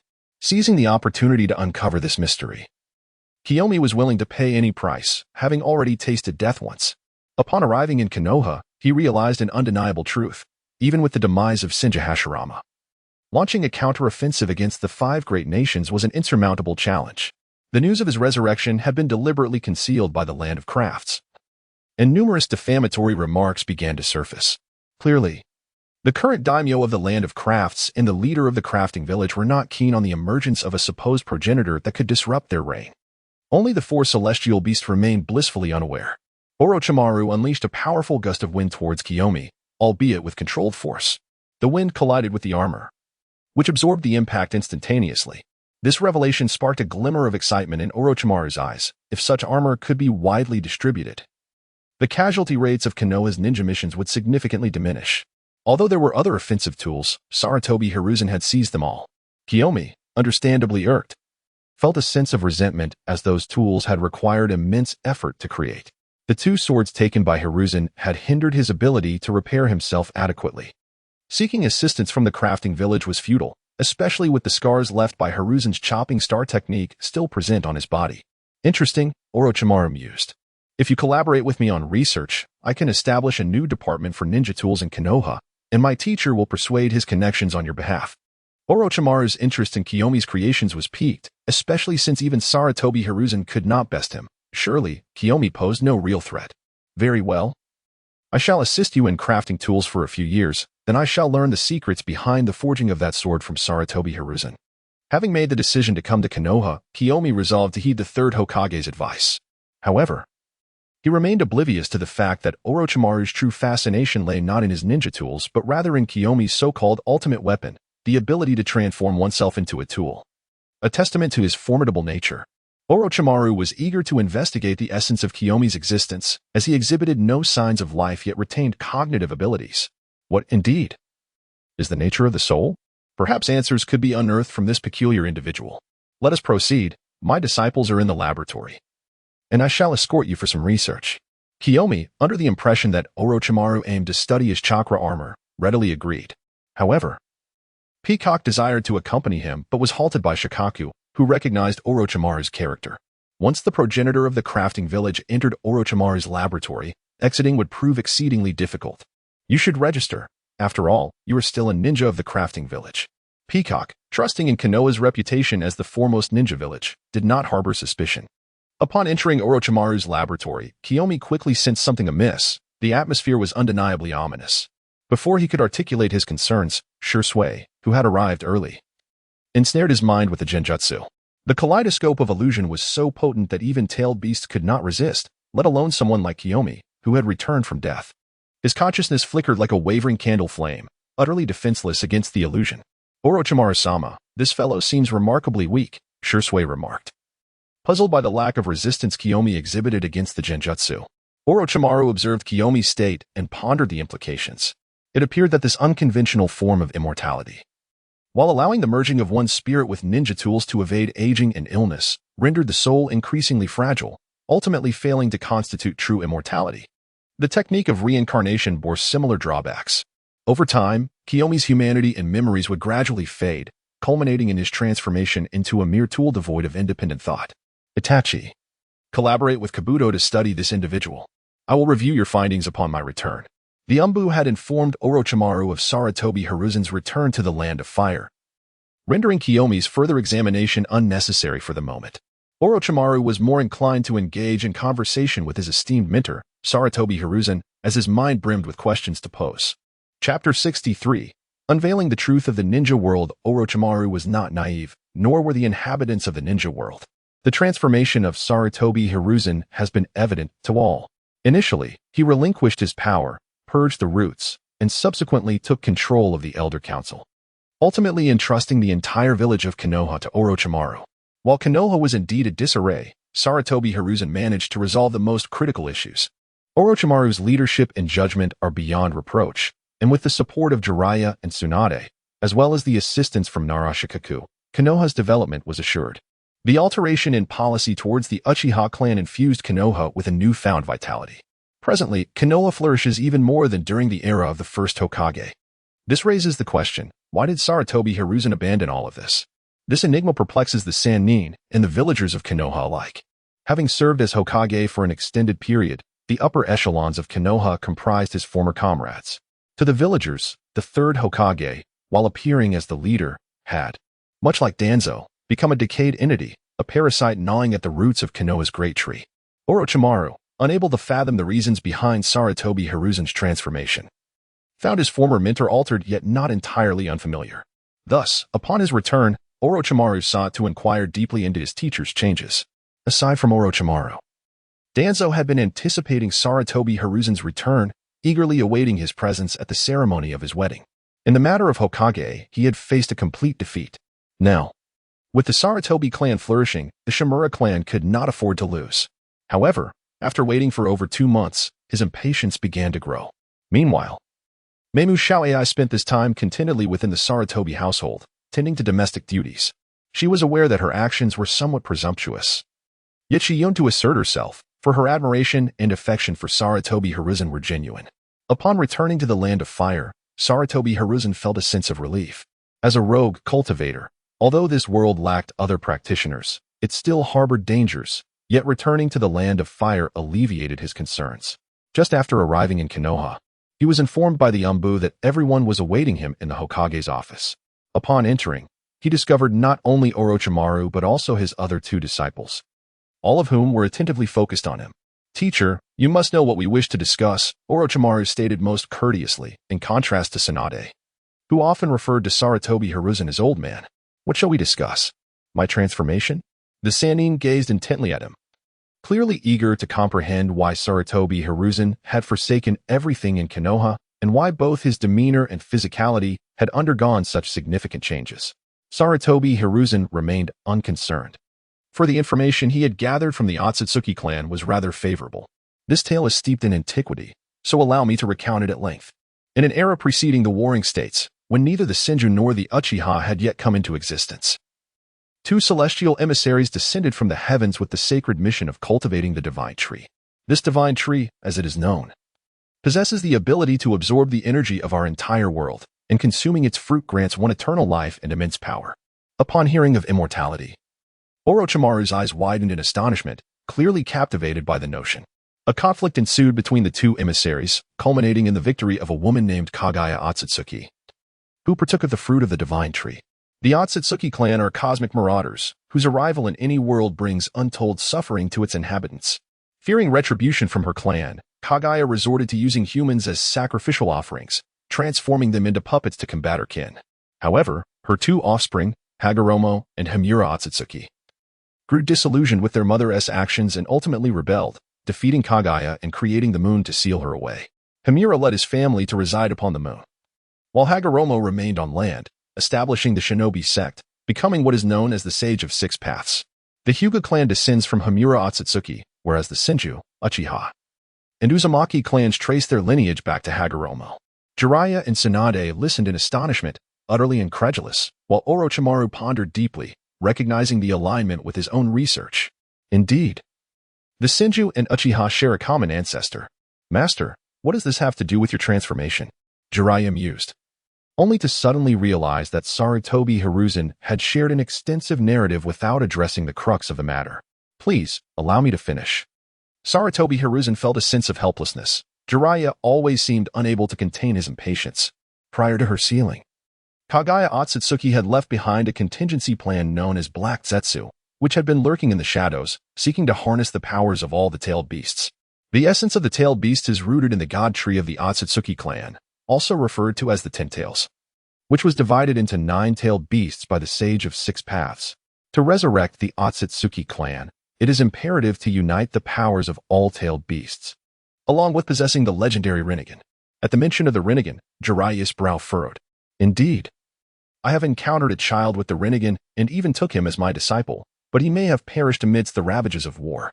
Orochimaru glanced at Jiraiya, recalling the 3 disciples he had taken in from the land of rain. However, he remained oblivious to the fact that the red-haired boy possessed the fabled Rinnegan. Why had he not been brought back to the village? On one hand, there was the prophecy of the great sage frog, and on the other, the village was not in a state of tranquility at that time. Jiraiya sighed, reflecting that had the village been as it is now, he would undoubtedly have chosen to bring Nagato back. Yet, given the turmoil within the village at that time, Nagato's return would have certainly jeopardized the safety of the Rinnegan. The wars of the Shinja clan, along with the conflicts of the ninja world, were all orchestrated by Black Zetsu, even behind the Nine Tails incident instigated by Obito. The tale I wish to recount unfolds before the arrival of the Otsutsuki clan. In an era devoid of chakra, humanity was feeble, easily overshadowed by the beasts that absorbed natural energy for cultivation. It was not until a formidable sage emerged, vanquishing countless monsters and creating the spirit world, thus separating the summoned beast from the realm of humans, that mankind found a space to thrive. I am a recipient of this sage's legacy. The 3 legendary ninjas were lost in contemplation, each focusing on different aspects of the discourse. Jiraiya yearned to return to Myaboka Mountain to inquire if Sarutobi Hiruzen's assertions held any truth, while Tsunade was astounded by the connection between the Uchiha and Shinja clans. Only Orochimaru was intrigued by the sage mentioned by Sarutobi Hiruzen. The Otsutsuki clan would undoubtedly return, and with Otsutsuki Ishiki scheming in the shadows, should Sarutobi Hiruzen lack sufficient strength, failure was a distinct possibility. Disclosing these secrets to his 3 disciples seemed the wisest course of action. Chapter 64. Is there such a fortunate event? For a moment, the Hokage's office fell into silence. During their conversation, a soundproof barrier had been established, and the Umbu had been temporarily dispatched. Naturally, no one in the ninja world would dare eavesdrop on the discourse among the 4 of them. Master, what exactly is the legacy of the sage? It was Orochimaru who broke the silence. Having grasped the intricacies of the situation, he was the quickest to accept the revelations. He had long detected anomalies at the genetic level and had perused extensive records from Konoha, uncovering clues. Yet he had never anticipated such a fantastical narrative as that presented by Sarutobi Hiruzen. Of course, Sarutobi Hiruzen had also omitted details. It was impossible to recount everything in full. A method of cultivation distinct from chakra, when mastered, can grant true immortality. Orochimaru's eyes sparkled with excitement. Was there such a boon? His greatest ambition had always been the pursuit of eternal life, and now his master possessed a method to achieve it. Is it akin to the sage mode of the sages? Jiraiya noted the similarities between what Sarutobi Hiruzen described and the training methods of Myaboka Mountain. Not quite. Sage mode involves absorbing natural energy to create sage chakra within the body, whereas my method involves absorbing pure natural energy, which can also manifest as spiritual power. The so-called natural energy from the 3 great sanctuaries is not pure when one lacks talent in training sage mode from Myaboka Mountain. The result can lead to transformations such as becoming a frog or even petrification. This serves as clear evidence. Tsunade was unconcerned with notions of immortality or sage mode. Instead, she had identified a critical flaw in Sarutobi Hiruzen's earlier statements. Kaguya Otsutsuki has been sealed away, yet the Otsutsuki clan remains unresolved. Will they not invade our world again in the future? Tsunade's words drew the attention of both Orochimaru and Jiraiya towards Sarutobi Hiruzen. From Sarutobi Hiruzen's descriptions, the power of the Otsutsuki clan was evident. The Senju and Uchiha clans were merely diluted descendants of the Otsutsuki clan, yet they remained formidable. And even chakra itself was a gift bestowed upon this world by the Otsutsuki clan. Indeed, even the Otsutsuki who accompanied Kaguya may still be alive, lurking somewhere within the ninja world. The greatest adversary we will face in the future is not from the other nations of the ninja world, but rather the Otsutsuki clan from other realms. Both Orochimaru and Jiraiya fell into a contemplative silence. Konoha had only just stabilized and begun to find its footing. And now they were to confront such a formidable enemy? There is no need for haste. We still have ample time to prepare. Sarutobi Hiruzen reassured his 3 disciples, urging them not to worry excessively. If you wish to cultivate your abilities like I have, the first step is to relinquish all chakra. Furthermore, one must possess innate talent. Not everyone is destined for the path of training. Sarutobi Hiruzen found himself perplexed. Although the inhabitants of this world possessed various chakra attributes, not everyone was endowed with a spiritual root, and the nature of these roots diverged from that of chakra. The number of individuals with spiritual roots was limited. Yet the proportion of ninjas possessing such roots was somewhat higher than that of ordinary folk. Fortunately, The yin-yang body refinement technique did not place great emphasis on the attributes of spiritual roots. Rather, it valued the spirit and physical form. With determination and resources, one could achieve remarkable accomplishments. As one's cultivation deepened, innate talent became less significant, while comprehension took precedence. However, all three of you demonstrate the potential for cultivation. Should you decide wisely, I can impart my knowledge to you. The three ninjas exchanged glances, momentarily uncertain about their decision. To forsake chakra? The very thought caused even Orochimaru to hesitate. Chakra was the foundation upon which they established their existence in this tumultuous ninja world. And the culture of this realm was intricately tied to chakra. The method of cultivation proposed by Sarutobi Hiruzen harkened back to ancient times. A period before the very inception of chakra. Could it truly be reliable? You may take your time to ponder this. I have discovered a promising candidate for cultivation outside. I shall first impart my teachings to her so you may observe the results. Faced with the Tsutsuki clan, chakra inherently bore a disadvantage, as it was ultimately derived from the Tsutsuki in the divine tree. The individual you speak of, could it be Meimu Xiao AI? Tsunade's keen insight identified a potential issue. Yes, her aptitude is commendable, and she has not yet practiced chakra. Her progress should be satisfactory. Tsunade's gaze turned enigmatic, for she had not anticipated that this elder, after delving into the so-called sage arts, had genuinely transformed into a figure of righteousness. That girl, whose spirit was no less formidable than his own, was not merely a fleeting romance left by Sarutobi Hiruzen. However, it was not surprising that the girl would express a desire to wed him, given her circumstances. This dilemma was best left for Sarutobi Hiruzen to grapple with alone. Moreover, the likes of Danzo had also been stirred, likely awaiting Hiruzen's return. Let us contemplate this further.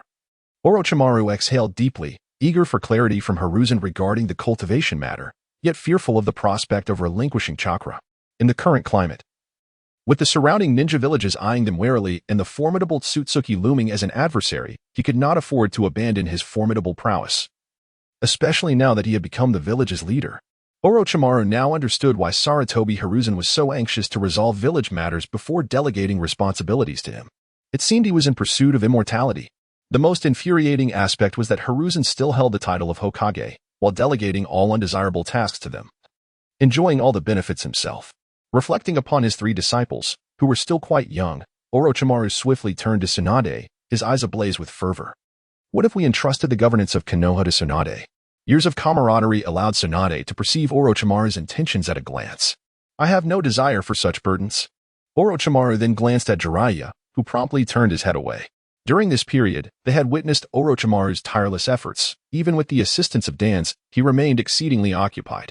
Moreover, even if they did not ascend to the position of Hokage, their influence would be significant, akin to the former Danzo and his advisors. Truth be told, Jiraiya, Tsunade, and Orochimaru had begun to understand the complexities faced by Sarutobi Hiruzen in the past. None of them were paragons of virtue, making absolute fairness a challenging ideal to uphold. Very well, take your time to deliberate. Let not these matters be divulged to outsiders. When discussing, ensure to employ soundproof barriers, for we cannot allow Black Zetsu to glean our secrets. Observing the assorted expressions of his three disciples, Sarutobi Hiruzen resolved to return home for a moment. I shall take my leave. Consider your choices carefully. Chapter 65. What sort of individual is you, Danzo? Emerging from the Hokage building, Sarutobi Hiruzen gazed towards the distant Hokage rock. The visages of the four Hokage were solemn, particularly his own, which appeared slightly more imposing than those of the other three. With the presence of earth and heaven techniques, the infrastructure of Konoha posed no issues. The current incarnation of heaven had been renamed Yamato, perhaps out of historical inertia. He had opted for this designation. Upon returning to the Sarutobi clan's domain, Hiruzen noticed the peculiar glances cast upon him by his kin. Arriving home, he encountered Meimu Xiao AI, elegantly attired in a qipao, embodying the essence of a devoted wife. An epiphany struck him. This girl had indeed employed a clever stratagem. He was well aware of her admiration and respect for him, yet he had not pondered it deeply. Nodding at Meimu Xiao AI, he turned his attention to Sarutobi Hinata, noting that Asuma and Shinosuke were still on a mission. Hinata was nearing 3 months into her pregnancy, her belly gently swelling. And it was Xiao AI who managed the household affairs. The three sat upon the sofa, exchanging glances, the atmosphere tinged with awkwardness. Meimu Xiao AI, do you truly wish to follow my path? Sarutobi Hiruzen has finally spoken. Mikumo Kawai possesses commendable talent, and additionally, Hiruzen wishes to explore whether individuals in this world apart from himself, have the potential to cultivate immortality. Having been reborn into Hiruzen's form, his spirit inevitably exerts influence over this corporeal vessel. Hence, will the natives of the Naruto universe find success in their pursuit of transcendence? After all, this realm has been fundamentally altered by chakra, and humanity, as essence, is, to some extent, interwoven with the genes of the Otsutsuki clan. It remains to be ascertained whether this is advantageous or detrimental for their cultivation. Mikumo Kouai instantly felt a surge of anxiety, her voice trembling as she spoke. Of course, Sarutobi Hiruzen nodded. I shall impart to you a technique. If your progress in cultivation meets my approval, I will permit you to become my follower.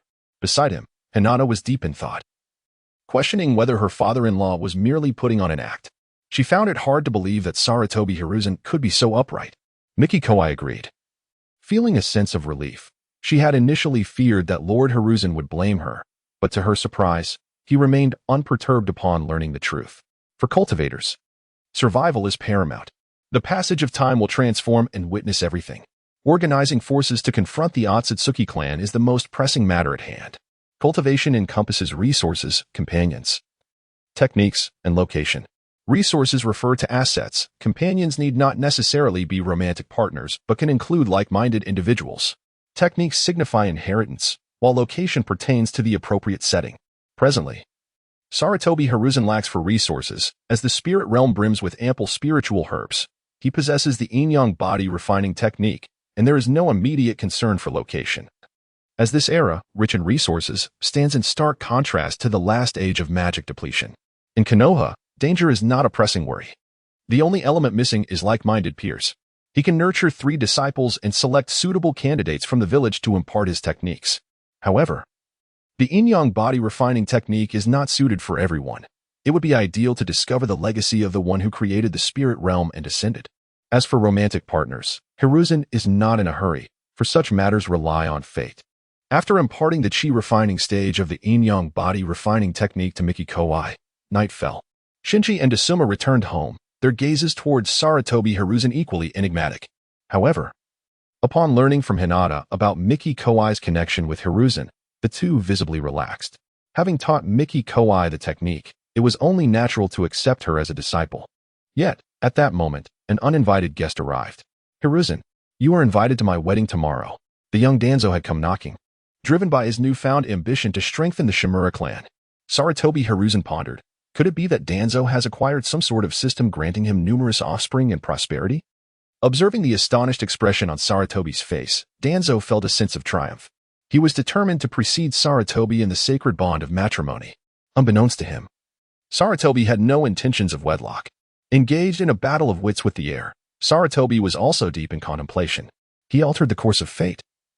Surely Danzo had not gained some miraculous system that would endow him with strength through progeny? Danzo, why this sudden desire to marry? Sarutobi ventured, probing cautiously. Humph. Do not think I am oblivious to your clandestine deeds. Danzo's gaze shifted towards the woman within the room, Miki Kouai, his tone tinged with a hint of melancholy. It appeared that Danzo had not acquired any extraordinary system, but rather was driven by an odd sense of rivalry. Very well, if it is to be, then I shall participate.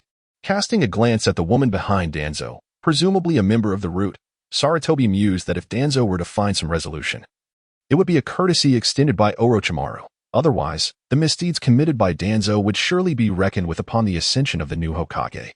Sarutobi Hiruzen's noncommittal stance left Danzo feeling rather uninspired. However, a spark of inspiration ignited within Danzo.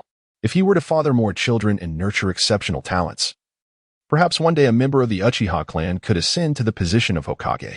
Should he find himself incapacitated, he could always establish a pseudonym. The following day, the ninjas of the village were abuzz with sensational news. Danzo was actually getting married.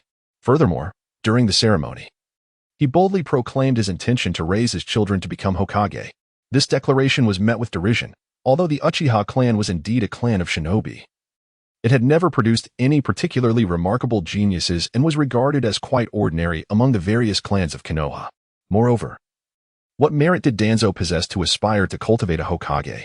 The wedding was merely a formality, yet the happiness in the woman's eyes was unmistakable, perhaps for her. Being by Danzo's side was the epitome of bliss. After the wedding, Orochimaru approached Sarutobi Hiruzen. Master, where is my Kusanagi sword?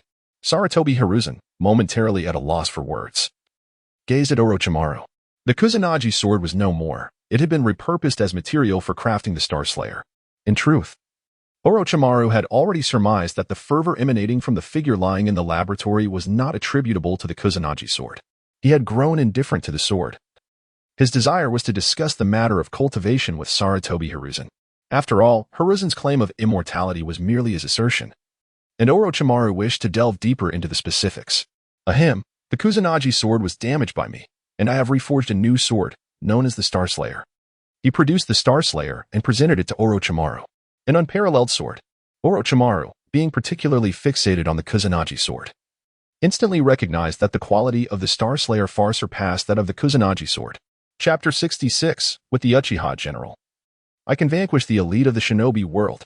Orochimaru's relentless pursuit of immortality stemmed largely from his disillusionment with the world. Throughout the course of his life, as depicted in the original narrative, aside from his ambition to become Hokage, he had succeeded in most of his endeavors. The pursuit of truth invariably yields rewards. Perspective determines outcome. Orochimaru's research capabilities are beyond question, yet the tumultuous shinobi world has constrained his development. Returning the Star Slayer to Sarutobi Hiruzen, Orochimaru expressed indifference toward the sword. Master, I wish to discuss the matters of cultivation with you.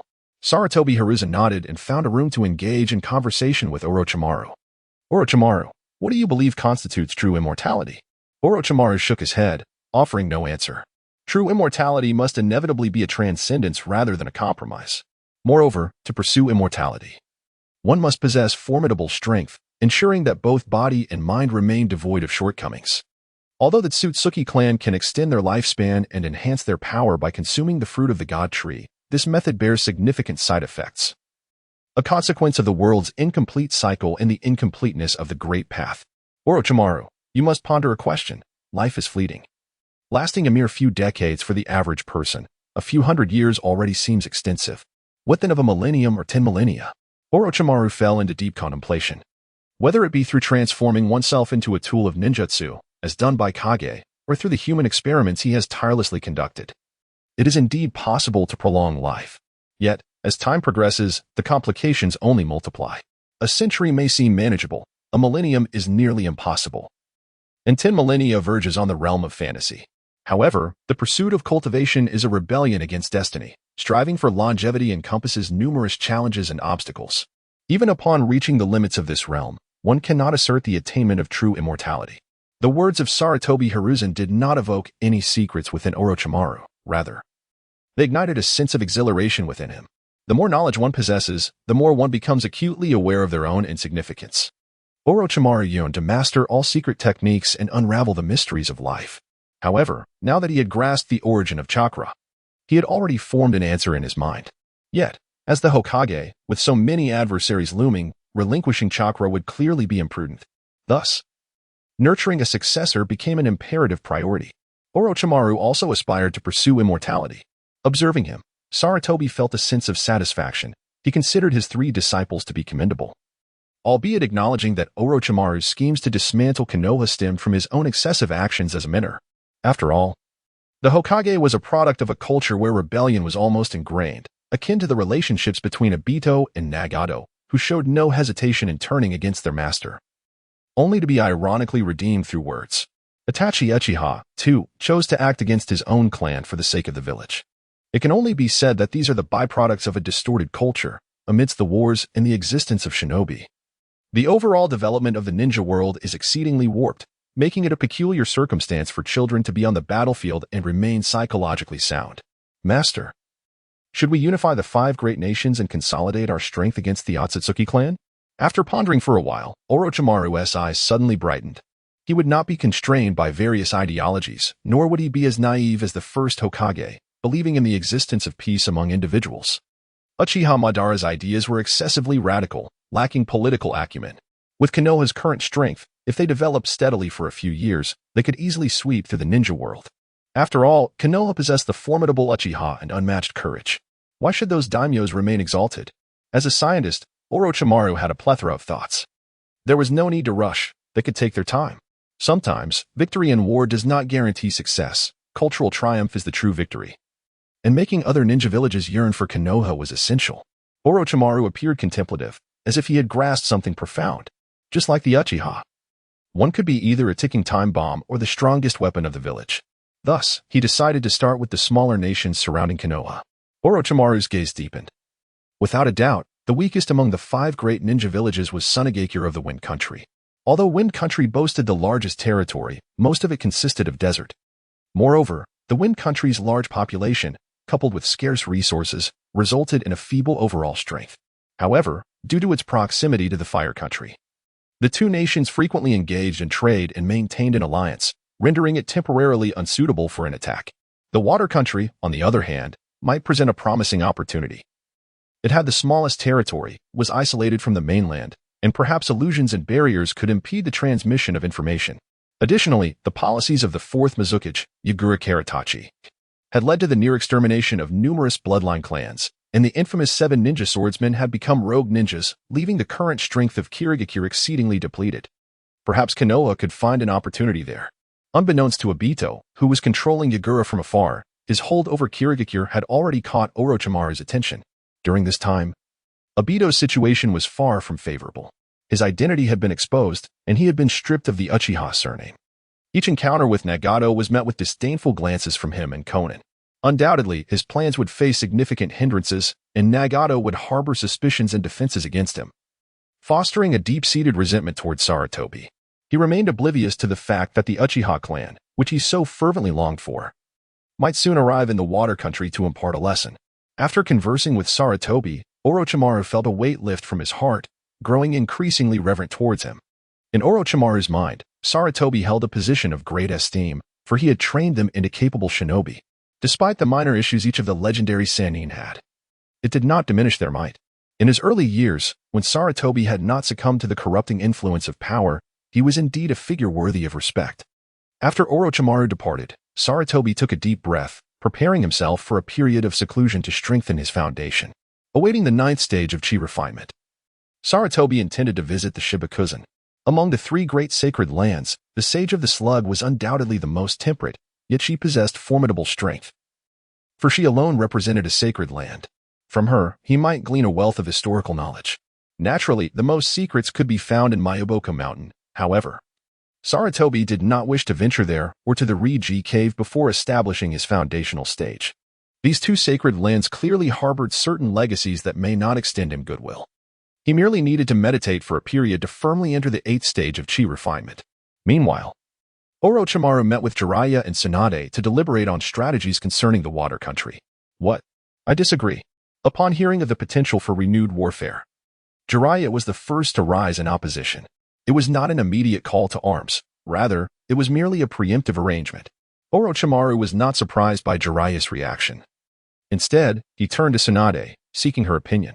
Chapter 67. The reanimation jutsu. Tsunade fell silent as well. War, a topic she was reluctant to confront.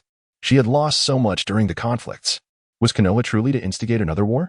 Orochimaru was well aware of their sentiments, the shinobi residing in Konoha, apart from those in the roots, primarily possessed hearts filled with righteousness and kindness. After all, Konoha had never instigated the great ninja wars. But now, was Orochimaru truly proposing to ignite a war that would engulf the entire ninja world? Do you genuinely believe the words of our teacher? Tsunade remained skeptical. For the notion of the Otsutsuki clan, an extraterrestrial race, alongside the Uchiha and Senju clans being related seemed too implausible. Orochimaru nodded. For he believed in Sarutobi while also discerning answers from the genes of these clans. I have conducted experiments. Indeed, the Senju and Uchiha clans share a common ancestor. Could we not pursue a more peaceful resolution? Jiraiya still clung to a glimmer of hope. We could negotiate with other ninja villages. Do you truly think that is feasible? Orochimaru scoffed, dismissing the idea as utterly impossible. Can we genuinely lay down our animosities? At that moment, the new generation of Konoha had yet to mature. All current shinobi had experienced war and harbored deep-seated animosity towards other villages. Moreover, were they to reach an agreement, would they even have the time and energy to act on it? The optimal strategy was to use war to sustain war. This time, Konoha would claim it all. Tsunade and Jiraiya exchanged glances, both deep in thought. In truth, they understood that the notion of the Otsutsuki clan potentially invading this world was something they could scarcely believe, unless the Otsutsuki directly descended upon them. Otherwise, uniting the ninja villages seemed implausible. The most pressing issue was that the Otsutsuki clan represented a collective, currently. Kagaya's resurrection was the aim of the active entity in the ninja world, Black Zetsu, yet solving that issue would only lead to other Otsutsuki. Perhaps Orochimaru's choice was indeed the most prudent. It was time to restore Konoha to greatness. Very well, I agree, Tsunade declared. Jiraiya could hardly believe that Tsunade had actually agreed. Perhaps true peace can be realized in our hands, even if only temporarily, he mused. Tsunade took a deep breath. This time, she would shatter her grandfather's ideals, utilizing a single war to ultimately prevent further conflict. As she and Orochimaru turned their gaze towards him, Jiraiya inhaled deeply and ultimately chose to acquiesce. There was no rush. They could proceed at a measured pace. Their primary targets were the land of bears and the land of craftsmen, with a secondary focus on gathering intelligence from the land of water. Orochimaru outlined the developmental strategy for Konoha over the next 5 years. The village was poised to enter a period of rapid growth, with the cultivation of ninjas taking precedence. It was time to admit more civilians into the ninja academy and enhance investment in training. The current curriculum was inadequate. Orochimaru planned to incorporate fundamental ninjutsu practice into the training regimen, moving beyond mere applications of the body flicker technique and shuriken throwing. Furthermore, more Nin and Nin would be recruited to teach at the academy, tailoring training approaches to the individual needs of students. After all, with the Senju clan integrated into Konoha, numerous talents awaited discovery. For instance, Minato Namikaze possessed genes potent enough to surpass the formidable red-haired lineage of the Uzumaki clan. A rather intriguing phenomenon. After discussing these matters, Orochimaru turned to Tsunade and Jiraiya and inquired, "Have you two heard of the impure world reincarnation technique?" Jiraiya wore a puzzled expression, while Tsunade's countenance shifted dramatically. "Orochimaru, you mustn't," she exclaimed. The impure world reincarnation technique, a forbidden jutsu developed by her great-grandfather, was an ultimate technique that desecrated the deceased. Not only did it violate the sanctity of the dead, but it also required the sacrifice of a life and posed substantial risks. The summoned deceased were impervious to exhaustion and could not be vanquished unless the summoning contract was terminated. Even if the summoner perished, the technique would persist. What if Konoha encounters an insurmountable foe? Could we summon the first and second Hokage to aid us in fending off our enemies? Tsunade fell silent once more, while Jiraiya remained bewildered. The adversaries they faced were not mere ninjas, but the progenitors of ninjutsu, the very source of the chakra that coursed through them. If the Tsutsuki clan were to arrive in Konoha now, their only recourse might indeed be to summon the first Hokage. Tsunade remained mute, understanding that Orochimaru spoke the truth. Yet, she could not ascertain whether this course of action was beneficial or detrimental. The resolution she had just forged wavered once again. Would Konoha thrive under Orochimaru's choices? Or would it plunge into destruction through extremities? The answer eluded her for the time being. Rest assured, I possess a sense of discretion. The peace and strength of Konoha are paramount, Orochimaru assured them. Upon hearing this promise, Tsunade nodded. Regardless of circumstances, Orochimaru was the Hokage, and his willingness to consult with her and Jiraiya, his old friends, was a gesture of considerable respect. Konoha's two primary departments were the Umbu and the Administrative Division. Previously, there had been a Roots Division, but it had long since been disbanded. With the two advisors of the Administrative Division removed, only Nara Shikaku, Orochimaru's assistant, remained. Jiraiya held no official position in Konoha, while Tsunade was the head of the medical department. Logically, they were not supposed to be involved in this matter. Once they began to manage Konoha, both Jiraiya and Tsunade realized that many things seemed straightforward in theory but were far more complex in practice. There were countless considerations and individuals to account for. Most of Konoha's populace did not share a unified resolve. With Tsunade's consent, Orochimaru grinned. The ability to openly employ the impure world reincarnation technique expanded their options significantly. Konoha would also gain an additional trump card, rendering other ninja villages unable to compete, thereby accelerating their plans for annexation. The sole concern remained the potential for adverse public sentiment regarding the impure world reincarnation technique, as it involved summoning the deceased from the Pure Land, a challenge to ethical norms. Who would not desire to see a departed loved one? What unresolved matters or lingering attachments did the deceased carry? Should the impure world reincarnation be misused, chaos could ensue in the world. Chapter 68. The real estate bubble in Konoha. Sarutobi Hiruzen retreated to his cabin for seclusion, while Umino Irika constructed a wooden dwelling not far from him. Typically, only Shimura Danzo would occasionally come to check on the situation. Currently, Danzo was solely focused on strengthening the Shimura clan, having completely abandoned any aspirations of becoming Hokage. Each time he visited, Danzo would boast to Hiruzen about his tireless efforts, proclaiming that the Shimura clan would undoubtedly become exceptionally powerful in the future. Sarutobi Hiruzen did not elaborate much. At present, he remains at the chi refinement stage, even though his seclusion may not extend for long. He will not delve into profound levels of cultivation. By the time he reaches the foundation establishment stage, or even the golden core stage, it is likely that Danzo will have already passed away. Danzo lacks a spiritual root and has undergone considerable bodily modifications by implanting foreign cells within himself, rendering him fundamentally incapacitated. Nevertheless, he was a friend in a previous life, and for Konoha, Danzo's existence holds significant importance. He is destined to be etched into the annals of Konoha's history, forever condemned by society. Time flows imperceptibly in the realm of cultivation, and in the blink of an eye, half a year has elapsed. Meimu Xiao AI has made commendable progress in her training, having reached the third layer of chi refinement. Sarutobi Hiruzen, having undergone his second refinement, possessed an intimate understanding of every tier within the chi refinement stage from his previous life. The speed of Miki Xiaoai was indeed remarkable. However, it was entirely natural for one to progress swiftly during the early stages of chi refinement. Taking a deep breath, Sarutobi Hiruzen rose to his feet. It was time to seek out Tsunade and venture to the Wetbone Forest. As he traversed the streets of Konoha, he observed the city's expansion, accompanied by a modernization of its facilities, perhaps a testament to Orochimaru's scientific governance.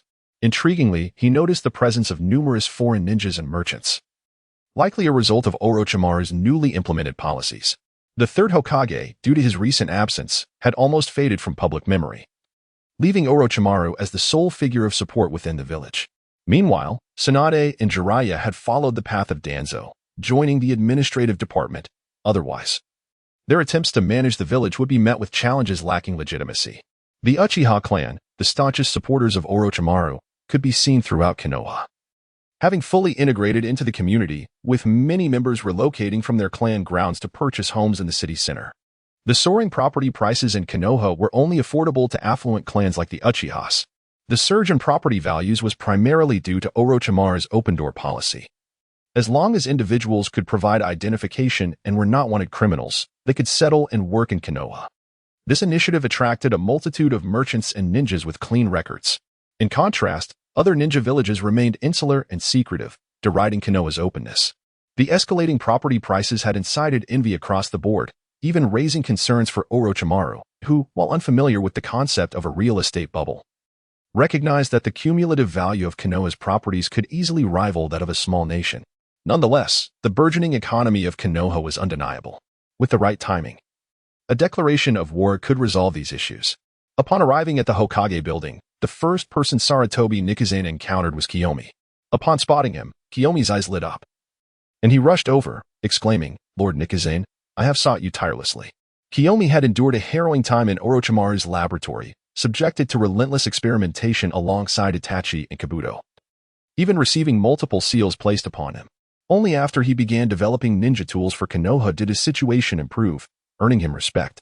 His creation of chakra armor became highly sought after, although Orochimaru forbade him from producing offensive tools, citing the danger of dependency on such extravagant weapons. Just look at Kakashi, wielding the reforged White Fang as he embarks on countless missions, earning the moniker Konoha's Little White Fang. The crafting of these tools was intricate, with the chakra armor yielding the highest sales and significant profits. "Lord Hiruzen, may I see that sword?" Jianxing, resting at Sarutobi Hiruzen's back, had been his sole focus for the past 6 months, apart from training. Now, Jianxing bore his mark, ready to be absorbed upon reaching the foundation establishment stage. It was impossible for outsiders to wield the sword. Within Konoha, no matter where Jianxing was placed, Sarutobi Hiruzen could summon it effortlessly. He detached Jianxing from his back and handed it to Kiyomi, who gazed at the sword with reverence, utterly baffled by the forging technique that bore no trace of chakra, seemingly a relic from another realm. "Enough for now. I shall examine it more closely when I have the time. I still have matters to discuss with Orochimaru." Reluctantly returning Jianxing, Kiyomi wiped his mouth, lamenting that if he had forged that sword, it would have been worth his life. Upon entering the Hokage's office, he found his 3 disciples and Nara Shikaku present. "Teacher, what brings you here today?" Jiraiya inquired, puzzled, for Sarutobi Hiruzen had been reclusive in his training at the wooden hut for the past 6 months. The trio had been tirelessly occupied with plans for Konoha, nearly forgetting about him. This old fellow truly knew how to enjoy life, delegating all the arduous tasks to them. I wish to inquire about your progress before I head to the Wetbone Forest. At the mention of the forest, Tsunade lifted her head. The village had been developing rapidly, attracting many foreign ninjas and merchants, though the Land of Fire's scrutiny was increasing. Orochimaru began to elaborate on Konoha's development. In approximately a decade, once the new generation of Konoha has fully matured, our strength will be unprecedented. Even now, Konoha is capable of waging war against the Land of Water, with a high probability of defeating the Mist Village. However, such a course of action would invite retaliation from other ninja villages and threats from feudal lords. Orochimaru believed that to unify the ninja world, it was imperative to subdue the feudal lord of the Land of Fire. Such audacious words could only be uttered by Orochimaru in this feudal ninja realm. Of course, Sarutobi Hiruzen had already conveyed his determination to Orochimaru from the very beginning. Chapter 69, Is the Sage of Snails a White-Haired Loli? The relationship between the feudal lords and ninja villages was akin to that of the former emperor and the shogunate in Japan.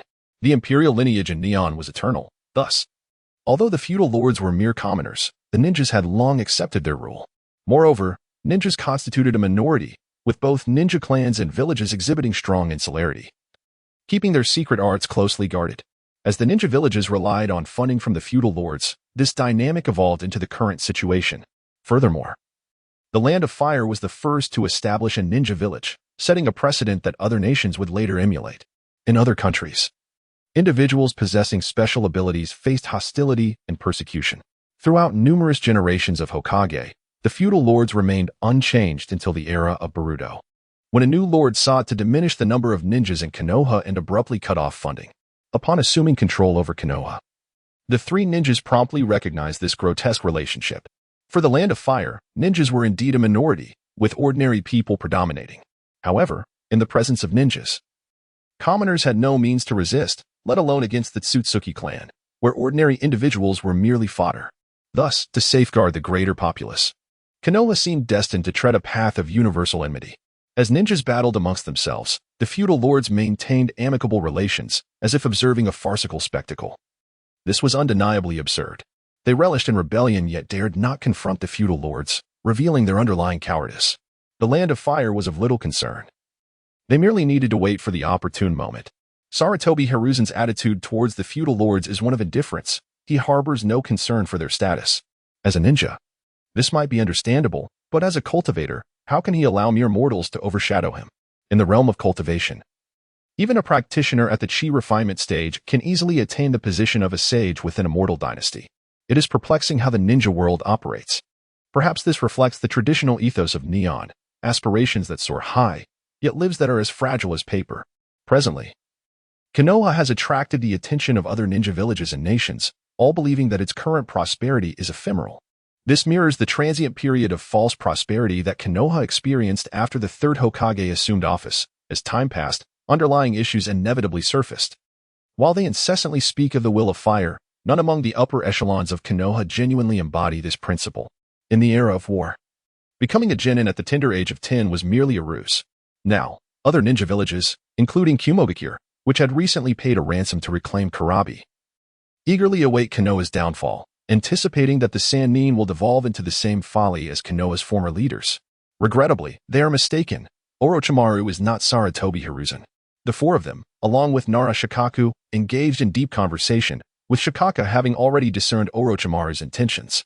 Orochimaru's ambitions far surpassed those of Danzo. While Danzo merely aspired to become Hokage, Orochimaru sought to ignite a war that would engulf the entire ninja world. Upon comprehending Orochimaru's motives, Nara Shikaka felt a surge of excitement.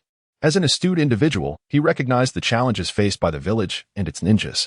Perhaps this chaotic ninja world could be brought to an end by their hands? Why venture to the Shibakuzen? After discussing matters concerning the village, Tsunade posed her question. Among the three great holy lands, Shibakuzen has always been the least conspicuous. Miyaboka Mountain undoubtedly holds the most influence and has more frequent contact with the ninja world. Richid, on the other hand, is notorious for its ferocity and unfavorable reputation. Shibakuzen has remained low profile, with only the Sage of Slugs residing there. I wish to seek the Sage of Slugs and inquire about the former connection to the summoning realm. Concurrently, Sarutobi Hiruzen also expressed a desire to explore the vicinity of Shibakuzen. Summoning beasts also require spiritual herbs, and both Mayaboka Mountain and Reachid possess their own populations, indicating a significant demand for such resources, particularly in Reachid, aside from the Whitesnake Sage, the likes of Kagayaheim, Ichikishimaheim, and Tachiwakiheim have exhibited the ability to transform into humanoid forms, clearly indicating their proficiency in cultivation. Very well. Tsunade naturally did not hesitate and promptly agreed. She bit her finger and summoned the Sage of Slugs clone. It is remarkable how ninjas possess such incredible recovery abilities. Otherwise, the continuous need to bite one's finger for summoning would be unsustainable. Lady Tsunade, is there something you require? The Sage of Slugs addressed her with great courtesy, even referring to her as Lady Tsunade. This may be linked to Shinja Hashirama, as it is highly likely that his sage mode was cultivated in Shibakuzen. My teacher wishes to visit Shibakuzen and ask you some questions. Upon saying this, Tsunade turned to Sarutobi Hiruzen. The small slug peered at Sarutobi Hiruzen, expressing surprise. This esteemed guest has cultivated the secret techniques of sages? It was evident that the Sage of Slugs was aware of some significant matters. Indeed. This is also what I wish to inquire about. I seek knowledge regarding the world prior to the arrival of the Otsutsuki. The Sage of Slugs nodded in agreement. Very well, esteemed guest, you may come to Shibakuzen and converse directly with my true form. The Sage of Slugs displayed a welcoming demeanor, inviting Sarutobi Hiruzen to journey to Shibakuzen. Legend has it that no one has ever laid eyes upon the true form of the Sage of Slugs. What Tsunade summoned was merely a clone. To reach Shibakuzen, one must undoubtedly sign a contract. Without hesitation, Sarutobi Hiruzen inscribed his name on the scroll. The contract with summoning beasts is one of equality, wherein neither party can compel the other to act against their will. When summoning a creature, there is also a chance of failure, and the summoned creature may cancel the summoning at any time.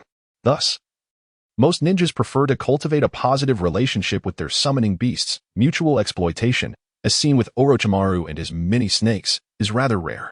Upon feeling the summons, Sarutobi Hiruzen experienced a moment of dizziness and found himself transported to Shibakuzen. The environment was damp, dark, and shrouded by towering trees that blocked out sunlight, rendering the surroundings reminiscent of a rainforest. Numerous fungi emitted a faint glow, illuminating the area. This was indeed Shibakuzen. Such an environment certainly caters to the preferences of the Slug clan. However, the immense trees appeared to bear some connection to the first Hokage. Perhaps the first Hokage assisted the Sage of Slugs in transforming this landscape, fostering her respect for the Senju clan. Follow me, Lord Sarutobi. A small slug appeared, leading the way. Various slugs of differing sizes were seen feasting on the fungi, which thrived rapidly in this humid environment. The sheer size of some slugs was astonishing, indicating that the Slug clan possesses a rich heritage. Lord Sarutobi, have you received the inheritance of the sage? Inquired the Sage of Slugs as they ventured deeper into Shibakuzen. I am uncertain. I possess only the methods of cultivation but lack specific information, which is why I sought your counsel. Sarutobi Hizashi spoke with a mixture of truth and deception, certainly not revealing all of his cards. Soon, the two arrived at a modest temple deep within the Wetbone Forest. The temple was not grand, for it housed the Slug Sage. The sage remained outside, refraining from entering the temple, merely gesturing for Sarutobi Hizashi to proceed within. Upon entering the temple, Sarutobi Hizashi looked up and was taken aback to find a white-haired loli dozing on the stone slab inside. Chapter 70. The Master Servant packed. Lord Hizashi, you have arrived. The white-haired loli, who had been dozing off, stifled a yawn before rising to her feet. Though she appeared remarkably youthful, her voice possessed a gentle, mature undertone. The contrast between her appearance and her voice was somewhat jarring, yet Hizashi paid it no mind. The form of the Slug Sage as a white-haired loli did not necessarily reflect her true essence. During the impending Fourth Great Ninja War, Sakura and Tsunade would exert their utmost using the mitotic regeneration technique to summon a colossal slug avatar, which would merely be a fraction of the sage's true form. You are aware of the purpose of my visit, Hizashi stated. Indeed, Lord Hizashi, though my knowledge is limited. Both I and the sages from the other two sanctuaries were born long after being created in the spirit world. We have unearthed fragments of the true sage's training methods and have welcomed the inquiries of those seeking our wisdom. Anyone who arrives at the sanctuaries may undergo trials to learn the sage mode. In the three great sanctuaries, those who successfully complete the trials may forge a pact and endeavor to master the sage mode. But the qualifications required for this pursuit far exceed those necessary to become a ninja. Primarily, those who find the sanctuaries are likely to be ninjas themselves. Historical records indicate that it takes merely 3 days to journey from the land of wind to the land of fire. Yet the trek from Konoha to Mayaboka Mountain requires a full 30 days. This stark contrast illustrates that the 5 great nations represent only a minuscule portion of the entire continent. However, as time has progressed, few have sought to learn sage mode at the sanctuaries. Have you inherited the teachings of that sage? Hizashi inquired. The slug sage shook her head. No. We have only discovered some incomplete training methods left behind by the beast clans in the spirit world. It is evident that a significant purge occurred during the construction of the spirit world. Otherwise, it would not have been dominated by frogs, slugs, and snakes. The truly ferocious beasts have been eradicated, and the 3 great sanctuaries have established their prominence, making it difficult for other spirit beasts to form substantial populations. Moreover, the sages of the 3 sanctuaries fear the true sage and are reluctant to leave the spirit world easily. When individuals do find their way to the sanctuaries, they are compelled to teach them the sage mode. Sarutobi Hiruzen nodded, as it aligned closely with his thoughts. The body of the slug sage was infused with an abundance of natural energy, yet it was also saturated with considerable amounts of chakra. The presence of chakra hindered the growth of these sage beings, had it not been for the cultivation methods bequeathed by the ancient beast clan. It would have been exceedingly difficult for them to survive to this day. Do you know if that sage left behind any legacy? The slug sage fell into silence. Sarutobi Hiruzen was acutely aware of her thoughts. The previous sage had nearly annihilated the beast clan, and although some bloodlines remained, they had ultimately been confined within this spirit realm. Should Sarutobi Hiruzen truly inherit the legacy of that sage, would it spell calamity for the spirit beasts? It is worth noting that after the arrival of Otsutsuki, which ushered in chakra, these spirit beasts began their own cultivation of this energy, lacking an authentic lineage. Their chakra training proved to be both convenient and rapidly effective. Much like the Mayaboka Mountain, where the older generation of toads were diminutive in size, the newly born toads were increasingly larger. I possess a legacy merely to draw inspiration from it. In the future, I shall not target your clan. The world is vast, and this ninja realm is but a small corner of it. You need not worry, my intentions do not dwell within this ninja world. The Sage of Slug remained silent, seemingly deep in contemplation. Tsuruhi Nikizane remained unperturbed, aware that time stretched endlessly before him, even in the absence of news regarding that immortal. The wet-bone forest was replete with spiritual herbs.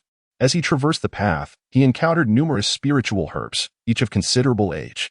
The temperament of the slug immortal appeared rather tranquil, seemingly indifferent to the fates of her avatars, allowing them to act as they pleased. If you enter into a contract with me and impart your cultivation methods, I shall guide you to the legacy of that immortal, Tsuruhi proposed. The slug immortal remained silent for an extended period before finally responding. She yearned for authentic methods of cultivation. Having reached her limits, the continuous accumulation of chakra proved futile. In fact, the natural gathering of chakra only compelled her to generate more avatars, while her true self remained ensnared within the wet-bone forest, unable to progress. If this situation persisted, she would inevitably perish within this desolate realm. As for the master-servant contract, I currently lack the means for demonic cultivation. Yet I assure you that I shall seek out the legitimate path of cultivation for you in the future. Sarutobi Hiruzen gazed at the slug sage and articulated his demands. Were it the white snake sage or the great toad sage, he would undoubtedly decline. After all, the slug sage possessed formidable healing abilities, and his decision to forge a contract with her was certainly not influenced by her appearance as a white-haired young girl. The slug sage hesitated for a moment before nodding in agreement. She produced a pristine scroll, upon which Sarutobi Hiruzen inscribed the contract anew, this time employing Chinese characters, thus establishing an authentic master-servant agreement. Both parties let a drop of blood fall onto the scroll, causing the slug sage's eyes to widen in astonishment. This was not the master-servant contract she had envisioned. In her understanding, even a master-servant relationship should entail a hierarchy, not the current dynamic where Sarutobi Hiruzen could dictate her existence at will, leaving her with no avenue for resistance. After all, this was a master-servant contract of the cultivation world, distinct from the agreements of the ninja realm. With matters having reached this point, there was no turning back. Alas, the place left behind by that sage, at the heart of the spirit world, was inaccessible to our beastly kind. While the 3 great sacred lands continuously thwarted human efforts to uncover its location. Thus, it would be prudent to wait for a time, allowing me to cultivate further. Tsuruhi Nikizane pondered for a moment and ultimately resolved to cultivate until reaching the foundation establishment stage before venturing to the place spoken of by the slug sage. After all, both the Dragon's Cave and Miamu Mountain held great concern for that location, wishing to prevent any human from inheriting the legacy of the immortals. A matter that even the 6 Paths sage might be oblivious to. Did the wet bone forest harbor high-quality herbs? Indeed, I possess a considerable stock. Bring them all here. Upon receiving the command from Sarutobi Hiruzen, the slug sage expressed no dissatisfaction. Such was her nature. Having signed a contract, she could only choose to place her trust in him. After all, remaining here was merely waiting for death. It would be better to observe what changes Sarutobi Hiruzen could bring to this ninja world. Chapter 71. Itachi's shadow snake hand. The wetbone forest indeed possessed some depth, as the entire sacred land was home only to the slug sage, with the other slugs being but her avatars. Her demand for spiritual herbs was minimal. The numerous avatars were merely products of the main body's inability to expand further. Consuming spiritual herbs would only hinder her. Master Hiruzen, do you think this quantity is sufficient? Upon seeing the spiritual herbs brought by the little slug, Sarutobi Hiruzen inhaled sharply. The age of these herbs exceeded 500 years, making them quite rare even within the realm of cultivation. This might also be an advantage for the ninja world, while it lacked suitable legacies. There were no other cultivators present. Aside from the summoned beasts that occasionally consumed spiritual herbs, a plethora of them thrived within the summoning realm. Although the cultivation realm possessed legacies, the competition was far fiercer. This is sufficient. With such an abundance of herbs, I can concoct the Foundation Establishment Pill. The Foundation Establishment Pill is not a fixed elixir. Any medicine capable of enhancing one's cultivation and assisting in breaking through the bottleneck of the Foundation Establishment stage may be termed as such. Among these herbs, many are meant to consolidate the foundation and elevate one's cultivation, making them ample for crafting a high-quality Foundation Establishment Pill. Master Hiruzen, you may simply call me Zisu from now on. This was the name the slug sage had chosen for herself. In her earlier days as a small slug, her favorite delicacy had been the leaves of the perilla plant. Sarutobi Hiruzen nodded and began to concentrate on alchemy, contemplating the necessity of seeking out that fellow, Qiming, to craft a furnace for himself. The land of crafts possesses an abundance of materials such as crimson gold and purple steel. Constructing a furnace that can withstand high temperatures should pose no challenge. Given the substantial profits garnered from the production of chakra armor, Qiming holds a respectable position in Konoha. Gradually, as time progresses, Konoha is bound to liberate itself from the economic dominion of the Land of Fire. Time, like a silent specter, passes unnoticed amidst the rigors of cultivation, and before one realizes, another year has slipped by. On the surface, the ninja world remains tranquil. Konoha, aside from capturing the Eight Tails, has lapsed into a period of dormancy. This is true for the major ninja villages, as the last great ninja war was not long past, and villages are in dire need of the maturation of a new generation of ninjas. Concurrently, the social strata within the ninja realm has experienced considerable upheaval due to the war, entering a relatively peaceful phase of development. However, beneath this facade of peace, turbulent undercurrents persist. The scale of Hashigakure has expanded significantly, having relocated from its former miasmic valley to a vast plain. The feudal lord of the Bear Country harbors no objections to the growth of Hashigakure, as it is a small nation and remains sheltered under Konoha's auspices, thus facing little peril. Nonetheless, occasional rogue ninjas from the Land of Water continue to invade Bear Country, making Hashigakure's strengthening beneficial to the nation. Yet, the current Hashigakure is no longer the Hashigakure of old. It has transformed entirely into a mirror of Konoha. One can even find portraits of Orochimaru within the office of the village leader. Is this truly Hashigakure? Akane, bouncing with exuberance, quickened her pace upon sighting Hashigakure in the distance. This marks her first mission alongside Kabuto and Itachi, with Kakashi leading them instead of Orochimaru, who is now preoccupied as the village leader. Akane, slow down. Kabuto chided, exasperated by his senior's impulsiveness. Itachi merely smiled, observing the trio. Their mission entails traveling to the Land of Crafts to procure a shipment of minerals for crafting chakra armor, while simultaneously gathering intelligence on the Land of Water. Recently, Konoha has been extensively purchasing minerals from the Land of Crafts, which may have drawn the attention of rogue ninjas from the mist. Discontent with the control exerted by Obito over their Mizukage, many mist ninjas have opted to defect. Moreover, it is not solely the rogue ninjas. The Mist Village may also be eyeing Konoha's mineral acquisitions. The chakra armor currently sold by Konoha has undergone modifications at Orochimaru's behest, weakening its performance to only absorb attacks from lower-ranked ninjas, while middle-ranked attacks can be absorbed no more than thrice. Even so, it remains highly sought after by merchants in the ruling class. For the average individual, encountering a high-ranking ninja is often a death sentence. Thus, Possessing armor capable of withstanding attacks from lower and middle-rank ninjas essentially equates to an additional life. The entangled interests have captivated many as they approached Hashigakure. They planned to rest before continuing on to Hashinokoni. Upon their arrival, Kakashi instructed the three not to leave the village and proceeded to the Hashikage Tower. On the surface, Hashigakure presents itself as an independent village, yet it has wholly become a vassal of Konoha, with the management and Umbu infiltrated by Konoha's influence. Kakashi aims to exchange intelligence with personnel arranged by Konoha, not only in Bear Country and the Land of Crafts, but also in the Land of Rivers, the Land of Grass, the Land of Waterfalls, the Land of Frost, the Land of Fields, and even the Land of Rain. The presence of Konoha's Umbu is pervasive. These nations border the Land of Fire, and should Konoha intend to wage war, passage through these countries is inevitable. Simultaneously, these nations host their own ninjas. And Orochimaru is laying the groundwork, awaiting an opportune moment. As the trio traversed Hashigakure, they observed the distinct customs and culture, filled with excitement. However, both Itachi and Kabuto acutely sensed the hostility directed at them by the village's ninjas. Upon spotting the Konoha headbands adorning their foreheads, many would furrow their brows in discontent. "That looks delicious," Akane exclaimed, dashing about in search of delectable treats. Suddenly, a ninja from Hashigakure stepped forth to block her path. "Konoha ninjas, you are not welcome here." "Inghwa, this cannot be." A woman intervened, positioning herself between Akane and Inghwa. She was the same individual who had previously escorted Sarutobi Hiruzen into Hashigakure. Observing Itachi and Kabuto drawing their kunai, she bowed apologetically. "How dare you? You took our star and now occupy our village." Inghwa raged, his frustration boiling over. Typically, Konoha ninjas visiting Hashigakure were high-ranking. Having lost the star, he was forced to endure in silence. Now, confronted by these apparent lower-ranked ninjas, he felt compelled to vent his anger. After all, the fault initially lay with Konoha.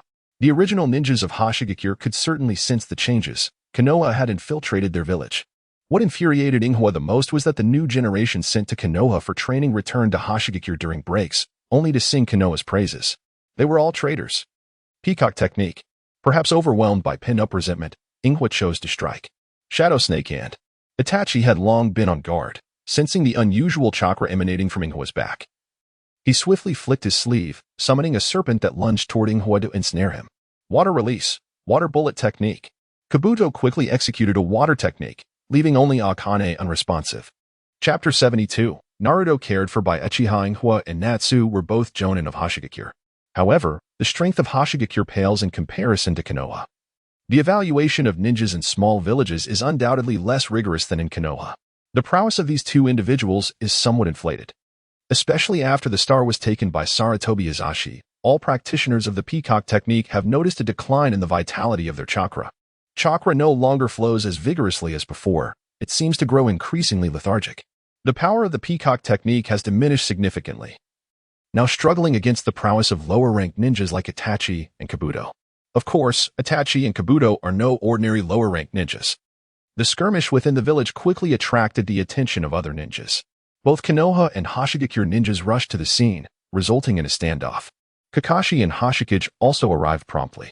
Observing the tense situation, Kakashi turned to Hashikage, who was wiping the sweat from his brow. Currently, Hashigakure is divided into two factions, one that aligns closely with Konoha's ninjas and another that harbors animosity towards them. The faction allied with Konoha is weaker and relies less on the star, while most of their children have been sent to Konoha for training. The opposing faction, led by Inghwa and former subordinates of Akatsuki, maintains a strong dependency on the star. They see Sarutobi Hiruzen's theft of the star as a grudge they cannot reconcile. Unfortunately, their limited strength renders them incapable of resisting Konoha's encroachment. Hostility towards outsiders is a natural response. Inghwa's aggression towards the three lower-ranked ninjas stems from a desire to exert power over the weak, yet these three lower-ranked ninjas are not easily intimidated. It's a misunderstanding. Merely a misunderstanding. It is best if it remains a misunderstanding. Kakashi's gaze was sharp and penetrating. As a central figure in the Umbu, he held a clear understanding of Konoha's ambitions. Although he harbored a deep-seated aversion to war, he recognized its inevitability. If conflict could not be averted, then one must strive to emerge as the victor and allow others to bear the burdens of suffering. The Star Village, being a crucial conduit between Konoha and the artisan village, must remain under Konoha's dominion. Capture Ikari. The command from the Star Shadow left the Umbu of the Star Village exchanging glances. It was evident that Hikari wielded some influence within the village. Hurry. The first to act was Natsubi, who sighed and stepped forward to restrain Hikari's shoulder. Natsubi. You. Hikari's eyes widened in disbelief. He held strong feelings for Natsubi, and they had long shared mutual affection, yet in this moment, it was she who had taken the first action against him. The future of the village could not rely on the stars. Konoha presented a far more favorable option. Natsubi's expression was complex. The drawbacks of the star system were too significant, and among the 5 great nations, Konoha stood as the best alternative. The most pressing issue was that the star village had no real options. Without compromise, it was highly likely that they could not even maintain their current state. You were also a traitor. Betrayed by the one he cherished, Hikari ceased his resistance and was taken away by the Umbu. Kakashi nodded at the Star Shadow and departed with the 3 others, until they left the Star Village. Akane could not comprehend why the ninjas of the Star Village were so hostile towards them. It was their first encounter, yet they had chosen to engage in combat immediately. Itachi, do you know what is going on? When faced with uncertainty, she turned to Itachi, who merely shook his head. He had an inkling but could not confirm it. Their animosity stemmed from the village's plans. The 3rd Hokage had confiscated the meteorite they needed for training, although it could aid their cultivation. It also brought about disease and death. Kakashi did not conceal the truth. As disciples of the Hokage, they were bound to be informed of village affairs in advance. Especially Itachi, who had always been a focal point of his attention. Kakashi was acutely aware of the potential ramifications if a member of the Uchiha clan misinterpreted the situation. As one of the only 2 youthful prodigies of the Uchiha, Kakashi sensed that Itachi was far more unpredictable than Shisui. Shisui was bright and harbored a deep love for the village, thus there was no cause for concern. However, Itachi possessed a profound cunning and independent perspective. It was conceivable that he might not align with the village's decisions. Did the village aspire to annex the Star Village? Kabuto adjusted the glasses given to him by his adoptive mother, Yukushi no Nai, his eyes gleaming with insight. What? Akane was somewhat incredulous. Could Konoha truly intend to absorb another village? It was not merely annexation but rather subjugation. As a vital trade route, we cannot tolerate an uncontrollable variable. Kakashi understood that this was, in essence, annexation, though it could not be openly acknowledged. His primary concern remained Itachi's disposition. These are all necessary steps toward the path of immortality. Itachi's eyes burned with fervor as he gradually embraced the ideologies of his mentor, Orochimaru. The essence of life lay in acquiring more forbidden techniques, exploring the mysteries of the world, and relentlessly pursuing immortality and power. Apart from his brother Sasuke and the village and clan, he cared for nothing else. Kakashi felt a sense of resignation. It appeared that Itachi had become an ardent supporter of the Hokage, alleviating his worries. Recently, an increasing number of villagers spoke with fervor about Orochimaru, attributing Konoha's flourishing state to him. Orochimaru had undoubtedly become the most charismatic villain, with the village's young women asserting that his allure rivaled that of the 4th Hokage. And some even called for Sarutobi Hiruzen to abdicate in favor of Orochimaru as the new Hokage. Over the course of a year, the village had undergone significant changes. For instance, Konohamaru had been born. With Sarutobi Hiruzen absent, Shinjiro had chosen this name for him. In the original narrative, Konohamaru was 4 years younger than Naruto. Yet in this world, he was only 2 years junior. Danzo's child had also been born, a daughter named Haruno Sakura. Danzo's daughter was the same age as Sarutobi Hiruzen's grandson, indicating that he faced difficulties in expanding the Shimura clan. During this period, Kakashi grew increasingly busy, affording him little time to care for Naruto. Moreover, Naruto had been weaned, and after much deliberation, he was entrusted to the Uchiha clan's care.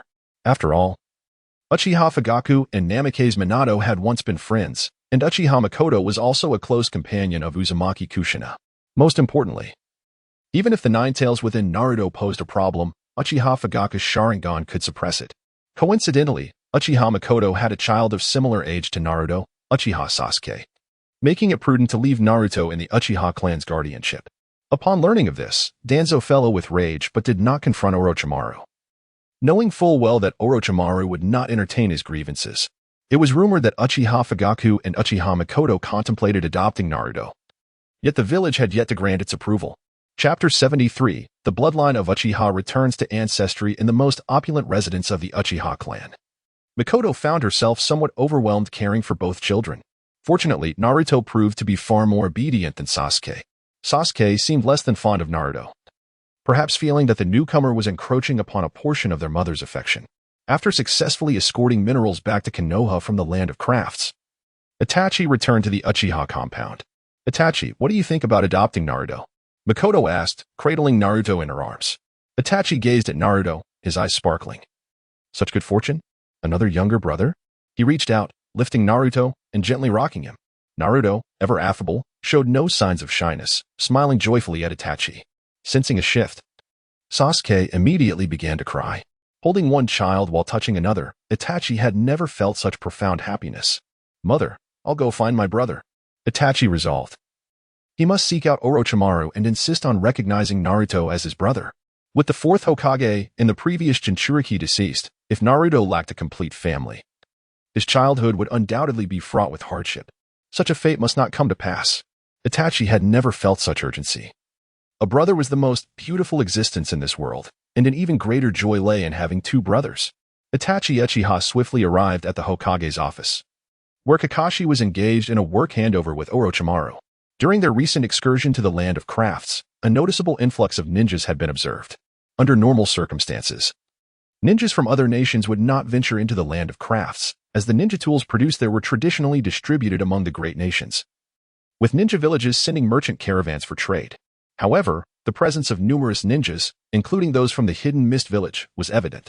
Clearly, the chakra armor that Konoha was selling had captured the attention of various ninja villages. Orochimaru nodded, seemingly unfazed by this development. Since they dared to sell the chakra armor publicly, they had no reason to fear covetous gazes from other villages. In fact, these chakra armors were a deliberate strategy to divert the attention of other ninja villages. Konoha was in the midst of constructing numerous schools, having recently established 2 more ninja academies, thereby absorbing a significant number of civilians while also initiating contact with smaller nations. In this era, orphans were prevalent, as wars had shattered countless families, leaving many children homeless.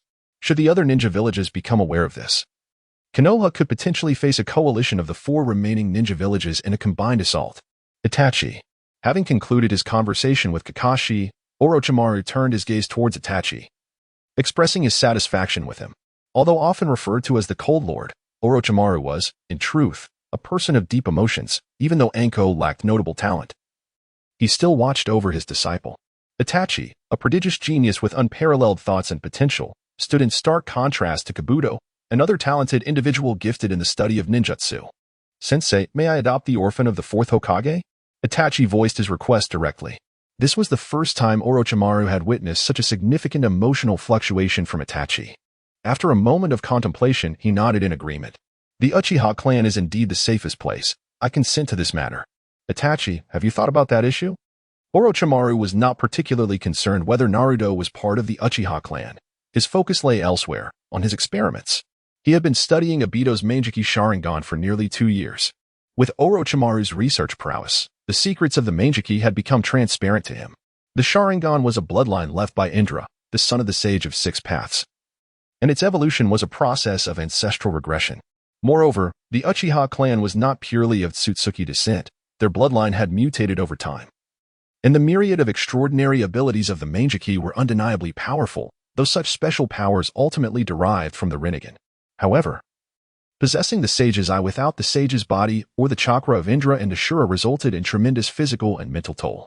Orochimaru theorized that the arrival of the Manjiki would also signify the final flourish of the Uchiha clan. The power bestowed by the Manjiki came at the cost of one's spirit and vitality, which could explain why Fugaku Uchiha seldom utilized it after awakening. In the original narrative, Itachi fell victim to a severe blood disease. Orochimaru sought to utilize his techniques to help Itachi and Shursui awaken their sage bodies. A procedure derived from the cells of Hashirama Senju, essentially an upgraded version of implanting the first Hokage's cells. He had even integrated genetic information from the Hyuga and Uzumaki clans, aiming to maximize the ancestral regression of Shursui and Itachi. After all, the Uchiha clan was a lineage of the Tsutsuki, distinctly different from the effect of a mere ordinary person like Danzo implanting the first Hokage's cells. Itachi was also involved in this pertinent research, albeit with the intention of discussing it further with Shursui. He had learned about the Tsutsuki from Orochimaru and understood their desire for immortality, yet he harbored some reservations regarding physical modifications. Nevertheless, upon witnessing Sasuke and Naruto, Itachi had come to a resolution. To safeguard his 2 younger brothers, as well as their village and family, he must embrace change and attain greater power. In the future, the village would face adversaries from all corners, absorbing other ninja villages and even nations, ultimately confronting the Tsutsuki clan. Deep within his heart, Itachi harbored aspirations akin to Sarutobi Hiruzen, yearning to become the leader of his village. I will discuss it with sure sway. We can commence the experiments during this period. Orochimaru nodded, intrigued by the power of the Tsutsuki, though he lacked the Tsutsuki bloodline to perfectly harmonize with such strength. Presently, Orochimaru was more fascinated by the training methods of Sarutobi Hiruzen. Return and inform Fugaku that the village has consented to this matter. Naruto will be entrusted to you from now on. Itachi's eyes sparkled with joy. Life was truly splendid. Observing Itachi's departure, Orochimaru squinted his eyes, contemplating the multitude of preparations ahead. Konoha had numerous aspects in dire need of transformation. He pondered whether his teacher could provide a pleasant surprise. News from Tsunade indicated that Sarutobi Hiruzen was about to conclude his seclusion. Chapter 74, The Stone Coffin. The foundation building stage is the most crucial phase in the cultivation process, representing the first formidable obstacle on the path of cultivation. Countless individuals become ensnared at the pinnacle of the chi refinement stage, unable to progress to foundation building throughout their lifetimes. Furthermore, the cultivation undertaken during the foundation building stage significantly influences the future development of the practitioner. The foundation establishment pill had long been refined by Sarutobi Hiruzen, awaiting the moment when chi refinement achieved true perfection. Those who consume meat are despised, those who eat grains are mundane, those who consume chi attain longevity. Those who abstain from food live forever in clarity. While the chi refinement stage can prolong life, true liberation from dietary needs is only achievable upon reaching the foundation building stage, where medicinal food replaces ordinary sustenance, shielding one from worldly impurities. Upon entering the foundation building stage, the practitioner develops divine consciousness, and their dantian becomes a realm unto itself. Achieving this milestone gradually widens the chasm between the mundane and the divine. Upon entering the foundation building stage, Sarutobi Hiruzen did not rush but instead began to reforge the star-cutting sword, imprinting his essence onto the blade.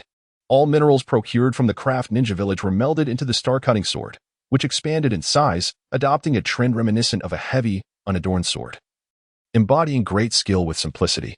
Following his entry into the foundation building stage, the yin-yang body refinement technique transcended mere physical cultivation. It encompassed wind manipulation, object control, elemental techniques, spirit control, as well as puppet and talisman crafting. It was essentially an enhanced version of various ninjutsu. The most potent offensive secret of the yin-yang body refinement technique was the yin lightning and yang thunder technique, a fusion of the primordial forces of yin and yang. Its power far surpassed that of lightning techniques in the ninja realm. Inhaling deeply, he steadied his mind.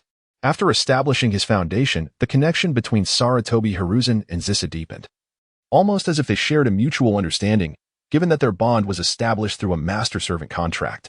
Lord Hiruzen, the Sage of Slugs, Zissui, remained by Sarutobi Hiruzen's side during his foundation establishment, sensing the exponential increase of natural energy within him, thus comprehending that Hiruzen had broken through his previous limits.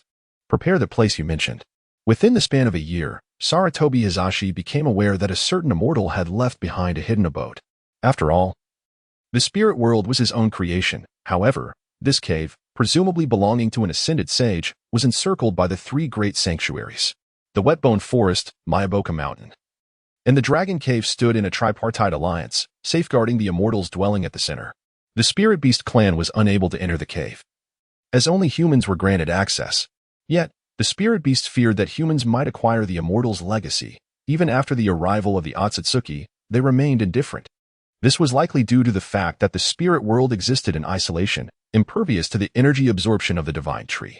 Nevertheless, there remained a conduit between the spirit world and the ninja realm, and the presence of chakra influenced the entire planet, ultimately leading the spirit beasts to reap the consequences of their own actions.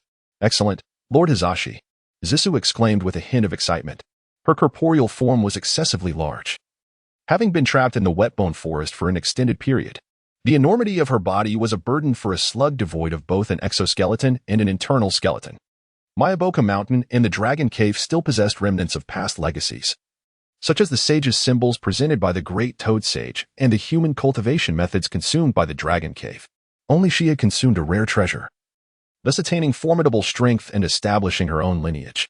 However, aside from their desire to prevent humans from acquiring the immortal's legacy, the three great sanctuaries held no animosity towards humanity, for the sage might yet return, and they were not eager to invite misfortune upon themselves. Zisu's avatar could not leave the wet-bone forest, so she dispatched a small slug to guide Hizashi from his shoulder. After so many years, the three great sanctuaries had grown unconcerned with the Immortal's cave. The ninja realm was preoccupied with warfare, even if someone ventured into the spirit world. It was typically to seek out spirit beasts or negotiate contracts with the sanctuaries.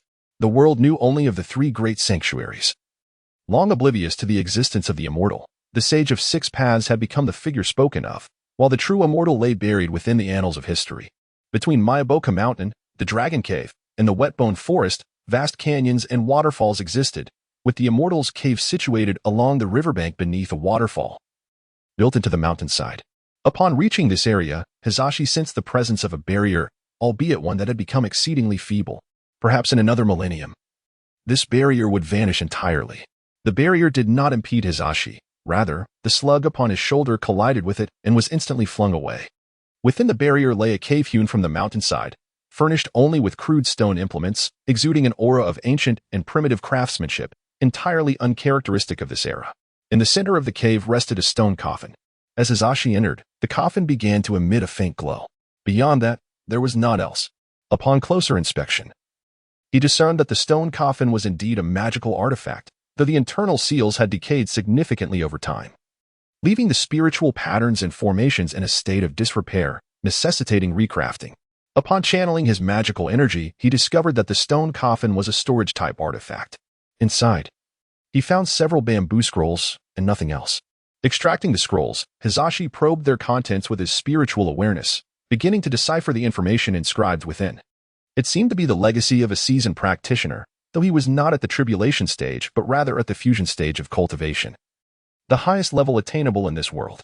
In ancient times, when monstrous beasts preyed upon humanity, this practitioner received the Immortal's teachings in a dream, vanquished the majority of the beasts, constructed the spirit world, and after leaving behind his legacy, departed from this realm.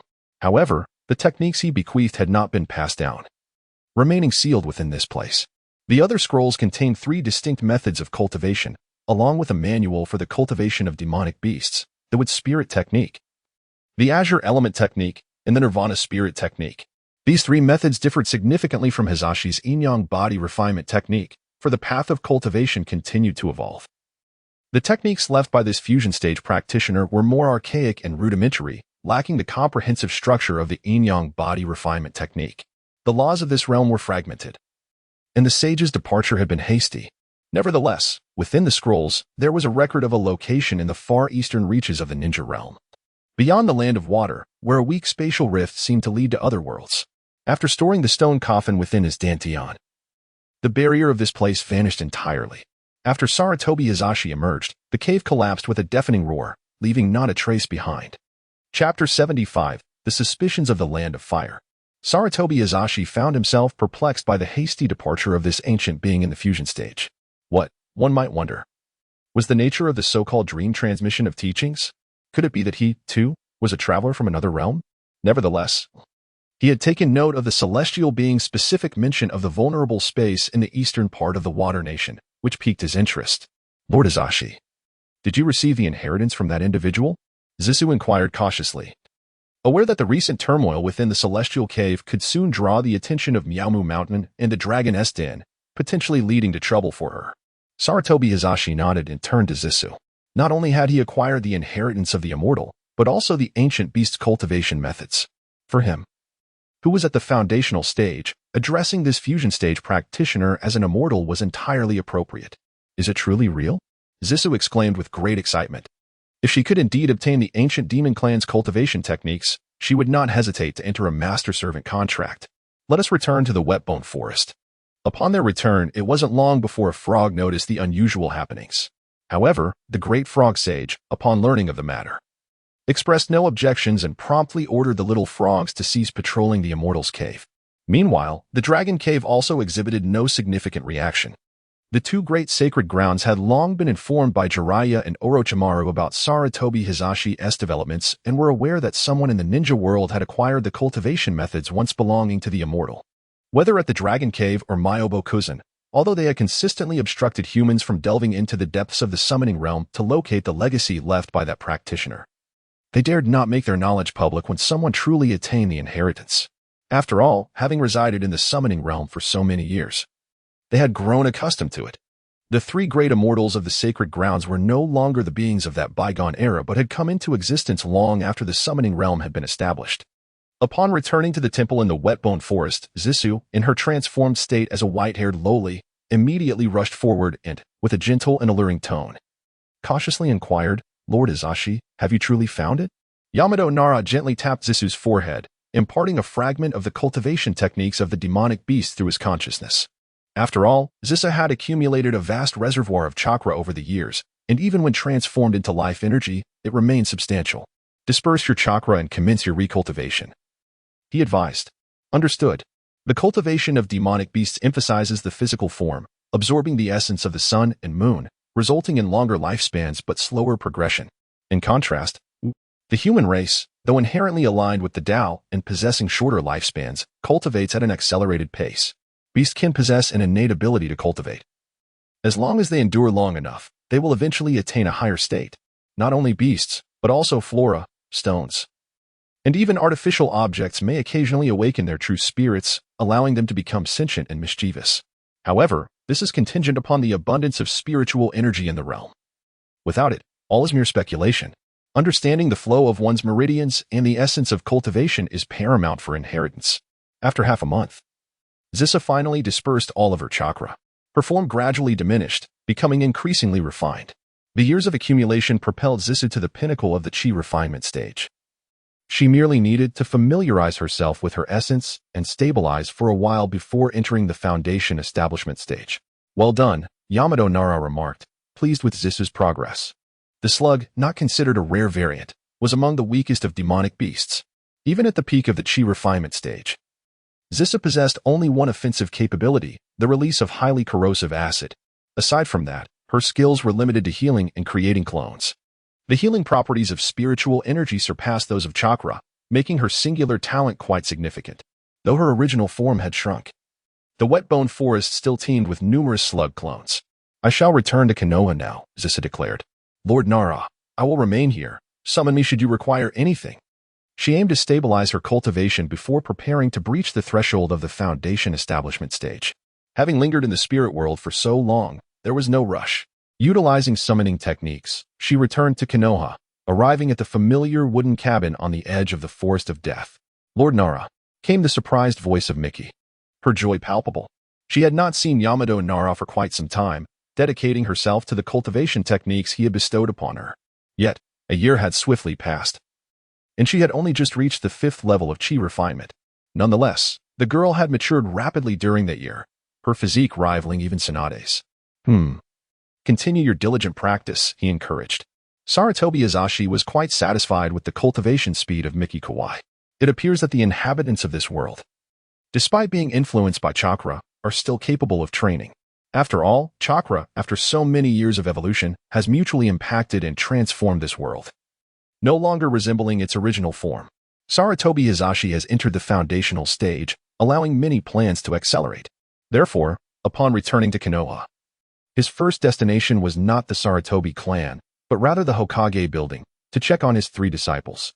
During this time, Jiraiya has also realized that Orochimaru has truly begun to operate as if he were Danzo himself. He has been burdened with many menial and laborious tasks, while numerous responsibilities are ill-suited for the Hokage. Tsunade, engrossed in managing the medical department, is similarly unavailable. Although Kakashi offers assistance, he has not yet reached the true level of a Kage and requires further time to develop. Thus, it falls upon Hizashi, the seemingly idle Kage, to handle numerous affairs of Konoha. Secretly, Konoha has been engaging with ninjas from the smaller nations surrounding the Land of Fire, as well as with matters concerning the Land of Crafts, most of which have been addressed by Jiraiya. He senses that with the progression of Orochimaru as plans, the Toad Sage, is on the verge of becoming the next shadow of the ninja world. However, the development of Konoha during this period is undeniably evident. This year's Ninja Academy boasts nearly 1,000 students. After all, 2 new schools have been constructed. In a few years, Konoha will witness an influx of ninjas. Moreover, the economy of Konoha is gradually transforming. Ninjas no longer need to rely solely on missions for survival. The reconstruction of Konoha is being carried out by ninjas. With Yamato now at the helm of urban planning, the integration of wood release with earth release is leading to rapid urbanization and expansion around Konoha. This grand expansion has not only drawn the attention of other ninja villages but has also raised concerns among the feudal lords of the Land of Fire. Konoha has long been a thorn in the side of the ruling powers of the Land of Fire. For these nobles, a formidable and uncontrollable force poses a significant threat. Fortunately, since its inception, Konoha has adhered to a policy of restraint and has never initiated war. However, since Orochimaru began managing Konoha, the village has evidently adopted a more aggressive stance. They even took the initiative to capture the Eight Tails from the village hidden in the clouds. The only reason the feudal lords and nobles have tolerated Konoha is that other nations also possess their own ninja villages, allowing for a delicate balance of power. However, the Land of Fire lacks strong ninjas. An army composed of ordinary citizens stands no chance against ninjas. Furthermore, ninjas excel in assassination. If a jonin were to target them, success would be virtually guaranteed, although there are unwritten rules in the ninja world against attacking feudal lords and nobles. Who would be naive enough to believe that all ninjas would adhere to such regulations? The feudal lord has already sent several letters to Sarutobi Hiruzen, even requesting that he visit the Land of Fire to explain the recent occurrences in Konoha. Nevertheless, Hiruzen remains unperturbed. The Land of Fire has no leverage over Konoha. Even if they were to sever financial support, he possesses means to cope with it. After all, true power is the ultimate currency. Chapter 76, The Ninja Religion equals Prison. The Land of Fire was established during the tumultuous era of warring states. The ninja religion, founded by the Sage of Six Paths, gave rise to various ninja clans after its fragmentation, and during the period of conflict, these clans were employed by the likes of the Land of Fire. The Sage of Six Paths established the ninja religion to use chakra as a bond to connect the spirits of individuals, fostering mutual understanding and ultimately achieving genuine peace. Unfortunately, this was merely a wishful thinking on his part. Human nature is inherently selfish, and societal conflicts and class struggles are unavoidable until productivity is liberated. Even the mighty Sage of Six Paths, who sought to connect spirits through chakra, could only achieve a fleeting peace. After all, this semblance of peace was merely an ephemeral illusion birthed from the sage's immense power, not much different from the so-called infinite Tsukuyomi. It is evident that neither Ashura nor Indra could set aside their grievances. How could one expect others to do so? With the disappearance of the Sage of Six Paths, the ninja religion immediately began to crumble, and the chaos of war became even more pronounced. Suspicion and jealousy are forever present. Forcibly connecting individuals' innermost thoughts through secret arts is akin to constructing a prison, locking everyone within and imposing strict expectations for positivity, forbidding any semblance of discontent. It is impossible for a person to harbor no secrets. Even the ability to accurately perceive another's emotions can be a terrifying prospect. Lord Orochimaru, the emissary from the feudal lord, has arrived. Nara Shikaku expressed some exasperation. Recently, the feudal lord has had significant grievances against Sarutobi Hiruzen and Orochimaru. The emissary, along with an unending stream of correspondence, has relentlessly pressured Orochimaru, demanding that he divulge all his ambitions. Unfortunately, Orochimaru is not Sarutobi Hiruzen. In his dealings with the feudal lord, he is even more unyielding than the second Hokage, Shinji Tobarama. While Shinji Tobarama was undoubtedly a master in the development of forbidden techniques, his heart was among the darkest, having conceived the soul-manipulating jutsu of impure world reincarnation. A clear indication of his somewhat deranged mindset.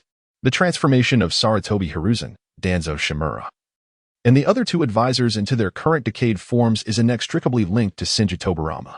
However, in certain respects, Shinji Tobarama exhibits a degree of rigidity. Having emerged from the Warring States period, which has constrained his perspective and instilled in him a profound respect for the feudal lords, his outlook is somewhat narrow. As anyone who has traversed the tumultuous Warring States era inevitably harbors deep-seated grievances, the bond between Shinji Hashirama and Uchiha Madara is profound. Yet they manage to set aside their animosities with a mere thought. Others, unable to contend with their strength, begrudgingly accepted the status quo. However, the resentment within them remained unaddressed, and the current tensions among the various ninja clans of Konoha are rooted in that bygone age. Nevertheless, since Orochimaru assumed control over Konoha, he has disregarded the Land of Fire. The strength of Konoha is indisputable. Even without considering the Uchiha, the other ninja villages possess considerable power. As Konoha's might continues to grow, so too will its prosperity. Merchants and commoners are drawn to settle in Konoha due to its burgeoning strength. Furthermore, in Konoha, there exists no true aristocracy. The sole privileged class is that of the shinobi, whose prowess commands respect. This stands in stark contrast to the nobility and feudal lords, whose status is inherited rather than earned.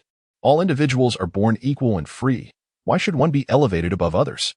Instead, one might strive to cultivate their own strength and challenge the lords of the land.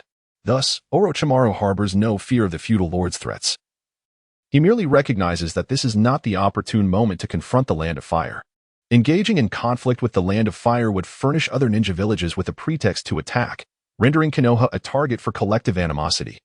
Just as the envoy from the feudal lords raged at Orochimaru, Sarutobi Hiruzen fortuitously arrived at the Hokage's office. The envoy's demeanor shifted upon seeing Hiruzen. Despite the changes in his appearance, the third Hokage had once shown utmost deference to the feudal lords and maintained a cordial attitude towards envoys. "Ah, Third Lord. Your timing is impeccable. Come, witness what your apprentice is up to. Does he still hold the feudal lord in high regard?" Unfortunately, Sarutobi Hiruzen was no longer the man he once was. The feudal lord of the Land of Fire had become merely an ordinary individual. What is it? Konoha has been making quite a stir lately, expanding relentlessly. Are you plotting a rebellion?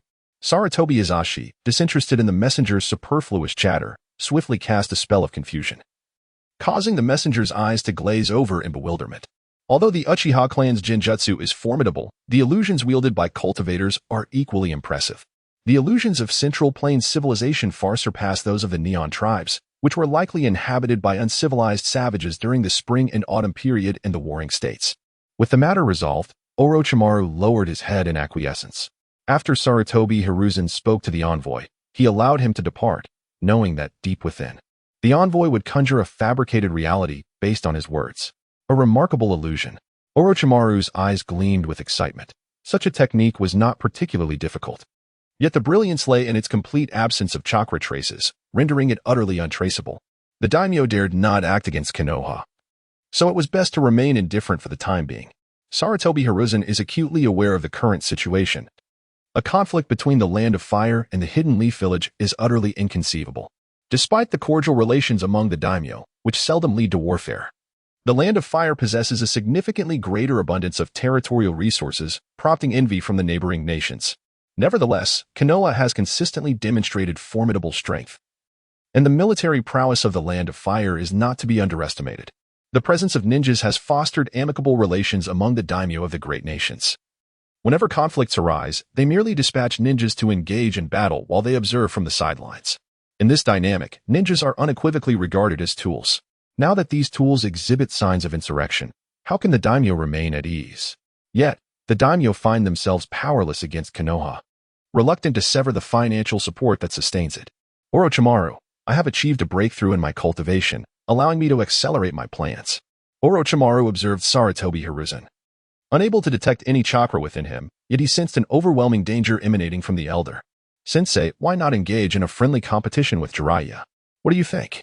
Orochimaru was eager to ascertain the current strength of Sarutobi Hiruzen and to understand the distinction between the cultivators he spoke of and the ninjas themselves.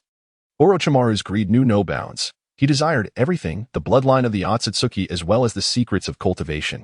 Now that he has ascended to the position of Hokage, he possesses ample time to delve into the mysteries surrounding the Otsutsuki bloodline. And Jiraiya?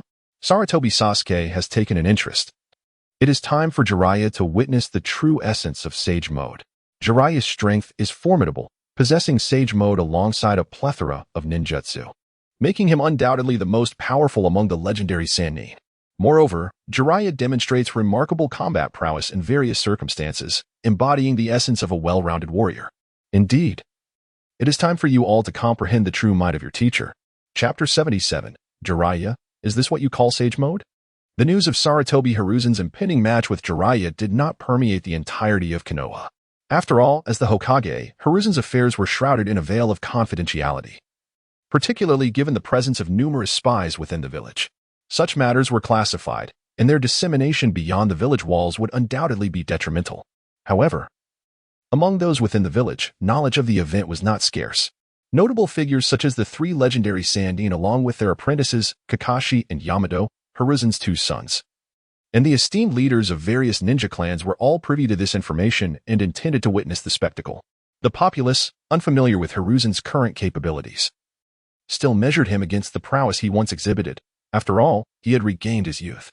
The youthful version of Hiruzen, in his prime, would undoubtedly be on par with Jiraiya, who was at the zenith of his strength. Both were assuredly of the highest echelon of shinobi. The opportunity to witness a battle between such elite figures was a rare privilege for all. While Might Guy could surpass even the strongest of shinobi in a moment of sheer determination, such feats were ephemeral, often costing one's very essence. Old man, you may as well concede in advance. Jiraiya chuckled, reveling in the unexpected opportunity to showcase his growth to his mentor after so many years. Despite their camaraderie, Jiraiya harbored a degree of resentment towards Hiruzen. Tsunade regarded Hiruzen with a complex gaze, pondering how this old man had become increasingly dashing. Even with the use of secret techniques to restore his youth, he shouldn't possess such charm. Yet, upon seeing him, she couldn't help but recall the lecherous old man he once was, much like approaching a sumptuous feast only to discover it had spoiled. Such thoughts were disheartening. Orochimaru was quite pleased. Everything was progressing smoothly. The experiments concerning Itachi Uchiha and Shisui Uchiha were well underway. The primary objective of the first experiment was to enable Shisui's Manjiki Sharingan to attain its eternal form, while the secondary goal was to facilitate Itachi's awakening of the Manjiki. The prospect of witnessing a match between his former teacher and Jiraiya was thrilling. Regardless of the outcome, it promised to be an engaging affair. Orochimaru was eager to assess Hiruzen's current strength, as well as Jiraiya's true mastery of sage techniques. The more Orochimaru delved into his research, the more he realized that achieving true immortality was an arduous endeavor, while extending one's lifespan was relatively straightforward. Maintaining that extension indefinitely proved to be an insurmountable challenge, with each method having its limits. Indeed, the pursuit of immortality mirrored the journey of cultivation.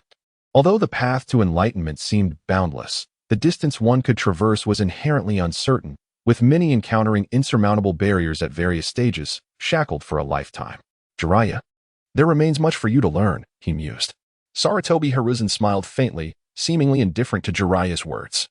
Instead, he shifted the conversation to Jiraiya's romantic troubles. Now that Danzo has a daughter, you won't end up lonely in your old age, will you? Speaking of this matter, Jiraiya felt a pang of resentment. Why was Danzo able to find such happiness? It was indeed a rare sight to witness Danzo's content family strolling through the streets of Konoha. Certainly not. I will undoubtedly find my true love. Jiraiya's expression turned serious as he gazed at Hiruzen. Master, this time I won't hold back. Very well. Let me see if you have improved over the years. The two agreed to spar that very afternoon, choosing the Valley of the End as their battleground. This valley had borne witness to the legendary battle between Uchiha Madara and Shinja Hashirama, and in the future, it would also witness the clash between Sasuke and Naruto. It could be said that the entanglement between Ashura and Indra would always be ignited in this place. However, today's battle was not a fated confrontation between Ashura and Indra, but rather a duel between master and disciple, Hiruzen and Jiraiya. As they faced each other, the ninjas of Konoha stood at a distance, their eyes wide with anticipation, fearing they might miss a single detail. Some even contemplated using secret techniques to record the battle for future instruction in the Ninja Academy. Opposition seal. Master, this time I won't hold back. Jiraiya swiftly performed hand seals, summoning Fukasaku and Shima, entering Sage mode. This is my ultimate form. It was evident that Jiraiya had previously discussed this with Fukasaku and Shima. As soon as the two toads arrived, they assisted Jiraiya in attaining Sage mode. This is the Sage mode of my master. I have practiced for so long without success. Uchiha Shisui watched this scene with great excitement. He had spent a considerable amount of time training at Miyaboka Mountain, yet had not mastered Sage mode. However, he had a remarkable talent for the Flying Thunder God technique, dedicating most of his time and energy to its training. Shisui aspired to become the Crimson Flash of Konoha. Uchiha Shunshin. Itachi was intrigued by Jiraiya's transformation. He and Kabuto had also trained in the Sage mode of the Dragon's Cave, having passed the White Snake Sage's trials. The Sage mode of Miyaboka Mountain differed significantly from that of the Dragon's Cave. Sage Art, Needle Jutsu. Jiraiya crouched low, resembling a toad, his hair transforming into myriad spikes that surged towards Sarutobi Hiruzen like a torrential storm. Jiraiya, let me show you what true Sage mode looks like. Sarutobi Hiruzen summoned the star-cutting sword from his dantian, infusing it with spiritual energy, resulting in an immediate spectacle of swirling clouds and radiant light. Simultaneously, dark purple lightning enveloped his body as he soared into the air, wielding a talisman that ignited with a mere flick of his wrist. 5 thunder techniques. Summon the winds and rain. A tempest erupted, casting a shadow over the land. Although Jiraiya's technique, 1,000 Needles of Death, was swift and widespread, Sarutobi Hiruzen deftly evaded it while ascending on his sword. The ninjutsu of the shinobi was formidable, yet it could not manipulate the weather. The sudden gusts and ominous clouds left everyone astounded. Summoning technique. Destruction of the stage. Jiraiya reacted swiftly, invoking the summoning technique to bring forth Gamabunta, who descended from the heavens to confront Sarutobi Hiruzen. However, the yin-yang body refinement technique emphasized the physical form, facing the advancing giant toad. Sarutobi Hiruzen retaliated with a powerful punch, sending Gamabunta back to the realm of summoning, leaving only a cloud of smoke in his wake. Senjutsu, Super Ultra Rasengan. Jiraiya's battle instincts were acute. The moment Sarutobi Hiruzen made his move, he condensed an immense Rasengan in his hands, leaping to strike at Sarutobi Hiruzen. It must be noted that the Rasengan, though simple and versatile, was devastating in its power. Alas, the lightning had already been summoned, and the momentum was inescapable. Young Thunder. With a thunderous crash, a bolt of black-purple lightning descended from the storm clouds, targeting the colossal Rasengan in Jiraiya's grasp. Chapter 78. Perhaps it should be called Toad Mode. In the throes of genuine combat with Jiraiya, Sarutobi Hiruzen discovered that the effects of foundational techniques far exceeded his expectations. Perhaps the laws of this world were not entirely complete, and the heavenly Tao's suppression of various techniques was not particularly strong. The foundational stage was merely the beginning of cultivation, establishing the path, yet the potency of his techniques was nearly comparable to that of a golden core cultivator. At this moment, the heavens transformed, and the ninja stood in awe, mouths agape. Jiraiya, claiming to be in sage mode, appeared less than divine, with two toads perched on his shoulders and grotesque warts sprouting on his face. In contrast, Sarutobi Hiruzen, poised atop his flying sword amidst the rolling storm clouds, resembled a true sage, if not more so. The descending lightning charged fiercely toward Jiraiya's Rasengan. Jiraiya's expression shifted dramatically, a surge of peril igniting profound fear within him. Jiraiya. Evade. The greatest fear, however, resided with the two toads perched on Jiraiya's shoulders, Fukasaku and Shima, as Jiraiya's sage mode was still unrefined, relying on their assistance to prolong its duration. Animals possess an inherent dread of heavenly thunder, and the distinction between lightning techniques and divine thunder was vast. Though Jiraiya's Rasengan was formidable, it bore a significant flaw. Its internal instability necessitated close proximity to strike an opponent successfully. Future iterations of sage mode, such as Naruto's perfected Rasengan Shuriken, overcame this limitation. Jiraiya ultimately opted to relinquish his Rasengan, utilizing the body flicker technique to evade. As the lightning collided with the Rasengan, a tremendous roar erupted, causing even distant observers to feel a momentary pressure in their ears.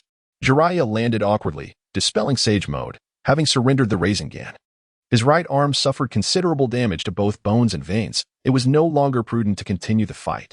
Jiraiya had not felt such a sensation in a long time. Once, during their days as genin, he could sense his teacher as an insurmountable mountain. Yet, with their growth and Sarutobi Hiruzen's aging, the gap had continually narrowed. Now, confronted by his mentor, Jiraiya felt a resurgence of impotence. Not only Jiraiya, but the distant spectators also underwent a transformation in their perceptions of Sarutobi Hiruzen.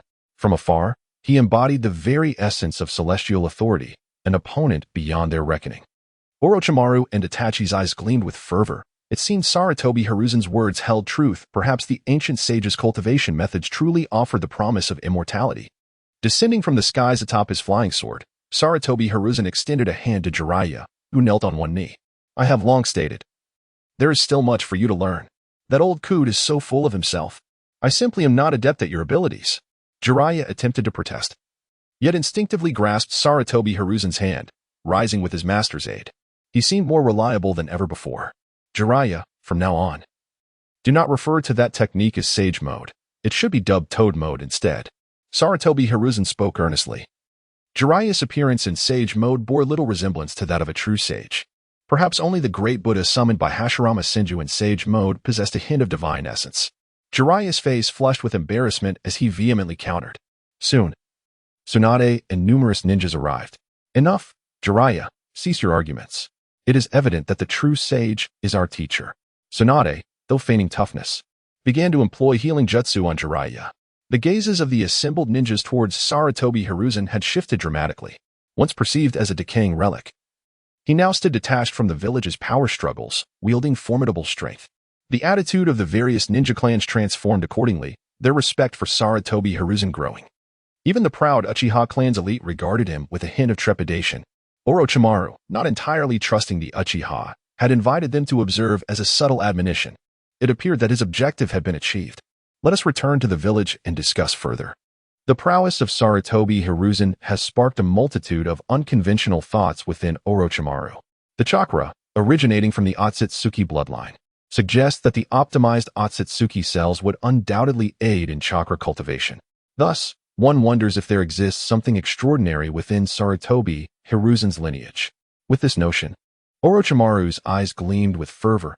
He was resolute in finding an opportunity to draw blood from his master for research purposes.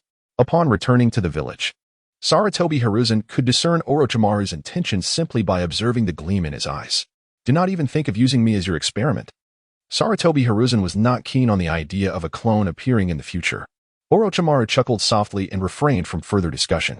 Since his teacher disapproved, they would revisit the matter at a later time.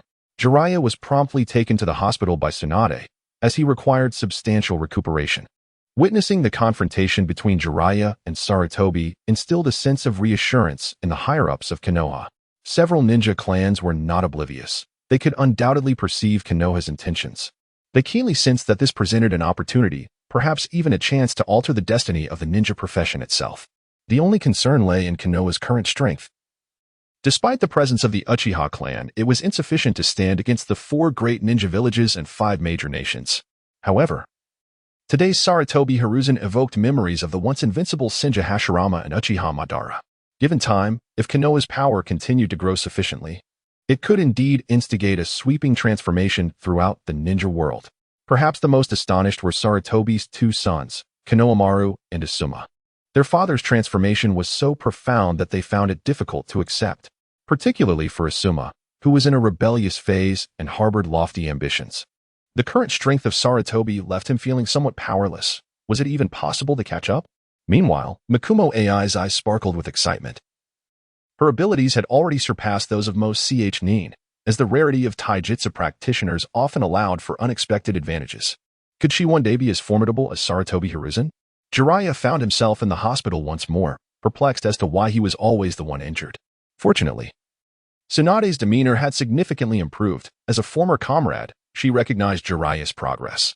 In truth, Jiraiya was quite powerful, yet life had seldom favored him. Perhaps liberated from the constraints of prophecy, he might discover the true significance of his existence. Chapter 79, Orochimaru.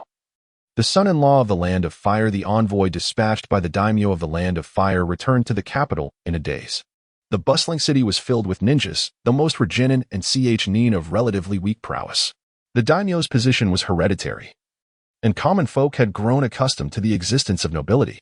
The map of the ninja world bore some resemblance to that of the Neon Realm, yet it did not represent the entirety of this world. Thus, the daimyo's role was largely symbolic, akin to that of an emperor.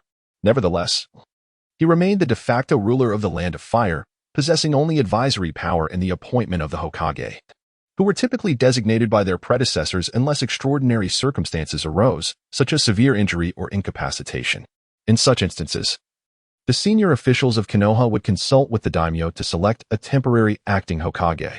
The daimyo's sole means of exerting control over Konoha was through financial and economic influence, as ninjas did not engage in production and relied on mission rewards. Konoha depended on the Land of Fire for stability.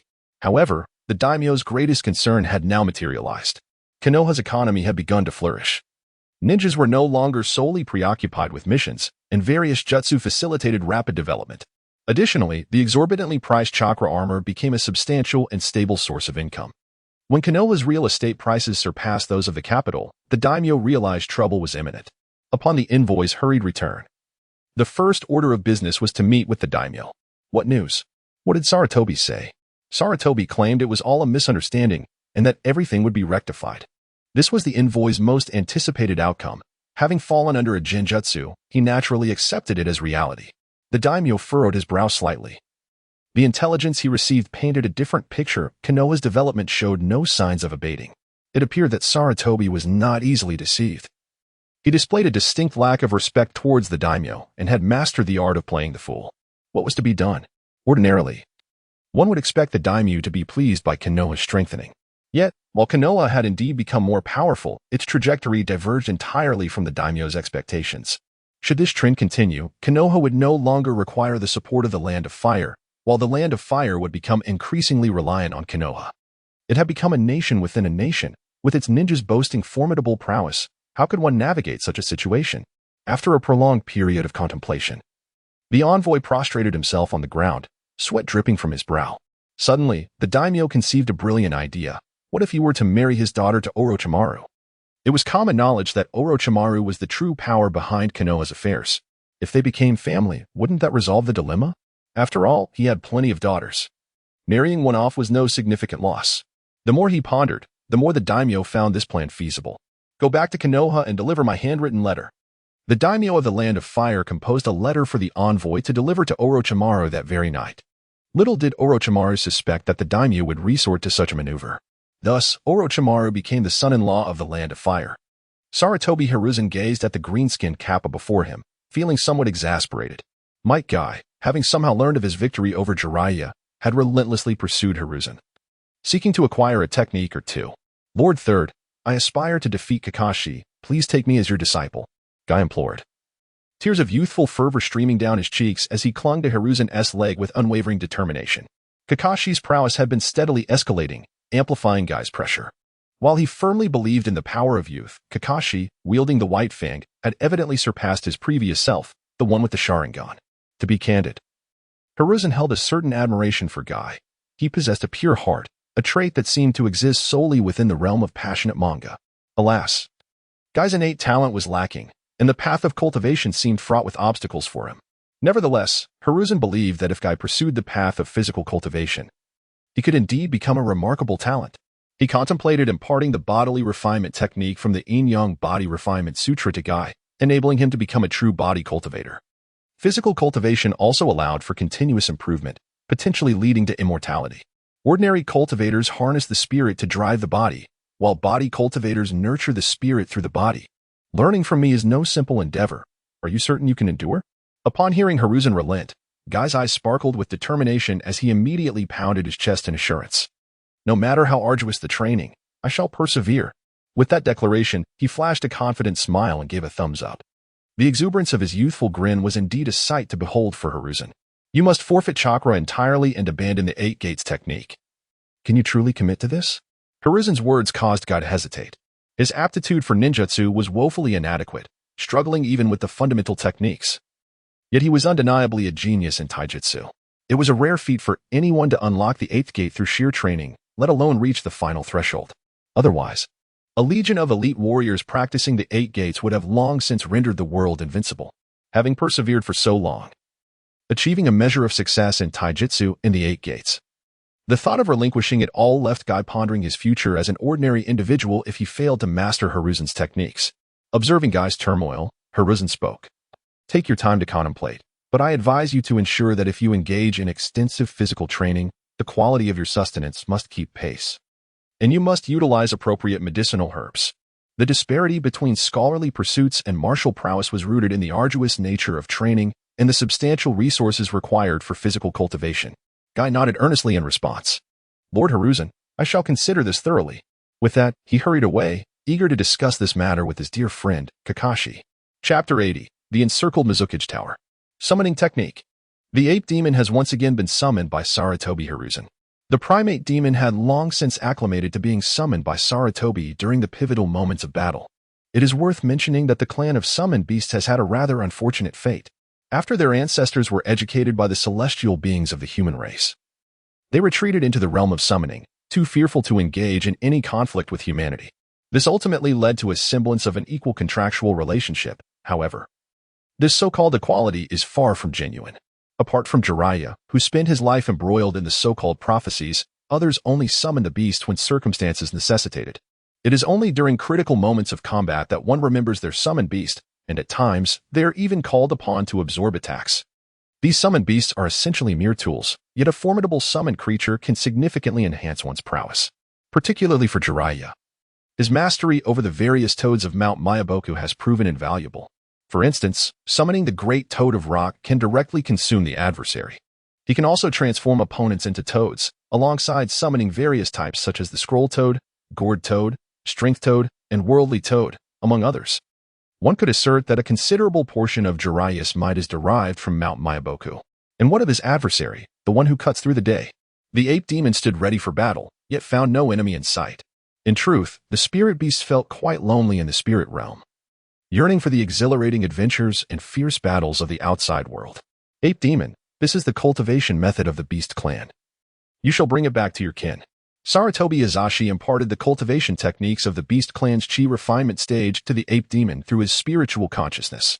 The Uinmo clan possesses unparalleled advantages in the pursuit of cultivation. Being closely akin to humans, the monkeys exhibit heightened spiritual awareness and attain enlightenment at an earlier stage. Moreover, their meridian pathways bear a remarkable resemblance to those of humanity, allowing them to cultivate at an exceptionally rapid pace. The ape demon's eyes widened in astonishment. Never did it expect that after living a life as a mere tool, it would be afforded such treatment. The ape demon reminisced about the days spent in battle alongside Sarutobi Sasuke, overwhelmed with emotion and tears welling in his eyes. It seemed he had not chosen his companion in vain. However, unbeknownst to him, the soul of Sarutobi Sasuke had long since dissipated. Not every tale culminates in a perfect conclusion. The narrative of Sarutobi Sasuke and the ape demon ended in tragedy. Meanwhile, the landscape of the spirit realm was quietly transforming. The Wetbone Forest, once the weakest of the three sacred grounds where Zissa resided, had experienced a remarkable surge in power, surpassing the other two sacred sites unbeknownst to them. The strength of the Monkey Demon clan is rapidly advancing, with a considerable number of monkeys residing in Flower Fruit Mountain. On the other side, in the Land of Water, Obito's expression is grim.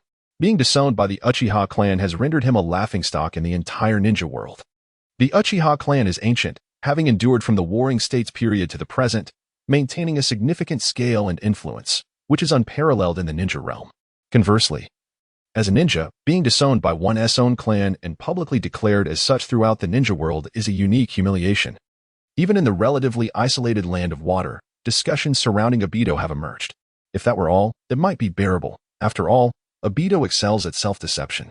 However, recently, Konoha's influence has extended to the Bear Country and the Land of Craftsmen, neighboring nations of the Land of Water. Obito can sense Konoha's covetous gaze upon the Land of Water. Yet, the Land of Water is a small archipelago, not a singular island, surrounded by smaller islands. Currently, the Land of Water is in disarray due to Obito's mismanagement. Among the great ninja villages, the Sand Village is the weakest, nonetheless. The surrounding abundant marine resources ensure that starvation is not an option, unlike the Wind Country, which is entirely desert. Perhaps in the future, with advancements in technology and a shift in the ninja world's dynamics, the discovery of oil in the desert may salvage the Wind Country's economy. The islands of the Land of Water, each with different customs, have given rise to various bloodline limits. Unfortunately, all this has been marred by Obito's petty grievances. The death of Rin is intricately linked to the Mist Village. Although it was all part of Madara's scheme, Obito still vents his fury on the Mist Village. Had the Mist Village not participated in the war, Rin would have lived. Deep down, Obito suspects that everything might be Madara's design, yet he cannot retaliate against Madara, opting instead to unleash his wrath upon the Mist Village, resulting in a bloody reprisal. However, Obito never anticipated Konoha's intention to strike at the Mist Village, which would undoubtedly disrupt his plans. The Akatsuki organization is currently weak, with only the underdeveloped Nagato remaining. If Konoha continues to grow in strength, how will they capture the Ninetales? Unbeknownst to Obito, Naruto has already been taken in by the Uchiha clan. Otherwise, he might be spitting blood in frustration. The Uchiha clan now possesses 2 pairs of Manjiki Sharingan, making it impossible for Obito to seize the Ninetales from them. As Orochimaru continues his experiments, what Obito and the Akatsuki will face will far exceed a mere 2 pairs of Manjiki Sharingan. Without delving into Orochimaru's research outcomes, even the Sage Itachi and the Flying Thunder God Shursui would pose formidable challenges that would leave even Nagato in a cold sweat. Moreover, the current Mizukage, Terumi-me, has already sensed something amiss with the 4th Mizukage, though she has yet to act, as the control of a village's leader by others constitutes a significant scandal.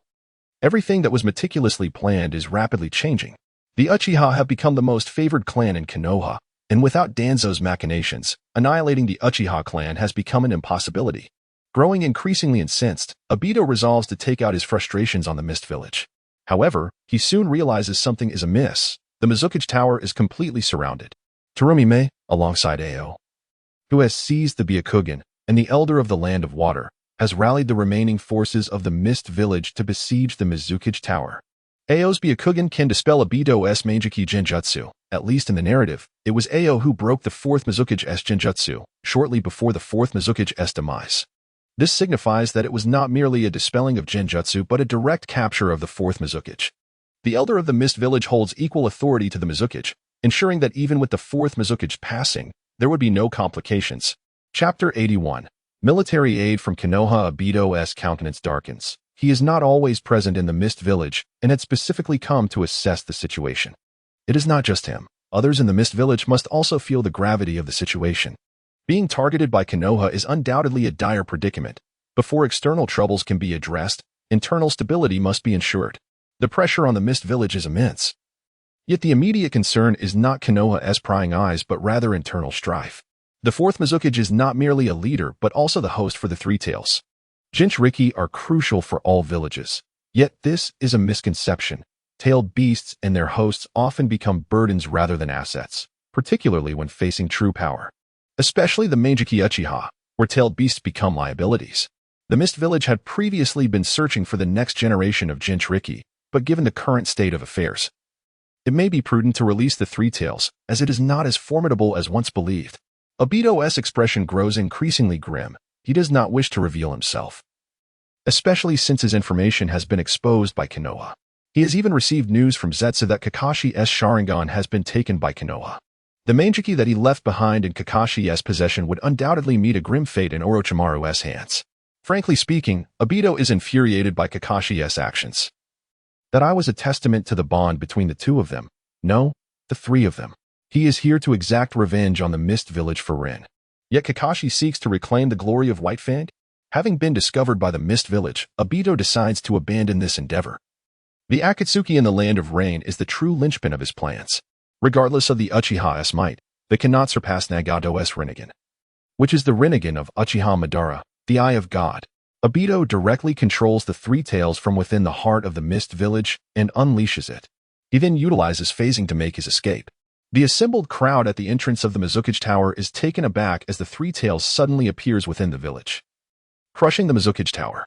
This marks a day of profound sorrow in the history of the Mist Village. Influenced by Obito, the village has been embroiled in continuous internal strife, and the arrival of the Three Tails inflicts catastrophic damage upon the civilians. However, the Three Tails pales in comparison to the Nine Tails. Had it been the Nine Tails, the Mist Village might have faced eradication by the 5 great ninja villages. Ultimately, the outcome mirrors that of the original narrative, with Yagura perishing, and the Three Tails fleeing into the wilderness, leaving the Mist Village with neither the time nor the resources to manage the beast. The only notable difference is that the Elder perished amidst the chaos of the Three Tails, designating Terumi Mei as the 5th Mizukage in his final moments, with Ao serving as her advisor. At this juncture, Terumi Mei is still quite young. Yet the Mist Village is so depleted that even the return of previous rogue ninjas could incite significant turmoil. Under Terumi Mei's influence, the Mist Village begins to recuperate, shifting from a policy of isolation and cruelty to one of peace and openness. Yet, time is not on their side. In the original narrative, the Mist Village was able to develop steadily until the 4th Great Ninja War. However, Konoha seems unwilling to grant them that opportunity, especially upon learning of the events transpiring in the Mist Village, prompting Orochimaru to realize that the best opportunity may have finally arrived. The current state of the Mist Village is unprecedentedly vulnerable, and they will undoubtedly require Konoha's assistance. However, due to the unique geographical location of the hidden Mist Village, the speed of information transmission is exceedingly slow, and it was only after a fortnight that Konoha became aware of the events. This situation necessitates careful consideration. Nonetheless, the team led by Jiraiya, comprising the Uchiha prodigies Uchiha Fugaku and Uchiha Shisui, has already set forth to the hidden Mist Village. Given the magnitude of the recent occurrences there, military assistance is undoubtedly required.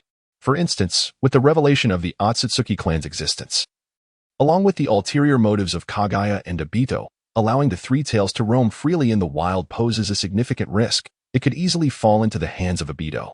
Consequently, Konoha dispatched Jiraiya to assess the situation in the hidden Mist Village and subsequently capture the Three Tails.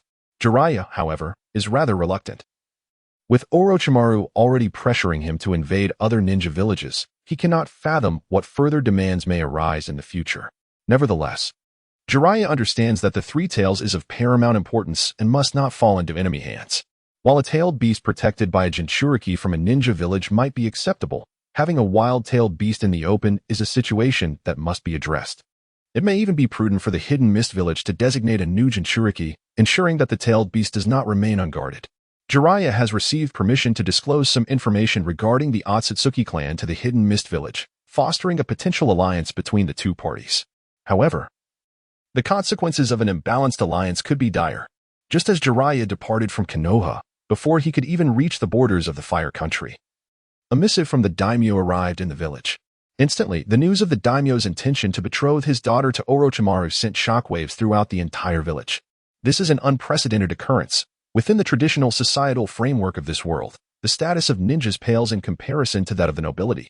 In fact, the majority of commoners harbor considerable animosity towards ninjas. However, if Orochimaru were to wed the daimyo's daughter, his status would ascend dramatically. Simultaneously, the alliance between Konoha and the Fire Country would become unassailable. Yet, Orochimaru's expression darkens. He did not anticipate such a maneuver from the daimyo. After all, the current Hokage is Sarutobi Hiruzen, and the daimyo's intention is likely to sow discord between teacher and student. If he were to truly marry the daimyo's daughter, how could he later confront the daimyo? The alliance between Konoha and the Fire Country is certainly viable, but it must be Konoha that assumes the leading role. Ultimately, ninjas constitute a minority, and controlling an entire nation is no simple feat. The optimal strategy would be to exert influence over the daimyo while maintaining the existing state structure. However, even if they were to gain control over the daimyo, Konoha currently lacks the strength to absorb the entire country. The territory of Konoha has already expanded significantly, making it incapable of contending with other ninja villages and nations. Disrupting the current order would undoubtedly provoke a collective backlash. Only through the accumulation of strength and waiting for the new generation to mature can they hope to initiate further expansion. Orochimaru's countenance is grim, yet beside him, Tsunade appears quite pleased. As one of the few who understands Orochimaru deeply, she is acutely aware that he will most likely refuse this proposition. Master, what should we do about this matter? As the person at the center of this dilemma, Orochimaru's mind is in turmoil, and he can only seek counsel from Sarutobi Hiruzen, who stands nearby. Sarutobi Hiruzen found this matter quite intriguing, and there was truly no cause for concern. Such is the culture of Neon. It harbors a profound fear of the ruling class, leaving no room for rebellious thoughts. Marrying the daughter of a daimyo is permissible, yet she may only assume the role of a concubine. The expressions of Orochimaru and Tsunade shifted, for Sarutobi Hiruzen exhibited remarkable audacity. Is this not an affront to the daimyo? I have observed your recent closeness with the director of the orphanage. Perhaps you should consider marrying her first. Sarutobi Hiruzen was quite intrigued to see what a married Orochimaru would be like. If the daimyo were indeed to marry off his daughter, it would signify a complete capitulation to Konoha. Although Orochimaru found the notion absurd, he had to concede that there was a modicum of sense in it. Tsunade, ever the spectator, reveled in the drama. Not only was Orochimaru to wed the daimyo's daughter, but now Sarutobi Hiruzen was suggesting that Orochimaru take multiple wives. Orochimaru mused that the head of the Apothecary Institute was quite remarkable. Surely they shared common interests? Yet, he contemplated his options, knowing he could simply refuse the daimyo outright. Orochimaru, a mad scientist who had transcended the boundaries of life and death, could effortlessly clone a perfect woman if he desired companionship. In the grand scheme of immortality, women appeared inconsequential. Yet, for reasons unknown, the mere thought of Yakushi no Noyu's smile sent a tremor through his heart. In the end, Orochimaru chose not to marry the daimyo's daughter, firmly declining the request on the grounds of his busy schedule and the pressing demands of state affairs. The daimyo was taken aback by Orochimaru's rejection. Despite having many daughters, he was still of noble blood, and Orochimaru, though powerful, hailed from a humble background. Merely a war orphan, how could he forsake such an opportunity? If Orochimaru were to marry his daughter, it would elevate his lineage to nobility, securing eternal wealth in the current ninja world. Even as the shinobi world engaged in ceaseless conflict, the aristocracy remained ensconced in luxury. The future savior of the world, Naruto Uzumaki, would still have to bow to the daimyo, addressing him as village chief, a rather humiliating prospect. Alas, the current Hokage's mindset had evolved beyond such worldly entanglements. Marrying the daimyo's daughter? Absurd. Once Konoha flourished, he would have the freedom to act as he pleased. As Sarutobi Hiruzen had remarked, even if he were to marry, it would only be as a minor consort. Meanwhile, Jiraiya and a cadre of shinobi had completed their resupply at the Star Village and set sail for the Land of Water. This time, he was accompanied not only by Fugaku Uchiha and Shursui Uchiha, but also two elite Uchiha Jonin, Hinata Hayashi, as well as Kakashi and Gai. This assembly was indeed quite formidable. Although the 5 great shinobi villages existed, Konoha's strength surpassed all others. With 3 legendary shinobi and 2 pairs of Mangekyou Sharingan, they represented 5 Kage-level warriors. Furthermore, with Sarutobi Hiruzen's presence, even in dire straits, Orochimaru could resurrect the first and second Hokage through the Edo Tensei technique. Deploying 3 Kage-level warriors ensured that their rear was well fortified. While Jiraiya had some reluctance, he found joy in embarking on a mission with his disciples. He could not be too unruly in the village, knowing Tsunade would show him no mercy, but the dynamics shifted when on a mission. Having roamed the shinobi world for so many years, he could not devote himself entirely to the search for the prophesied child. As the author of the best-selling Ika Ika series, many of his tales were adaptations of his own experiences. However, his disciples, Shursui and Fugaku, were rather rigid, leaving him to converse only with Kakashi, his loyal reader. Once aboard the ship bound for the Land of Water, all other thoughts were set aside. Their mission was of paramount importance. Ostensibly to assist the Mist Village, the true intentions were clear to any discerning eye. The assembled forces had the capability to raise the Mist Village to the ground. The newly constructed Mizukage Tower was rather rudimentary, a consequence of the scarcity of Earth-style ninjas in the Land of Water. Although it was hastily done, the Mist Village had managed to repair some of the villages destroyed by the Three Tails. The Three Tails was not as formidable as the Nine Tails, and it sought freedom rather than prolonged confinement. In the days to come, the Mist Village should be able to flourish. After all, it was the hometown of Mei Terumi, who genuinely desired the village's prosperity. Having strived to become the Mizukage, she was determined to elevate the Mist Village. Having endured the bloody Mist era, Mei now yearned for peace and progress for her village. Yet, often, the more one hopes, the more elusive those hopes become. Mizukage. Konoha's shinobi have suddenly appeared in the Land of Water and are advancing towards the village. The voice from the Umbu trembled, just as stability was returning to the village. Konoha's ninjas were arriving with ulterior motives.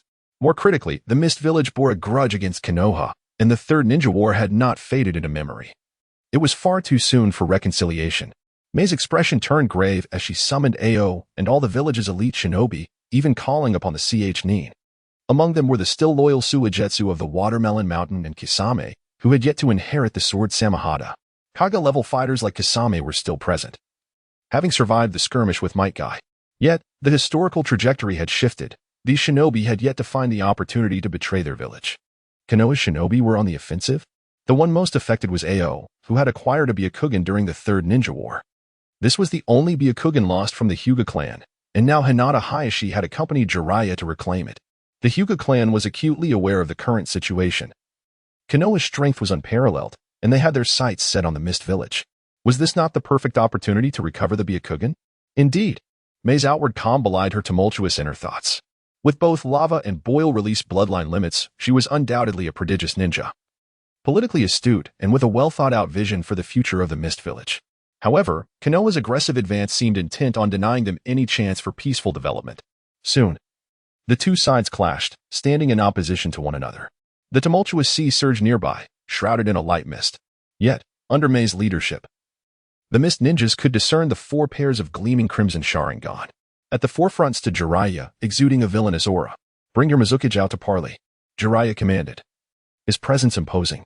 Hinata Hayashi, spotting Ao in the distance, felt his eyes bulge with rage as he activated his Byakugan. The Byakugan of Ao represented the shame of the Hyuga clan. "I am the Mizukage." Mizukage Terumi may possessed a formidable presence, yet deep within her, a flicker of trepidation lingered. Despite her ascension to the position of the 5th Mizukage, her prowess had not reached the level of a true Kage. Remaining at the peak of AJ Nin.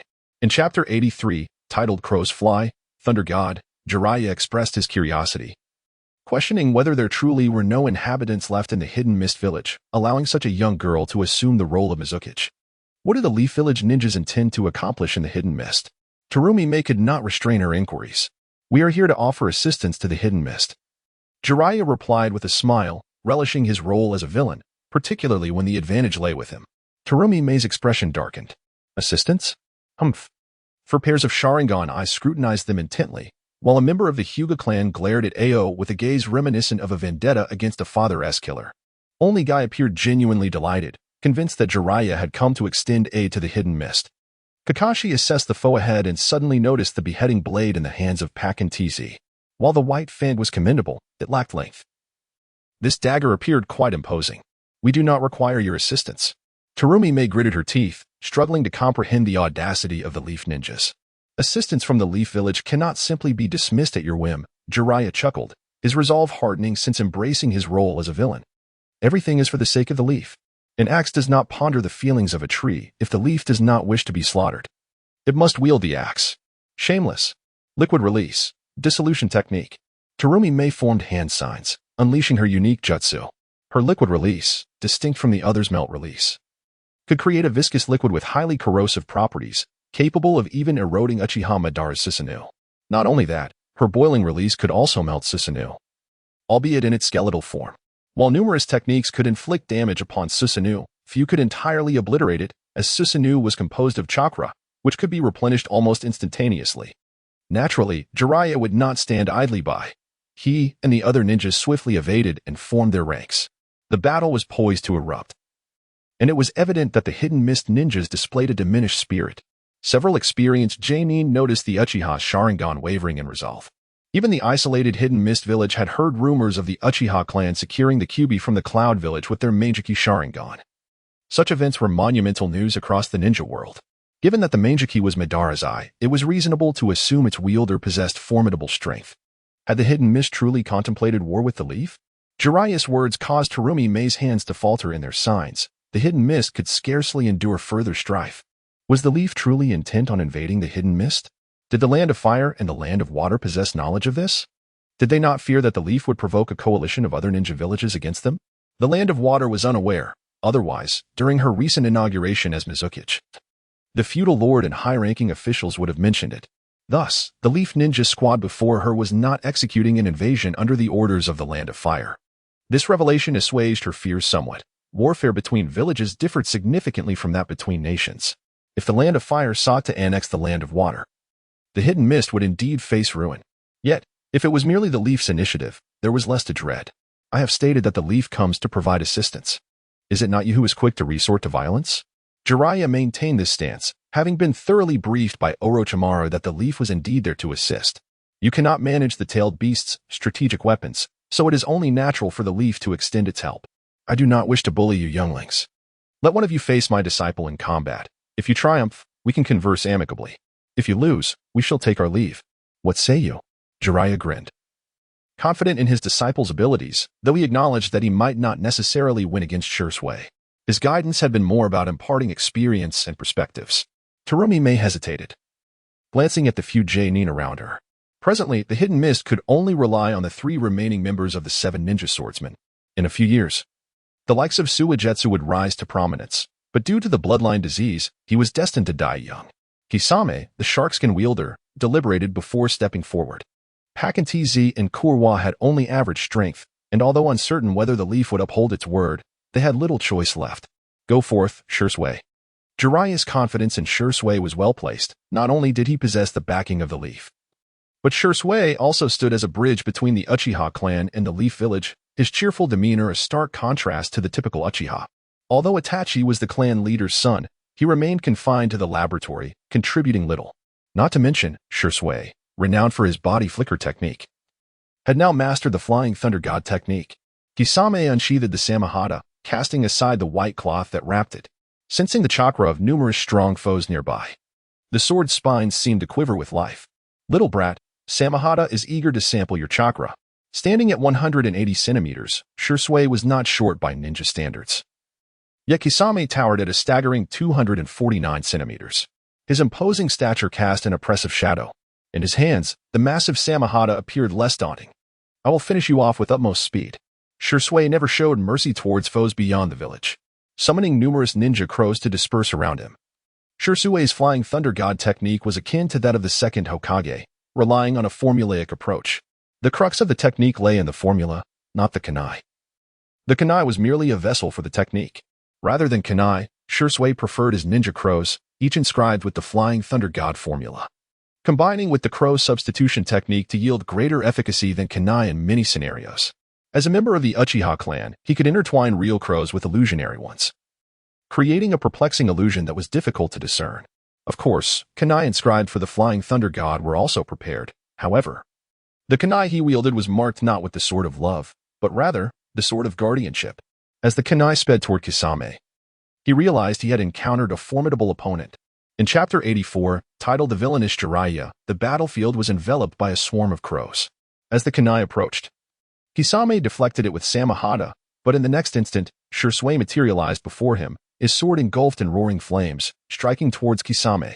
The Flying Thunder God technique is a space-time ninjutsu that enables instantaneous attacks. However, Shursui does not utilize the Rasengan, a close-range ninjutsu without hand seals, nonetheless. The lethality of the ninja enhanced with fire release is formidable. While a ninja's strength is considerable, their resistance to sharp weapons is often overestimated. Faced with Shursui's sudden strike from afar, the pufferfish demon had no time to react, merely raising a hand in defense. Shursui's blade struck his left arm, inflicting severe wounds to both his arm and abdomen. Fortunately, the pufferfish demon stands nearly 2.5 meters tall, boasting a weight of 156.7 kilograms, exceeding 300 pounds. Had it been an ordinary ninja, that single blow would have rendered them incapable of further combat. As the pufferfish demon retaliated with the same skin technique, Shursui vanished once more, reappearing near a ninja crow behind him, delivering another swift strike. This blow landed squarely on the pufferfish demon's back, and Shursui immediately followed with a fire release technique. Fire release, Great Dragon Fire technique. While fire release typically struggles to hit a target, under these circumstances, it would defy logic if the pufferfish demon could evade it. The impact of the dragon fire left the pufferfish demon unconscious, yet Shursui had held back. As he had come to provide assistance, and outright killing was inappropriate. In truth, the pufferfish demon possesses considerable strength, having been acknowledged by same skin, capable of merging with it. However, Shursui's speed was too overwhelming.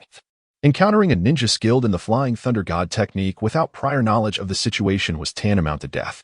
Moreover, Shursui wielded the Manjiki Sharingan, which compensates for any deficiencies without necessitating the lightning-fast reflexes of the fourth Hokage. The battle concluded swiftly, and it was only when the pufferfish demon lay on the ground that the Mist Village ninjas reacted, yet none dared to approach. The ninjas from the Mist Village recognized the technique as the famed Flying Thunder God of the fourth Hokage. Uchiha with a 3-tomo Sharingan mastering this technique was akin to the fourth Hokage being reborn. The pufferfish demon was nearly slain in an instant by Shursui. Is there still a need for combat?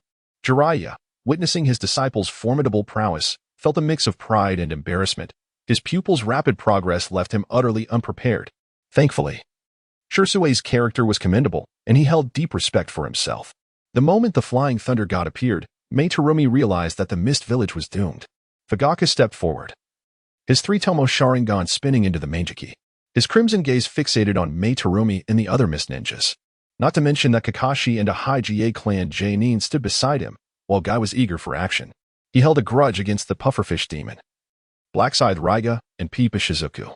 His father, Mai Due, had used the 8 gates to protect him, resulting in the deaths of 4, allowing these 3 to escape. Now that the pufferfish demon had been subdued, if a battle ensued, he would instantly open the first gate and eliminate the remaining 2. The momentum from the Leaf Village was overwhelming, causing Mei-Terumi to lower her head in humiliation. They were simply no match. We can have a proper discussion. The Mist Village will accept your assistance. The mere utterance of assistance nearly shattered her teeth from the humiliation. Everything had just begun to improve. Then let us proceed to your village for negotiations. Jiraiya was pleased, thinking it would have been better to do this from the outset. Their team still had plenty of strength left. Are you not going to help him? Upon hearing Jiraiya's words, the Mist Village ninjas finally reacted, hastening to provide aid to the pufferfish demon. However, even with Shursui holding back, after enduring 2 strikes in the Great Dragon Fire technique, the pufferfish demon was left with little life remaining. Nearby, Kisame, with keen eyes, noticed the same skin that had fallen to the ground and approached it. It seems no one wants this. I shall take it. Amidst the chaos, as Kisame was an underling of the pufferfish demon, his action of picking up same skin went unnoticed. Yet, it was highly probable that the pufferfish demon would never reclaim his same skin. Once same skin experienced Kisame's chakra, it would be unable to revert, becoming entirely Kisame's form. Jiraiya and his group boldly followed the Mist Ninjas into the Mist Village, confident that the Mist Ninjas would not dare to strike. Revealing a portion of their strength was sufficient to intimidate the Mist Village ninjas. Currently, the Mist Village was weakened. They would not dare to engage in conflict with the Leaf unless absolutely necessary. Soon, they arrived at the newly repaired Mizukage Tower. Entering the Mizukage's office, Jiraiya sat down directly, with Shursui on his left and Fugaku on his right. Accompanied by two Uchiha Genin whose Sharingan had remained activated since their entry into the Mist Village, Jiraiya took the main seat. Exuding the typical arrogance of a villainous leader, "Lord Jiraiya, what assistance does the Leaf intend to provide our Mist Village?" The Three Tails. Jiraiya's response was succinct. Their objective was the Three Tails. We in the Leaf cherish peace, and having a tailed beast like the Three Tails at large is detrimental to harmony. Upon hearing that the Leaf's aim was the Three Tails, Meitarumi exhaled in relief. They had no intention of capturing the Three Tails, otherwise, they wouldn't have allowed its escape. If you wish to capture the Three Tails, feel free to do so. No. Jiraiya shook his head, gazing at Meitarumi and then at Ao, smiling. We do not desire the Three Tails. You and the Mist Village shall select a Jinchuriki, and we will assist you in sealing it. Such a good deal?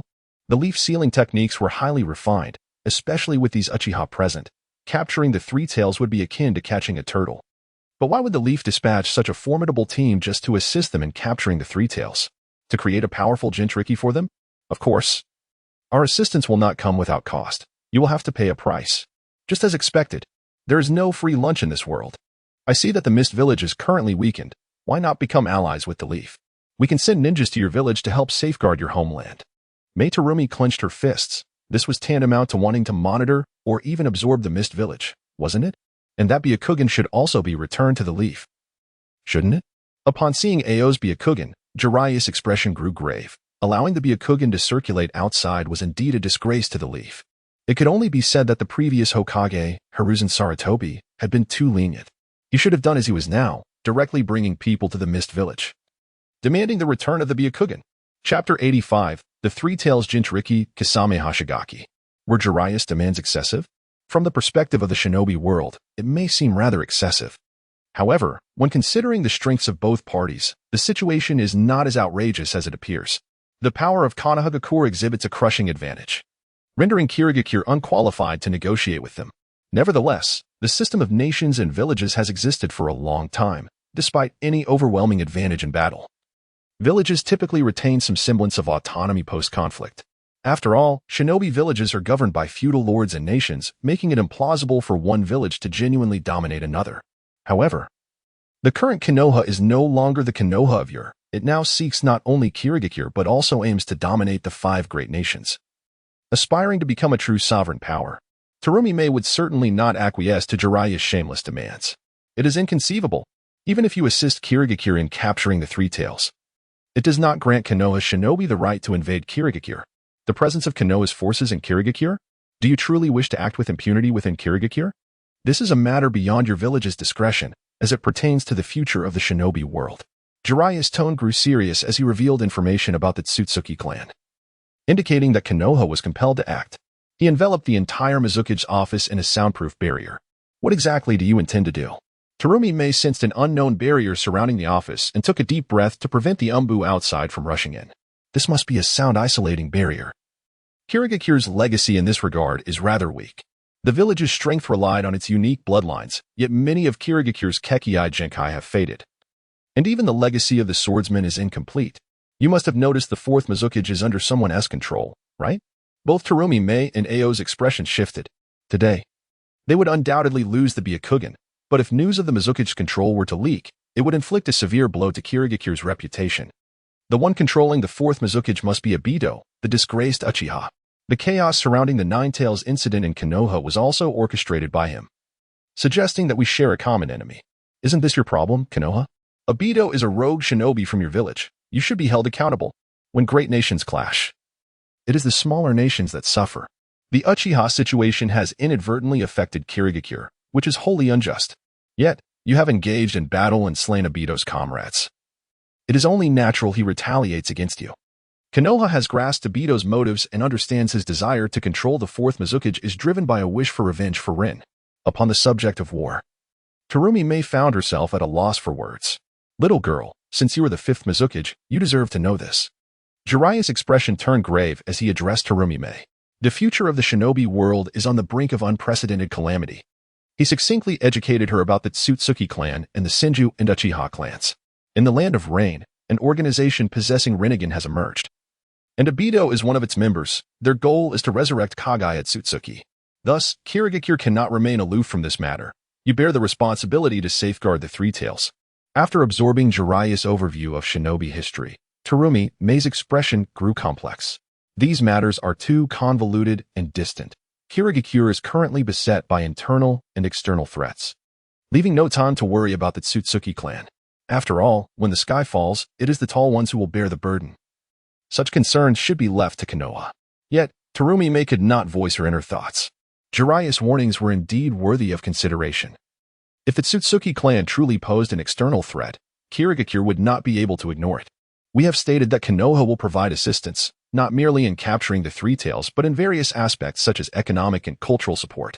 For instance, we can sell the chakra armor currently available at cost price to Kirigakure. Jiraiya spoke confidently, presenting some benefits. Aligning with Konoha as an ally seems to be the most prudent choice for Kirigakure right now.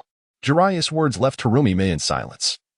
Forming an alliance with Konoha might indeed be a commendable choice, although she understood Konoha's intentions were not entirely benevolent. They were undeniably an adversary that Kirigakure could not confront alone. If an alliance with Konoha could provide substantial assistance, then feigning cooperation might not be a poor strategy. Let's first focus on capturing the Three Tails. I will consider the alliance thereafter. Choose your Jinchuriki, and we will bring the Three Tails back. The matter was swiftly settled. And Kirigakure soon selected the new Jinchuriki, Kisame Hashigaki. Kisame had already subdued the Samahata. Not everyone could become a Jinchuriki, but he possessed an exceptionally abundant chakra, even being referred to as a tailed beast without a tail. Judging by his appearance and abilities, Kisame was likely a ninja with the Kekkei Genkai, making him the optimal candidate for the Three Tails Jinchuriki. Higi, both Samahata and I are eagerly anticipating the chakra of the Three Tails. Kisame expressed his excitement. Even without Samahata, he possessed the ability to absorb others' chakra, and he was keen to experience the chakra of the Three Tails. Jiraiya and members of the Uchiha, along with Kisame, departed to capture the Three Tails, while Hinata Hayashi, Kakashi, and Guy remained in Kirigakure. Feeling the starkly different atmosphere of the shinobi village, Kakashi and Guy were quite pleased. Yet Hinata Hayashi remained on high alert. The Byakugan of the Hyuga clan had been exposed for too long. It was possible that Kirigakure had gleaned many secrets about it, and he harbored significant hostility towards Kirigakure. Naturally, Kakashi and Guy were being monitored within the village. At this moment, the surviving Hashigaki Kisame and Kuratsuchi also sensed a problem. The more they observed Guy, the more familiar he appeared. Clad in green, with bushy eyebrows and uttering nonsensical phrases about youth. This fellow. He is that former brat. Hashigaki and Kuratsuchi exchanged glances, realizing the gravity of the situation. They had initially believed Jiraiya and the Uchiha to be formidable foes. But now Konoha had sent such a character. What if he became enraged and caused chaos in Kirigakure? Chapter 86, Kaleidoscope Experience Card. Kakashi and Guy strolled through Kirigakure with a clear mission in mind. Orochimaru had instructed them to search for shinobi possessing bloodlines within the village. If possible, they should bring them back to Konoha. If not, they must at least obtain some blood samples. Moreover, Orochimaru specifically emphasized that if any members of the Kage clan were found, they must be brought back to Konoha. According to Orochimaru's research, the Kage clan is a vital component in reviving the Tsutsuki bloodline. Kakashi, these shinobi of Kirigakure are exceedingly hostile towards us. Kai arrived at a shop, eager to inquire about any news regarding the Kage clan. However, just as he approached the counter with a smile, the shopkeeper promptly closed the establishment. Kakashi, observing Kai, was somewhat speechless. Perhaps it was not merely their status as Konoha ninjas, but rather the infectious nature of Kai's smile that prompted such a reaction. They decided to continue exploring. From the intelligence gathered from the Umbu, they knew that there was only one surviving member of the Kage clan, and this individual had awakened the clan's bloodline. Their mission was clear: to gather information, locate the survivor, and bring them back. Meanwhile, the location of the Three Tails was swiftly determined. The Hidden Mist village had not entirely relinquished control over the beast. There were still ninjas documenting its movements. Even if the village had no immediate plans, it could not risk other ninja villages capturing it. Terumi Mei and Ao had accompanied them, persistently questioning Jiraiya about Obito, as the decline of the Hidden Mist village was closely tied to him, and Mei harbored a strong desire for vengeance. Nevertheless, the Hidden Mist was merely a pawn, a victim of Uchiha Madara's schemes. and had been exploited by Obito as an outlet for his frustrations. The three tails emerged slowly from the depths of the lake, exuding an aura of intimidation. The Sage of Six Paths had divided the chakra of the Ten Tails into 9 separate tailed beasts, subjecting them to torment. In a world inhabited by humans, this terrifying creature, capable of obliterating cities, was destined to be an adversary. Regardless of the tailed beast's intelligence, acceptance by humanity was unattainable. Though the Uchiha clan was a hybrid of foreign bloodlines, they remained human, while the tailed beasts, with their colossal sizes and destructive power, were fated to be enemies of mankind from the moment of their inception. Consequently, the fate of the tailed beast was invariably one of sealing or extermination. As the three tails approached the shore, eager to discern who had disturbed its slumber, it caught sight of 2 pairs of Sharingan eyes. Panic surged within it as it realized the gravity of its predicament. Jiraiya signaled to Kisame, who stepped forward to commence the sealing of the three tails. Observing the beast under the control of the Sharingan, both Terumi Mei and Ao wore expressions of complexity. The depth of Konoha's resources was far beyond what the hidden mist could rival. Jiraiya's sealing techniques were formidable, with a significant portion learned from Kushina Izumaki. With Kisame's cooperation, he swiftly became the new Jinchuriki of the Three Tails, providing the hidden mist with an additional strategic asset. While this would be of little use against Konoha, it certainly held value in conflicts with other ninja villages. Often, Jinchuriki served as strategic weapons, something that could be opted out of, but never dispensed with. However, accepting Konoha's assistance implied that the hidden mist would have to pay a price. Yet, was the hidden mist truly prepared for such a commitment? On another front, Sarutobi Hiruzen had been diligently studying the art of talismans. The realm of talismans was profoundly intricate, capable of recording spells for instantaneous attacks, as well as healing and teleportation. Some could even inscribe the attacks of magical artifacts, creating talismanic treasures. The explosive tags used by ninjas differed from those in the realm of cultivation, while explosively powerful. They were also exorbitantly priced, perhaps only manageable in quantity by the skilled Konin. Producing more talismans could significantly bolster combat capabilities. Once Konoha subdued the hidden mist, their next target would undoubtedly be the Land of Rain, where acquiring Nagato's Rinnegan could prevent numerous potential catastrophes. In such a scenario, enlisting Konin's aid in creating talismans would be advantageous. News from the Wetbone Forest had also arrived. Zisso had successfully advanced to the Foundation establishment stage after years of accumulating chakra and natural energy. The master-servant contract was not unbreakable, however, for Zisso to sever it. She would need to surpass Hizashi by 2 major realms while he remained in the Foundation establishment stage, a feat that was virtually impossible. Thus, Hizashi imparted the techniques of the Foundation establishment stage to Zisso, enhancing her strength and, by extension, benefiting him. In addition to crafting talismans, Hizashi had recently discovered that his grandson, Sarutobi Hiruzen, was a prodigy. Not only did he excel in ninjutsu, but he also possessed considerable talent in the path of cultivation. Although Orochimaru had been a mischievous child, he had matured into a reliable individual. It appeared that the Sarutobi clan's talents were inherited across generations. While Asuma and Shinosuke exhibited average abilities, Orochimaru was indeed a genius. This realization brought Hizashi a sense of comfort, for having cultivators within the family was undoubtedly a blessing. In recent days, Orochimaru had been visiting Hizashi almost daily, inquiring about cultivation matters and growing increasingly intrigued by the classification of cultivators. Yet, with worldly concerns weighing heavily upon him, Orochimaru was unable to forsake his power in pursuit of cultivation. Nonetheless, he was patient. He possessed ample time to commence his training once Konoha resolved its current dilemmas. Driven by ambition, Orochimaru sought not only to cultivate, but also to unravel the mysteries of the world, including the secrets of cultivation. His most pressing desire, aside from cultivation, was to thoroughly investigate the bloodline of the Otsutsuki clan, at the very least to assist his disciple, Uchiha Itachi, in resolving the issues surrounding the Sharingan. The ordinary Sharingan served merely as a temporary experience, leading to blindness after limited use, whereas the eternal Manjikyu Sharingan offered permanent functionality. Orochimaru had even succeeded in cloning a Sharingan, eager to experience the power of the Manjikyu firsthand. Chapter 87. The Bully of the Ninja World, Konoha Village. Indeed, the ordinary Manjikyu was akin to a mere trial card. Fugaku had begun to feel its adverse effects, having utilized the Manjikyu to capture the 8 tails once. And now the 3 tails, he was acutely aware of his diminishing eyesight. However, his eldest son, Itachi, had informed him that Orochimaru was conducting research on the Manjikyo, and a resolution to its shortcomings was imminent. Presently, Fugaku had staked the future of his clan entirely on the village. Yet, when Uchiha Madara had proposed that the entire Uchiha clan leave the village and many had refused, their fates became irrevocably intertwined with that of Konoha.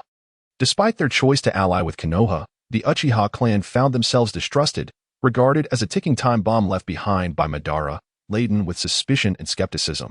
Fortunately, Orochimaru is not the second Tobirama, and Jiraiya is not the second Danzo, at least not for now. Jiraiya and his companions have returned to the Hidden Mist Village, where discussions are underway regarding the alliance and assistance between Konoha and the Mist.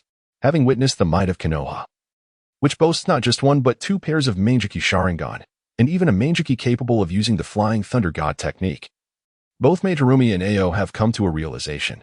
They cannot stand against Konoha. Ao returned to the Mist Village and promptly surrendered the Byakugan to Hayashi. Despite the deep-seated enmity between Ao and the Hyuga clan, the greater good must prevail, and thus no action could be taken against Ao. However, Hayashi understands that the future of the Mist is destined to become subordinate to Konoha. Let these Mist ninjas live in their suffering. We shall provide multifaceted assistance to the Mist, and even allow the new generation to attend Konoha's academy, treating them equally as we do the shinobi of Star Village. However, to ensure the safety of the Three Tails, we will collaboratively establish a new department, with Konoha dispatching ninjas to be stationed in the Mist Village, thereby providing constant military support. To be frank, Jiraiya himself felt a tinge of shamelessness in uttering these words. Yet, it would not be prudent to declare that Konoha intends to gradually annex the Mist Village, even if that is indeed what Konoha has in mind. Nonetheless, with the Tsutsuki clan serving as a convenient pretext, such actions could be deemed justifiable from a broader perspective. The expressions of Meiterumi and Ao grew increasingly grim as they listened. What more did Konoha intend to achieve by stationing troops in the Mist Village? Such thoughts were too dreadful to contemplate. The sole aspect that appeared somewhat palatable was the notion of sending Mist ninjas to study in Konoha. The mindset within the ninja world remains rather antiquated, lacking an understanding of cultural exchange. In Mei's heart, loyalty to one's village is an inherent trait of a ninja. Yet, can the new generation of Mist ninjas truly uphold their convictions after attending Konoha? Ultimately, the Mist Village acquiesced to Jiraiya's demands, as they had little choice but to comply. Thus, the alliance between Konoha and the Mist Village was solidified, not merely a verbal agreement, but a genuine alliance akin to that of the current Star Village. However, as the Mist Village is officially recognized by the 5 great nations and is affiliated with the Land of Water, it cannot be treated as bluntly as the Star Village. After establishing this arrangement with the Mist Village, 2 Uchiha Jonin temporarily remained behind, awaiting the arrival of additional Konoha ninjas to be stationed in the Mist. Jiraiya possesses a remarkable knack for finding war orphans. On the return journey, he successfully located the last surviving orphan of the Kagaya clan, Kagaya Kimimaro. The Kagaya clan's assault on the Mist Village resulted in their total annihilation. Kimimaro, having been cultivated as a tool and weapon, suffered from a grave blood disease that prevented him from entering the battlefield, thus allowing him to survive. Come with me. Konoha is a peaceful place that will not treat you as a mere instrument. We can also cure your affliction.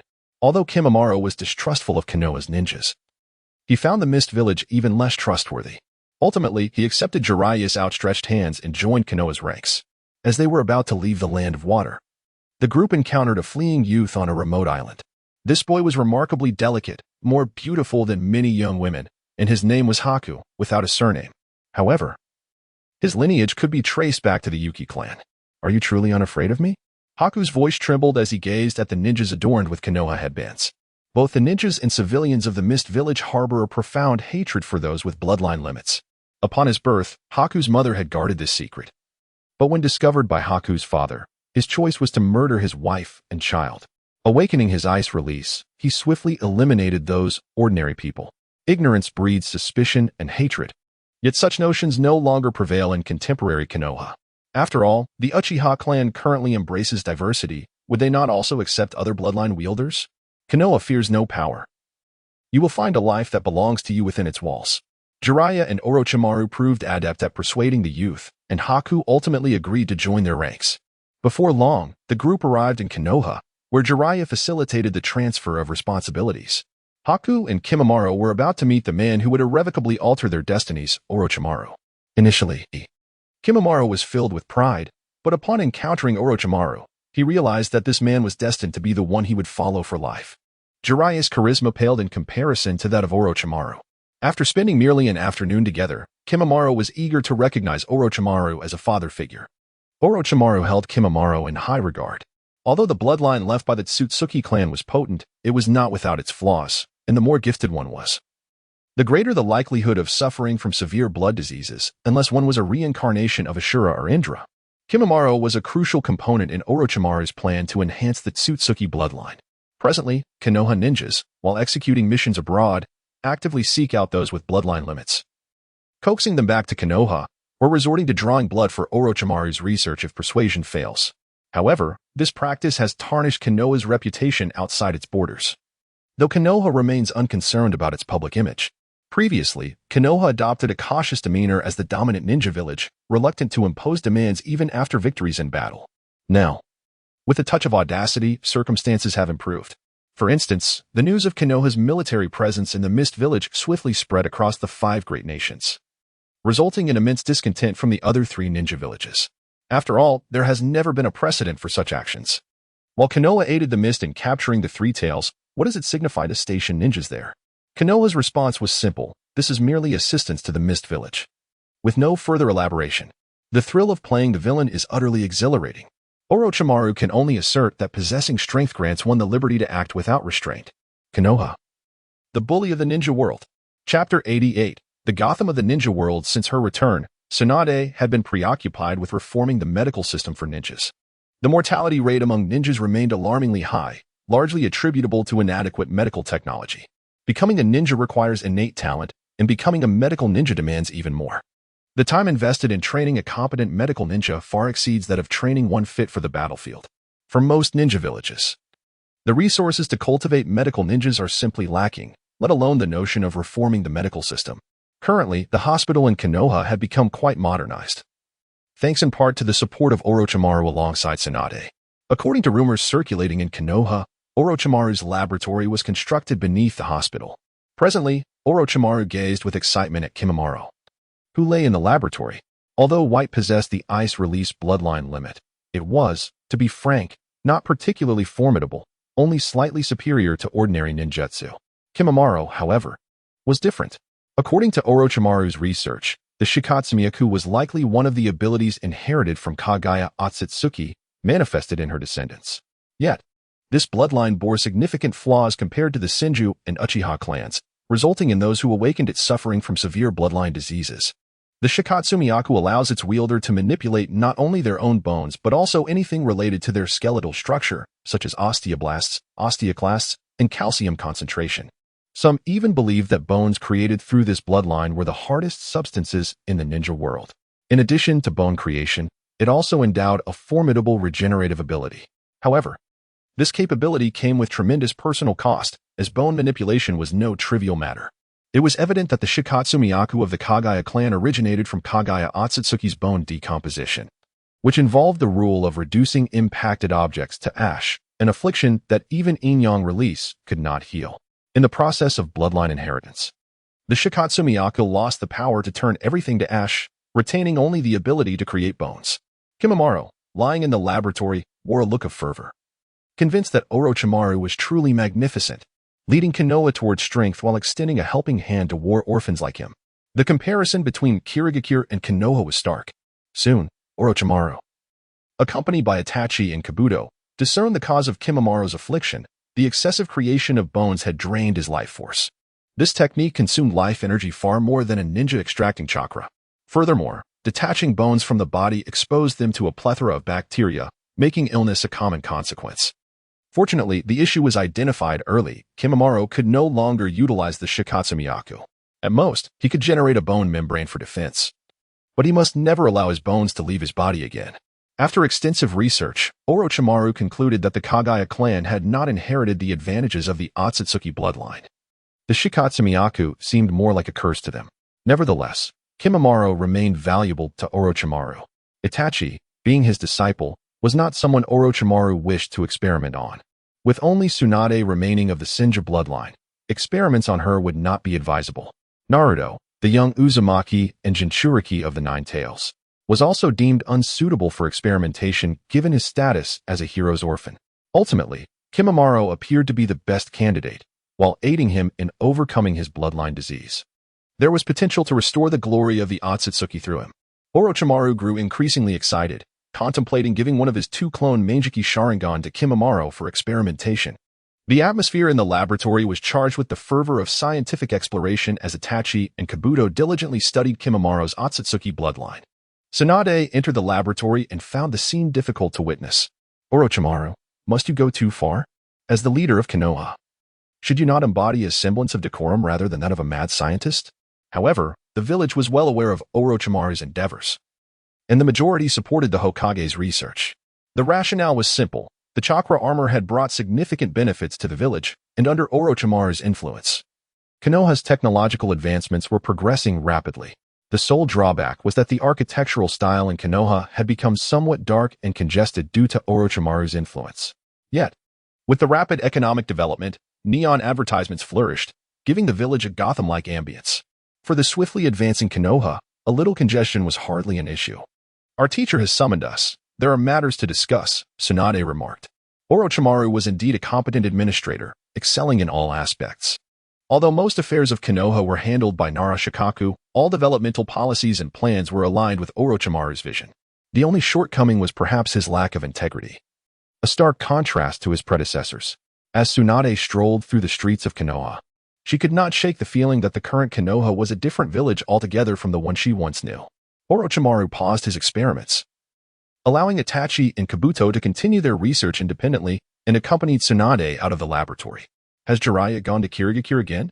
Tsunade inquired. Orochimaru nodded, confirming that Jiraiya had taken some Umbu operatives to Kirigakure. The initial impact on Kirigakure had begun, and they had agreed to send a batch of children to Konoha's ninja academy for training. Konoha's ambitions toward Kirigakure were far from trivial, especially since the latter's scale was distinctly different from that of the Star Village. Even a small village like the Star Village harbored numerous dissenting voices against Konoha. But with the passage of time, internal conflicts would only intensify. Konoha merely needed to bide its time to seize the opportunity to fully annex that village, with Kirigakure being the next target. Tsunade felt a twinge of discomfort regarding Konoha's plans for Kirigakure. Yet her experiences in war had taught her that enemies would show no mercy. What does our teacher require of us? She asked. I heard he has been delving into talisman techniques. Perhaps he has made some discoveries.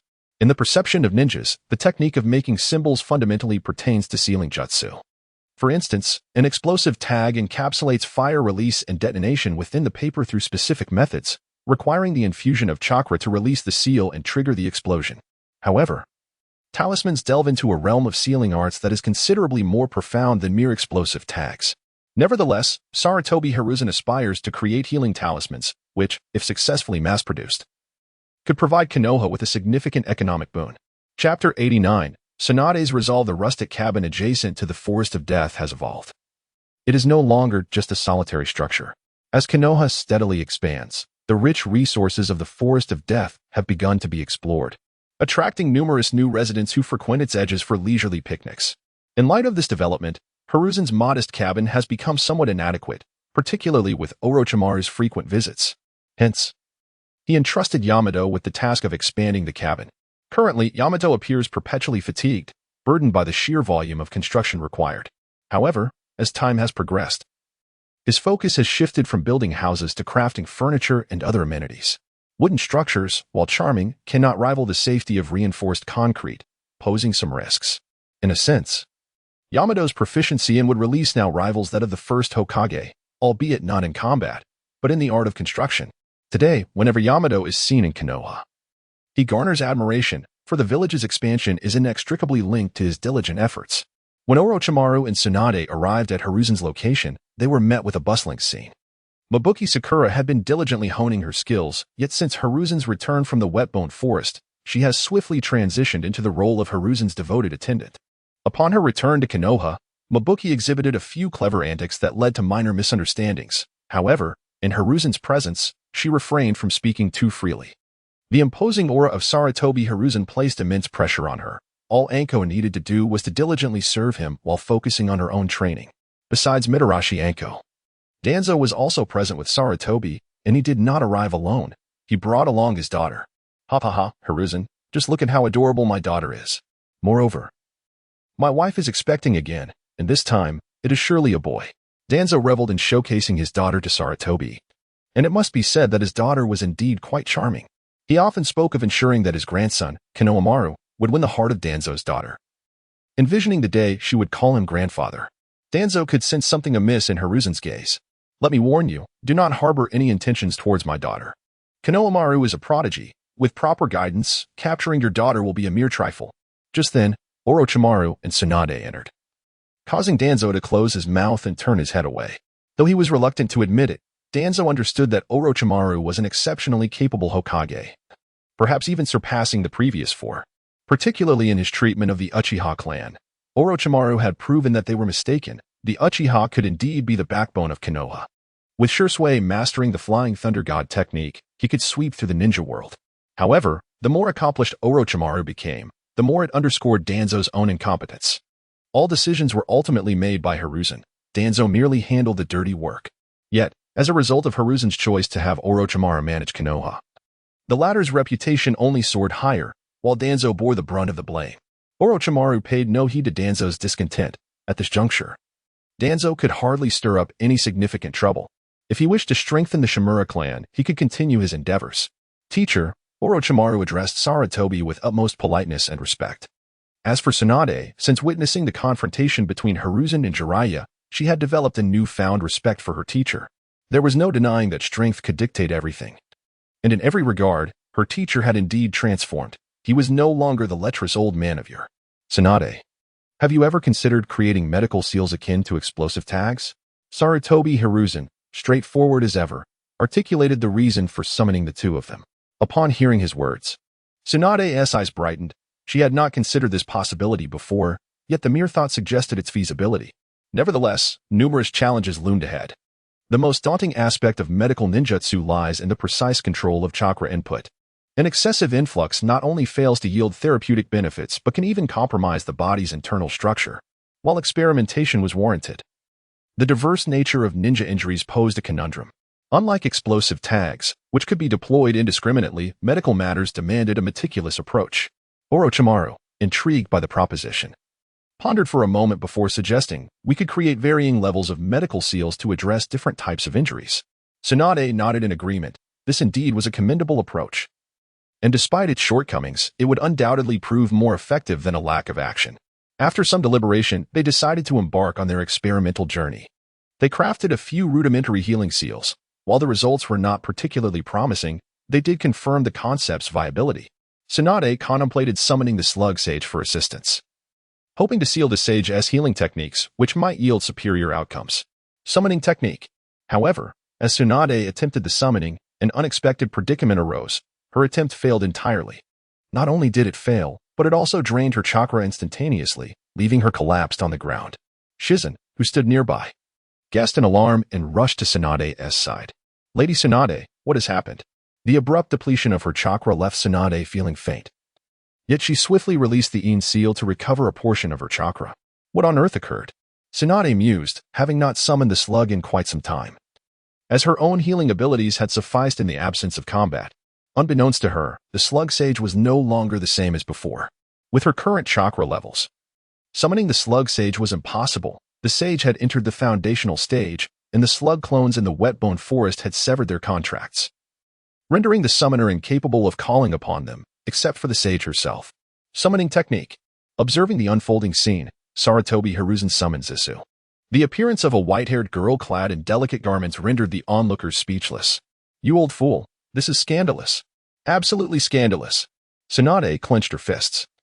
Had she not feared defeat, she would have gladly struck this old man. She had initially believed he had reformed, only to discover that his summoning would conjure such an alluring figure. Danzo's eyes widened in astonishment. As expected of you, Hiruzen. There is still much I wish to learn from you. Mabuki's expression was complex. She had not anticipated that Lord Hiruzen favored such youthful forms. Only Orochimaru remained unfazed. For him, beauty was merely a fade, and it was natural for a powerful teacher to possess peculiar tastes. Lady Tsunade, did you just summon me? The white-haired girl, Zissou, spoke with a gentle, soothing tone. The slug sage? Tsunade's eyes widened in disbelief. struggling to reconcile the former sage with the present girl. The transformation was utterly disorienting. I apologize, Lady Tsunade. Though my abilities have greatly enhanced, I remain gentle and well-mannered. How could the slug sage have transformed into a girl? Tsunade pondered, momentarily taken aback. Just call me Zissou. Lord Hiruzen helped me ascend in cultivation, and I may no longer be able to summon the slug clones. After entering the foundational stage, Zissou had left only a handful of slugs in the wet-bone forest as a means of self-preservation, making it challenging for Tsunade to summon her again. However, should you ever require my assistance, I shall be ready to fight for you. Now that you are here, let us collaborate on researching this seal. With Zissou's aid, the creation of healing seals became remarkably straightforward. For someone of Zissou's foundational cultivation and innate healing prowess, crafting these healing seals was a mere trifle. Zissou could create several healing seals using clones and subsequently sell them to Konoha. Sarutobi Hiruzen pondered for a moment before arriving at a resolution. It was unreasonable for Zissou to continuously produce healing talismans for Konoha without compensation. Procuring them from her would be a more pragmatic approach. With the funds acquired, Zissou could also employ ninjas to enhance the wet-bone forest environment, thereby furthering Konoha's economic development. Orochimaru contemplated the healing talismans deeply, deliberating on the appropriate price for external sales. Presently, Konoha possessed the most advanced medical system. Other ninja villages lacked even basic medical facilities or sufficient medical ninjas. While the efficacy of the healing talismans was not as remarkable as one might hope, they certainly provided a substantial advantage over having no resources at all, significantly increasing the margin for error for ninjas on missions. Much like explosive tags, which, despite their steep cost, were frequently purchased by ninjas as a precautionary measure. For internal transactions within Konoha, a more affordable price could be set. However, for sales to other ninja villages, a simple markup of 100-fold would be appropriate. Nonetheless, Zissou's presence aroused a sense of unease among many, as they suspected Sarutobi Hiruzen's seemingly righteous demeanor to be a fade, with the presence of both a white-haired lowly and a youthful mature woman. There was a prevailing sentiment that Hiruzen harbored ulterior motives, especially for Danzo, who was well acquainted with Hiruzen's character, knowing him to be somewhat repressed. He concluded that Hiruzen must remarry to strengthen the Sarutobi clan's lineage. Soon, the healing talismans from Konoha created quite a stir throughout the ninja world. 3 distinct types of healing talismans were offered at varying prices. The inferior grade at 100,000 Ryo, the middle grade at 250,000 Ryo, and the superior grade at 500,000 Ryo. Ninjas, being part of a high-income demographic, received rewards ranging from 150,000 to 1,000 Ryo for A-rank missions and above 1,000 Ryo for S-rank missions. However, not every ninja possessed the capability to undertake A-rank or S-rank missions. Thus, the healing talismans held considerable value, potentially equating to an additional life for many. For Konoha ninjas, the healing talismans were relatively affordable, albeit restricted in quantity, with resale prohibited in each talisman subject to registration to maintain market stability. Konoha's chakra armor and healing talismans had become vital strategic resources, sold at exorbitant prices. Other ninja villages took notice, particularly in light of Konoha's so-called aid to the Mist Village, which made it evident that Konoha had undergone a transformation. However, the other ninja villages, including the Mist Village, were not idle. They began to exert pressure on the Land of Fire through their respective nations. Yet, the Land of Fire found itself powerless against Sarutobi Hiruzen, and even more so against Konoha itself. Although the other ninja villages lacked intelligence regarding the battle between Hiruzen and Jiraiya at the Valley of the End, the Land of Fire had managed to acquire some information. The prowess of Sarutobi Hiruzen is truly remarkable. According to the current information, there are at least 5 shadow-level powerhouses in the Hidden Leaf Village. The legendary Sannin, along with Sarutobi Hiruzen and the head of the Uchiha clan, Fugaku Uchiha, comprise this formidable assembly. Among the new generation, we find Kakashi and Shursui Uchiha, both exceptionally talented ninjas. Although the feudal lord of the Land of Fire has grown accustomed to wielding authority, he is acutely aware that should the Hidden Leaf Village decide to rebel, the Land of Fire would stand little chance of resistance. Historically, there has never been a precedent for ninjas overturning a nation's regime. Even the likes of Uchiha Madara and Senju Hashirama merely established their own village. While the Hidden Leaf has continuously expanded, it has not significantly encroached upon the Land of Fire, and for the time being, it remains quite compliant. Although Sarutobi Sasuke possesses ambition, he likely does not aspire to become a feudal lord himself, does he? Sarutobi Hiruzen indeed exhibits little interest in the lives of nobles and feudal lords. Otherwise, when the feudal lord of the Fire Country sought to betroth his daughter to Orochimaru, he would have compelled Orochimaru to agree. Orochimaru's pursuit is eternal life. What do nobility and lords amount to in the face of immortality? Confronted with the pressures from various ninja villages and the Fire Country, Konoha remains unperturbed and shows no signs of concern. At present, Konoha possesses sufficient revenue and is no longer apprehensive about the cessation of economic aid from the Fire Country. In fact, Konoha's internal economy is nearing self-sufficiency. Orochimaru even contemplates the reintroduction of a currency for ninja use, seeking to liberate himself from the Fire Country's control. The universally accepted currencies are still silver and gold. Yet nations have implemented paper currencies, and Konoha's aid and mission settlements utilize the currency endorsed by the Fire Country. As Konoha's influence expands, it becomes imperative to establish its own currency. Reliance on the Fire Country's currency will inevitably lead to complications. The greatest source of vexation currently lies with Obito in the Land of Rain. He did not foresee that after unleashing the Three Tails to wreak havoc in the Hidden Mist Village, Konoha would seize the opportunity. The Hidden Mist Village has now begun collaborating with Konoha. Konoha's power has once again been bolstered, and the Three Tails has acquired a new Jinchuriki, that formidable Kisame, making the capture of tailed beasts increasingly challenging. Nagato grows increasingly arrogant, insisting that the Akatsuki organization must develop for a while and gather sufficient members before convening to capture tailed beasts. However, will Konoha truly grant them ample time to develop? Obito yearns to return to Konoha to reclaim his other Sharingan, yet he fears being apprehended by Konoha. Chapter 91. Nonsense. You are not Uchiha Madara. Obito is in a state of urgency, and Kurizetsu shares his anxiety. Having navigated the ninja world for years, as the greatest puppeteer behind the scenes, he gradually realizes that Konoha's development is slipping from his grasp. Although Ashura and Indra's chakra has successfully reincarnated, events are not unfolding as he had envisioned.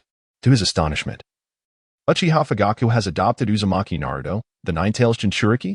He longs to use Edo Tensei to summon Senju Tobirama and scold Orochimaru thoroughly. Danzo proves to be inept as well. He had intended to eliminate the Uchiha clan through Danzo's machinations, but instead, Danzo has retreated into obscurity, preoccupied with his own affairs.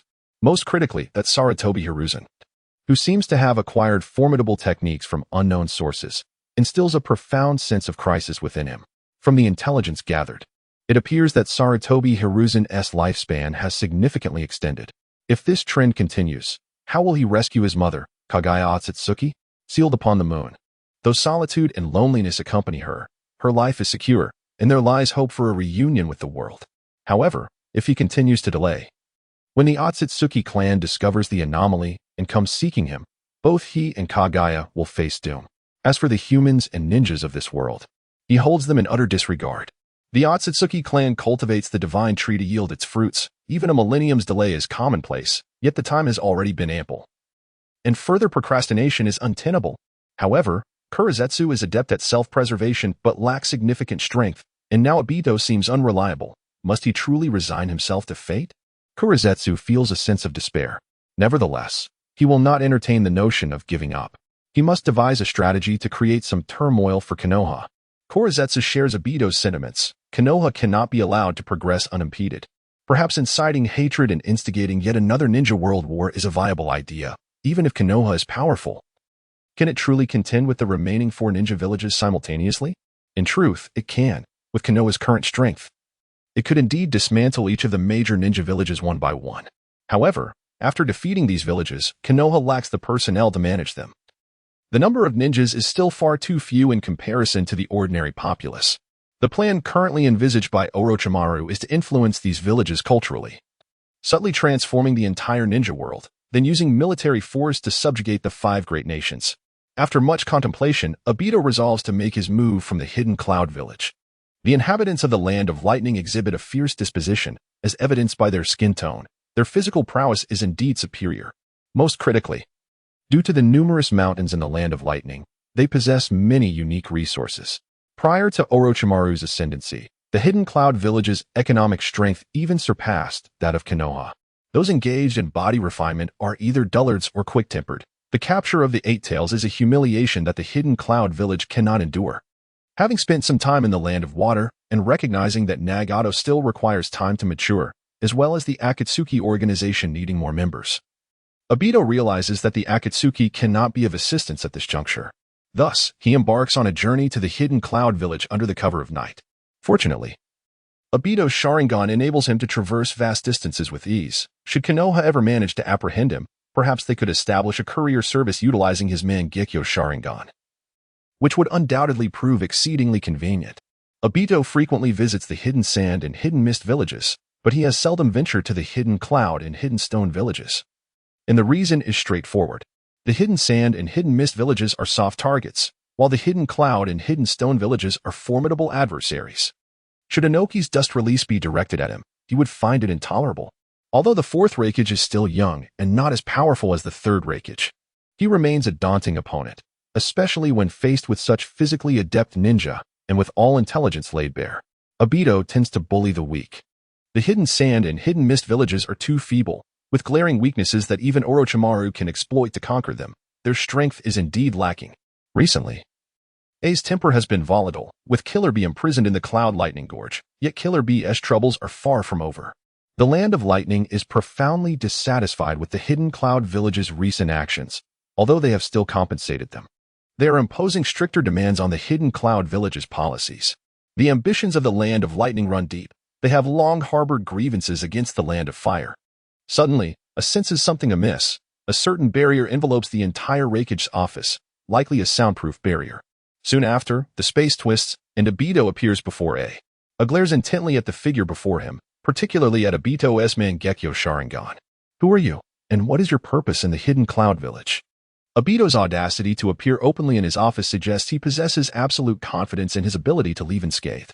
A, not merely a muscle-bound fool, has already deduced Obito's true identity. I am Uchiha Madara.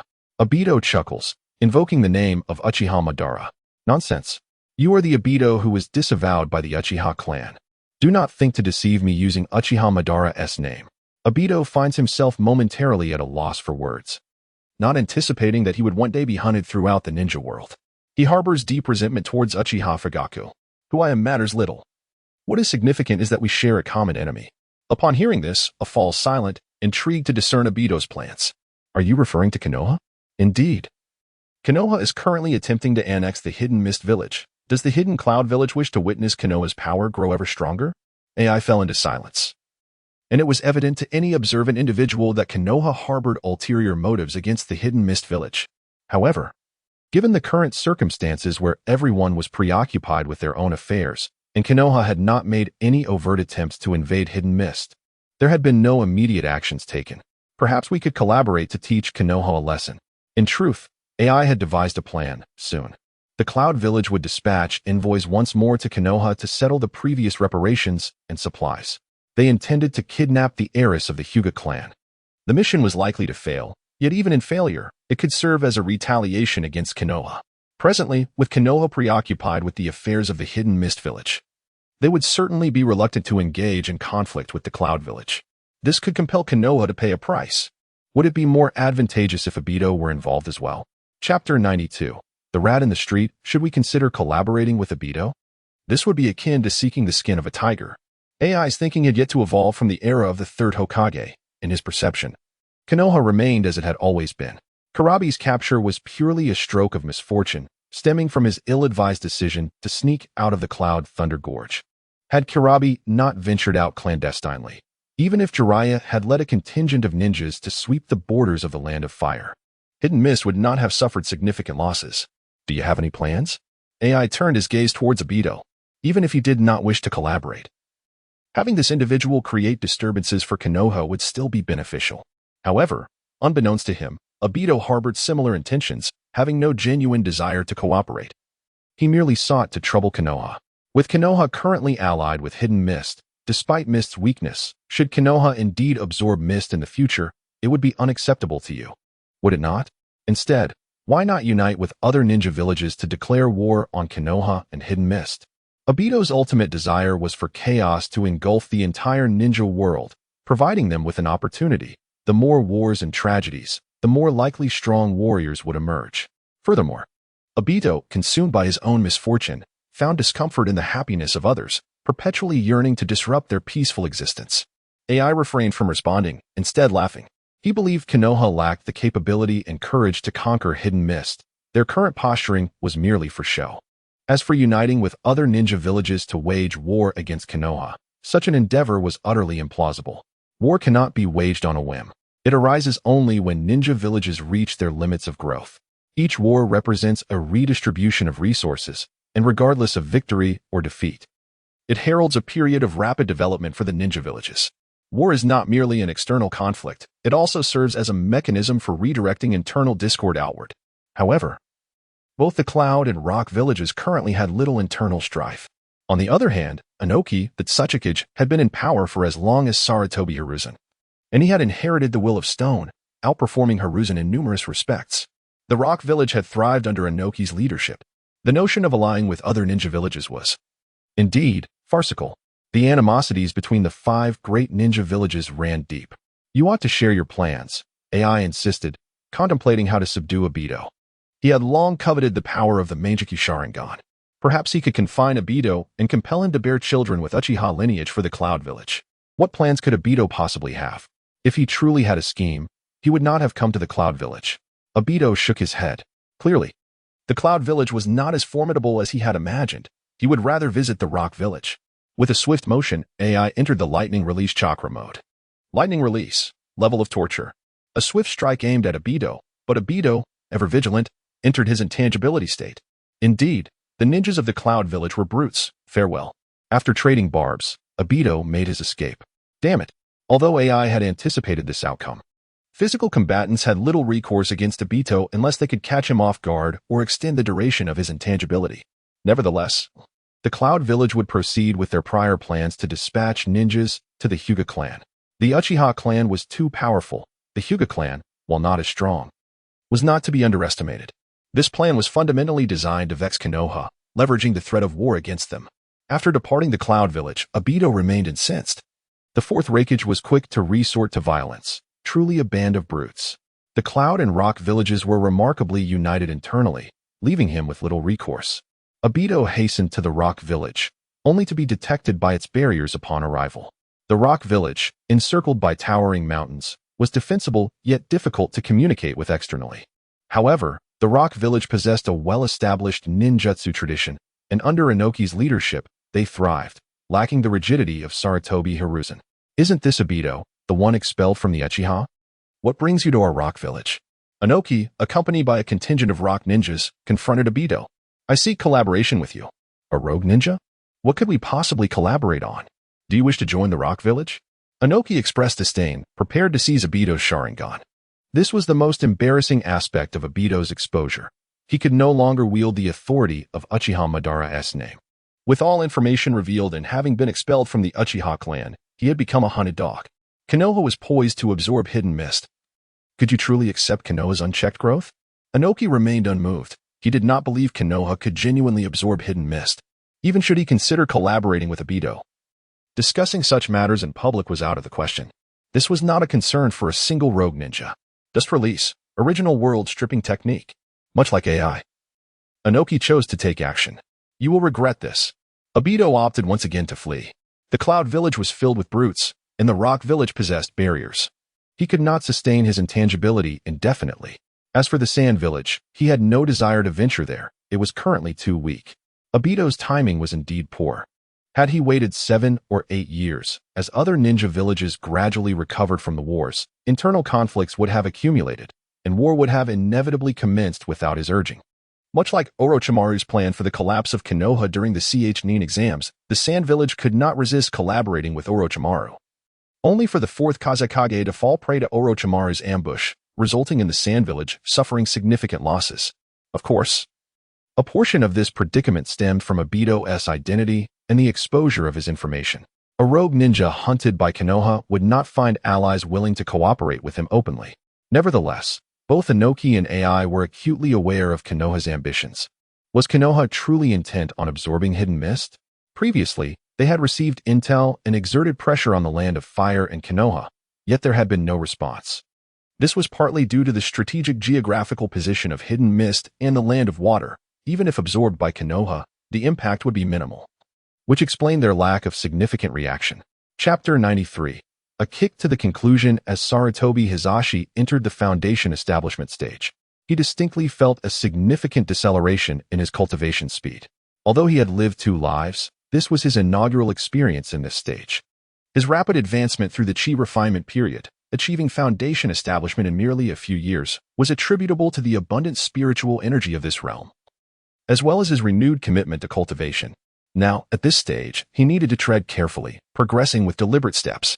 Fortunately, the vicinity of the wet-bone forest was replete with spiritual herbs, and the world of spiritual treasures held many rare materials, alleviating any immediate concerns regarding cultivation resources. He need not trouble himself with the affairs of the village. He could devote his days to tranquil cultivation, a rather pleasant sensation.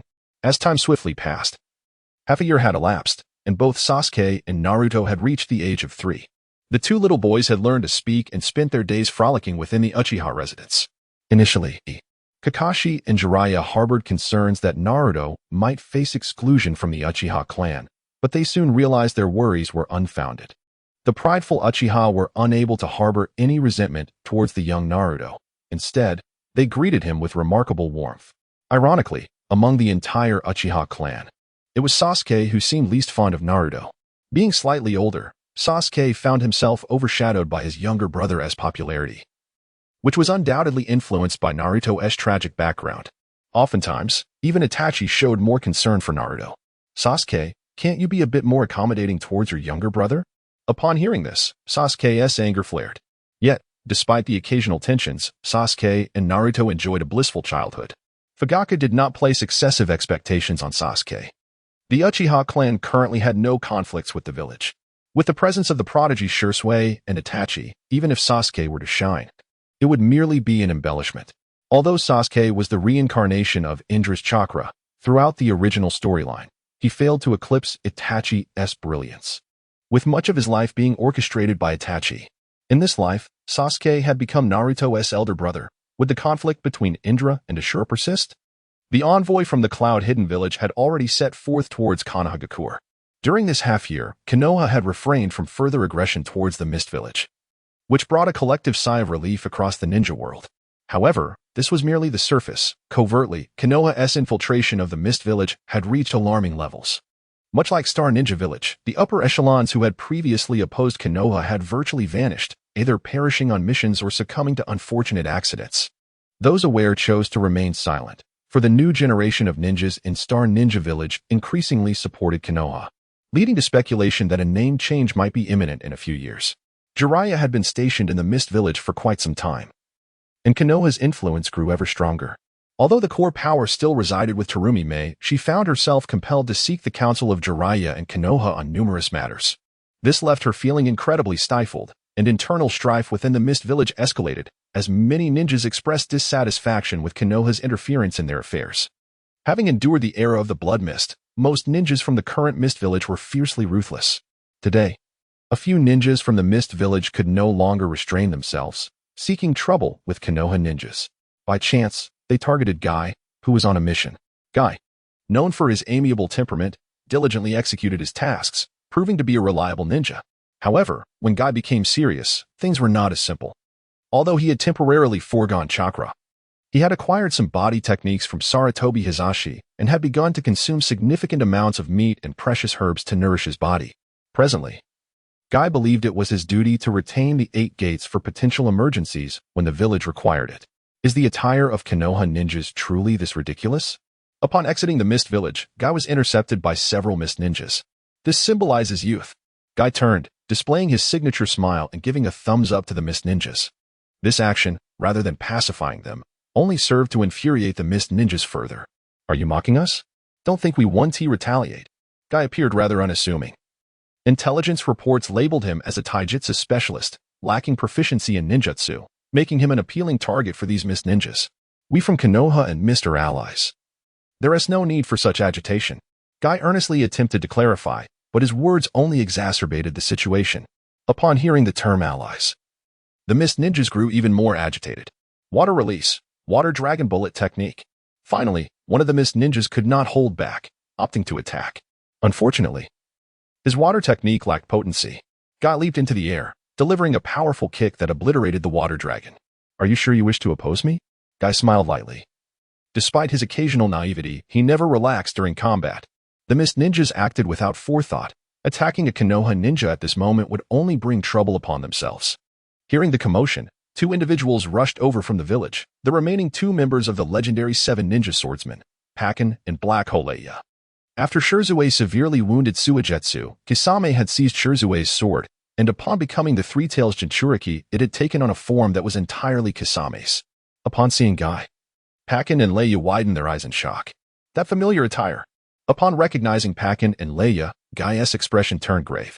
These two were his father's murderers. Only 3 members of the legendary 7 ninja swordsmen had survived, and now these two dared to seek him out? Before Pakken could utter the word misunderstanding, Guy had already erupted with rage. 8th gate of the 8 gates, opening of the view gate. Emerald chakra surged forth as Guy charged forward. What better time for vengeance than now? This time, it was the mist who initiated the conflict. Pakken had no desire to engage in combat. They had merely come to assess the situation, yet Guy dashed toward them with intent. Even more infuriating was that several Mist Chunin had also joined the fray, launching water techniques at Guy, making combat seemingly unavoidable. The impact of their water techniques was utterly insufficient to halt Guy's advance. Upon drawing near, Guy unleashed a flurry of rapid punches in midair, executing the fearsome morning peacock. The ultra-high-speed punches, combined with air friction, generated flames and shockwaves, swiftly engulfing the Mist Ninjas, forcing Pakken and Leia to evade with considerable difficulty. Utilizing his ultra-high-speed body flicker technique, he appeared right before Pakken, channeling chakra into his legs to unleash a devastating kick. Dynamic entry, Leaf Hurricane. A foot first struck the beheading sword, shattering the ninja blade with a powerful kick from Kai, sending it soaring into the distance. Subsequently, Pipa Shirzong was hit by Kai, causing his chest to erupt violently. It seemed Kai had no intention of granting him an opportunity for explanation. Nearby, Kurozai Leo watched in a cold sweat, having lost all confidence in the battle. As he turned to flee, Kai delivered a kick to his back. Thus, the legendary 7 ninja swordsmen met their final demise. The aftermath of the battle reverberated throughout the hidden mist village, prompting the swift arrival of Terumi, Mei, and Jiraiya. Lord Jiraiya. It was these hidden mist ninjas who struck first. I merely retaliated, Kai explained. Terumi Mei surveyed the scene littered with corpses, at a loss for words. Is this what you call retaliation? Chapter 94. The crystal ball for spying. Observing the chaotic scene, Jiraiya furrowed his brow. Kai was indeed formidable. Yet he trusted that Kai would not instigate trouble.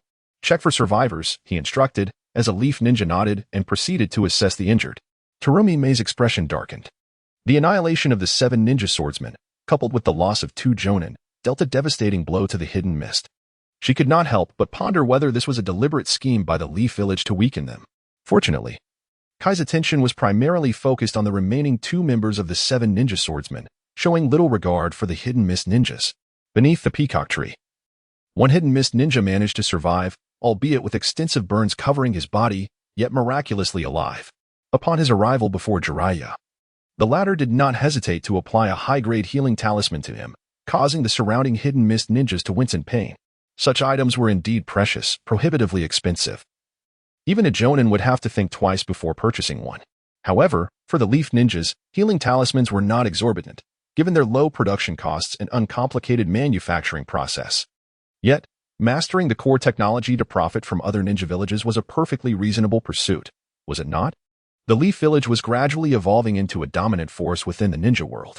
With a green glow emanating, the condition of the hidden mist ninja stabilized swiftly. Let's ascertain the circumstances before deciding how to proceed, shall we? Jiraiya proposed, glancing at Terumi Mei. She nodded in agreement. Once the hidden mist ninja regained his composure, he recounted the events of the day under the scrutiny of the prominent figures present. He spoke candidly, aware that both the Leaf and Hidden Mist possessed interrogation divisions, and secrets could not be concealed. Fabricating lies that might displease the Leaf ninjas would lead to dire consequences. Upon confirming that the Hidden Mist ninjas had indeed initiated the conflict, Terumi Mei's expression grew even more severe at such a critical juncture. These individuals still failed to comprehend the gravity of the situation and willingly sought trouble. Jiraiya felt considerably relieved, recognizing that this predicament was self-inflicted by the hidden mist. Let us discuss this matter thoroughly, he suggested, turning his attention to the bewildered Kai. Kai, you may return. Your involvement here is no longer required." Kai exhaled in relief and nodded. He had been solely focused on avenging his father, who had been forced into a corner by the 7 ninja swordsmen. And now only one heavily injured member, Suigetsu, remained of the 3 who had escaped. Having avenged his father, Kai felt a sense of satisfaction and happily made his way back to the Leaf Village. As Kai rejoiced, the Hidden Mist Village faced a grim reality. The 7 ninja swordsmen had been eradicated, and the lone survivor, Suigetsu, had been captured, with the beheading sword taken by Zabuza, not far away.